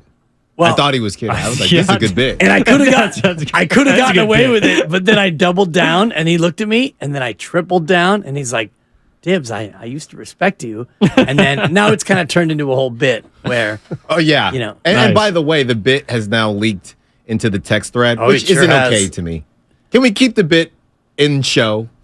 Got to. But speaking of bits, the bit about Guru's vacation schedule was a bit. That's what it was. Mean-spirited, I felt. No, because he came down the YouTube chat and the text line road for also echoing the quote-unquote mean-spiritedness of Guru being off, and we're talking about how Guru he'll on be vacation back again. Guru on vacation Monday. again. Guru on vacation again. It's the same vacation as it was Monday. That's one vacation. And I loved Evan's flex of, 1 week isn't even really a vacation. When I was a kid, whoop, whoop. We would be gone. He's about to take off 2 or 3 weeks at a time. For 10 days. No, it's great. It's great. As a kid, we took one vacation as a family, not 1, 2, 2. We took one vacation. I was 10 months old. No, we went to Tahoe, and apparently it went so badly that my parents, Dwayne and Sue, rest in peace, they vowed never again. So that was your fault. I was that you 10 never months took old. a vacation. No, I was 10 months old. I believe that all I did was you were in the do room? diaper things. It was my siblings who reportedly were in the hot tub and did damage to the rental pre-Airbnb that my parents had to answer for, and they vowed never again would they take a vacation. So what is it called between the end of the spring school year and the beginning of the fall term? It's called summer vacation. Is that not a... called so that Get is your longer than ass 2 a weeks. job time. Well, it is in high school. But when you're Right. younger, you mess around as a kid. Some people go places, some people don't, but you have a vacation. But it sounds like the one vacation when you were 10 months old, so it's not your fault.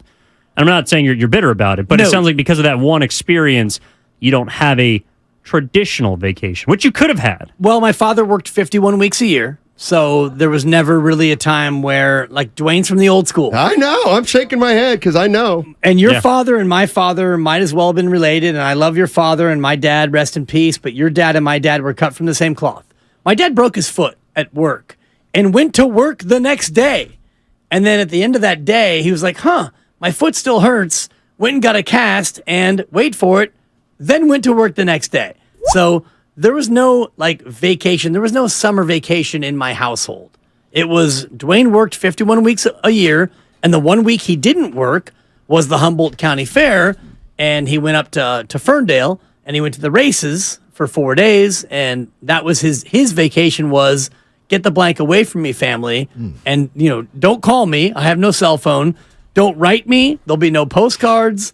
There'll be no tracing me. Nothing. So we didn't really do vacations like most people. They also call it summer break, right? It doesn't have to be vacation. I think Evan is playing with the words here. It's a break. It's a break. Sure. Doesn't mean you're going to take a trip. Well, but okay, I could go to Stockton for 2 weeks, and I don't know if I would, but I could go to Yosemite. I could go to Stockton catching strays? Or? Yeah. Oh, a lot of love for Stockton. It was just I out there love for the Stockton. Ports. Absolutely. The shout out the Ports. Never been broadcaster. Oh, so you don't even know? No, that's why I'm not. You're not enticing me to go. Well, maybe you should get out there and see for yourself. Okay. So if you're going down to, I don't know, along the coast, is that a break? Is that a trip? Is that like, just because you don't go, like, I never went overseas as a kid. Right. It's still part of the break, still part of the vacation. Like, yeah, I would say so. When you are, like, were your parents teachers or were they employed in the summer? Yeah, no. They both had generally like 2 weeks off. Okay. So they'd take them at the same time. Nice. And then we'd You go go on somewhere. vacation? No, that's beautiful. Yeah, we'd go to see my grandparents. Generally. Where? They lived in New Hampshire. Oh, that's Where so good. actually? Where in New Hampshire? Lake Winnipesaukee. Okay, so it was on a lake. That sounds made up, but I know it's not. Or Lake Winnisquam. Right. But yeah, so I met my first girlfriend at Lake Winnipesaukee. Oh boy, brunette. She was smoking. No, but there are a sounds lot of made them. up, yeah. No, but yeah, it sounds made up, and it sounds like something from a long time ago, which it was, because I haven't been back there since I was like, probably like 8 or 9. But eventually, yeah, you run into some stuff where during the summer you got plans during your break, so you can't go on vacation, or your parents got to work, or things come up. The problem is when you have kids, summer break becomes summer paid because you got a 10-week summer, and for 2 weeks, yes, you go to Lake Winnipesaukee or wherever in New Hampshire, but the other 8 weeks, it's like, what do we do with young Evan? We got to put him in camp. Steiny's camp is $3,000 a week. No. No? Wait, is this when you're an adult or a kid? This is when you're a parent and you have children, and like both parents work, and you need to do something with your kid. I did You're a lot. gonna be there. I did a lot of camps. Yeah, I mean, your baby girl is Camp Concord. Shout out! Yeah. I went to Stanford basketball camp. Of course, I went to IMG back in the day in Florida. Look at you, I did a lot. Bradenton. Did a lot. Yeah. Shout out. Yeah, shout me out too. Stephen Yeah, A. me too. I had a lot of all-star traveling teams I was playing on, and we'd travel around the East Coast and got out to Stock. Played at the University of Pacific, actually, when I was in 11th grade. Yeah. There you go. Now Pacific University. I went to a pirate basketball camp at Drake and played for the likes of Steve Lavin was my coach, and Mike Fulton, Is he a Marin good County coach, Hall of Stevie? Famer. Stevie L? Steve Lavin at the time was a very good coach. Now, he he was a coached- high school senior when he coached me. People are going to think, can you give me his chronology? Yeah, he went to Drake High School, which is now Archie Williams. He was the 6th man on an undefeated state championship team. My brother was the starter. Steve Lavin would come off the bench and replace my brother. Then he went down and played college basketball at Chapman College. Sure. Which you know, D3. D3. Beautiful. Yeah. Down Campus. in SoCal. And then he went to Purdue and became a grad assistant for a guy named Gene Cady. Sure. Gene Cady, the legend. And so Steve would work for Gene Cady for a long time. And then he got a job on Jim Herrick's staff at UCLA, which is when they had that great run, the pre-Final Four run with Ben Howland. But Jim Herrick, he was on that staff. And I think that Jim Herrick left, and then Steve Lavin got So the that job was his first head coaching job at in UCLA. college. Yes. And then he's gone on subsequently to coach at St. John's, and now he's at San Diego, USD. All right. And see, would you define him as a player's coach? Something we've been tossing around a lot Probably. today. And I like that, and I do want to circle back to this because I think Steiny had it wrong in terms of Kyle Shanahan. I thought that you had misjudged Kyle Shanahan as a player's coach. Just because he and stuff is not as much of an orator as Jim Harbaugh doesn't mean that he's not a very good player's coach. I believe that Kyle Shanahan's team, to a man, would run through a wall for him. I think a lot of them would. I think there's some that are skeptical of him. And could you name a couple? The younger type. I think he's got a tiered system. Jair Brown's in trouble. No, I mean, and maybe you could be like, well, that's just smart, Steiny. But I think that there's probably a lot of players on the team that know that Shanahan can be tough with Brandon Ayuk as a rookie, but he ain't going to say anything to George Kittle or to Bosa or to Trent Williams. He didn't like. That's just my feeling on it. Okay, it's interesting because you mentioned Jim Harbaugh. And Harbaugh, to me, is your classic phony in terms of, like, he did what he did, and you even mentioned it. You got to a point where his team gave up on him. Yes. They were 7-4, I think you said. I was getting a little pasta salad at Safeway, and I heard this. They were 7-4, and they wound up 8-8, and that team basically quit on him because they were done with him. They had tuned him out. Absolutely. So to me, he's more closely linked to Mark Jackson than Shanahan is.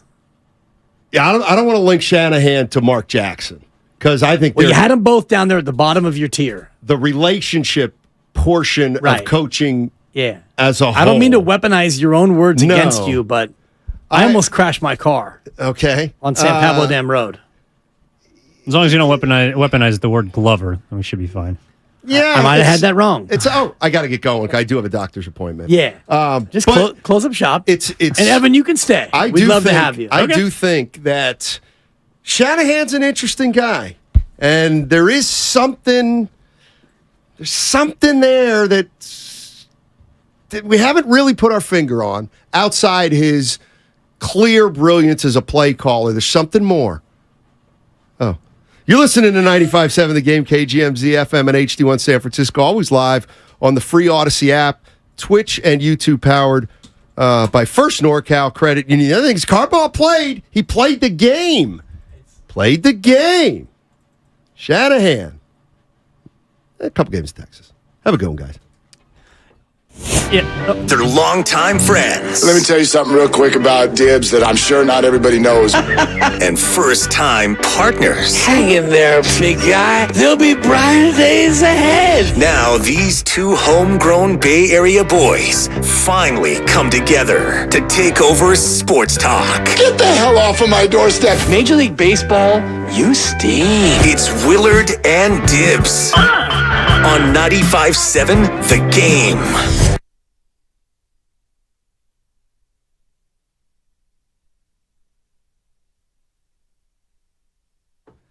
Well, Evan, you can stay if you want. You're always welcome. Big fan of Evan Giddings, and I was hoping to pit Evan and Styles against each other again because that was so fun on Tuesday. But what's going on, Styles? Are we okay, you and I? We got into it a little bit in the green room.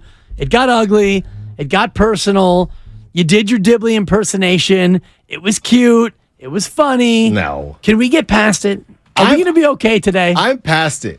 You're the one. I'm dwelling. That loves to dwell on everything. I'm ready to move forward. I'm ready to talk about what's going on in hot Vegas. Man.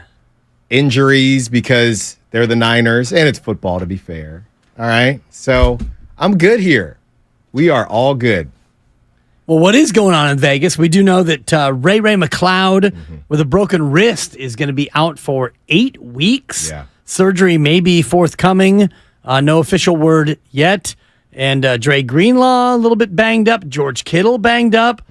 What's going on with your Niners, Alan? And they seem to be all hurt. I mean, it's more about the Raiders. From the reports that I'm seeing, the Raiders look good. Jimmy Garoppolo, there's an article out with Mike Silver talking about his time and how things have kind of flipped for him now being in Vegas. But, I mean, look, if you're the Niners, I would like to believe that besides Ray, George Kittle, hey, these games don't matter. Shanahan has been very open about not loving. He really doesn't like the preseason games. He said he does like joint practices, but ultimately this stuff doesn't matter. I would put George Kittle in the same conversation as they put Nick Bosa, right? George Kittle's going to be fine. And if there was a wide receiver, and George Kittle's a tight end, but if there was a pass catcher that you'd want to work the most with Brock Purdy, it wouldn't be George Kittle because George Kittle has already looked good with Purdy, so I wouldn't really worry too much about it. Yeah, you can't worry too much, but you're talking about August 10th, and you've got players with not injuries, but George Kittle reportedly with an adductor issue, an adductor strain, and you've got the real season opener in a month, and that's one of those injuries you kind of just have to rest and avoid overusing. And George Kittle, a player who's had a variety of injuries over the course of his career. Right, just trying to time it out and make sure that you're healthy at the right time, because this goes back to his time at Iowa. We know you need George Kittle, and for him to have this reemergence that he did last year, it was almost sad, Dibs, because for so long there were all these Niner fans that would go back and forth between George Kittle and Travis Kelce, and Niner fans, George Kittle, he blocks. That means he's better than Travis Kelce. And I'd be over there just saying, I mean, what are we talking about?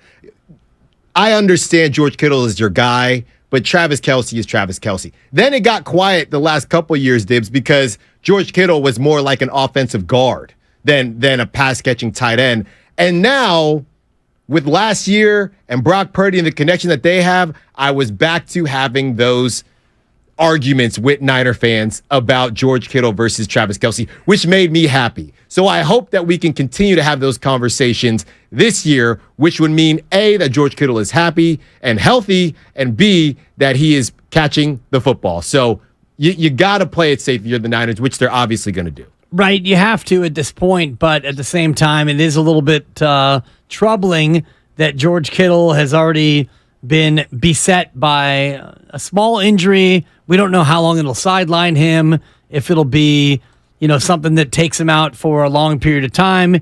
He's reportedly out with a hip strain, according to Kyle Shanahan, which is the adductor muscle, and that's something that you want to definitely baby, so I wouldn't expect him to play on Sunday in the real preseason game against the Raiders. And you want to slow play it, and the next game will be on Saturday. It'll be 9 days from now. I don't know if he plays then, but it is the kind of injury that could linger if you don't treat it the right way. Exactly. Xfinity Mobile text line right on time. Dibs 415. If Kittle was on the Chiefs, he would be far better. You're entitled to believe that. I'm just glad we can have this conversation, because Niner fans couldn't even argue it these last couple years when Kittle wasn't catching the football and scoring the way that he had in the past. So, you know what, 415, sure. Why not? Well, it's really a different position, because George Kittle is like a 5.5 lineman. He's an offensive lineman for half the time, and half the time he's a wide receiver. Right. So you can't compare him to Travis Kelce. Travis Kelce is closer to Tony Gonzalez in terms of you are just a pass-catching threat. But you have to compare. Even if it doesn't make sense. Don't you know how sports work, Dibs? I understand how sports work, Styles. I've been doing this since you were in how young am I going to be? Grammar school. Every time you bring this up, I get younger. Grammar school in Concord I you get went younger. to. Every time you bring this up, I get younger. Now, when it first happened, I was in high school. Now I'm in grammar school. By tomorrow, I'll be in preschool. Let me ask you a question, Alan. And it's Styles and Dibs here on 95.7 The Game. And yes, his name goes first because he's been our go-to guy. Okay. He's the two-guard, and I'm nothing more than a stretch four. Okay. Just trying to set a screen and get a rebound. What year did you graduate high school? 08. Like 1908? 2008. 2008. So by 2008, I had been doing this for 10 years. Which tells me that 10 years before you graduated high school, when I started, you were 8 years old. Well, who was doing the De La Salle announcements? It was me. It was me. I was doing it when you were a third grader trying to get to the B square in Foursquare. And I was nasty at Foursquare too. And who probably and who did the announcements at St. Francis of Assisi in Concord, California? That was your boy. Probably. And I'm not trying to unanimous champ. Okay. Unanimous. I'm not trying to keep you down because there's no bigger Styles fan than me. I hear you. I bought Styles stock and it's been soaring late. I will say this. I've been doing this since you were in about third grade. So don't try to tell me that George Kittle and Travis Kelce, because they play the same position, are the same guy. So somebody comes to you, right? Who comes to me? Or anybody. Or our boss. Hey, this is what I want you to talk about. Look. Hey, I want you to talk about Travis Kelce versus George Kittle. You're going to say, we shouldn't. I'm going to say it's nuanced. I'm not going to say Travis is better. Travis is better. George is better. They're different players, and that's where the conversation lies, Alan. And I know you know this, and I know that our audience knows this in terms of the player. Every player in every scheme is different.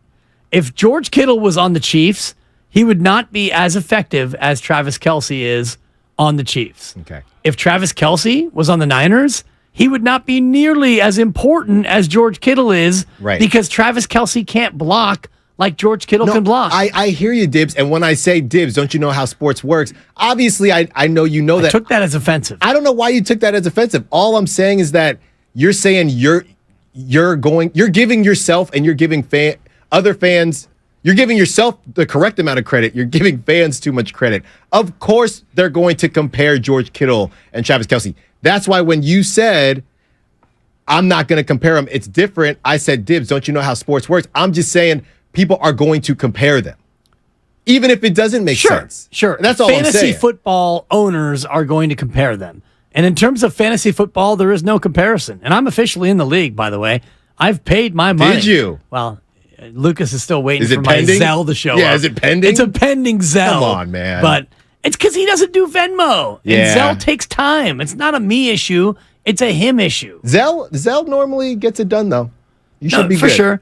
No, Should be I've got good. it all. I've got Zelle. I've got PayPal. You got Cash App? I can Venmo. I don't do Cash App. I don't have really Cash get Cash App. Cash App I thought was like linked to like what are those that fake money thing that people talk about? Like Bitcoin. Yeah. That fake money stuff. That's Yeah. where Cash App to me is connected. You know, and that's the thing. And people are going to come down my road. It's not fake. I've made a lot of money on Bitcoin. Hey, sell high. Sell high. Right. There's a lot. I mean, Cash App, you got Zelle, right? You got Venmo. Yeah. Okay. All of and even it. PayPal has stepped up their game. You gotta adapt. You don't want to be Skype in a world of Zoom. True. Skype fumbled. Skype was the biggest bag fumble in the last decade. Skype did all the work, then Zoom just came and took all the Right? credit. Is Skype still a thing? I don't know. Yeah, me I have either. no clue. I know you had a meeting pre-show. Was that Zoom? It wasn't Skype. That's so good. 888-957-9570. The Niners got pushed around today in Vegas. That's the report we're getting. And the Raiders in a joint practice maybe had the better of the 49ers. Doesn't even matter. What are you looking for in terms of this weekend and the actual game? Well, not an actual real game, but an actual preseason game on Sunday in Vegas. One more joint practice to go between now and then. But, Alan, the word is none of the quarterbacks looked very good today. Yeah, they didn't look very good. Jimmy Garoppolo, who we talked about the article, we'll get into that a little bit later. Jimmy Garoppolo did look pretty darn good. And I would just call it jitters. I wouldn't necessarily know why Brock Purdy would have jitters, but at the same time, I mean, let's talk about it. Brock Purdy, limited amount of games. He played very well, but he still feels like he has something to prove. Obviously, Trey Lance does. And even though Sam Darnold has the most experience, there's a reason Sam Darnold is here, right? When Sam Darnold was drafted, he didn't think he'd be on his third team at this stage in his career. So all these guys have something to prove, and they know, as we talked about in the crossover about Kyle Shanahan, whether he's a player's coach or not, they know that he has a very high standard. That's what we do know. Player's coach or non-player's coach, he has a high standard. And if you're not meeting that standard, he will find somebody else that will. So I think there was maybe a little bit of jitters going on. We know Brock Purdy's not going to play during the first preseason game. So it's an opportunity for Trey Lance. And there's another article that we'll get into later as well, talking about what about the Bucs looking for Trey Lance. Yeah. I mean, they're a mess. They got weapons. Teams that have time, right? Even the team that they're playing, which what a wonderful world that would be, or what a wacky world that would be, right? If Trey Lance ended up backing up Jimmy Garoppolo. So there's a lot on the line. I think that Trey Lance, you talk about my stock all the time, Dibs, and I appreciate you because in this industry, you need people to ride for you, and I appreciate that. Yeah. I really do. I got my bike helmet on. I ride for Alan I hear you.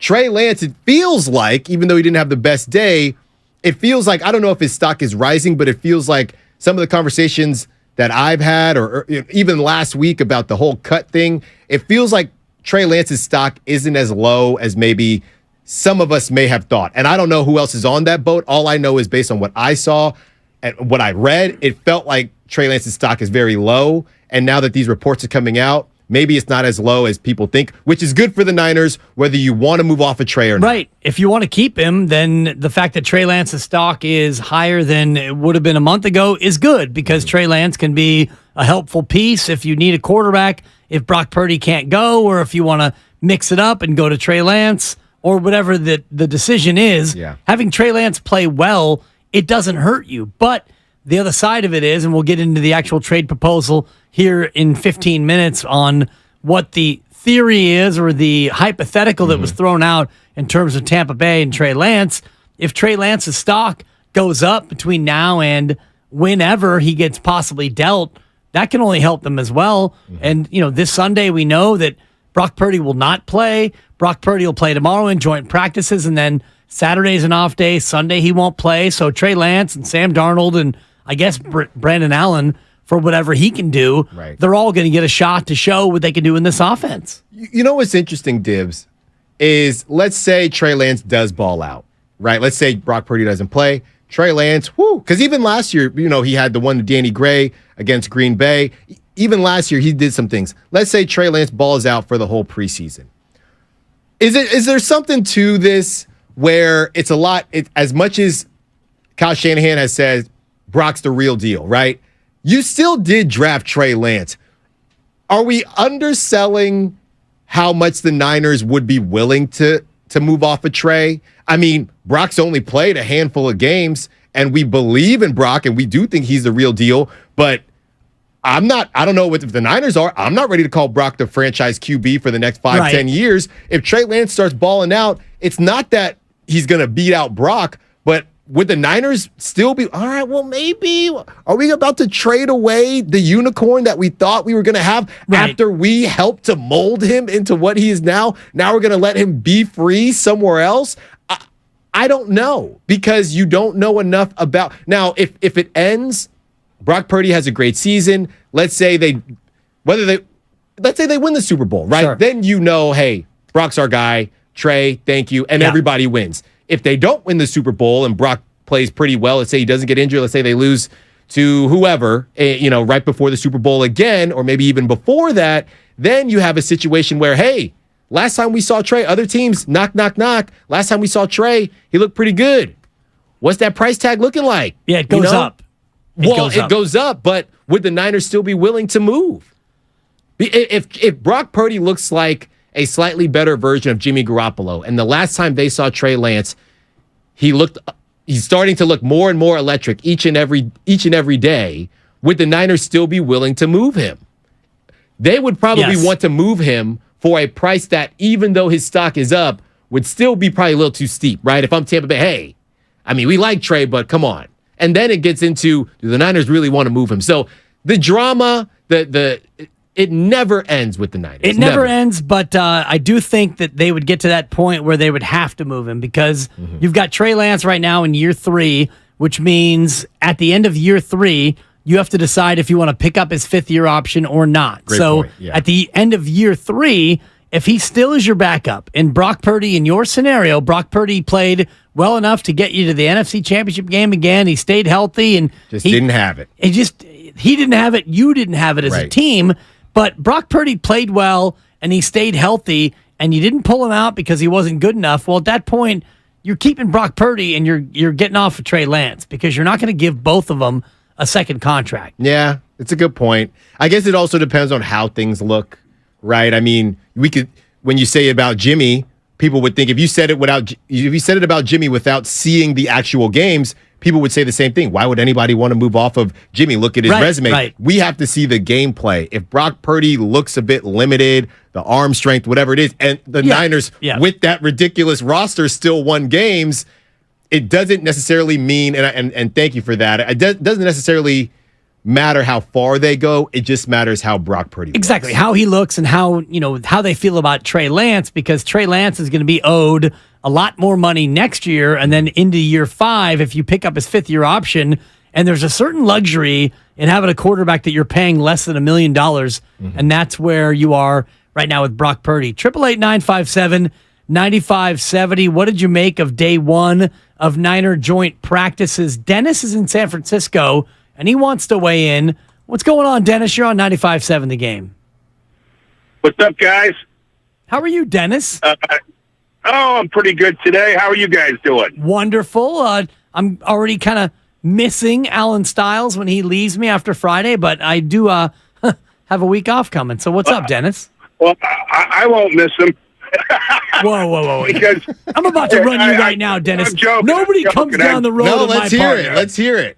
I'm about to run this guy, Alan. That's it. Here's the deal. What would Jerry Rice's career would have looked like with a mediocre quarterback? Like Rice's career, he had Montana and Young back to back. This is the case in point of Kelsey. Kelsey has Reed and Mahomes. The problem that, if you want to compare Kittle and Kelsey, I mean, I think there's no comparison. There's the best tight end in football is George Kittle. I'm not just saying that because I'm a 49er fan. I'm saying it because it's a fact. Part of the tight end position is blocking. I played football. And the other is receiving. So Kittle has, first he's got his coach didn't throw to him. I don't know what was wrong with Shanahan that he wasn't throwing to Kittle. But finally we get Brock Purdy out there, and they're throwing to Kittle. Look what Kittle did when Purdy came in. He was setting on fire. Kittle's the best tight end I've seen, and I think he's better than Russ Francis. All those guys. Man, and Kelsey's got Mahomes and Reed. They throw him the ball. He's good. I know he's good, but he doesn't compare to Kittle at all. There's just Thanks, Dennis, thank you so much. There's Dennis, just no be way careful you can coming down the road. There's of my no way partner. you can have a take like that and say it's not because I'm a Niner fan. It is because you're a Niner fan. Let's just be honest, and that's fine. That's fine.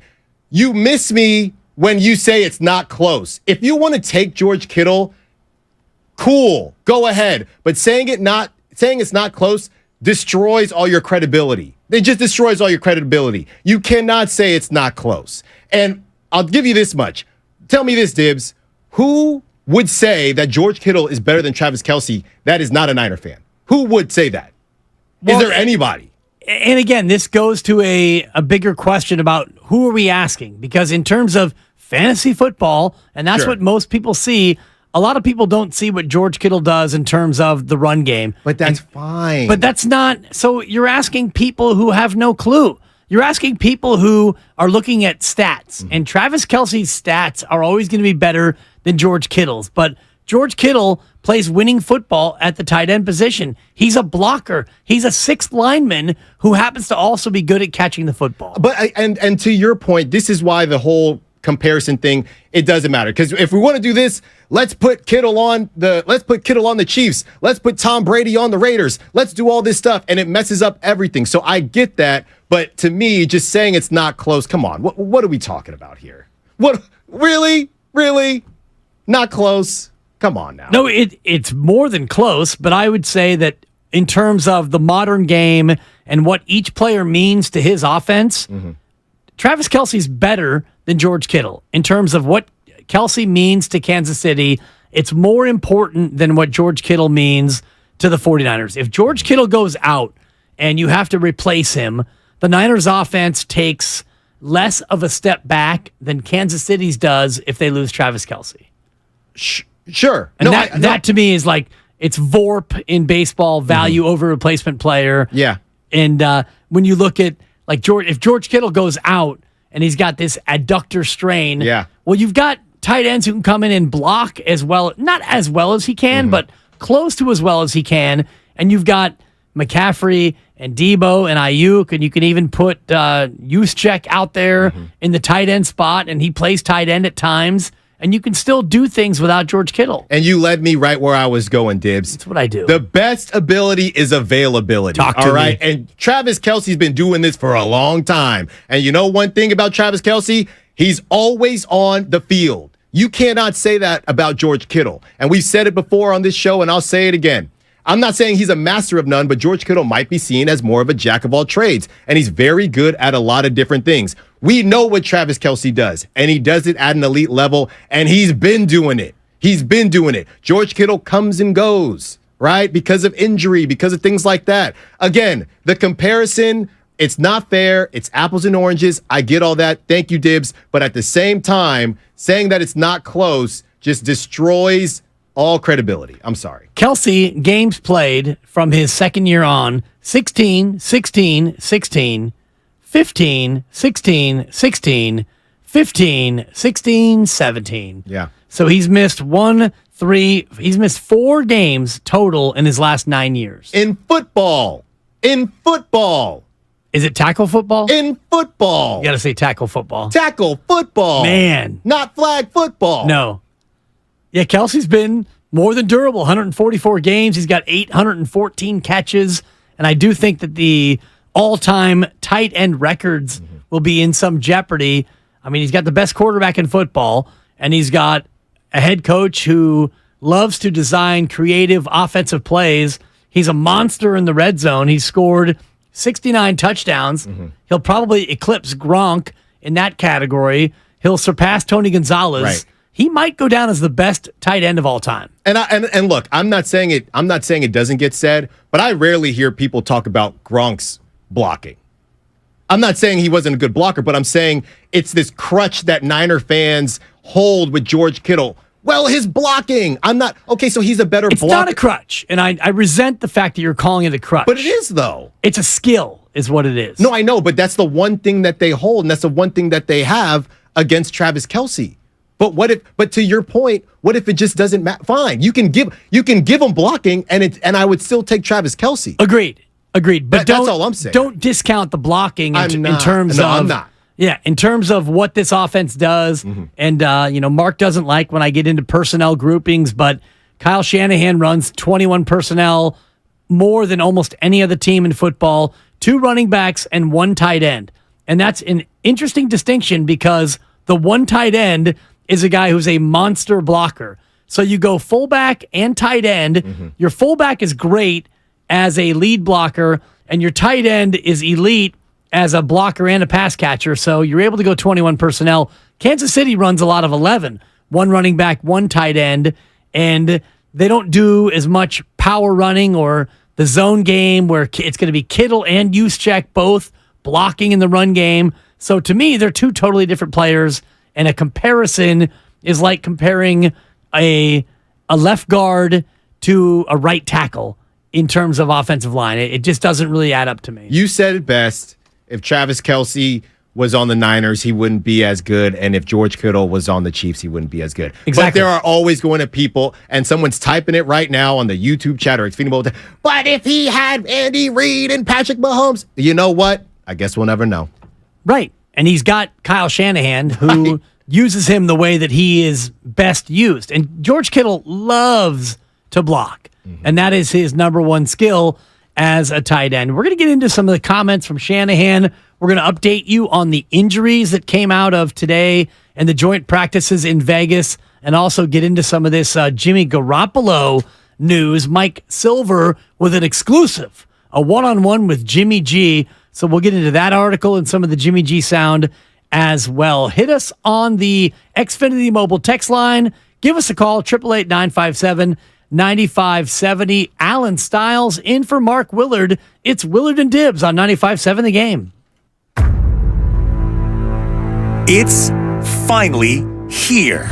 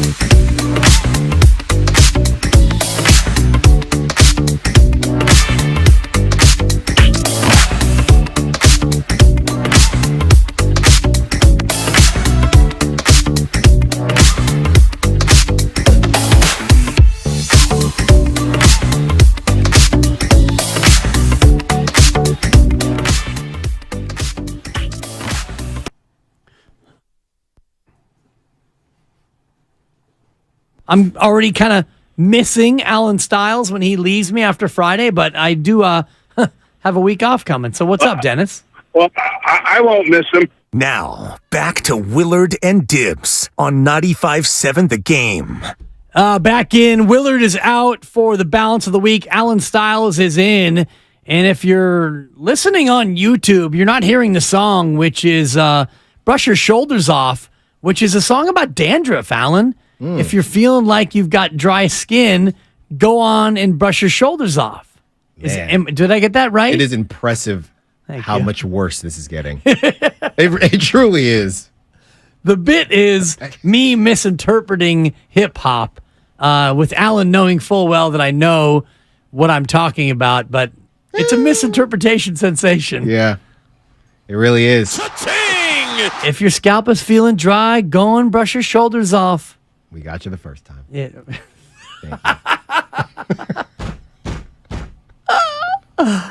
Hey, we're streaming live on YouTube, and if you're there, you can see how unhappy Alan is with the direction I've taken this week. Head to youtube.com/957 The Game. Watch us live.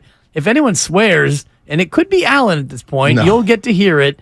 Like and subscribe for all 957 The Game content on YouTube, powered by First NorCal Credit Union. So the first reports are out, Alan, from Niner Raider joint practices, and a lot of mixed results. There are stats about Brock Purdy. Did he throw a pick? Did he not throw a pick? And really, maybe the most troubling report is that the best quarterback on the field was in silver and black, Jimmy Garoppolo. Yeah, Jimmy. And I have some of this, and again, take them with a grain of salt, but Matt Mayoko has Brock Purdy passing 11 of 16, all with the first team. Trey Lance, 6 of 12. Sam Darnold, 1 of 3. And Brandon Allen didn't attempt to pass. So, not great. Cam Inman joins us at 3:15. We will get his takeaways from joint practice today on an overcast day in the desert. The Jimmy G era underway in silver and black. And we'll get into the Mike Silver piece here coming up in a minute as well. But I want to ask Niner fans, 888-957-9570. Mark Grandy, our technical director, had a great question. If Jimmy Garoppolo was the best quarterback on the field today, and that's what many people are reporting, how much of a gut punch is that to 49er fans, knowing that Brock and Sam and Trey all were lesser than Jimmy Garoppolo today? It depends how much you care about joint practices, right? And of course, when that's all you have, you're going to care about it a decent bit, but I wouldn't get too worried about it. I mean, this is the closest thing we've been able to see to a real game, and then you'll have preseason where Kyle Shanahan says time and time again he likes joint practices more than preseason games, and Brock, we don't know when he's even going to play in a preseason game, so I don't think there's any worry to panic right now. Nobody wants to be joint practice champs, right? You want to be Super Bowl champs. So I'm not worried about it. It probably was a little bit surprising to see because I will say this, it just tells me the difference between training camp and these joint practices and seeing somebody with another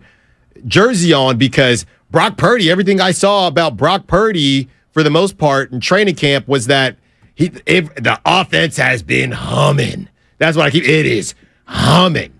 And it did not seem to be humming today. Yeah, and if it's not humming in joint practices where it's all scripted and it's all controlled and organized, what does that mean for the preseason opener on Sunday? And if we get into the regular season and Brock Purdy is not the answer, what does it mean to the 49ers if Brock Purdy turns out to not be that good, Alan? Well, it would mean that they are going to start paying more attention. Not that they're not paying attention, but it goes back to Trey or even Sam Darnold. Here's the question, Dibs. At what point will we know? Right? I mean, at what point will we know? The reason I'm not too worried about Brock, I'm not worried about Brock Purdy not being good. I just not sure how good he will be. Brock Purdy seems to be a guy who, and these were reports out of when he came out of college as well, Brock Purdy never changed from freshman year, right? Which is a good thing and a not so good thing. Brock Purdy was the same guy at Iowa State from freshman year through senior year, and probably who he is now, because his ceiling has never been that high. That's not that great. But his basement has never been that low, which in an offense like Kyle Shanahan's isn't a bad thing. So for what we saw with Brock Purdy, and he's only 23, he can continue to get stronger, continue to learn the game. But in terms of, we know he's not the guy with the highest ceiling, but the good thing is he's also not the guy with the lowest basement. So I don't think he will ever be terrible, right? I don't think he'll ever be unplayable. The question is he going to be good enough to be a franchise guy? And when you get into duels with that of a Jalen Hurts in the NFC, and really, the good thing you're in the NFC, I don't know. I mean, Derek Carr, the NFC is just kind of but then once you get to the AFC, whether that's during the regular season to take down a team, or if you are good enough to get to the Super Bowl, can you outduel whoever comes out of that battle in the AFC? That's the question. He's not going to be terrible. Brock Purdy's not going to be terrible. Not going to be terrible, but if he is like Rebel 4444 on the YouTube feed says Brock is mid, which mid, I guess, is short, you kids would say, for mediocre. Yeah. He's in the middle. He's a 7?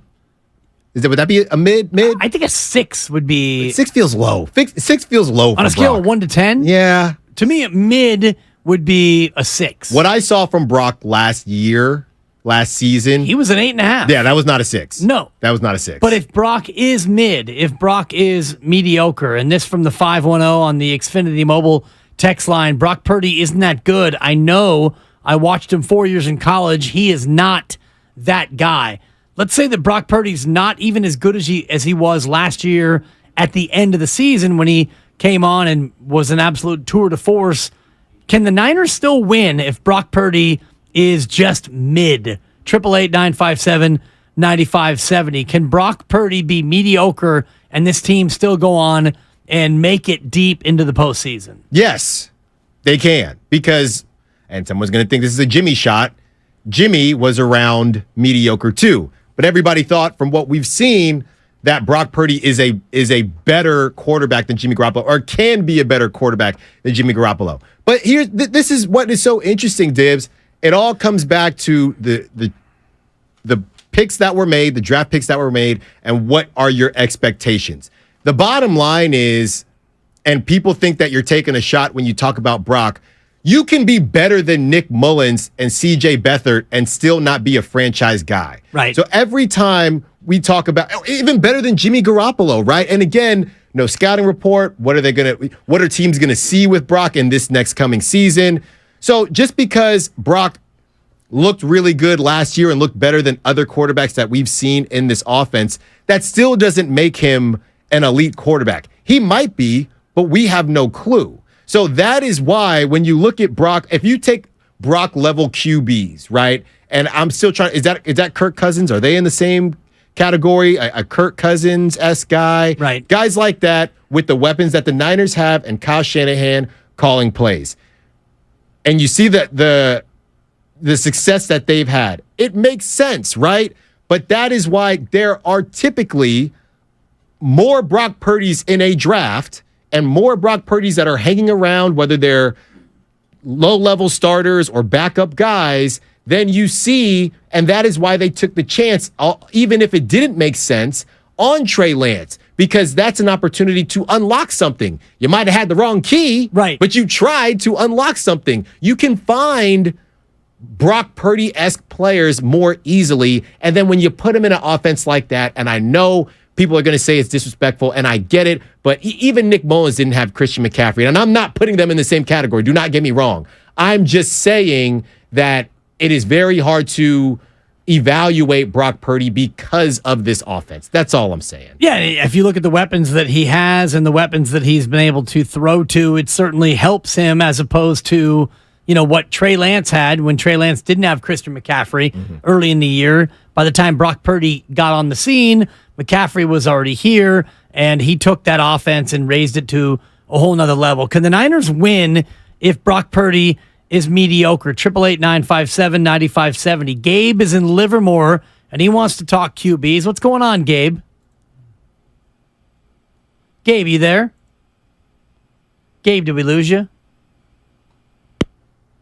Gone. We did lose Gabe. Literally a click, I heard. Yeah, that was probably our click saying goodbye. I'm just looking at Brock Purdy in terms of his stats last year, yards per game. That way I think that's a fair way to look at, how we compare Brock Purdy to other quarterbacks of his ilk, because he played 3 games that count on his yards per game stats on NFL.com, but those are games he didn't start. But when he did start, he went on to throw for 1,308 yards over the course of 6 games. So basically about 220 per game. And if you look at other quarterbacks who passed for 220 a game on the average, you're dealing with, quarterbacks, I think, where you could look at him and say, maybe he's of that same caliber. Aaron Rodgers, 217 a game.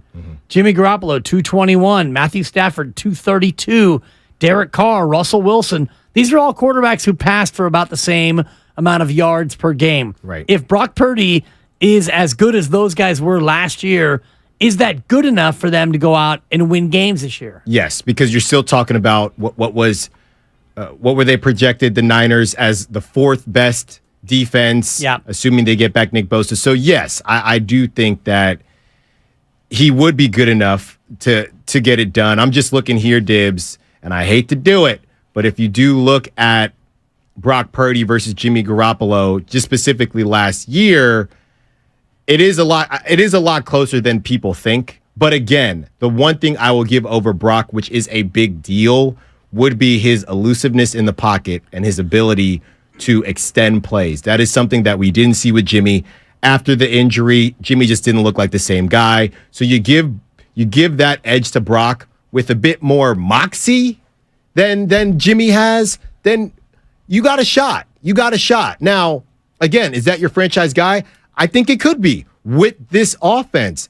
When you get down to different contracts with the offense and the defense and you start to lose pieces of this roster, basically what I'm saying is if you're going to win with Brock Purdy, you should probably win now, because I don't know how much longer you're going to have a roster this complete. Right. Every team's window for their picture-perfect roster doesn't last. And when you have somebody like Tyreek Hill who leaves the Chiefs, okay, well, you have Patrick Mahomes, you're going to be okay at Andy Reid. If you have whoever, they're not going to be on the same team forever. All these guys, you're going to most likely see a drop-off from Brock. So the whole window thing is a very interesting question. When you have somebody like Brock, it's much different to when you have someone who is much more clearly a franchise guy. And much more higher paid, though. And that's I true. think, to your point about the way this window looks. This window is so open because your quarterback's making $900,000. And so you don't have to allocate that much money. Even if you add in Darnold and Trey Lance, you're still well below what most teams are paying for their QB1. Right. So you're allowed to have McCaffrey and Debo and Trent Williams and Bosa, whose contract really, the big money will kick in next year. But Fred Warner's got a big deal, and Charvarius Ward Mooney has got a big contract. So you could surround your QB, who's making peanuts, with all these other guys because he's making what he's making. So the question is, can you win with a mediocre Brock Purdy? 888-957-9570. Ed's in Pleasanton. What's going on, Ed? You are on 95.7 The Game. Hey, yeah, thanks for taking the call, guys. Yeah, I think I was just going to echo what I feel like the consensus sentiment is that I've been hearing is that obviously with an elite quarterback on that team, the Niners will be a runaway favorite for the league. So what we're hearing now from the league experts and from the pundits is that the Niners are in the top echelon of potential teams, not knowing the quality of the quarterback. So my take is if Purdy can be kind of what he was last year and not make mistakes, which is the key thing, not give away the games, he could be just as good as we thought the Niners would be with Garoppolo, and maybe better given his ability to scramble and showing some of the skills that he showed last year. So yes, I think the answer is yes. The Niners are definitely in the running with a mediocre Brock Purdy. And I'll take your comments off the air. Thanks, guys. Yeah, thank you, Ed. You'll take them on the air because I'm not doing off the air, and we're doing radio till 6. And so, Ed, you're taking them on the air, whether you like it or not. My question is to you, Dibs, and thanks for the call. That's what you get, Ed. Yeah, thank you, Ed. Thank you, Ed. You get them on the air, Ed. That's it. Do we know what a mediocre Brock Purdy is? Because I'm looking right here at his stats from last year. They're compared to Jimmy, just in case anybody was curious. Brock Purdy's yards per attempt 8.1. Jimmy Garoppolo's 7.9. Brock Purdy's touchdowns 13. Jimmy Garoppolo 16. They have Jimmy at 11 games. Obviously, he left one of them. You have Brock Purdy at 9 games. So besides that, and Brock was sacked only 11 times to Jimmy's 18. So I'm looking here, and if we say, that's the question, Dibs, we don't know, will the real Brock Purdy please stand up? Please stand up. Please stand up. That's Eminem. Are you going to? I was going to say, are you going to fight this one? No. You gave in. Of course you did. Yeah, it's Marshall Mathers. Yeah. If Brock Purdy, he's from Detroit, Alan. Yeah, he is. If Brock 8 Purdy, Mile. Yep, great film. Yeah. If Brock Purdy, if that was who he is last year, which really is, like we said, a slightly better version of Jimmy Garoppolo. Yeah. If that is his ceiling, then the Niners can win the whole thing.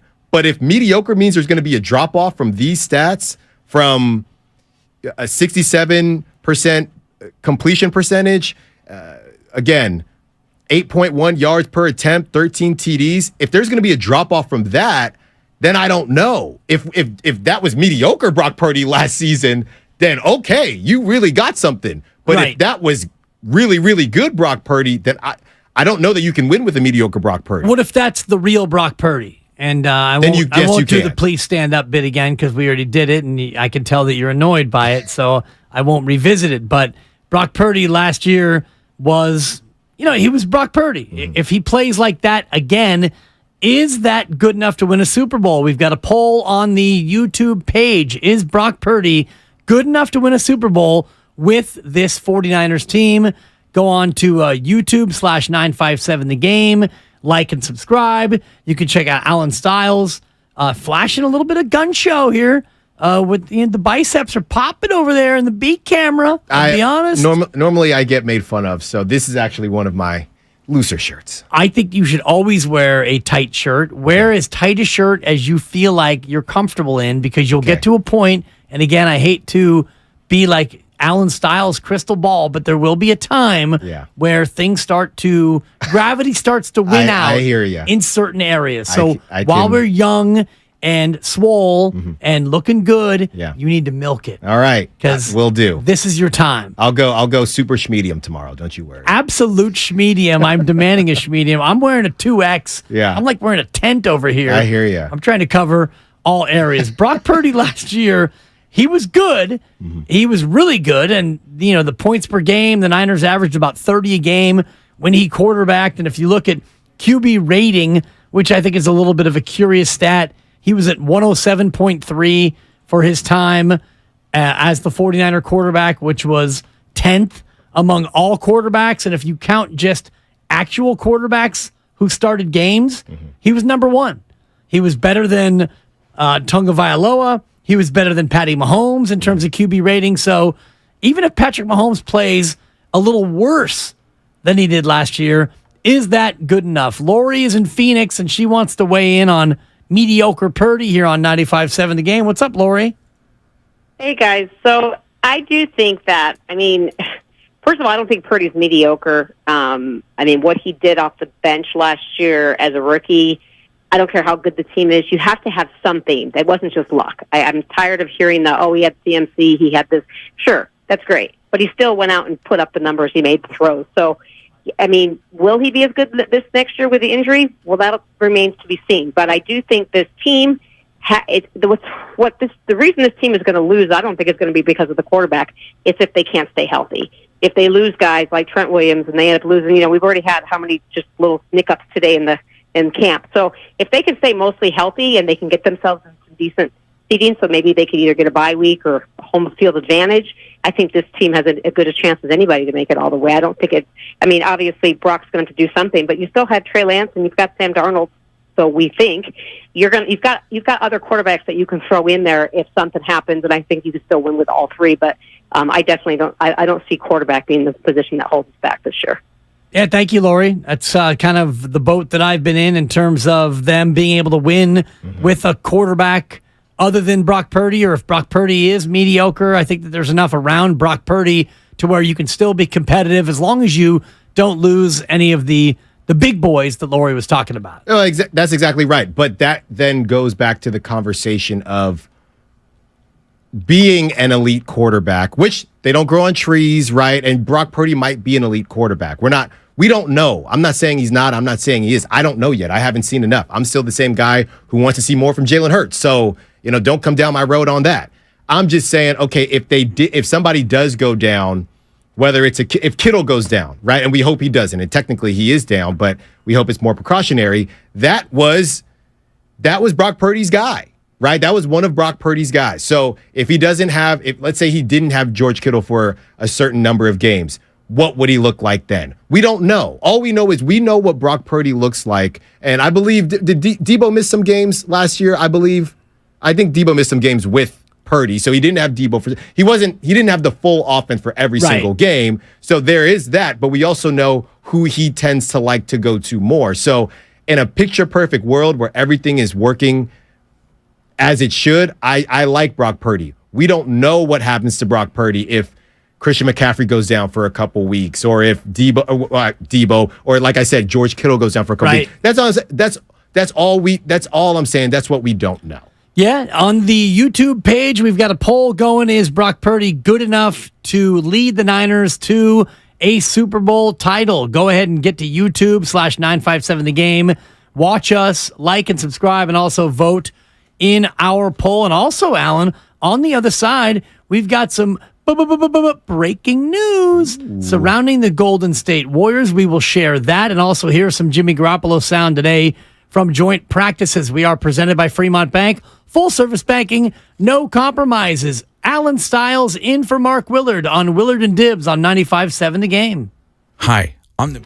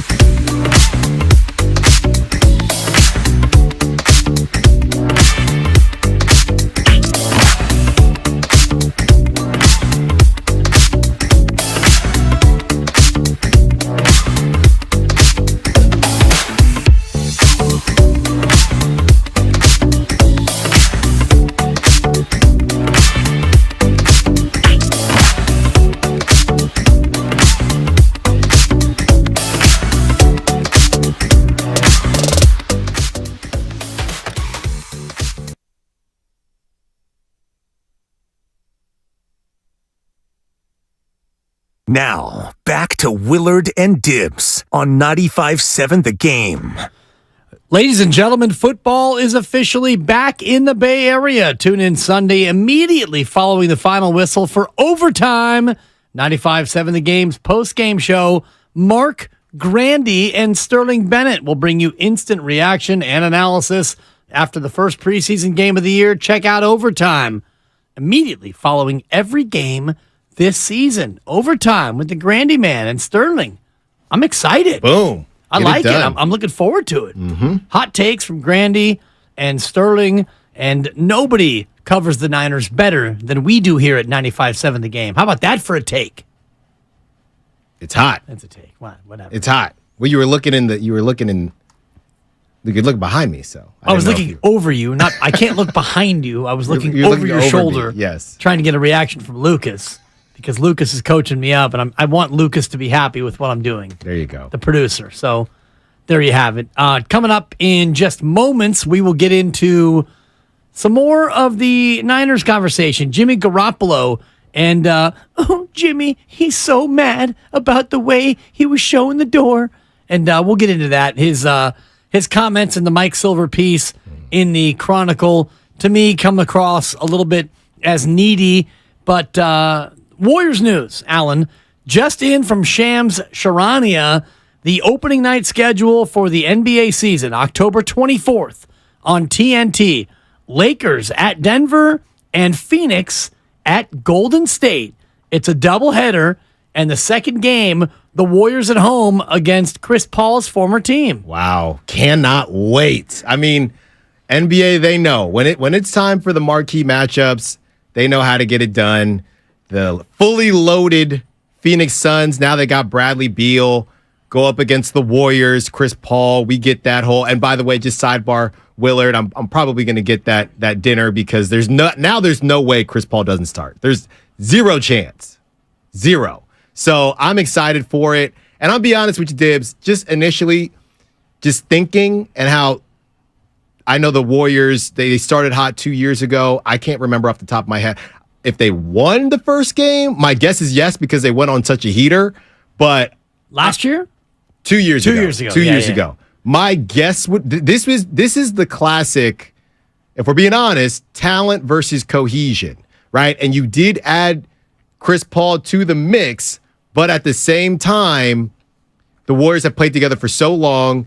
The Phoenix Suns, they keep on adding people. And let's not forget, KD's finally his first game at Chase. You got the meme with him in his construction outfit. Right. And then he never ends up even playing. So I guess I'm excited for all of that. And I don't know what to think about the game. We have plenty of time to actually talk about the game. But either way, it's going to be a sight to see. No, for sure. It'll be a full house out there at Chase Center, and all the excitement will be around not only the start of another Golden State Warriors season, but the Chris Paul versus Phoenix matchup. And you mentioned Kevin Durant and Booker and Klay Thompson, and I got 4 rings and all the rest of it. I think that's a great rivalry. And one thing the NBA does better than any other of the big sports is create these marquee matchups in marquee spots. And opening night is one, and Christmas is one, and MLK Day is another one. The NBA doesn't have a lot of those marquee spots. I mean, the NFL has a thing called Sunday, to where every Sunday it doesn't matter if it's Jacksonville against Minnesota, you're locked in. If it's Sunday Night Football with the 2 worst teams in football, or even Thursday night's a great example, pick Houston going up against, Denver or whoever else you want to pick as one of the true doormats, and we're all locked in. The country will watch. You'll complain about it, right? But you'll still watch. That's the main Every thing. snap. Everybody likes to complain about it, but you'll still watch. So NBA, they're very good. They're very good at that. They are still trying to figure out. And let's not forget the mid-season tournament, that whole thing. So NBA is trying to find ways, but ultimately, when your season is just longer, you're never going to replicate what NFL has, because you cannot create that urgency when you have that many games. It's impossible. Even if you shorten the playoff format down to just 4 teams per conference, you still have 82 games. It wouldn't be... you still wouldn't have that same level of urgency. Nobody can touch the NFL, and I think that's why the NBA is trying this cockamamie mid-season tournament that we're going to have to see how it plays out. I know that certain games in the regular season are pool play games and they're seeded games. And when the schedule drops, it should be next week. The full NBA schedule comes out. Part of the NBA schedule now is going to be designating certain games in the regular season as a part of the play-in tournament. The problem with the play-in tournament is how long will it take, Dibs, for somebody, let's say the Warriors win it. Let's say the Warriors win it and never win another championship. Are people going to put Chris Paul in a different category? No. Would it be, well, Chris Paul did get the midseason, so he is a champ? No, absolutely not. It's going to do that. No, and it all comes down to money. And these players are getting money for winning the midseason tournament. That's the only way that they can give these players a carrot for even caring. But the one thing the NBA is doing that is interesting, and we'll get to your calls on Brock Purdy and Cam Inman coming up in 10 minutes to talk about Niner-Raider joint practice, but they're designating certain games in the regular season as pool play games. And so you're going to try to win those games anyway because it's a regular season game. Right. And then if you win those games, your reward is going to I think it's Vegas for a single elimination play-in mid-season tournament. Well, my question is, if the NBA is trying to handcuff teams, would you make some of those pool play games maybe the second half of back-to-backs where traditionally, historically, stars have sat? Interesting. All right, you know what I mean? So Yeah. if you put it there, then, all right, well, we have to play them. Now, maybe you sit on the first game. Who knows? But, all right, well, we have to play them this game because it counts for the midseason tournament. That's what I would do if I was the NBA. Right, but teams like the Warriors are going to say, we don't care about the midseason tournament. We're going to sit that game anyway. Most are. Yeah. Are. So you still have a problem. But you got to give them some kudos for trying something different. Yeah, no kudos, because what they're trying to me is completely meaningless, and it's a cash grab for the players who want to go out there and try and grab the money. And I don't know, as a fan, if you're going to be dialed in on the mid-season tournament, the Final Four, it's a must-watch to watch Orlando, thank you, take on San Antonio in a mid-season tournament semifinal. I wouldn't sleep on it, Dibs. I think I'm sleeping on it. All right. You catching some Z's? I'm catching major Z's. All right. Cam Inman coming up in 10 minutes. I'll just say that don't sleep on created urgency. It's easy to say it now, and I get it. And you know what? The biggest thing is what else is on. If there's nothing else on, that makes a big difference. The NFL, that only can take up, we already know there's only 3 nights that it's going to be on. So you do have opportunity. Yeah, I have to check. Let me check the dates of this tournament in terms of what else is going to be on. In the meantime, let's go to Drop of the Hat, Matt, who wants to talk about Brock Purdy. What's going on, Matt? You're on the game. Hey, how you guys doing? Man, Good. You know, I'm really, really excited about this upcoming year with Brock Purdy. Still bad taste in my mouth about the NFC Championship game. But yeah, there's no mediocre Brock Purdy. Whoever says that is the same person the same people that said that Brock Purdy is all he has limitations. But those that know football, especially the one that calls in, Brock Purdy's the real deal. There's no doubt about it. He has this intangible trait that he can see the game, and the game is never too fast for him. There's not a lot of quarterbacks that has that trait. You know what I mean?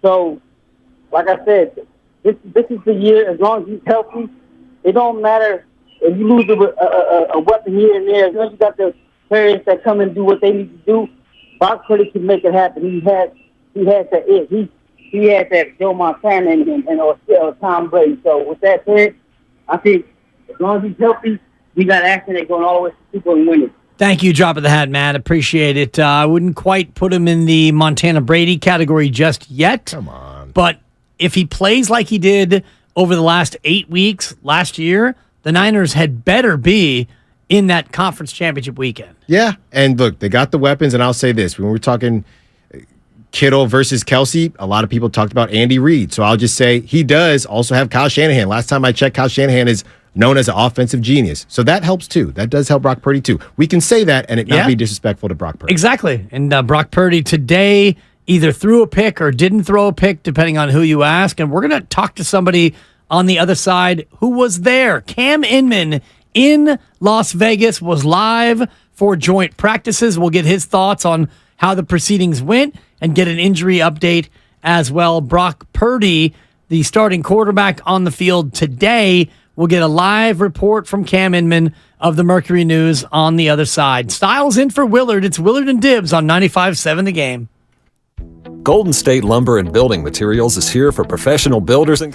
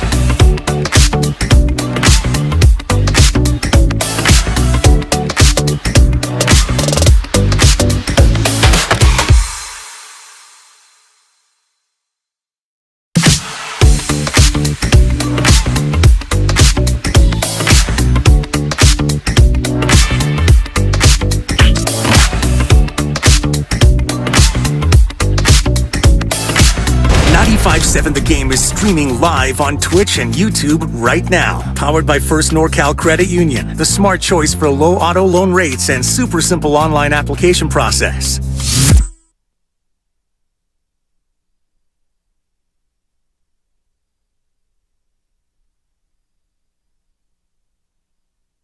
Now, back to Willard and Dibbs on 95.7 The Game. If you haven't already, make sure you subscribe to Willard and Dibbs on the Odyssey app or wherever you find your favorite podcasts. Make sure you follow us on YouTube and Twitch. Alan Stiles in for Mark Willard, and it's our pleasure. And I'll speak for Alan here because we're both fans of our next guest, Cam Inman from the Mercury News, the Bay Area News Group. He's live in Vegas. Cam, what kind of trouble you getting into out there?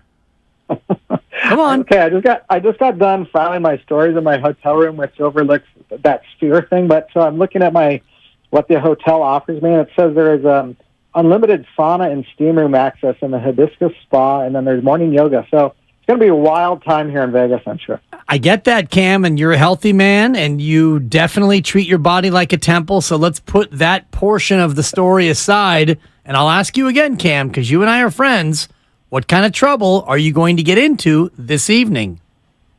Yeah, Jimmy Garoppolo is having us over for a pool party right now so we can reminisce about those times he treasures with the 49ers. No, he probably didn't get my text or didn't explain it, but it was a big day for Big Jim and the 49ers and the Raiders. I mean, the practice was rather dull.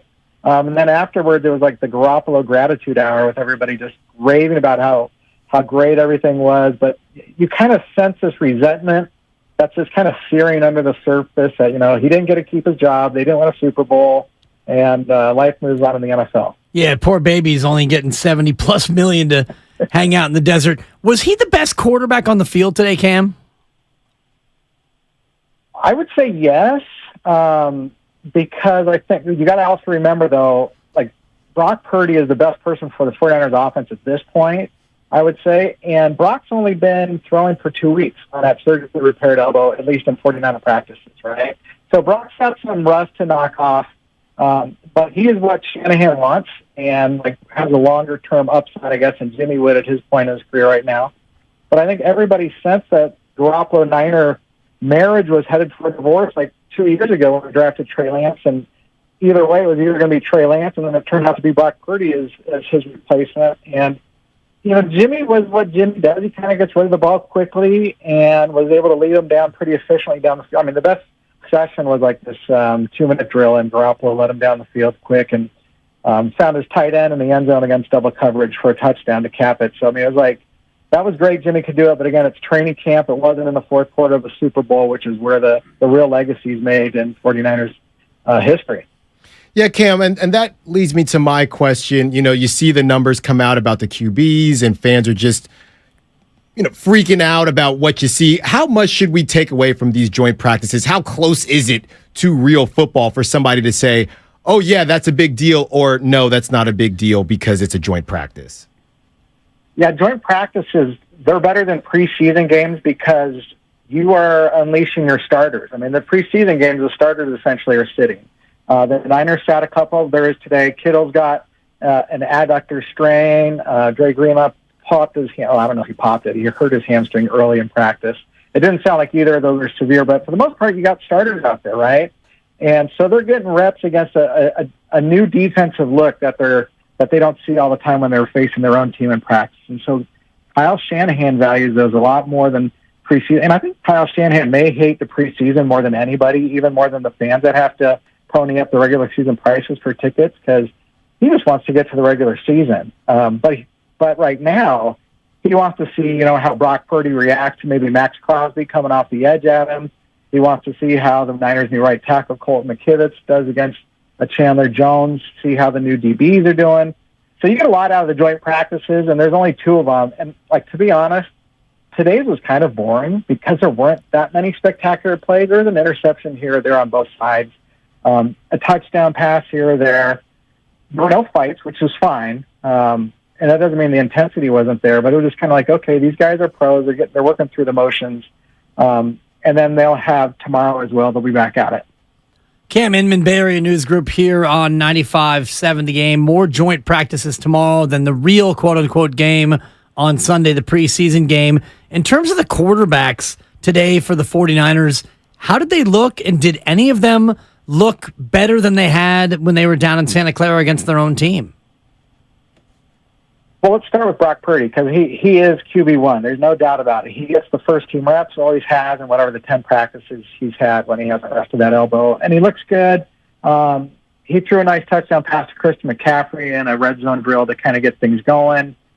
And he had an so it wasn't perfect. Trey Lance, he got a lot of second team reps, including they finished practice with this like 2-minute drill, right? And so Purdy did his, unable to cap it off with a touchdown. Trey Lance came in, same thing, but the fact is he got to do it. Sam Darnold did not get to do the 2-minute drill.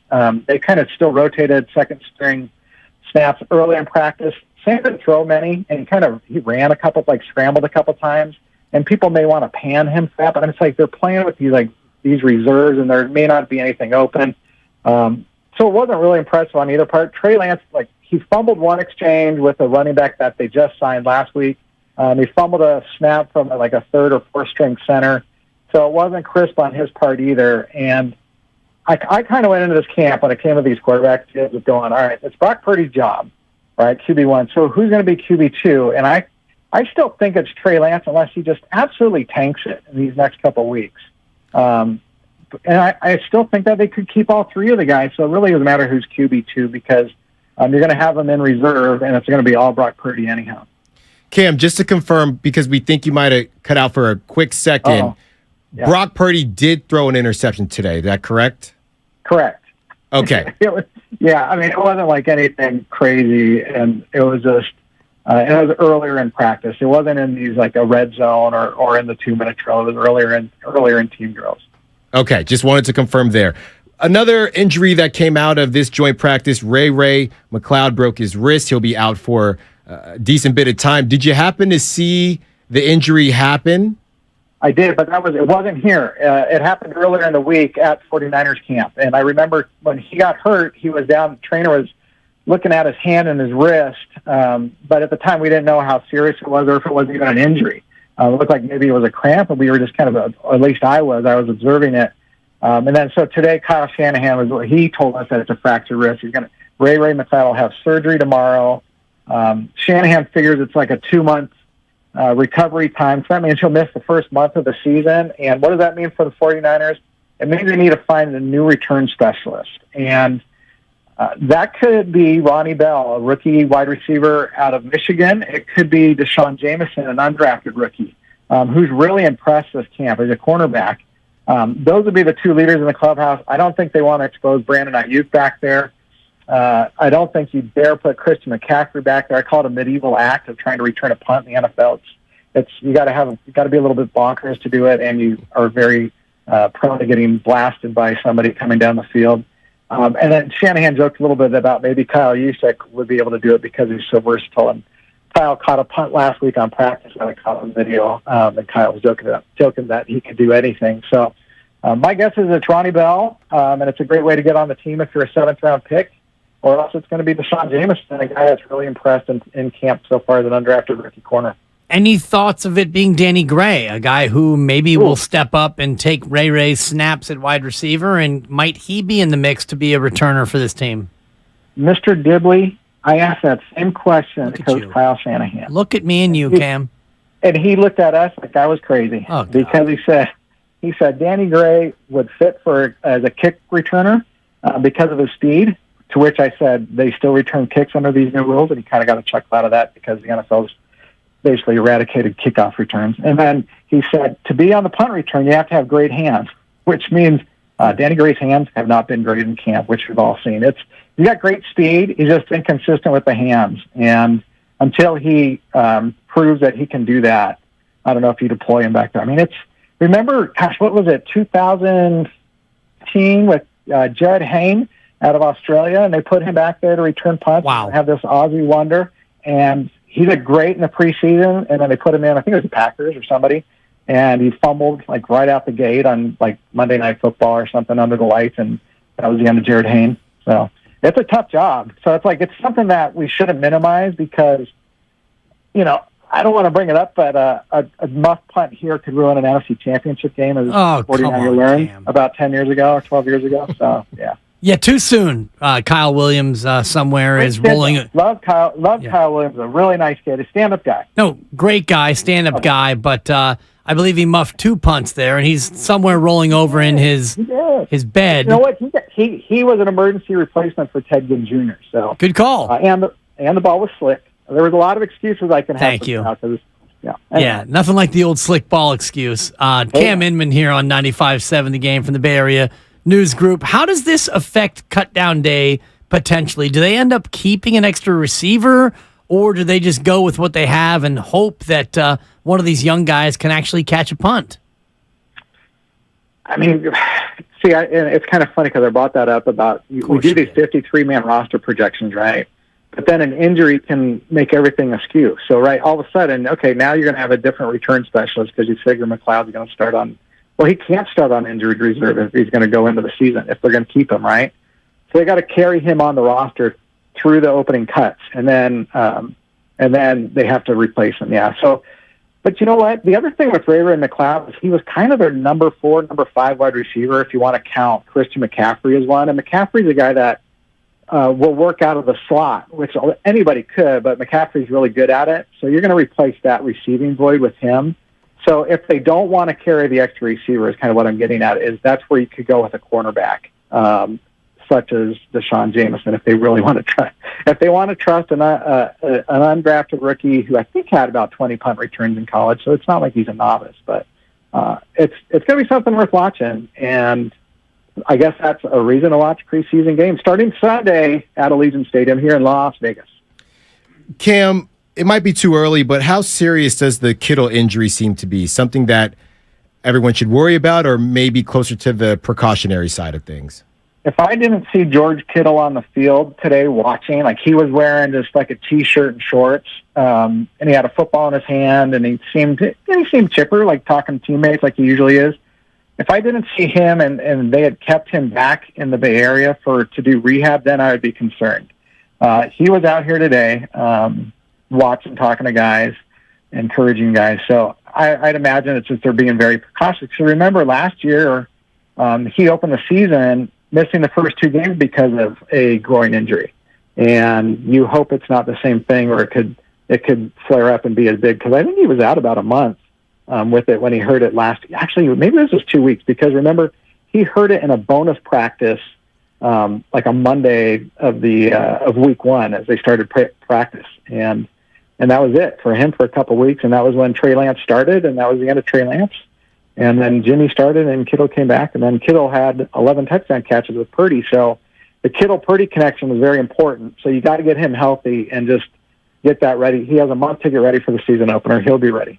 And he'll be ready, and Trey Lance hopefully will be ready for Sunday. Do you anticipate that he gets the start for Sunday's real, quote-unquote, preseason game? And does it even matter who Kyle Shanahan puts out there first? Well, I think it does matter, because what a signal that would be if he is not the preseason opener and he plays, right? Like Brock Purdy will not play. Shanahan alluded to it, saying he doubts he plays, and it would be stunning if he does. So I would absolutely think it's Trey Lance's.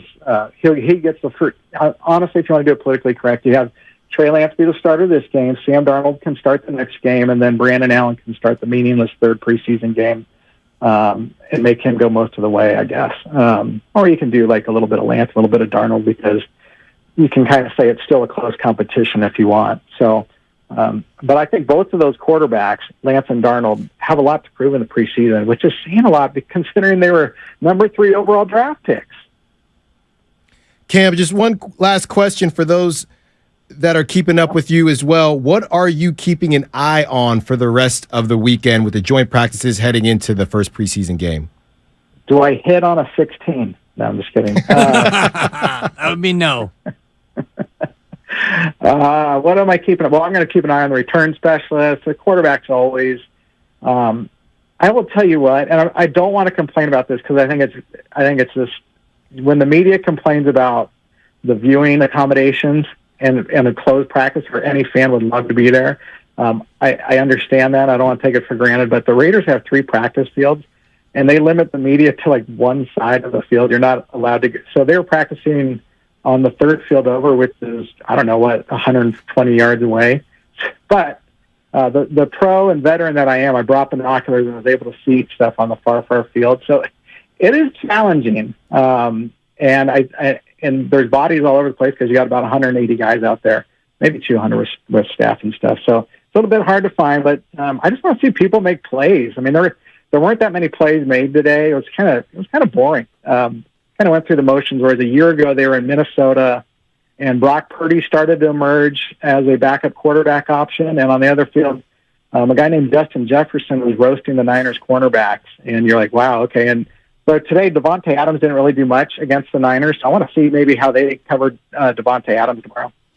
Love it, Cam. Enjoy yourself. Apply copious amounts of sunscreen. Make sure you hydrate tonight. And make sure you play the hard ways when you're throwing those dice on craps. Oh, no craps. Cam doesn't do craps. But thank you. Thanks for the advice. Of course, Cam. Cam Inman, Bay Area News Group, friend of the program, one of the good guys, and man, suffering through an assignment in Las Vegas, Alan. Yes. Poor guy. It is hot, though.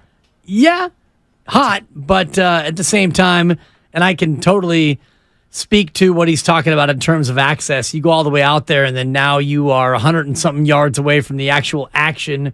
Whereas in Santa Clara, and I saw Cam out there, and Mark and I have gone down to a couple of practices and OTAs, and you are literally, yes, Grandy, literally within 10 to 15 yards of everything you want to see. You're on the sideline as they're going through 11 on 11s, and it's nice because you're able to actually see what you need to see. You can report on what you need to report on. But being in Vegas and you're 150 yards away, just typical Raider Nation kind of stuff from the Raider ownership. Don't put that on them. No, it's typical. It's typical because they don't want to show you anything, and that's always kind of been the Raider way. When Al Davis was the owner, and Mark Davis now has taken over, and the fact that they're not giving you the access that the media probably is used to, that is typical Raider football. I'm surprised you said Mark Davis didn't bring up Nepoville, Team Nepo. He is absolutely Team Nepo. Well, and if it's Vegas, I guess it's got to be Club Nepo. Yes, Club Nepo. Yesterday we were talking about nepotism and Mark Davis basically inheriting the team, and that's even more Nepo than normal because I don't think that his father was that thrilled with handing down the product to his son. And when Al Davis was alive, you didn't see Mark Davis at the elbow of Al Davis. Sure. And in fact, Mark Davis was out doing other things, we'll say. And, I have friends who knew him at the time back in the old days of the East Bay in the 70s, 80s, and 90s. And we'll just say that Mark Davis was not often learning at the elbow of his father, who is one of the all-time great figures in the history of the NFL. Wow. So that's where, true Nepo comes in. I do think that Jed York was learning from Eddie D, his uncle, and trying to learn from his father and his mom, who was Eddie D's sister, and all the rest of it. So it's still Nepo, but at least it's Nepo with, some learning into it. And this is where I'll turn it to the Lacobs real quick and say, Kirk Lacob is doing the work. Right. He's putting in the work. And Kent Lacob is doing the work. These are guys who show up and work on their craft, knowing that at some point down the road, Team nepotism, they're going to get an opportunity that they probably wouldn't have otherwise. Yeah. But if you're doing the work and you're putting in the hours and you're working your way up the ladder, it's hard for me on the outside to really hate on somebody who, yes, they're having a huge leg up by the fact that your father is a multi-millionaire, possible billionaire. Yes, that's an advantage, but at least you're putting in the work to, when the job comes your way, you're not going to be some rube from the outside just going straight Nepo. And look, if we're talking about it, everybody talks about it and they know it themselves. So it drives a lot of people in those positions to show that, I can't control who I was born to, but I can show you that I'm going to work my hardest, my darndest to prove that I do deserve to be where I am, regardless of how I got there. But, very interesting stuff from Cam. It's funny, Dibs, social media versus real life, because Cam was there.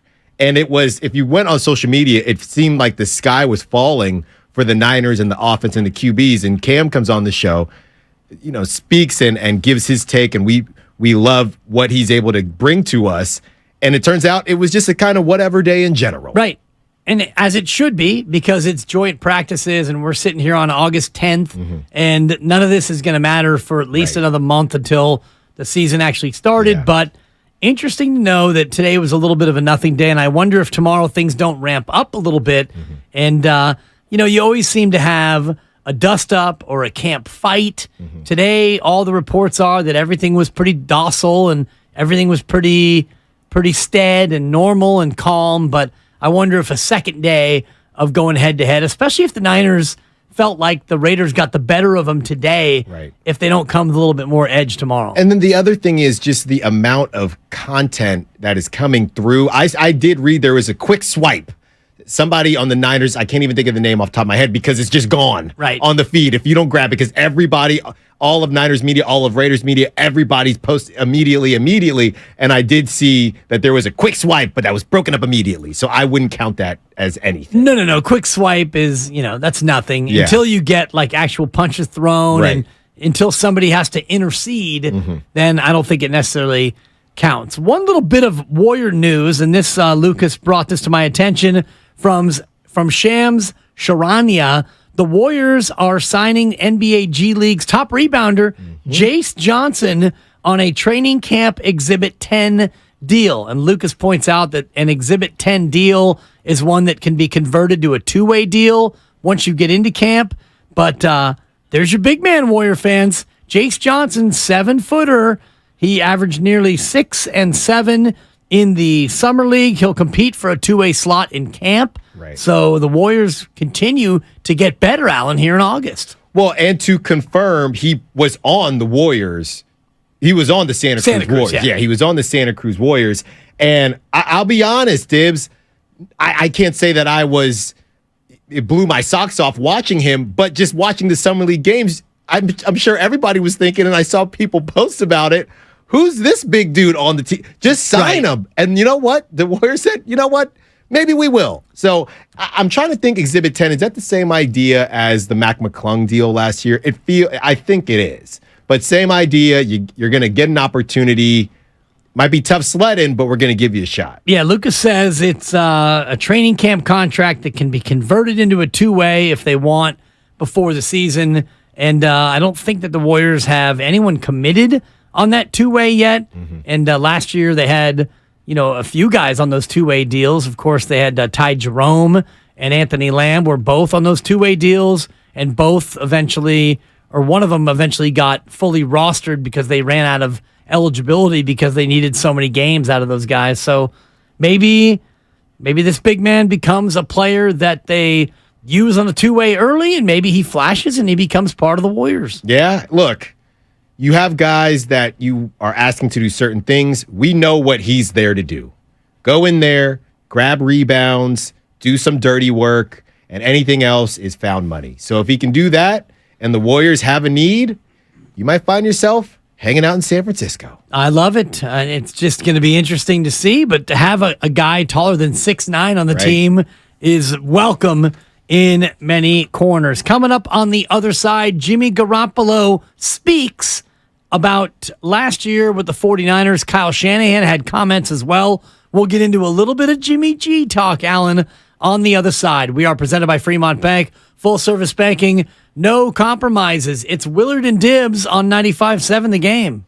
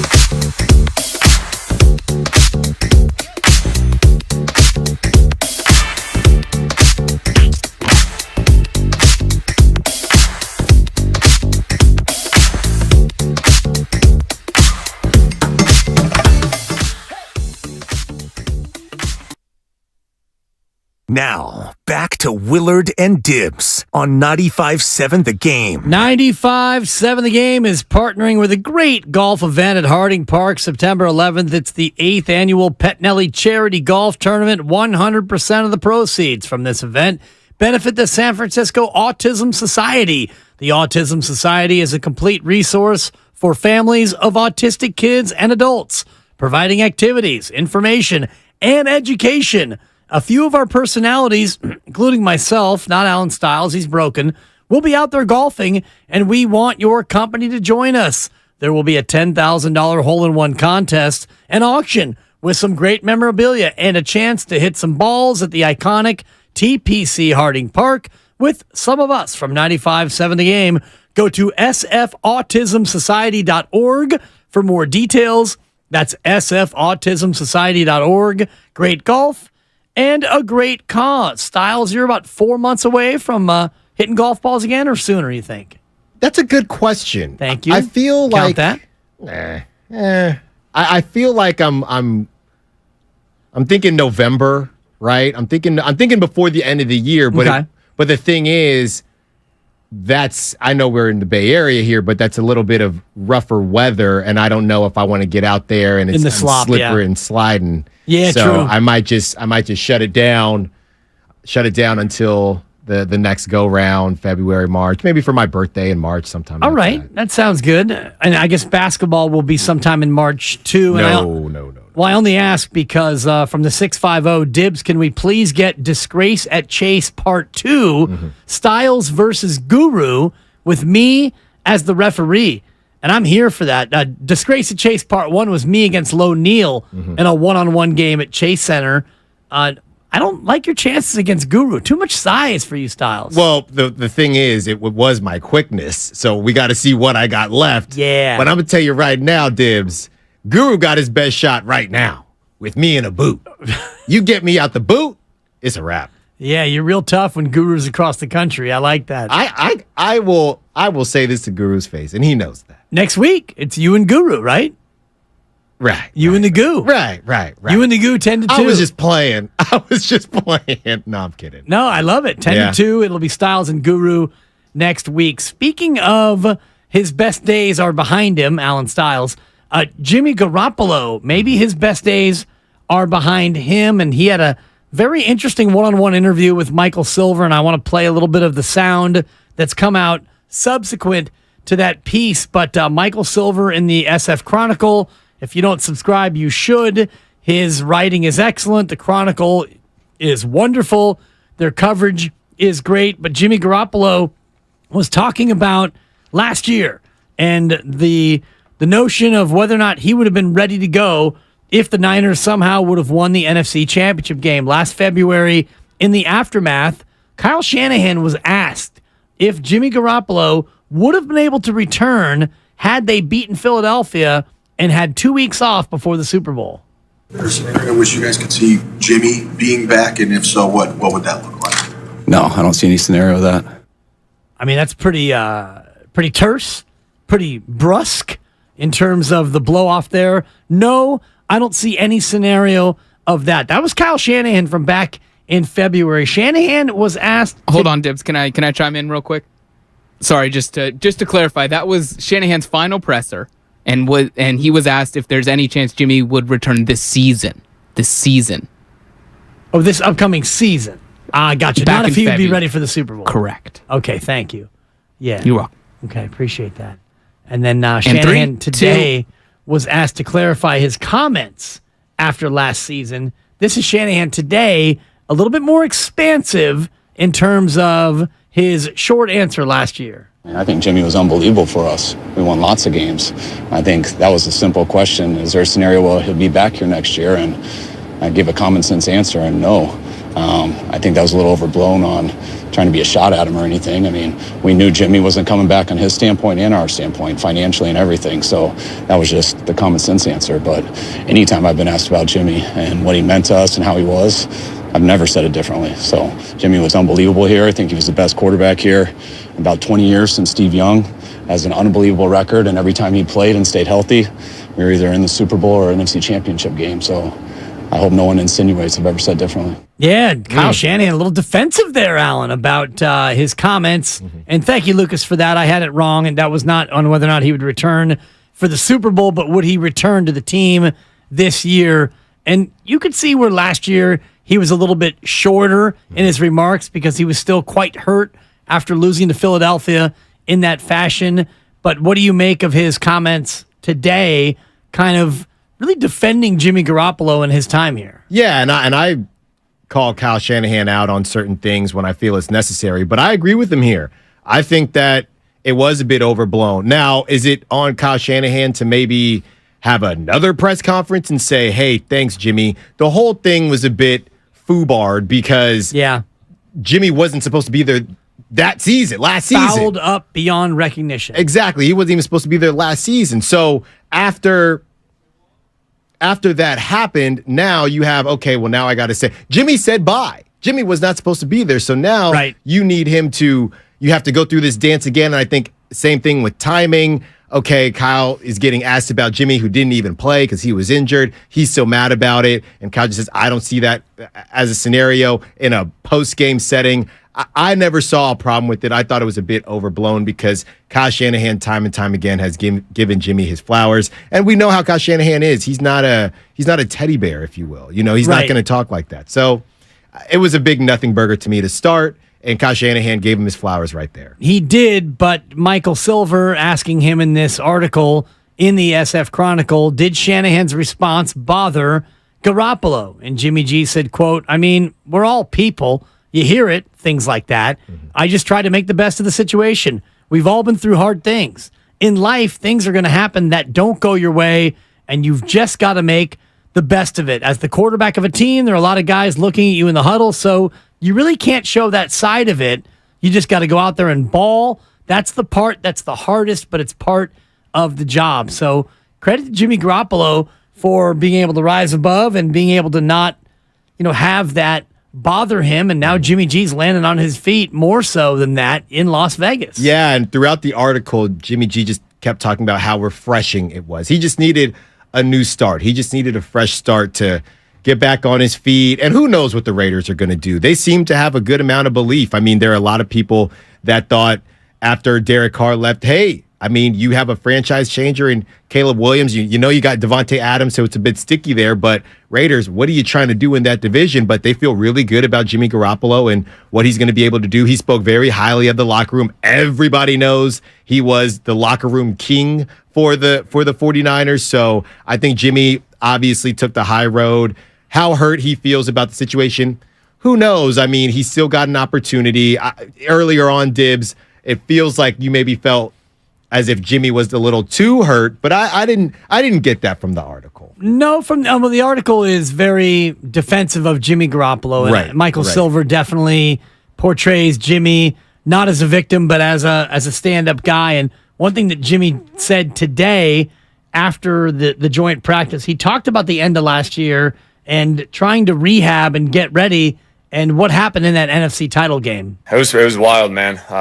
I was doing my thing, trying to get my foot ready. That didn't work out, how I wished it would have. But those guys going through 3 quarterbacks and still making it to the NFC Championship game. I mean, that's damn impressive for a team. So I know Niners. They got a great team and everything. We had a great time. It's on to Vegas now. But yeah, I treasure those times. Those were good times. He tried to get ready. He tried to rehab, and according to this piece from Michael Silver, Garoppolo says it was just an unlucky situation. The one toe, which was the second toe on his left foot, just wouldn't heal. It was a deep crack, and the other 2 bones did heal. It was a weird situation. I think we made the best of it. They wanted me to get surgery. I'm glad I did now, looking back on it. So, Jimmy Garoppolo was working to get ready and working to be healthy, and that's where a lot of people, a lot of Niner fans saw him on the sideline, seemingly healthy, and smiling, not smiling when Brock got hurt, but just smiling in general and taking it to mean, oh, Jimmy's happy that Brock got hurt. No, and look, you can see videos and pictures and add whatever context that you want. The fact that they brought Jimmy back, we knew you could have taken that so many different ways on how they felt about Trey, and at that time, nobody knew what Brock was even going to be. So I think that Jimmy, like he said, made the best of his situation. I think they wanted a bit more of a permit versus a license idea with Trey Lance, and Jimmy was there to be in the passenger seat, and they needed him. They needed him fairly quickly, and Jimmy stood up and did what he does best, and now he gets an opportunity somewhere else. Less weapons, but with a fresh start, and McDaniels, a guy that he's familiar with. So to me, dibs, and it doesn't happen in sports a lot, or more so in business. I think it was a good partnership on both sides, and I think maybe some things here or there may have been said. Even Jimmy, remember when Jimmy started and things were looking like 2017 all over again, and he mentioned that, and he said it felt like 2017 again, and was that a shot at Kyle about letting him air out the offense? So he had his mini shots, Kyle had his mini shots, but ultimately they all respect each other. It was a good partnership. Unfortunately, couldn't win the big one, but you both move on to greater pastures. Right. And one more cut here from Jimmy Garoppolo talking about last year on whether or not he pushed himself too hard to return for last year at all. Sort of, yeah. I mean, it was my choosing. It was I wanted to do that because I knew if something like the NFC Championship game did happen, I wanted to be out there, and whatever. It's all in the past now. Things worked out the way they did, and I'm happy with how it all worked out. And he actually added that he was going to play if they would have made it to the Super Bowl. That was kind of the plan of him not getting the surgery when he did. Jimmy Garoppolo was trying to work to potentially be ready if they would have somehow survived that Philadelphia game and made it to the Super Bowl. Wow. And is that the assumption that Brock Purdy got injured, but they still were able to win? Right. Brock Purdy gets hurt. Somehow Josh Johnson doesn't get hurt, and they have a quarterback, and they survive that game. Yeah. They get it done, and then Jimmy G 2 weeks later would have been potentially ready to make that start in the Super Bowl. He's saying, oh, yeah, he was playing. That was the plan for him not getting the surgery. When he did, eventually he gets the surgery. He signs a $72.75 million contract with the Raiders, doesn't pass a physical, and then he gets his signing bonus transferred into a non-guaranteed base. Then he does pass the physical, and now he's cleared to be the Raiders starting quarterback. You're listening to 95.7 The Game, KGMZ FM and HD1 San Francisco, always live on the free Odyssey app, Twitch and YouTube, powered by First NorCal Credit Union. Alan Stiles is in for Mark Willard here on 95.7 The Game, and we're poking through some of the sound today from Niners and Raiders in their opening joint practice. Jimmy Garoppolo talked about going up against his old team. Yeah, it was fun. Just first play, Dre was talking. I mean, it's got things going right away, but those are my brothers. I love those guys, so we had a good time out there competing. So Dre Greenlaw, I think he's referring to. Drake Jackson was out today. Dre Greenlaw comes out and immediately is talking, and that had to be a little bit of a surreal moment for Jimmy Garoppolo to go up against, as he said, his brothers, because the majority of the Niners team is still intact, and yet he's wearing silver and black. Right, and we're not too far removed from last season, so everything's still a bit fresh. I wonder if Jimmy, the feelings that you have, because you got to think, all right, I really don't want to deal with the media questions about the Niners, but I'm also excited to see my guys. I wonder if Jimmy was excited when he saw that they were doing the joint practices and had the preseason game, or maybe thought, next year would have been nice. It's a little soon to do it, but fine, let's just get it over with. Yeah, you have to get it over with, and sometimes it's all the better to do it immediately, rip the Band-Aid off, right, and just go up and face your old teammates. And he actually talked about what it's like taking on a Niners defense that is still as good as it was when he was there. I mean, obviously some new guys here and there, but for the most part, I mean, it was the same guys I was going against last year. Fred running the show and everything. That D-line's still damn good, so it's a talented group, but I thought we held our own today. Yeah, they held their own, and I guess it's just a joint practice, so you won't draw too many conclusions from that. But for me, Alan, if the Niners are going to do anything this year, it's not going to be because Brock Purdy carried them. Yes, Brock Purdy can be good. The offense can be strong like they were at the end of last year, but this defense, to me, is the real difference maker. Yeah, and I'm actually upset that we're not going to get and obviously they played last season, but we're not going to get a regular season game Niners, Raiders, simply because you know how it is, Dibs, and we've seen this in other sports, similar to when the Warriors played the Thunder after KD left. Teammates are going to ride for their guys, even if it's not their fight, right? And I think that would have been an incredibly, and even last season's game was very competitive and went to overtime and all that jazz, but teams are going to ride for their guys, and you can just see, obviously preseason is going to be different, but even in the joint practices, teams feel, or the Raiders might feel, hey, they felt like Jimmy wasn't good enough. One man's trash is another man's treasure. We think Jimmy's our guy, and we really believe in Jimmy. So I'm not surprised at all if Max Crosby and the rest of that team just has a little bit of a chip on their shoulder, even in a joint practice or even in a preseason game, to just show their support for Jimmy because, you moved off from him? Well, he's ours now, and we're going to take care of him. And it's interesting because, Jimmy Garoppolo's a guy who definitely had captured the locker room. He was the leader of the 49ers in many ways, and yet he goes out and Brock Purdy comes on the scene, and Brock wins at a level unseen by anybody in the history of the 49ers. So the team immediately has Brock's back as the new QB1 because, Brock comes in, the offense gets better, the team wins every single game that Brock starts and finishes. So it's not like we don't love Jimmy G or respect what he did here, but the new sheriff in town has come on and done even better than Jimmy G did. So it's not that Jimmy's stock fell, but it's Brock Purdy who just soared to the top. Yeah, that's true. That's true. But also, if you're talking about being a sheriff, we would say that maybe the town that Brock is, if we look, the numbers are very similar for 2022, right? We talked about it earlier, but very similar for 2022. You talk about being the sheriff, they are the sheriff of the same town now. But when Jimmy came in 2017 and did what he did, he came in, he cleaned up the streets, okay? He made sure there was no more issues, right? Jimmy did something that Brock never had to do. Right. Brock got to hang out in a city, in a town. He got to be sheriff of a good town, of a good city who didn't have that many issues. Jimmy inherited a shanty town. It was a shanty. And Jimmy turned it around. Jimmy and Kyle Shanahan and the front office, they turned it around. So, new sheriff in town, but let's not forget who built this city and what it was before that sheriff was in town. Shout out Starship, which we built the city. Mm-hmm. Starship. It was a rock and roll band. It's probably a little bit before your time. Yeah, I got a shirt. Good.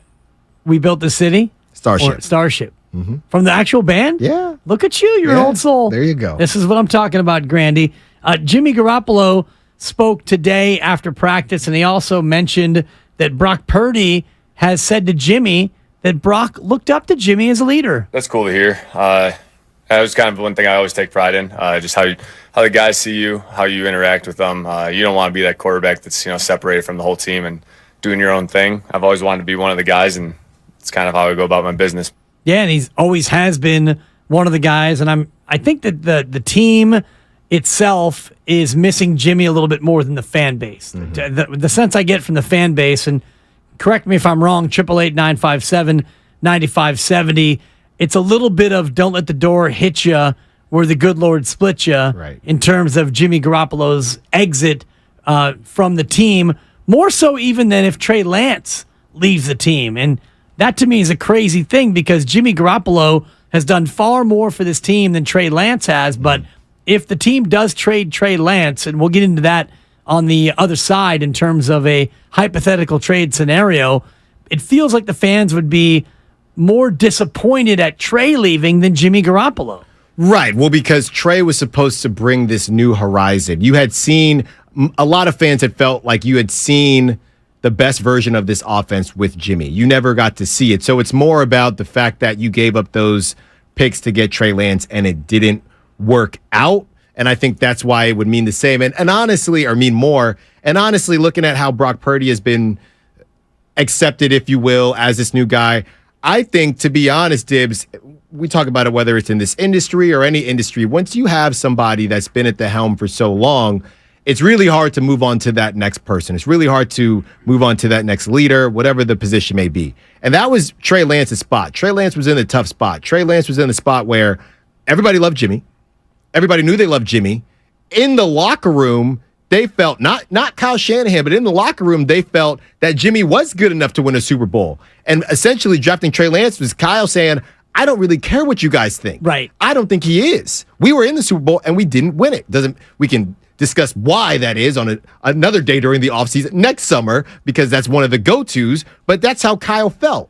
So you bring in Trey Lance, who is now, hey guys, how you doing? And the locker room is sitting here saying, I mean, really? This guy from FCS school, what is he going to do? We don't need him. It was less about Trey Lance. It was that we don't need him because we have Jimmy. So that whole awkward situation, and Jimmy actually said in that same article that 2 years ago, Trey's rookie year was actually more awkward than last season, which is a bit surprising to me because you're on the sideline, you're not on the team, you said goodbye, but now you're back and now you're starting. Jimmy said it was actually less awkward last season than 2 seasons ago, which tells me that there was some back and forth, not back and forth because Kyle's the man, he's going to do what he wants, but there was some clashing between the team and the front office as it pertains to, we think Jimmy is good enough, but they went out and got a quarterback. Right. And maybe if Trey's finger isn't messed up, they would have thrown Trey out there. We'll never know now, but the fact that Jimmy thought that year was more awkward than last season said a lot to me. And it was awkward because they, took a quarterback who had a great run with the Niners, and they immediately drafted his replacement. Not only did they draft Jimmy's replacement, but they traded up to do so. Right. They went out of their way to shovel assets to move up to get the guy to be his heir apparent. And so even if it wouldn't have been in 2021, it certainly was going to be in 2022. And they only kept Jimmy Garoppolo as a last-minute insurance policy because they could. Nobody else had really wanted Jimmy to give them assets for Jimmy Garoppolo. Nobody wanted to sign Jimmy Garoppolo to a long-term deal. And so they kept Jimmy as an insurance policy, and it turns out they needed it.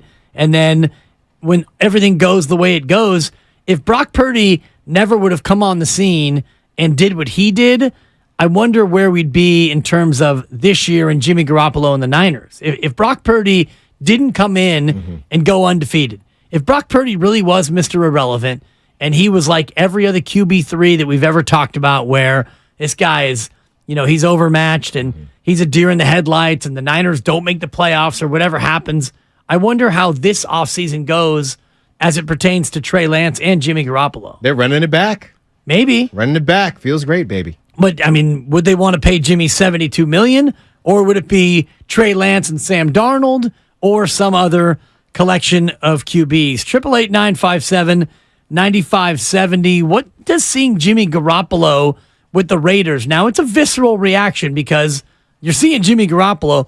What does it do for you, Niner fans? Are you missing Jimmy G?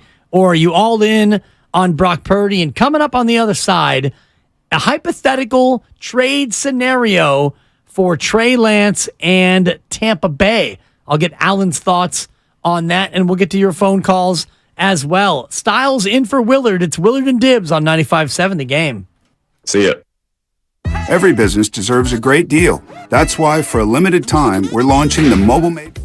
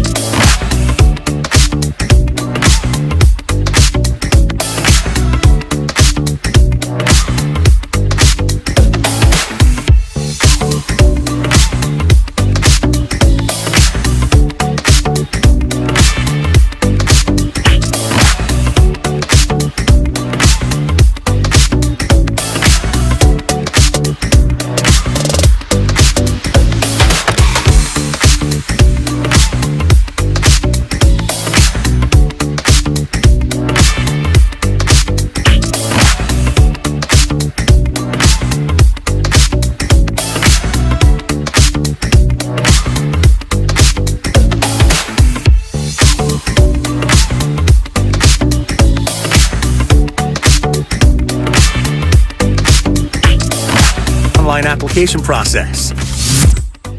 Now, back to Willard and Dibbs on 95.7 The Game.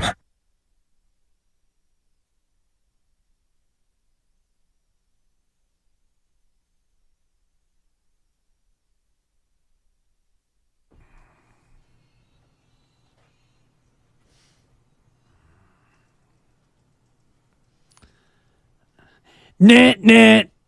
Oh, yeah, Styles. Nothing like the 80s up in the building. Starship. We built this city, my man.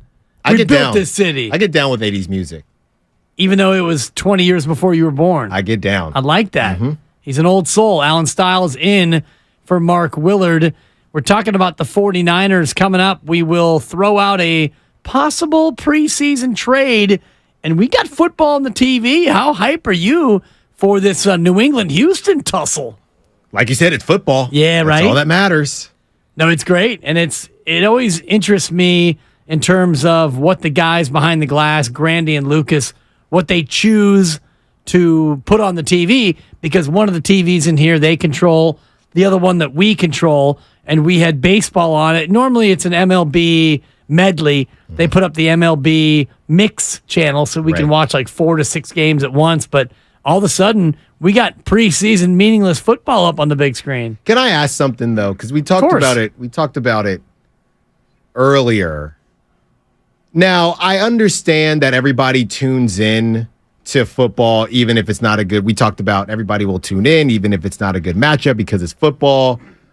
Number one, how true do you think that is, right? Do you think there are a lot of people that, hey, man, I like football? How many football fans will watch football, but if it's just two terrible teams, will they still sign up or will they just not even bother? And my second question is, if a game isn't going well, how long do you give it? Because I give it a pretty quick trigger, specifically if it's not a good matchup. So good matchup, bad start, I'm leaving. But I don't know if I'm the biggest football fan compared to other football fans that you're speaking about, that, hey, I don't care if it's 50 to 3 and it's two teams that aren't going anywhere. It's football. How many of those football fans do you actually think there are? The majority of them.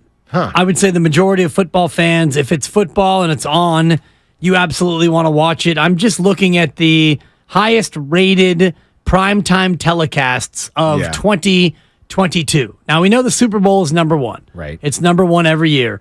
In order, the top rated television shows on primetime last year. Number 2, football. Number 3, football. Then it goes football, football, football, football, football, football. Winter Olympics comes in at number 10.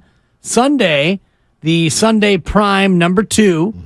Then it goes football, football, football, football, football, football, football, football, football, football, football, football. No. At number 23, we have the Oscars. Then it goes football, football, football, football. And then you get down to number 28, Warriors Celtics NBA Finals, Game 6. So that is a pretty good point in terms of 25 of the top 28 rated primetime telecasts were the National Football League. Right. And if you broke down all those games, I don't think there would be any bad games in there, but there are probably some games that are in there. But there's, to your point, they're still at the top of the list. And one of those was college football. Georgia and Alabama was number 9. So I kind of glossed over that in terms of. Come on. It still is football. Yeah, it is. New England and Minnesota, NFL Thursday night special, number 7. That's New England and Minnesota. Right. I mean, New England, they weren't that great. And Minnesota was good. They were good. Right, but they're not box office. They're not. This is not Kansas City. It's Kirk Cousins and Mac Jones, what we're talking about. Or maybe not even Mac Jones, because he was getting benched and getting injured. And a lot of these games are playoff games, but at number 11, you've got Kansas City, Tampa Bay, which, it's got a certain amount of marquee value in terms of, Patrick Mahomes and the rest. Anyway, that speaks to kind of what we're talking about. Up in just a moment, we will throw out a hypothetical Trey Lance trade and get your thoughts. But first, I do want to revisit this Brock Purdy conversation. We have a poll on our YouTube page. It's youtube.com/957thegame. Is Brock Purdy good enough to win a Super Bowl with this 49ers team. 67% of respondents are saying yes. 33% are saying no. Bob in San Francisco wants to weigh in. Bob, what's going on? You're on 95.7 The Game. Hey, I love the show, guys. I'm all in on Brock Purdy, and at the same time, I miss Jimmy. I just think people need to remember that, yes, it's a team sport, but every major game we lost with Jimmy, the defense gave up the lead. And I don't want to point fingers because it is a team sport, right? And, yeah, maybe the offense couldn't get that lead back, but the problem was, we were winning, right? And late in the game, too. So just keep that in mind. So I thought Jimmy was a good quarterback. But I knew right away when I saw, and I don't want to say, I knew, but it occurred to me last preseason when Brock Purdy came in, he moved the team down the field and scored. And I was like, wow, who is this kid? And it just by fate, he took the team all the way to the championship game. So I think he's more than capable of, maybe doing it, right? Yeah, appreciate it. That's an interesting take, though, in terms of I'm all in on Brock, but I miss Jimmy. And I wonder how many fans are of the same mindset of, I miss Jimmy, but I'm all in on Brock. And I wonder where the Trey Lance camp would weigh in on that in terms of what happens if Trey Lance would potentially go elsewhere. Right. And I think you're always going to miss Jimmy because, like we talked about in the last segment, Jimmy brought you from the depths. Jimmy brought you from the basement back to being a good team and then a very good team and to the Super Bowl. You weren't able to get it done, but you had some great years with Jimmy, really great years, and now you move on to Brock and you feel like Brock can take you to that next level. At least you hope you do. And my thing is, when you talk about preseason, Dibs, preseason's got to be one of the most confusing times that we'll see, specifically in football versus other sports, because you also know that it doesn't matter and you have to take it with a grain of salt. But at the same time, you want to trust your eyes and see that somebody can get it done, right? And Brock Purdy looked good. And as somebody would say, well, this is the preseason. How many starters are playing? What's going on? This, that, and the third. So that can be confusing. I remember, and I know you do too, Dibs, remember Dak Prescott when he was in the preseason and he was balling out, right? Fresh from Mississippi State, and everybody's thinking, whoa, who is this kid? And ultimately he took Tony Romo's job and it started in the preseason. So I'm very intrigued if Trey or Sam Darnold are able to do some things the same way. It's almost like you put it in your pocket.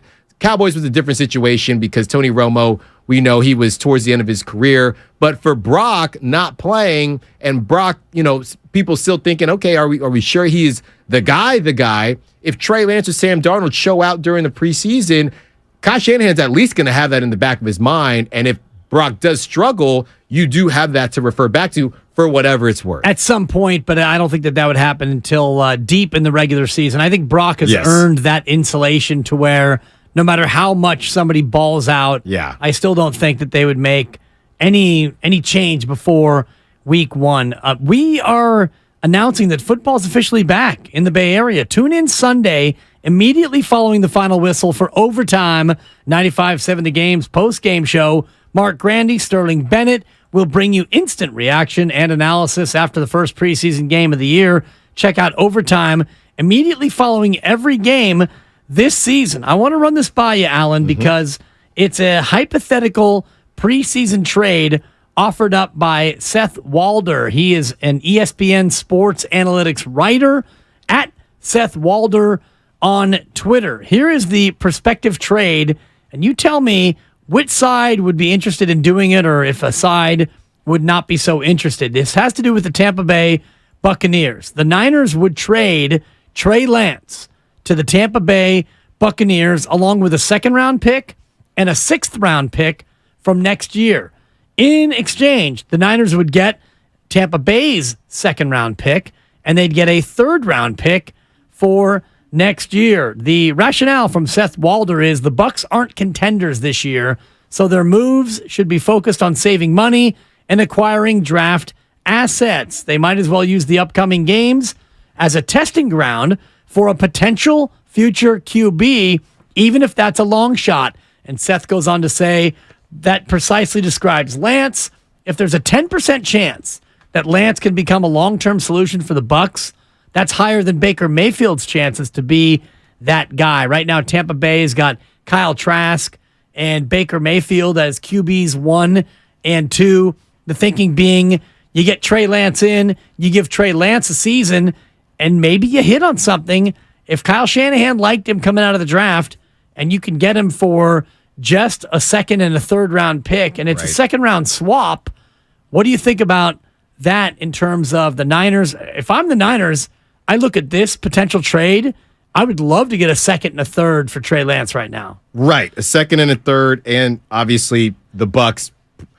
It's not the greatest division, but you got to think the Niners are going to do better than the Bucs, so it would be a higher second round pick. It's a second round swap. Mm-hmm. So you figure if you're the Niners, you're going to be drafting 58th or 59th. You're going to be at the end of the second round, and the Bucs will be closer to the top of the second round. So let's say you're trading pick 59 in exchange for pick 35 coming back. So you do get a pretty significant second round upgrade, and you also get a third round pick from Tampa next year. You give up a sixth, and you give up your second in the swap, and you also give up Trey Lance. Right. So I'm looking here at the depth chart for the Bucs. Obviously, they got Mike Evans, Chris Godwin, Russell Gage. So they have holes, but they also have a lot of offensive pieces. And I think it makes sense. I don't know what Baker Mayfield is going to do. I don't know. I mean, you would think he'd be able to be decent. It feels like he played decently with the Rams, so maybe he's not completely done, but you're pretty sure that he's not going to be your franchise guy. And these guys, the weapons that Tampa Bay has, a lot of them are still in their prime, so you don't want to waste that.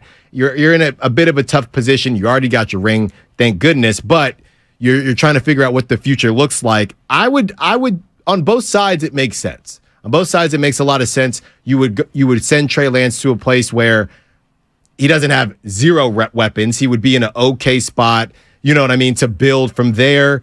It makes sense on both sides. And if you're San Francisco and you truly think that Brock is the guy, which it's much easier to let go of somebody if you truly think that they're cooked. But if Trey Lance does play well, is it a little bit harder to see the guy that you did give that draft capital up for and the guy that you did pick and start to mold, if he does start to play well, would it be tougher? But on paper, no pun intended, this makes a lot of sense. From Dylan in the 209, that trade's a no dog, and he's playing off of the Mark Willard sound, which I can appreciate that. That's going to be a no from me, dog. And I wonder about the 49ers' perspective on this, because as I mentioned before, the Niners won't give a second contract to Brock Purdy and Trey Lance. So at the end of this upcoming year, they have to decide on Trey Lance and his fifth-year option. So if Brock Purdy is going to be the guy, that means that Trey Lance is not going to be the guy. No matter how Trey Lance plays in the preseason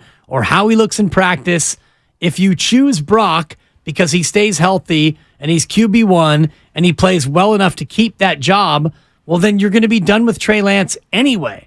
So if you can get a second-round pick swap and pick up a third-round pick, you've already got Sam Darnold at the ready as your backup in waiting. I don't know if you spend a whole year and you don't play Trey Lance at all, or you play him very sparingly, does his price tag go up to where you get more than a second and a third if he doesn't play? I don't think so. Well, the only thing I would say, the one thing is, it's always dangerous with the Niners because the Niners seem to just be connected to quarterback injuries. They can't get away from it. But my thought process is this, Dibs. Mitch Trubisky.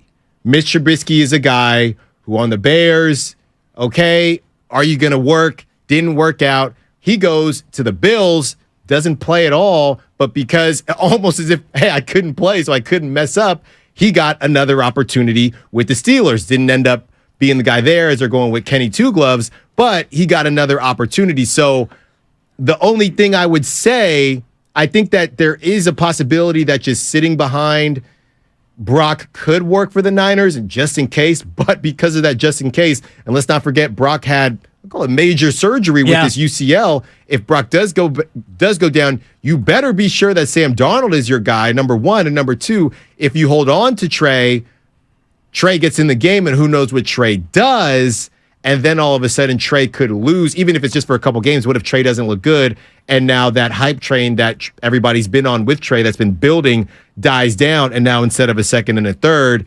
now Tampa Bay says, now you're going to get a fourth and a fifth. And if you're the Niners, at that point, you're going to have to take it because you don't want it to drop anymore. Right. So interesting timing. It's very interesting because you obviously want to sell high and buy low on anybody. You bought low on Brock Purdy, and it turns out you found something that you love because now he's QB1. Right. Even though he's coming off an injury, there's no sense that there's any QB competition between Sam and Brock and Trey. It's Brock's job. Right. So assuming that, and now if Brock Purdy gets hurt and hurt really badly again, well, now you've got an interesting question because like you said, if you keep Trey and Trey's your backup and Trey plays poorly, you've got no trade value for Trey Lance. If Trey plays and he plays well and Brock's out for the year, now you got a good old-fashioned quarterback controversy going into next year. Right. And, you basically have Sam Darnold as your QB3 insurance policy. But the more I think about the Niners and the way they've done things, it feels like they brought in Sam Darnold to be QB2 or at least have a chance to be QB2. And all we've heard out of camp is Trey looks good, Trey's improved, Trey's worked really hard in his game, and all the rest of it. Are they building him up to keep him or building him up to flip him? That, to me, is the $10 million question. It truly is. It truly is. And I think that when you look at the offense that they run in Tampa Bay, I don't know. It might be, we just talked about Jimmy Garoppolo and a fresh start. I've been hashtag free Trey, but only hashtag free Trey as it pertains to, I just want him to get an opportunity. If Brock's really your guy and you paid Sam Darnold $4.5 million, it makes sense to move him. But if you feel, that's the thing. Are you keeping Trey number two because you want to deal him for optics, or do you truly think he's better than Sam Darnold? Because if you truly think he's better than Sam Darnold, then didn't you kind of overpay Sam Darnold? Essentially, if that's the way you look at it. If Trey beats out Sam, and we'd love to get your calls on this, 888-957-9570. We see Steve and Bob and Mike, all of you on hold. We'll get to you momentarily. But if you paid Sam and Trey beats out Sam, and Sam becomes QB3 and he's inactive on game day and he's that emergency third quarterback, well then, yeah, it's a bit of a financial waste. But you did that last year with Sudsy. Nate Sudfeld was given $2 million guaranteed, and you cut him before the year even started because Brock Purdy beat him out. So the Sam Darnold money, while it sounds like a lot, I think it's $4 million essentially, it's a sunk cost already. So if you find that Trey beats him out, and you want to keep Trey, and Brandon Allen's good enough to be QB3, you cut Sam Darnold, and you just be done with it, and it becomes a small, lower-level mistake. I don't think it's one that's going to hurt you in the cap, and it's not going to keep you from signing Nick Bosa. Sure, I mean, it's that... And it's not my money, so... Right, well, it's losing that $4 million versus trading somebody that you gave up 3 picks to get. Fair enough. Either way, you're not going to look like a genius in the situation. From the 925, they are waiting until preseason to deal Trey and Dibs. I'll take your comments on the air. It's an uptick there, which is nice. A little throwback to Jolo and Dibs. From the 209, finding Brock house money, need to be willing to go broke on Lance at this stage. That's Dylan again. Dylan weighing in from the 209 on the text line. I know what he's saying about being willing to go broke on Lance, but at some point, you got to cut your losses. If you don't believe in Trey Lance, and I'm not saying that they do, but if you as the Niners are feeling like Trey Lance is not good enough, then at some point you've got to make a move to recoup something back. Right. And that's what we're continuing to say about this Niner offense. It's not necessarily that Trey can't ever be good within this offense, but it's also the timing like you talked about and the team option and the roster. This is not a Benjamin Button roster. They're not getting younger, they're getting older. So you have to perform at the highest that you can with the personnel that you think is going to work best. So look, if you're able to get a second and a third, honestly, that doesn't look that bad. If you're able to get a second and a third and you have your franchise guy, that doesn't look that bad to me. Well, it's a second-round swap, so you're really only getting a third, and you're sending Trey in a sixth. So basically, it's Trey in a sixth for a third. Yes. And you do get a second-round swap, which might be 20 spots, so that's not nothing, but it essentially is... It's less than you're getting a second and a third. Yeah, but let's talk about this for a second. And I get it. The difference is they did move up to get Trey. But with that being said, Sam Darnold is on the Niners fighting to be QB2, maybe QB3. Sam Darnold was a third overall pick. If you send Trey to Tampa Bay, who is he going up against? Baker Mayfield, a former first overall pick. I mean, teams miss all the time. Right? You try not to, but teams miss all the time. So I think if the Niners keep that in perspective and they're not, and even the fans are not looking at it, oh my gosh, how can I miss? Teams miss all the time. Go back, if you're ever at home or wherever you're at, while you're listening, of course, on YouTube, Twitch, or, He's a via veteran. FM. Go through all the different NFL drafts, and you will find some funny names that you haven't seen in a very long time. Oh my gosh, they took that guy in the top 10. Oh my gosh, they took that guy in the top 5. Well, even it happens. The Darnold draft where they had Josh Rosen, Rosen one. They're going to regret this. Yeah, and that one didn't really work out. All these teams are going to regret Steve is in the city. Steve is looking at things a little bit differently. What's going on, Steve? You're on 95.7 The Game. Hey, guys. It strikes me that trading Trey Lance right now is like buying a house in 2008 and then panicking and selling it at the end of 2009. Some people might call that a flip. I call that a bad trade. But I wanted to get your guys' take on a little twist because I think it speaks to perhaps Brock's general value. Do you guys think Brock Purdy would command that same trade that you've been talking about? Because I'm not so sure if he would. He would command much more, Steve, I think, and thank you for the phone call. And he's shown more than Trey Lance on the field, and his contract is the most team-friendly QB contract maybe in league history. I've been on this, Dibs, and I know we're up against it, and I'm very glad Steve called because I've been on this for a while, and the fact that the trade Brock. Well, no, trade not Brock. not trade Brock. Man. No, the question is, again, going back to the Niners, how good that team is, and Brock's value. How many teams look at Brock and say, "I need that guy"? I have no clue, and I'm very curious as to where you fall on this because I don't know, right? And it depends on the team. Maybe the Bucs, because they do have weapons, they might think. To me, Brock feels like a younger, more slippery, more elusive Jimmy Garoppolo. Right. So because of that, whereas Trey Lance is, this guy can, if Trey Lance hits his ceiling, he can cover up some things that we're missing. I don't know if Brock can do that just based on ceilings,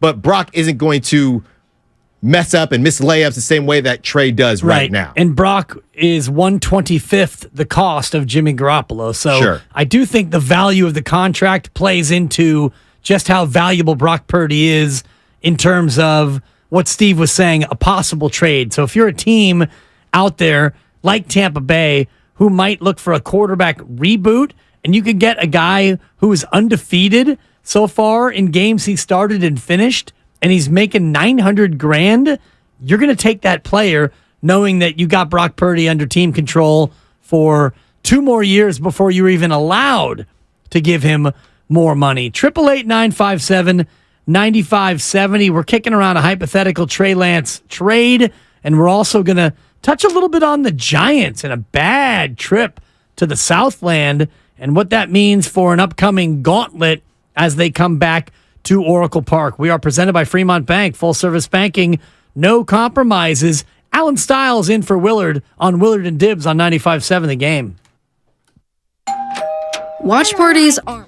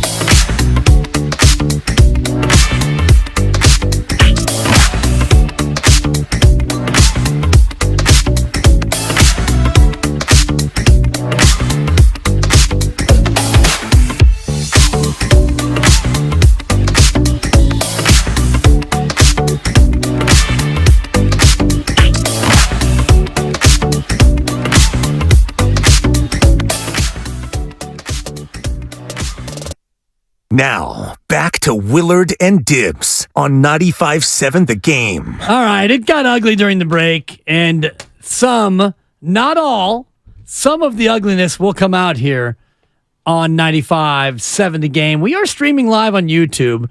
Head to youtube.com/957 The Game. Watch us live. If anyone swears, it probably will be me, based on what took place during the break. There was name calling. There was finger pointing. There was incidents and allegations, and I'm not happy about it. You'll get to hear it if it happens on the air. Like and subscribe for all 957 The Game content on YouTube, powered by First NorCal Credit Union. Styles is in for Willard, and I've been called out. And you know what?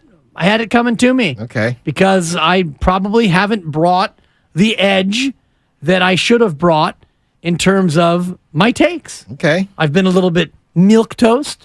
I've been trying to drive the show and set you up, and maybe I've been straddling the beam. Maybe it's the seat. I don't want to blame Steiny, but I don't have a strong opinion.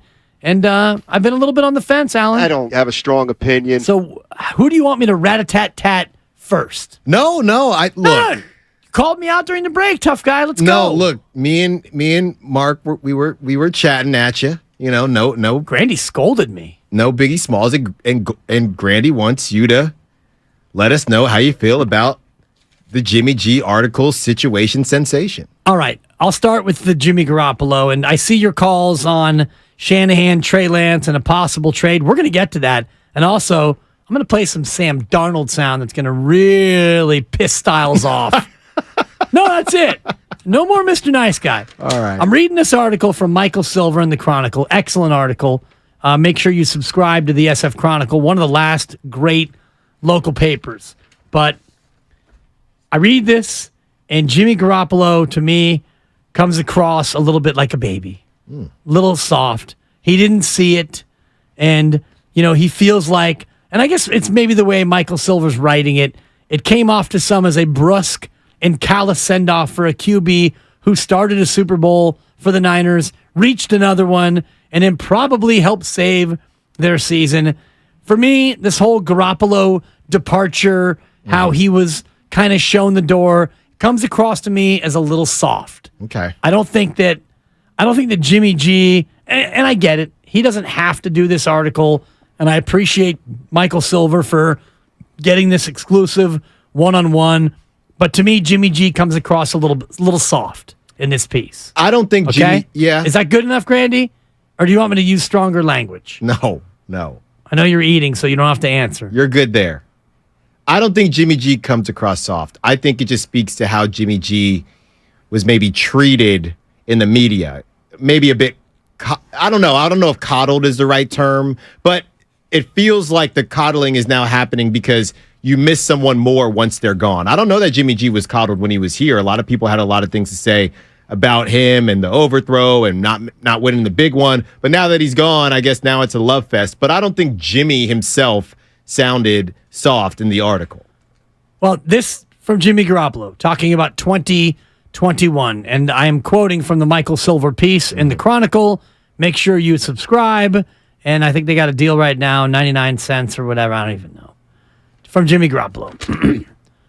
Talking about 2021, when the Niners had clearly moved on. Jimmy Garoppolo, quote, "Yeah, the year before was real awkward." He was getting paid $25 million that year. That was tougher than this past year, honestly. You're always going to be dealt a hard hand at some point, and you've just got to make the best of it. And that's what I've tried to do. That was a hard time, but I had some good people around me to lean on. The brothers in the locker room, those guys played a big role. I don't think the fans always saw that stuff, but those guys really picked me up when I was down sometimes. Jimmy Garoppolo, $25 million to hold a piece of leather and throw it to some of his best friends. There. You happy now, Grandy? You're out on it. I'm not totally out on it, but I feel a little bit like this comes across as just a little soft. It's football. And yes, they tried to replace you. And they drafted a guy to replace you. You still were one of the highest paid players in all of pro sports. And I know it's not only about the money, but, Jimmy, this feels to me a little bit overly sensitive for my tastes. I hear you. And when you reread it like that, and obviously the way that you're reading it, sure. I'm just reading words, Alan. I'm just reading words. All right. These are words that he said to Michael Silver that Michael Silver wrote into an article that was printed out by a producer and handed to me. I'm just reading words. Yeah. I didn't have any dramatic music behind it, which would have been kind of cool, Grandy, if you weren't having dinner. But maybe next time around we can do that, which really drives the point home. Well, the timing is what I think is the biggest question mark, because Jimmy played that season. Jimmy started, so how long was he sad for? It's not as if they still had Jimmy, because we're not talking about last season. We're talking about the season before where Jimmy started after they drafted Trey. Right. So, when you're down and you're on hard times and you're feeling down, Jimmy played that season. So when was he feeling down? That's my question. He was feeling down after, and I'm just guessing because there's no actual timeline. He did describe 2022 as, quote, a wild year when he said, see ya. Mm-hmm. And then he actually didn't leave. Right. The see ya led to him being on the side field, and actually he stuck around. But he felt the previous campaign, 2021, was the one that was far less enjoyable. And you mentioned it. That was the year where he played 15 games. He went 9-6, and he had a pretty good year. Mm-hmm. He led the league in yards per completion at 12.7. He led the league in net yards per attempt at 7.7. So he had a pretty good year when he was on the field, but he was the one who called it, according to the Mike Silver piece, far less enjoyable. And maybe it was. And I think that maybe for me, and I'm not saying, look, we've heard rumblings, right, about the not texting people back, and Jimmy laughs this stuff off. We've heard rumblings, and I don't know what the relationship is between Jimmy and Trey, but I would say this. When you say stuff like that, and obviously Jimmy didn't mean it like this, the brothers in the locker room kind of rallying around you. Oh, we could tell. We could tell. And I thought for a long time, and I'm not necessarily going to name names, I thought for a long time that the team in general did a poor job, veterans included, captains included. I think they have done, not all of them, but some of the more important pieces did a poor job of bringing Trey into the fold. It was very much you're crashing the party. You're crashing our Jimmy G party. And like we said, we don't need a new quarterback. Jimmy is fine. And then you have Jimmy, hey guys, thanks for having my back. There's a lot of having my back. Yeah. And then you fast forward to, the next season where all that weirdness happens. And I also felt like when Trey went down, I thought that the team, even though they were coming off a win, I thought that they were a little bit, maybe I'm being overly dramatic, I thought that they were a little too hyped for the situation. It was almost as if, finally that kid is gone. Let's get Jimmy back. That's how it felt. So I believe what Jimmy's saying. I don't know that he's being overly dramatic, but I do think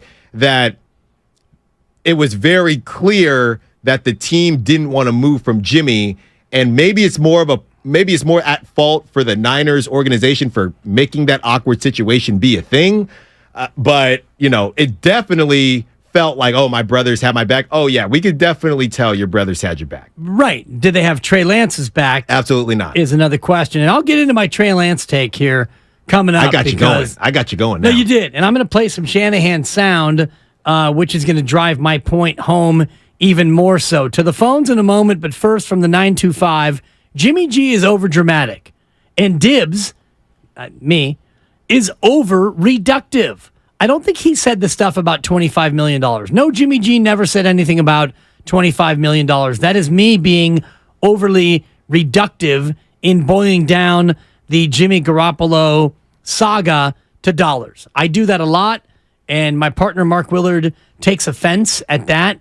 But for me, if you give me $25 million, and I know that these guys all make a lot of money, and we make a lot, but we spend a lot, but that to me would definitely color the way I would go about, handling myself in these situations. 888-957-9570. James is in Palo Alto. What's going on, James? You're on 95.7.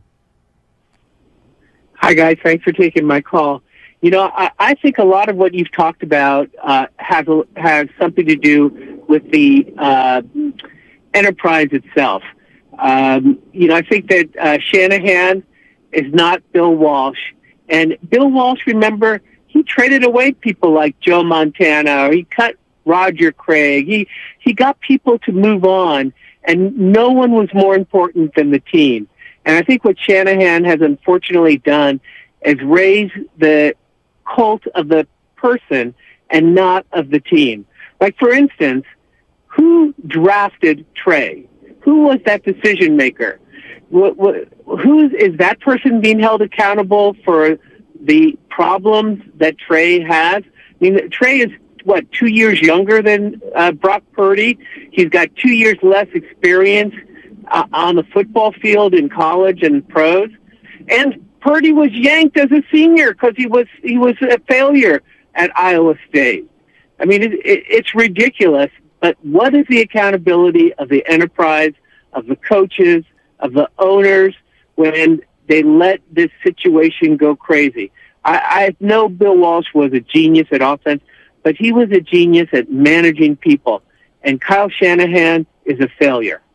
Well, I don't know if you can make that leap, James. You just did, and I appreciate the phone call. But the reason to me, Alan, why Kyle Shanahan is not being held accountable at the level that he would otherwise is because they were 13-4 last year. Right. And they went to the NFC Championship game, and he did it with a guy that he drafted, Brock Purdy. You can say that he's lucky for drafting Brock Purdy, but I don't think that that's necessarily fair. You can't blame him for Trey Lance and then not give him credit for Brock Purdy. Right. If Brock Purdy wasn't any good and Trey got hurt and Jimmy got hurt and Brock Purdy came in, let's say Brock Purdy lost every game he started instead of winning every game, the amount of criticism on Kyle Shanahan would be 100-fold based on the fact that they didn't win. Brock Purdy came in and won. The offense got better. And because of all that, Kyle Shanahan's able to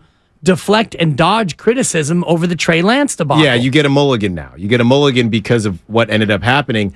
I mean, what the Niners tried to do was exactly what, I wouldn't say exactly, but very similar to what the Warriors tried to do. Now, the Warriors had different important pieces, so they thought that they would be better suited to pull it off.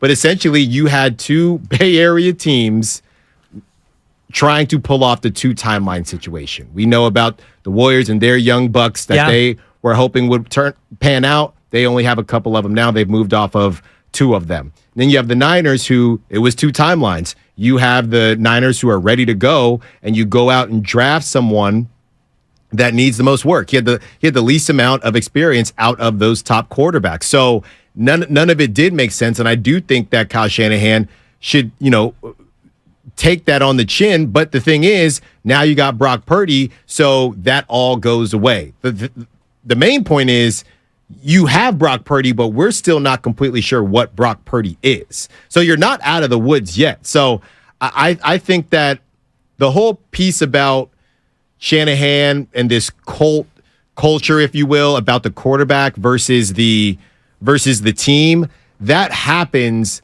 That I feel like that happens with any team that doesn't have a straight up franchise QB. That happens with every team besides the Minnesota Vikings, because I feel like Kirk Cousins has been able to avoid that. We're talking about the Raiders.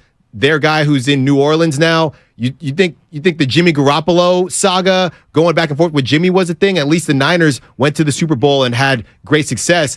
Raiders and Derek Carr back and forth? Yeah. Same idea. There was the Derek Carr cult, the Derek Carr stance, and then there was the team, the fans that wanted to move off of Derek Carr. So you have both sides of it, and it always comes up when you have a team that does not have a franchise QB. That's what it turns into. So you just want to pick. So fans just want to decide, hey, you know what? That's my franchise QB. Right. And the Niners got bailed out because their franchise QB turns out probably won't be, and yet they drafted a guy last in the draft, and he might be that guy. You're listening to 95.7 The Game, KGMZ, FM, and HD1. San Francisco, always live on the free Odyssey app. Twitch and YouTube are powered by First NorCal Credit Union. Your call is 888-957-9570. The texts are flying in. The praise for the Dibber, scorn for the Dibber. It's all coming in equal doses. Let's go to Leland and Danville before I unfurl my Trey Lance take for Alan Stiles. Leland, what's going on? You're on the game. Hi. How are you guys, first of all? Good. How are you, Leland? How old are you? 12 or 13? I'm 13. Okay. Thank you. Probably just turned in like May, right? What? When's your birthday? May? February. Oh, my fault. Go ahead, Leland. What do you have for us? So I just want to say that Jimmy Garoppolo, he's overreacting. I mean, he's fine. He's set for life. I mean, he has so much money. And then another thing is, I don't see any of these teams without franchise quarterbacks making it to Super Bowls or winning games except for the Niners. So when people say Kyle Shanahan is failing this team, he's not, because the final 4 teams, 3 of them had franchise quarterbacks other than the Niners. So, yeah, Leland, I agree. And thank you very much for the phone call, and enjoy Danville, and welcome to the teen years. It's interesting, Alan, because somebody on the text line says, what about this question, Debs? And I think he means Dibs, but I'll allow it. Is Kyle Shanahan look like a genius because the NFC is not that strong? When you look at the participants in the Super Bowl and they win it like the Rams or Bucks, and the very next year they're out over the Super Bowl, 7 years since Shanahan's been in power, it's been one and done kind of fluke teams. Does Shanahan get dinged because they make the Super Bowl in a weaker conference? I don't think so, because thank you. It is football, and you cannot. I understand that. I understand why that could be a take, because specifically the quarterback play and the NFC that has been a bit of a revolving door. Yeah. Right. Eagles showed up, they went away. Rams. Besides this last year, though, the Rams have been a team that have been a pain in the Niners' side. They just have regressed very quickly here, and we knew the Rams were going to regress because they went literally all in. You can't go more all in than the Rams. But I do understand, because it all is based on quarterback play. But I'm not dinging Shanahan for that. Not me personally. Yeah, nor am I, because you can only play in the conference where you're assigned, and you can only play the teams that are on your schedule. And he's been able to do it with the guy taken last in the draft in Brock Purdy. Coming up, we'll play some Shanahan sound from today's joint practice. But first, my Trey Lance take. And here we go. It's a brief take. No, here we go. It's brief. Hold on, let me. You need to get loose, because you're not going to like it, Alan. I know. You're not going to like it. I've been waiting for this. And it's based on what I find to be a number of pieces of evidence, as well as what I've seen with my own eyes. Okay. Trey Lance isn't very good. He's not good enough to be QB1 for a team that fancies itself as a Super Bowl contender. He's not accurate enough. He doesn't move as well as they thought he could move, which is what we saw when they ran him into the ground last year. He hasn't developed as quickly as the 49ers would have wanted him to develop, and the finger was an issue. It affected his mechanics, and he has fixed his mechanics. The way he threw the football right away from his rookie year on was awkward. It was not a fluid motion, a lot of wasted motion.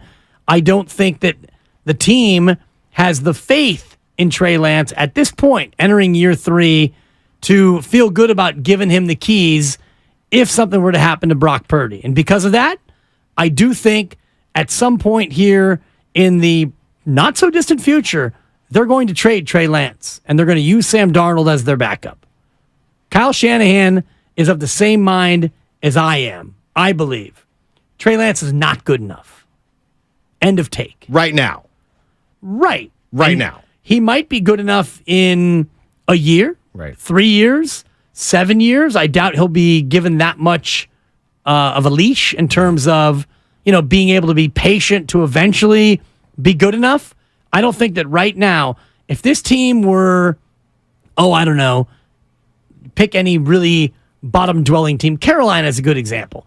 Carolina's in a spot where they can They can suffer through bad quarterback play. The Houston Texans, they could play Trey Lance and say, like Davis Mills. They gave Davis Mills an entire season, Right. and Davis Mills showed that he's all right. He's not good enough to be a quarterback of a really good team. And I think that's where Trey Lance is on this team.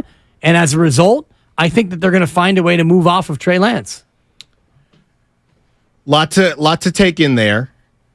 I probably would have to agree with the part of your take in terms of timing, because Trey Lance, we haven't seen enough of Trey Lance to know. And just by default, we've seen more of Brock Purdy. He played at a high level, regardless of whether you think it's because of the weapons and the defense. It's what we saw. So that's what you have to go with. But I would definitely not say that Trey Lance is done, right? But in terms of San Francisco, I think that that's the tough situation because they need to go now. And going back to the 2 timeline conversation, how often do you see this? Normally, the top picks are made by bad teams. When is the last time, think off the top of your head, Dibs, when is the last time a team has been in this situation where we have a Super Bowl ready team, all we're missing is a quarterback? So you know what we're going to do? Instead of going out and trading for a quarterback that we know has done some things in this league, we're going to get a dude who barely,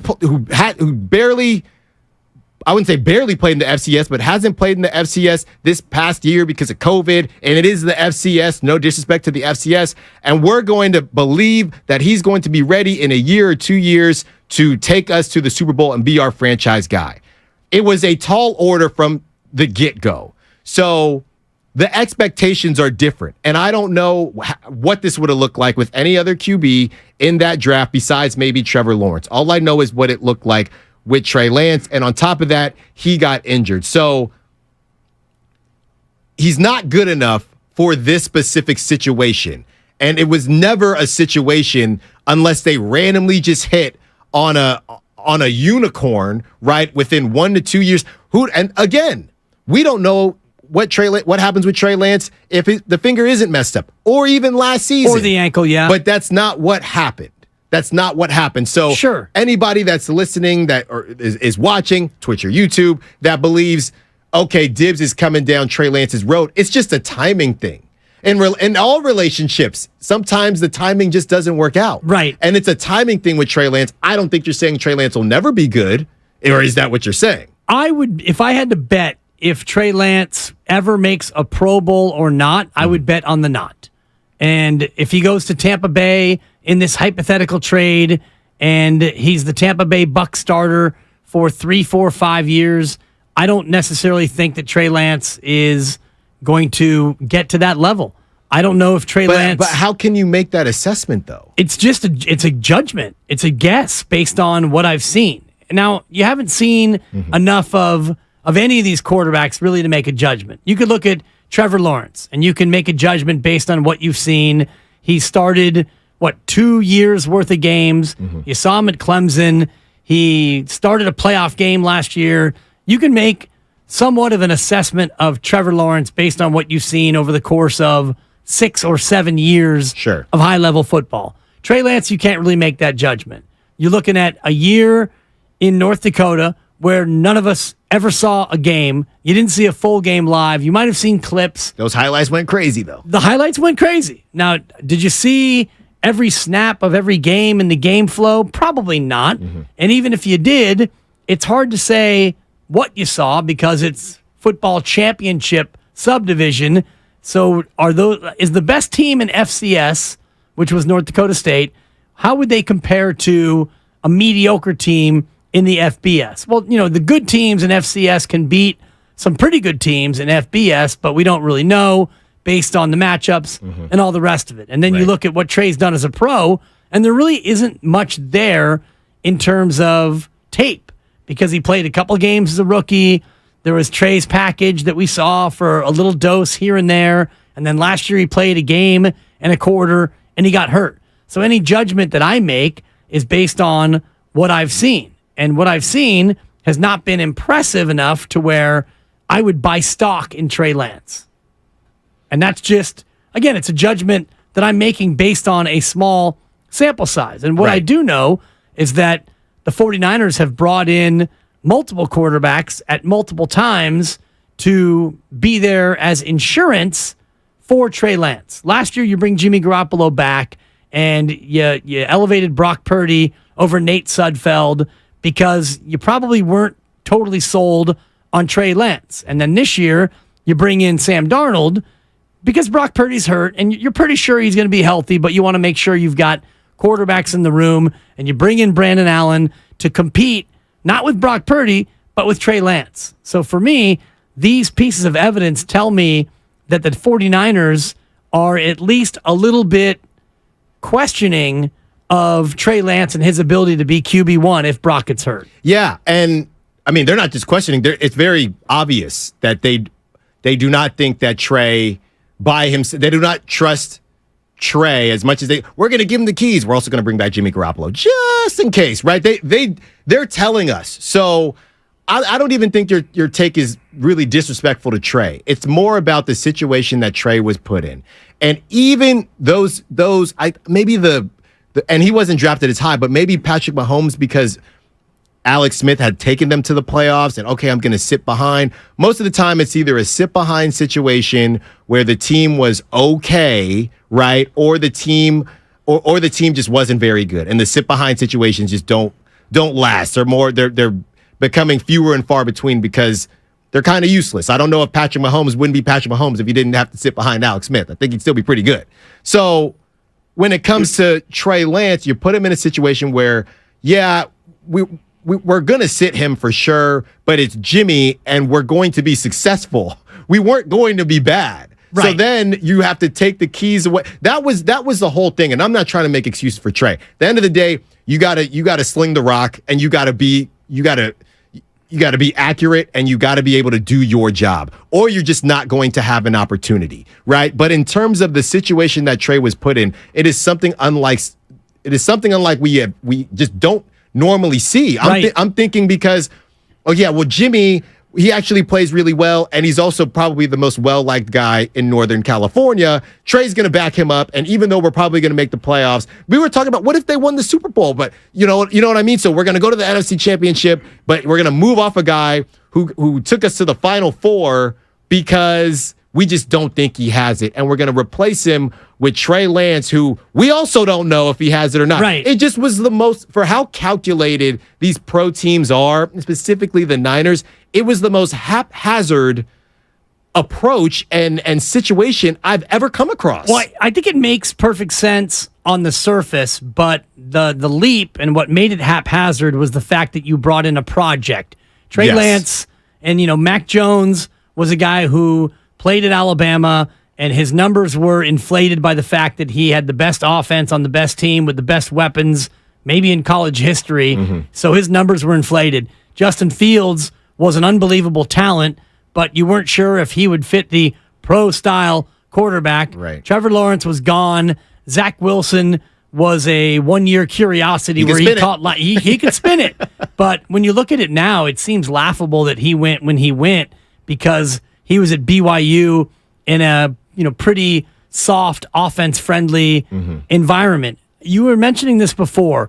How often does a really good team draft high and get a quarterback? And I'm looking back at the quarterbacks drafted last year. The Panthers, the Texans, and the Colts all took high quarterbacks. Those three teams all stunk. Right. The year before, the Steelers took Pickett at number 20. So that's not really that high. Yeah. But Pittsburgh wasn't great either. In 2021, Lawrence, Wilson, and Lance go 1, 2, and 3. Jaguars and the Jets were bad, and the Niners were the team that traded up to get into that group. The Bears took Fields with 11. Mac Jones goes 15 to the Patriots. But to your point, you go back, Burrow went number 1 to the Bengals. The Bengals were bad at that time. And the Dolphins were bad when they took Tua. And Herbert to the Chargers was number 6, and they were bad. Your point is a good one in terms of the unique nature of a really good team in a championship window going high to take a quarterback. And then what makes it haphazard is the fact that they drafted a project. Right. Because Trey Lance had 1 year at AAA, basically, of college football. And you drafted him hoping that in a year he could be ready to replace Jimmy G. But the finger issue, accuracy issues, whatever it was, led it to not be a turnkey situation. And now here we are entering year 3, and there are more question marks than ever about can Trey Lance be that guy? Yeah, and to your point, when you say, okay, well, I wouldn't bet on Trey making a Pro Bowl, I'm going to take the cop-out route, and I'm going to say I'm not going to make that assessment until he gets that's why it's hashtag free Trey. Sure. And it's not going to happen on the Niners, right? So if you move off of Trey, move him somewhere, get to see, even if it's a team that does stink, just get to see him. I just want to see what it looks like, Dibs. I don't know. So I get what you're saying. You're entitled to your opinion. You would say nay. I would say, hey, I don't know what to say, and I don't know what I'm going to say yet. But from Franchise in Danville, he says everyone makes the Pro Bowl nowadays, Dibs. And sure, but we get, is he going to be a good quarterback or not? Is he going to be a franchise guy? That's the question. Can Trey Lance be a franchise guy? Now here's my next question. Also, how many QBs? It feels like in this day and age, quarterbacks have popped pretty fast. And every time you bring up Trey Lance, the first comparison is, well, Josh Allen. Yeah. Josh Allen, he took a while to pop, and look at him now. Besides Josh Allen, I'm thinking off the top of my head, and you might have to go back a bit. Number one, who has taken more time to pop? And number two, how many quarterbacks have been given that much time? Justin Fields was on a terrible team, and everyone's thinking, okay, you basically get one mulligan year. And Trey Lance missed out on it because of injury. And who knows what it would have even looked like because, again, the Niners were good. Yeah. The Bears had nothing to lose. So but even with Justin Fields, everybody is saying we expect him to take a leap because he did do some things last season. But it's not we just expect him to take a leap. It's also, he has to. You only get so much time to show that you're going to be a franchise guy. Yeah. So a little different with Justin Fields, though, because he can do a lot with his legs. So right. I'm just saying if he regress, if it's not that leap year and the Bears do stink again, do we think they're not going to? I mean, Josh Rosen, very quickly we figured out that was a mistake. But what did they give Josh Rosen? 2 years before they went out and got Kyler Murray? Now Kyler Murray was supposed to be a dude, and we don't know what Kyler Murray is going to be. He's got the health issues now. So the bottom line is you feel for Trey because of the situation, but ultimately I know people that would take to say, hey, Dibs, or hey, Allen, you're talking about Trey being put in a rough situation, getting to go to one of the best teams in football. How is that a rough situation when all these other guys got to go to teams that aren't very good? I'm sure Trevor Lawrence would have loved to go to the 49ers, and I get all that, but it's also because you have sustained success. So they had sustained success with Jimmy. So it's not as if there's nobody was playing QB. Jimmy was playing QB, and doing it well enough to win, and had brought them from the depths. So now you're just going to try to replace him. So it's very nuanced, but ultimately there is a time tick, tick, tick, tick, tick, and Trey Lance is starting to, it probably has run out as far as a franchise guy for the 49ers, unless for some reason, and we can talk about this too, Dibs, injury, sure. Trey Lance gets an opportunity if Brock Purdy gets injured and he balls out. Cool, let's rock and roll. Maybe you got something with Trey. But if Brock Purdy doesn't ball out, how bad would he have to look for Kyle Shanahan to even famine or think about moving off or even messing with Trey again? I don't know. Yeah, I think it's week 8, which is the week right before the bye. If you're going to make a quarterback switch of this nature, I think that week 8 is probably the best time to do it. From the 925, Jordan Love will be an interesting comp this year for Trey. Love hasn't always gotten great reviews his first couple of years. Love a guy who has sat there and watched Aaron Rodgers and waited, and now he gets his turn. And he was he's taken in the 2020 draft, I believe. Yeah, Jordan Love was taken number 26 overall in 2020. So this is year 4. So they're facing a fifth-year option with Jordan Love, and if he pops, he's going to get paid. Trey Lance in a spot where, unless something dramatic happens in San Francisco, he may end up having to get that elsewhere. Dave is in Napa. Dave, you're on 95.7 The Game. Hey, guys. How's it going? Good. How are you? Good.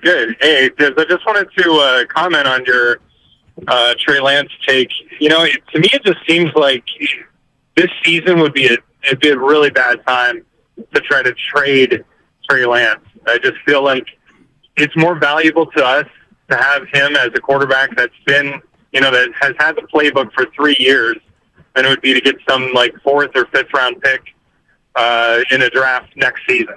The thing I worry about is like if Purdy does go down and we say we had already traded Trey Lance, the season is on Sam Darnold, and we've already seen him in the league and what he can do. So I don't know. I just think that for this season, for the team, it might be best to keep Trey Lance on the roster.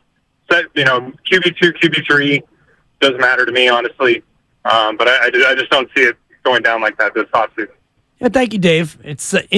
I agree with you in terms of QB2. If Trey Lance is going to be able to beat out Sam Darnold and he is the backup, then yeah, you want to keep him. And hopefully you don't need 3 quarterbacks this year.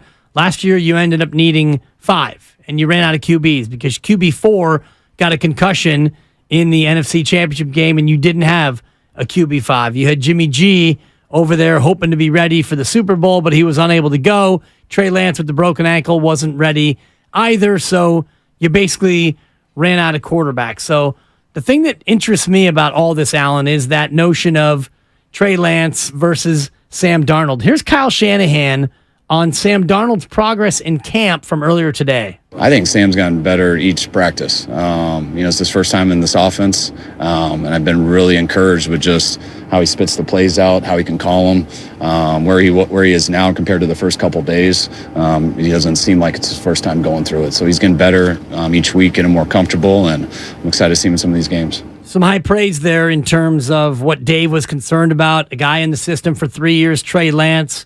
Kyle Shanahan saying that Sam Darnold has been great at spitting the plays out in the huddle, knowing the terminology. And I wonder what you think about Sam Darnold and where he's been and how he's played. Can a Tiger change his stripes? Is Sam Darnold able to come to this system with a better quarterback coach, a better offense, a better system? Can Sam Darnold live up to the draft hype that he had when he was taken, number 3 overall? Well, this is going to be the best roster he's ever been on, right? And he's going to be asked to do the least that he's ever been asked to do. I compared him, or if he is able to revamp his career, it would be similar to Andrew Wiggins. Maybe your expectations have changed, and maybe you can live up to them if you're even necessary, right? If Brock Purdy stays healthy, then this is a moot point. Real quick, Dibs, just thinking about Sam Darnold and now Zach Wilson, that's the thing. You can come down, and we had a caller not too long ago come down Kyle Shanahan's road, and I get it for the Trey Lance pick, and we've been coming down his road a little bit because it didn't make sense, right? But look at the Jets. They've essentially gone through it all, and then they make up for it with getting Aaron Rodgers, but they went through Sam Darnold, and I don't know if Zach Wilson is officially a bust, but he didn't look great. So you've had 2 opportunities at the top, and you've missed on both a number 3 and a number 2 pick. So this happens. You don't want it to happen, but if the Niners are able to say, "Hey, we messed up getting Trey. We thought it would work out. We're just gonna wear it. We're just gonna wear it."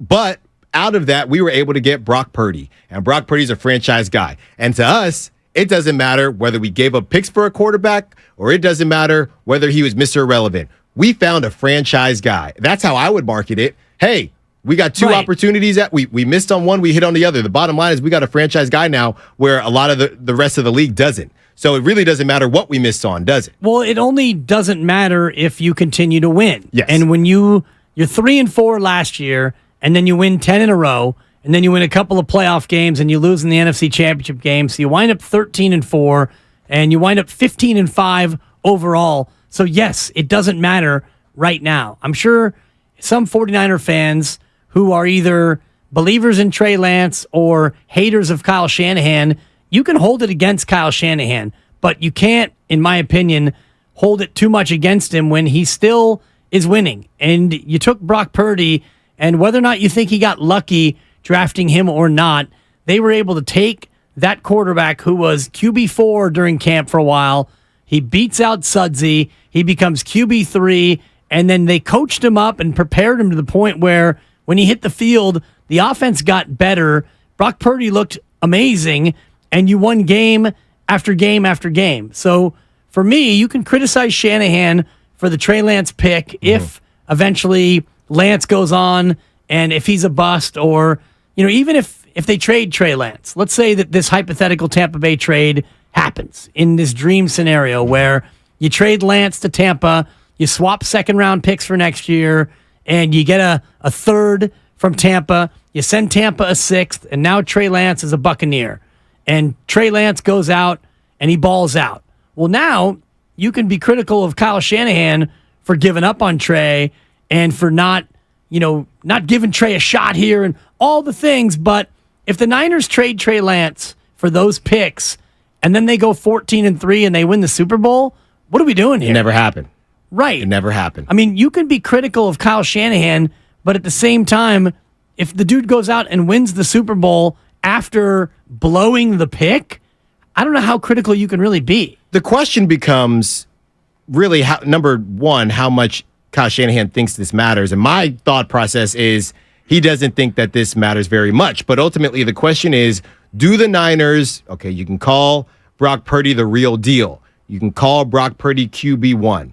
Do the Niners believe at this moment in time that they have their franchise guy? That's really what I'm curious about, because I do still believe that Kyle Shanahan is still operating as, okay, well, Brock is the guy right now. Again, we talked about Farhan being Drake with commitment issues. Kyle is not really too far behind him either in terms of the commitment issues. Would Kyle sit there and say, Brock is our franchise guy? Maybe not right now. Not right now. Not right now. No. So all the fans want to go ahead and say Brock's going to be the quarterback for the next 5-10 years. But I don't think Kyle Shanahan would say that, which I guess in turn, unless you really believe in Sam Darnold, would go against trading Trey Lance, because we don't know what we have with Trey. Right. We like what we have with Brock, but it's still a small sample size either way. That's a great point, because you ultimately need to hedge not only for the future, but you also need to hedge for this year. And if Trey and Sam are close in terms of who the backup will be for Brock, then it behooves you to keep Trey, because if Brock doesn't play well or if Brock sustains another major injury, you've got an insurance policy in Trey Lance, not only for next year, but for future years, whereas Sam Darnold is a one and done based on his contract. 888-957-9570. Great conversation here with Alan Stiles in for Mark Willard. Let's go to Luis in Oakland. What's going on, Luis? What are you doing? Yo, I'm sitting up here listening to the Divonomics dropping the game, man. Dropping the G in 95.7. Yo, it's good to hear from you, Diz. I've been on a unfortunate vacation, but I'm back now. I turned to radio, and you on here, man. You know, I'm a longtime supporter of you since the Rise guys, since you Foreign Ball, Tro Neal. And it's always good to hear, you know what I mean, some Bay Area love from somebody who actually knows it, lives it, breathes it, and is doing it, bro. So shout out to you, Dibs.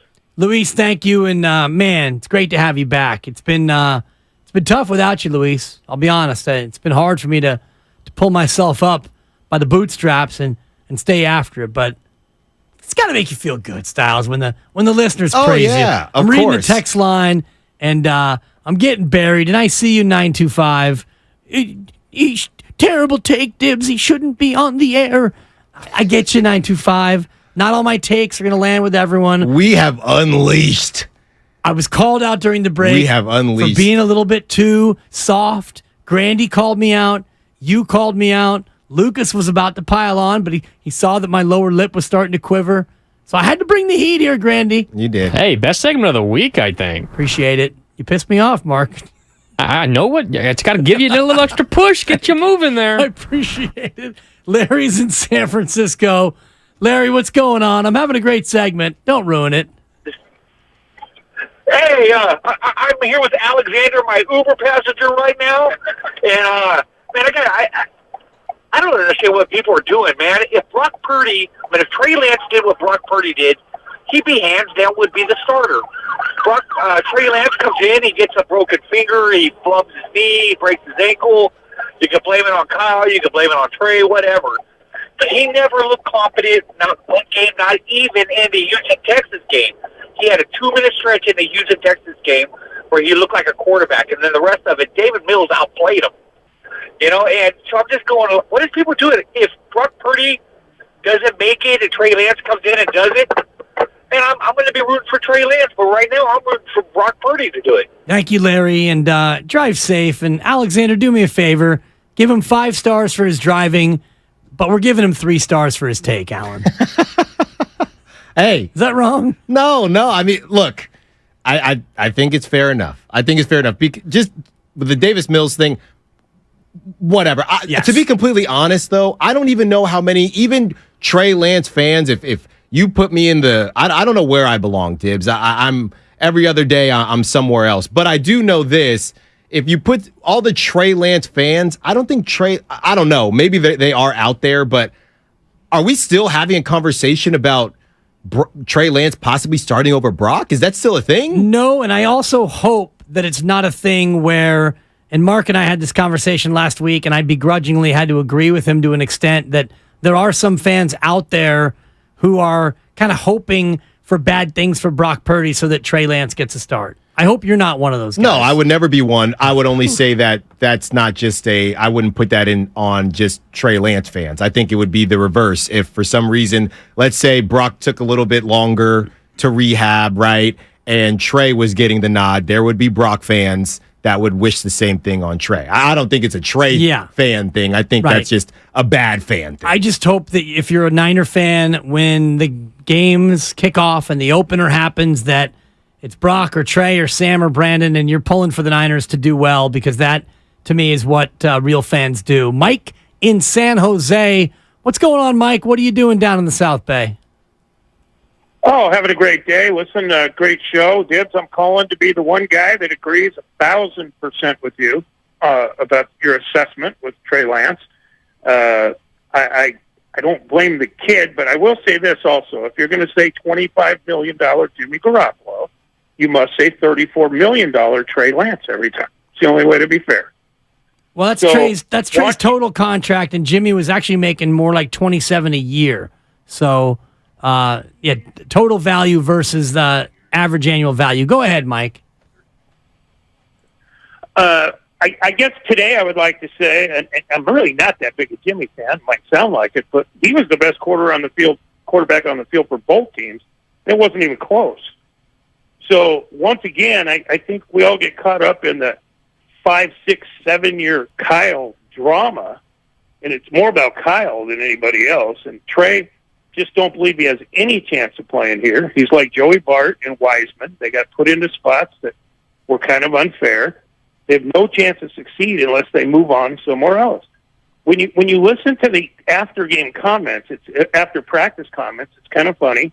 You just don't hear players rave about Trey. They were still raving about Jimmy today, the 49er players. You don't see him going out with everybody. You don't see Kyle sticking up for him. You just think in the third year, if he was going to be that guy, that you would see more of that. And, God bless him. He got a lot of money, happy. Seems like the nicest kid in the world. Hope he does well. He's not the one that drafted himself. Right. But coming out of Division I AA, I mean, it doesn't even make sense. You have to go back to high school to see his last game-winning drive.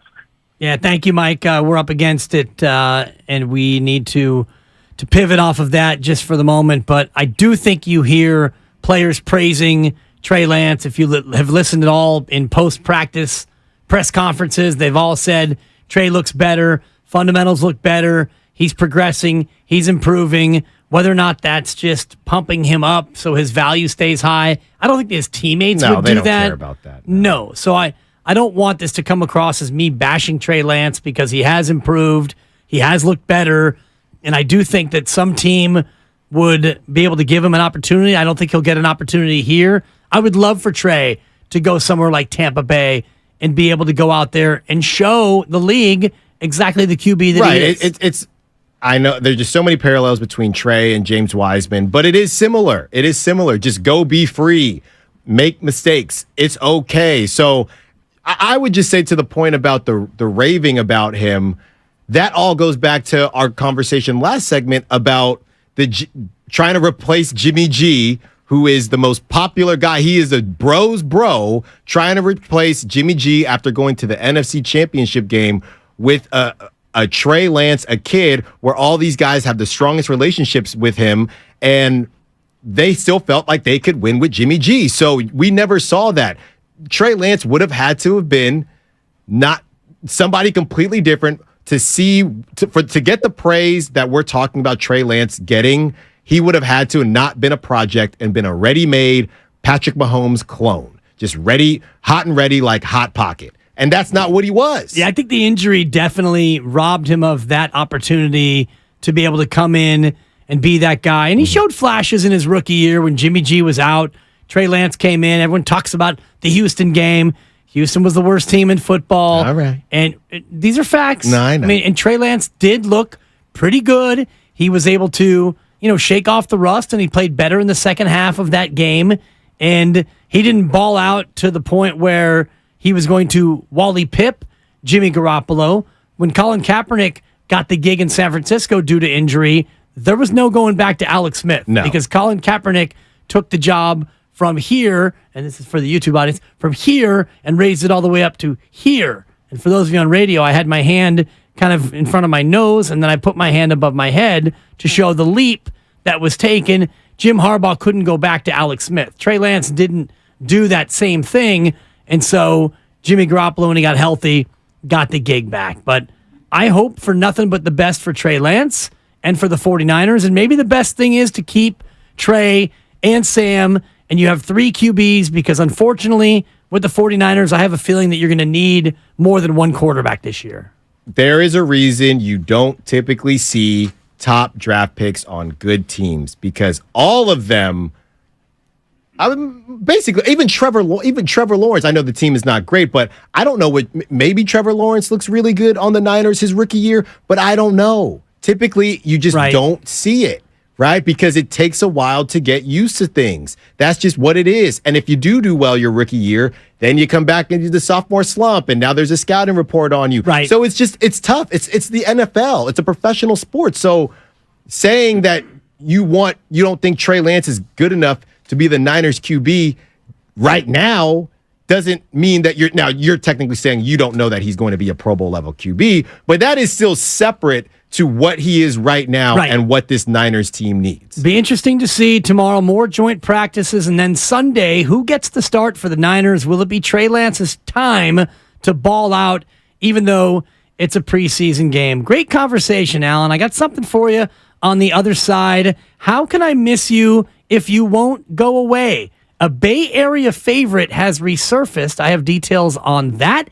Styles in for Willard. It's Willard and Dibs on 95.7 The Game.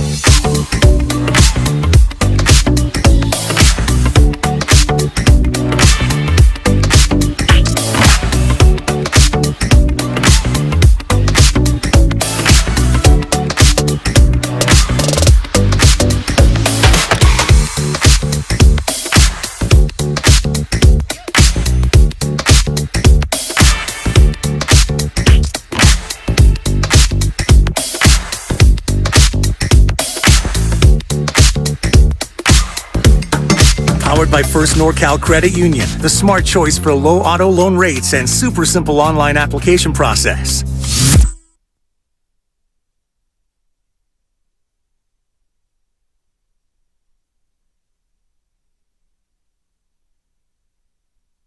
Trey's package was wonderful. Now, back to Willard and Dibbs on 95.7 The Game. I wish I could say that's out of context, but it's actually not. And I've opined about his package many times, and it's tremendous. It's tremendous. Great. I think that they should unfurl it more this year. I don't think that they're going to. Kyle Shanahan has said that he is less enthusiastic about Trey's package, as maybe I am. Mm-hmm. Anyway, that was that. Thank you for all the kind words on the Xfinity mobile text line, and also thank you for the harsh words. It's helped to keep me going. Yeah. That was a fun segment. Right. Shout out Dibbs, and I'm getting some too. So I just wanted to thank you guys because, when they come through, we're not going to stop and say, oh, so-and-so says this or that. But we see them. We appreciate them. Yeah. Thank you. And many people looking to buy stock in Styles. Saw that come through. Xfinity Mobile text line. The Styles stock has gone up over the last 3 or 4 days. Thanks to my CP3 over here throwing me the lobs. No, I'm just happy to have you because you've been carrying me all week. And one more show tomorrow. But first, this handed to me by Lucas, our terrific producer, Lucas Alexander. Traditional spelling, as I learned today, as I tried to Venmo him with the Russian spelling with a couple of X's and K's and Z's in there. Nah, it didn't really work out for your boy. ESPN nearing a deal to add ex-Warriors GM Bob Myers to the NBA coverage. The New York Post has learned that Bob Myers is nearing a deal to join NBA Countdown. The 48-year-old stepped away from the Warriors in late May. He's a former NBA player agent, as we know. He will join NBA Countdown. Malik Andrews will be replacing Hey Greeny. Yeah, Goldie. Mike Greenberg as the host. And Jalen Rose, who was recently let go as well. So a reshuffling of the deck. And it appears Bob Myers going to TV, Alan. How you feeling about that? Am I sleeping on Bob Myers? So I know he had the podcast Lead by Example, but I believe that was more so about his position and less about the actual on-court stuff. Am I sleeping on Bob Myers' ability to speak about basketball in terms of teams and stuff like that? It is a bit surprising to me. Yeah, I don't think you're sleeping on it, but I don't think that Bob has been into a spot yet like this where he's going to have a chance to maybe be critical. Right. And I wonder how critical Bob will be, because one thing that I know about Bob Myers, having spoken to him a handful of times and interviewed him a handful of times, he's a nice guy. And we're lucky here with the Golden State Warriors that they're a nice group. Now, Draymond Green, I don't know if you would ever use the word nice. He's ferocious. He's a champion. He's a straight shooter. He's opinionated. He's wonderful in terms of content. Bob Myers is just a downright good guy. Right. I saw him, here's just a quick vignette, but during the last parade, we did our show, and I had access, so I wasn't on the float. Our 95.7 The Game float had already gone, and so I couldn't get on that, which is always fun. So I just walked the parade route, and I was walking inside the barricades and just kind of drinking it all in. Yeah. I see Bob Myers, and he's having a blast, and he walks right by me, and he looks at me, and he keeps walking, and about 3 steps later, he turns around and goes, "Hey, Dibbs, how you doing?" "Hey, Bob, you having fun?" "Yes, I am." Yeah. And he kept on his way. That's Bob, though. Like, he saw me, and he took a brief moment to just say hello. Right. Because he's that guy. Right. And it's not necessarily about being mean, per se. I'm just thinking, off the top of my head, Tim Legler. Is he going to be doing Tim Legler type stuff? I'm just curious what type of analysis he's going to be doing. And I wonder how edgy he's going to be to that point. Bob is not the kind of guy to just come out and rip somebody, but in these shows, an NBA Countdown, this is not inside the NBA where, you're going fishing and they might make fun of guys. Right. And, with Charles and Kenny and Ernie and Shaq, they're a little bit edgier, and that's kind of their brand.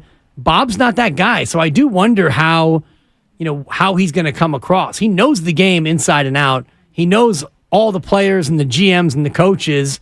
I just wonder how much of that edge he's going to bring to the gig. Well, and I'm also trying to see if it says how long the deal is, because this doesn't mean he's not going to want to be a GM again. Right. So he's not going to get on there, rip a bunch of players and teams, and then burn bridges when it's time for maybe another opportunity to be a GM. So yeah, I don't know if it's a head scratcher, but it is a bit surprising. I mean, and if you are, look, we're in the industry, there's only so many jobs. I'm sure there are a lot of NBA analysts out there, famous or trying to make their way up, thinking, Bob Myers got this one? I don't know. Maybe I'm way off, but it just is surprising to me. If it had been a podcast that was more, hey, if it was a Bill Simmons type, basketball, then it would be different to me. But yeah, all right.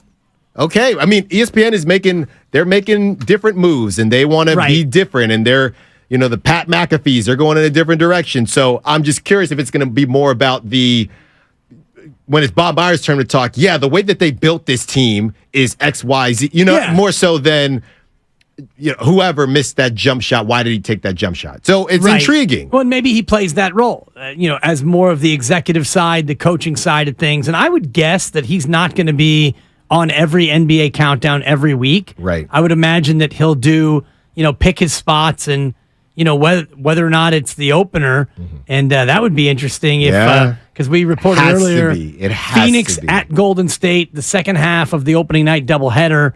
Maybe he's live from Thrive City representing ESPN. Wouldn't that be something? I mean, that would be an ultimate layup for ESPN to introduce assuming that they're him in. That might be a TNT doubleheader. I haven't seen the actual schedule yet. I do want to play this before we go, because you shared it this morning, and I listened to it, and I thought it was absolutely hilarious. Rick Barry on with Joy D'Angela talking about old NBA versus new NBA. This is the Hall of Famer, Rick Barry. This generation get very, very disrespectful when it comes to, that era. And they always say, like, oh, well, Wilt Chamberlain, even if he did put up 100, it was against plumbers. But please, the plumbers. Are you kidding me? They had so many great centers back in those. They hardly have centers. The guys that are centers now, they're not centers. I mean, they play on the wing. They're all wanting to shoot 3-point shots. I mean, they don't block shots. They don't protect the rim. It's a different game. People don't understand. I've had many people say, well, Rick, you guys wouldn't be able to play with these guys today. I said, okay, what drugs are you on? Okay, because you got a problem. Because if you really understood the game and you really knew what the difference was between when we played and the guys playing here, we had nothing to help us. I didn't have an agility coach. I didn't have a dietitian. I didn't travel on charter planes so that we could get a good night's sleep and get to the next city and have a nice day. We drove ourselves around in rental cars. I mean, we had $8 a day per diem. These guys get chartered food on their planes. We didn't have whirlpools, and we didn't have saunas, and we didn't have masseuses, and we didn't have any of that. If I played today, I would be faster. And I was pretty fast, okay, and quick. I'd be faster, stronger, quicker, more endurance, jump higher. I would be so much better a basketball player because I had none of those things available to me. It's absolutely crazy how much better the guys that I played with, the Oscar Robertsons, the Jerry West, all of us, as good as we were, would be even greater playing today. Rick Barry, courtesy Joy D'Angela. He's got some good points in there, right? It's the best. That is the best argument I've seen about this whole the old era versus new era conversation. The best argument I've seen. Yeah, nutrition and fitness and coaches and whirlpools and charters and all the rest of it. He had it ready to go, too. Yeah, and he could have rat-a-tat-tatted for even more. One more show, Styles. One more show. Are you up for it? I am. Sad to see it end, but it's been a great ride. I'm looking forward to a Friday show with Alan Styles. What's coming up on the game is brought to you by Fremont Bank. Full service banking, no compromises. It's Best of the Game, an hour of 95.7 The Game's best content from the day, hosted by Mark Grandy for the Grandy Man and the recently promoted Lucas Alexander. Congrats to you, Lucas. I finally opened up my work email. Thank you. Appreciate that. Boy's moving on up. For my guy, Alan Styles, he brought it today. I am Dan Dibley. More heat from the Dibber tomorrow and a full day of sports talk starting with Spadoni at 5 a.m. right here on 95.7 The Game.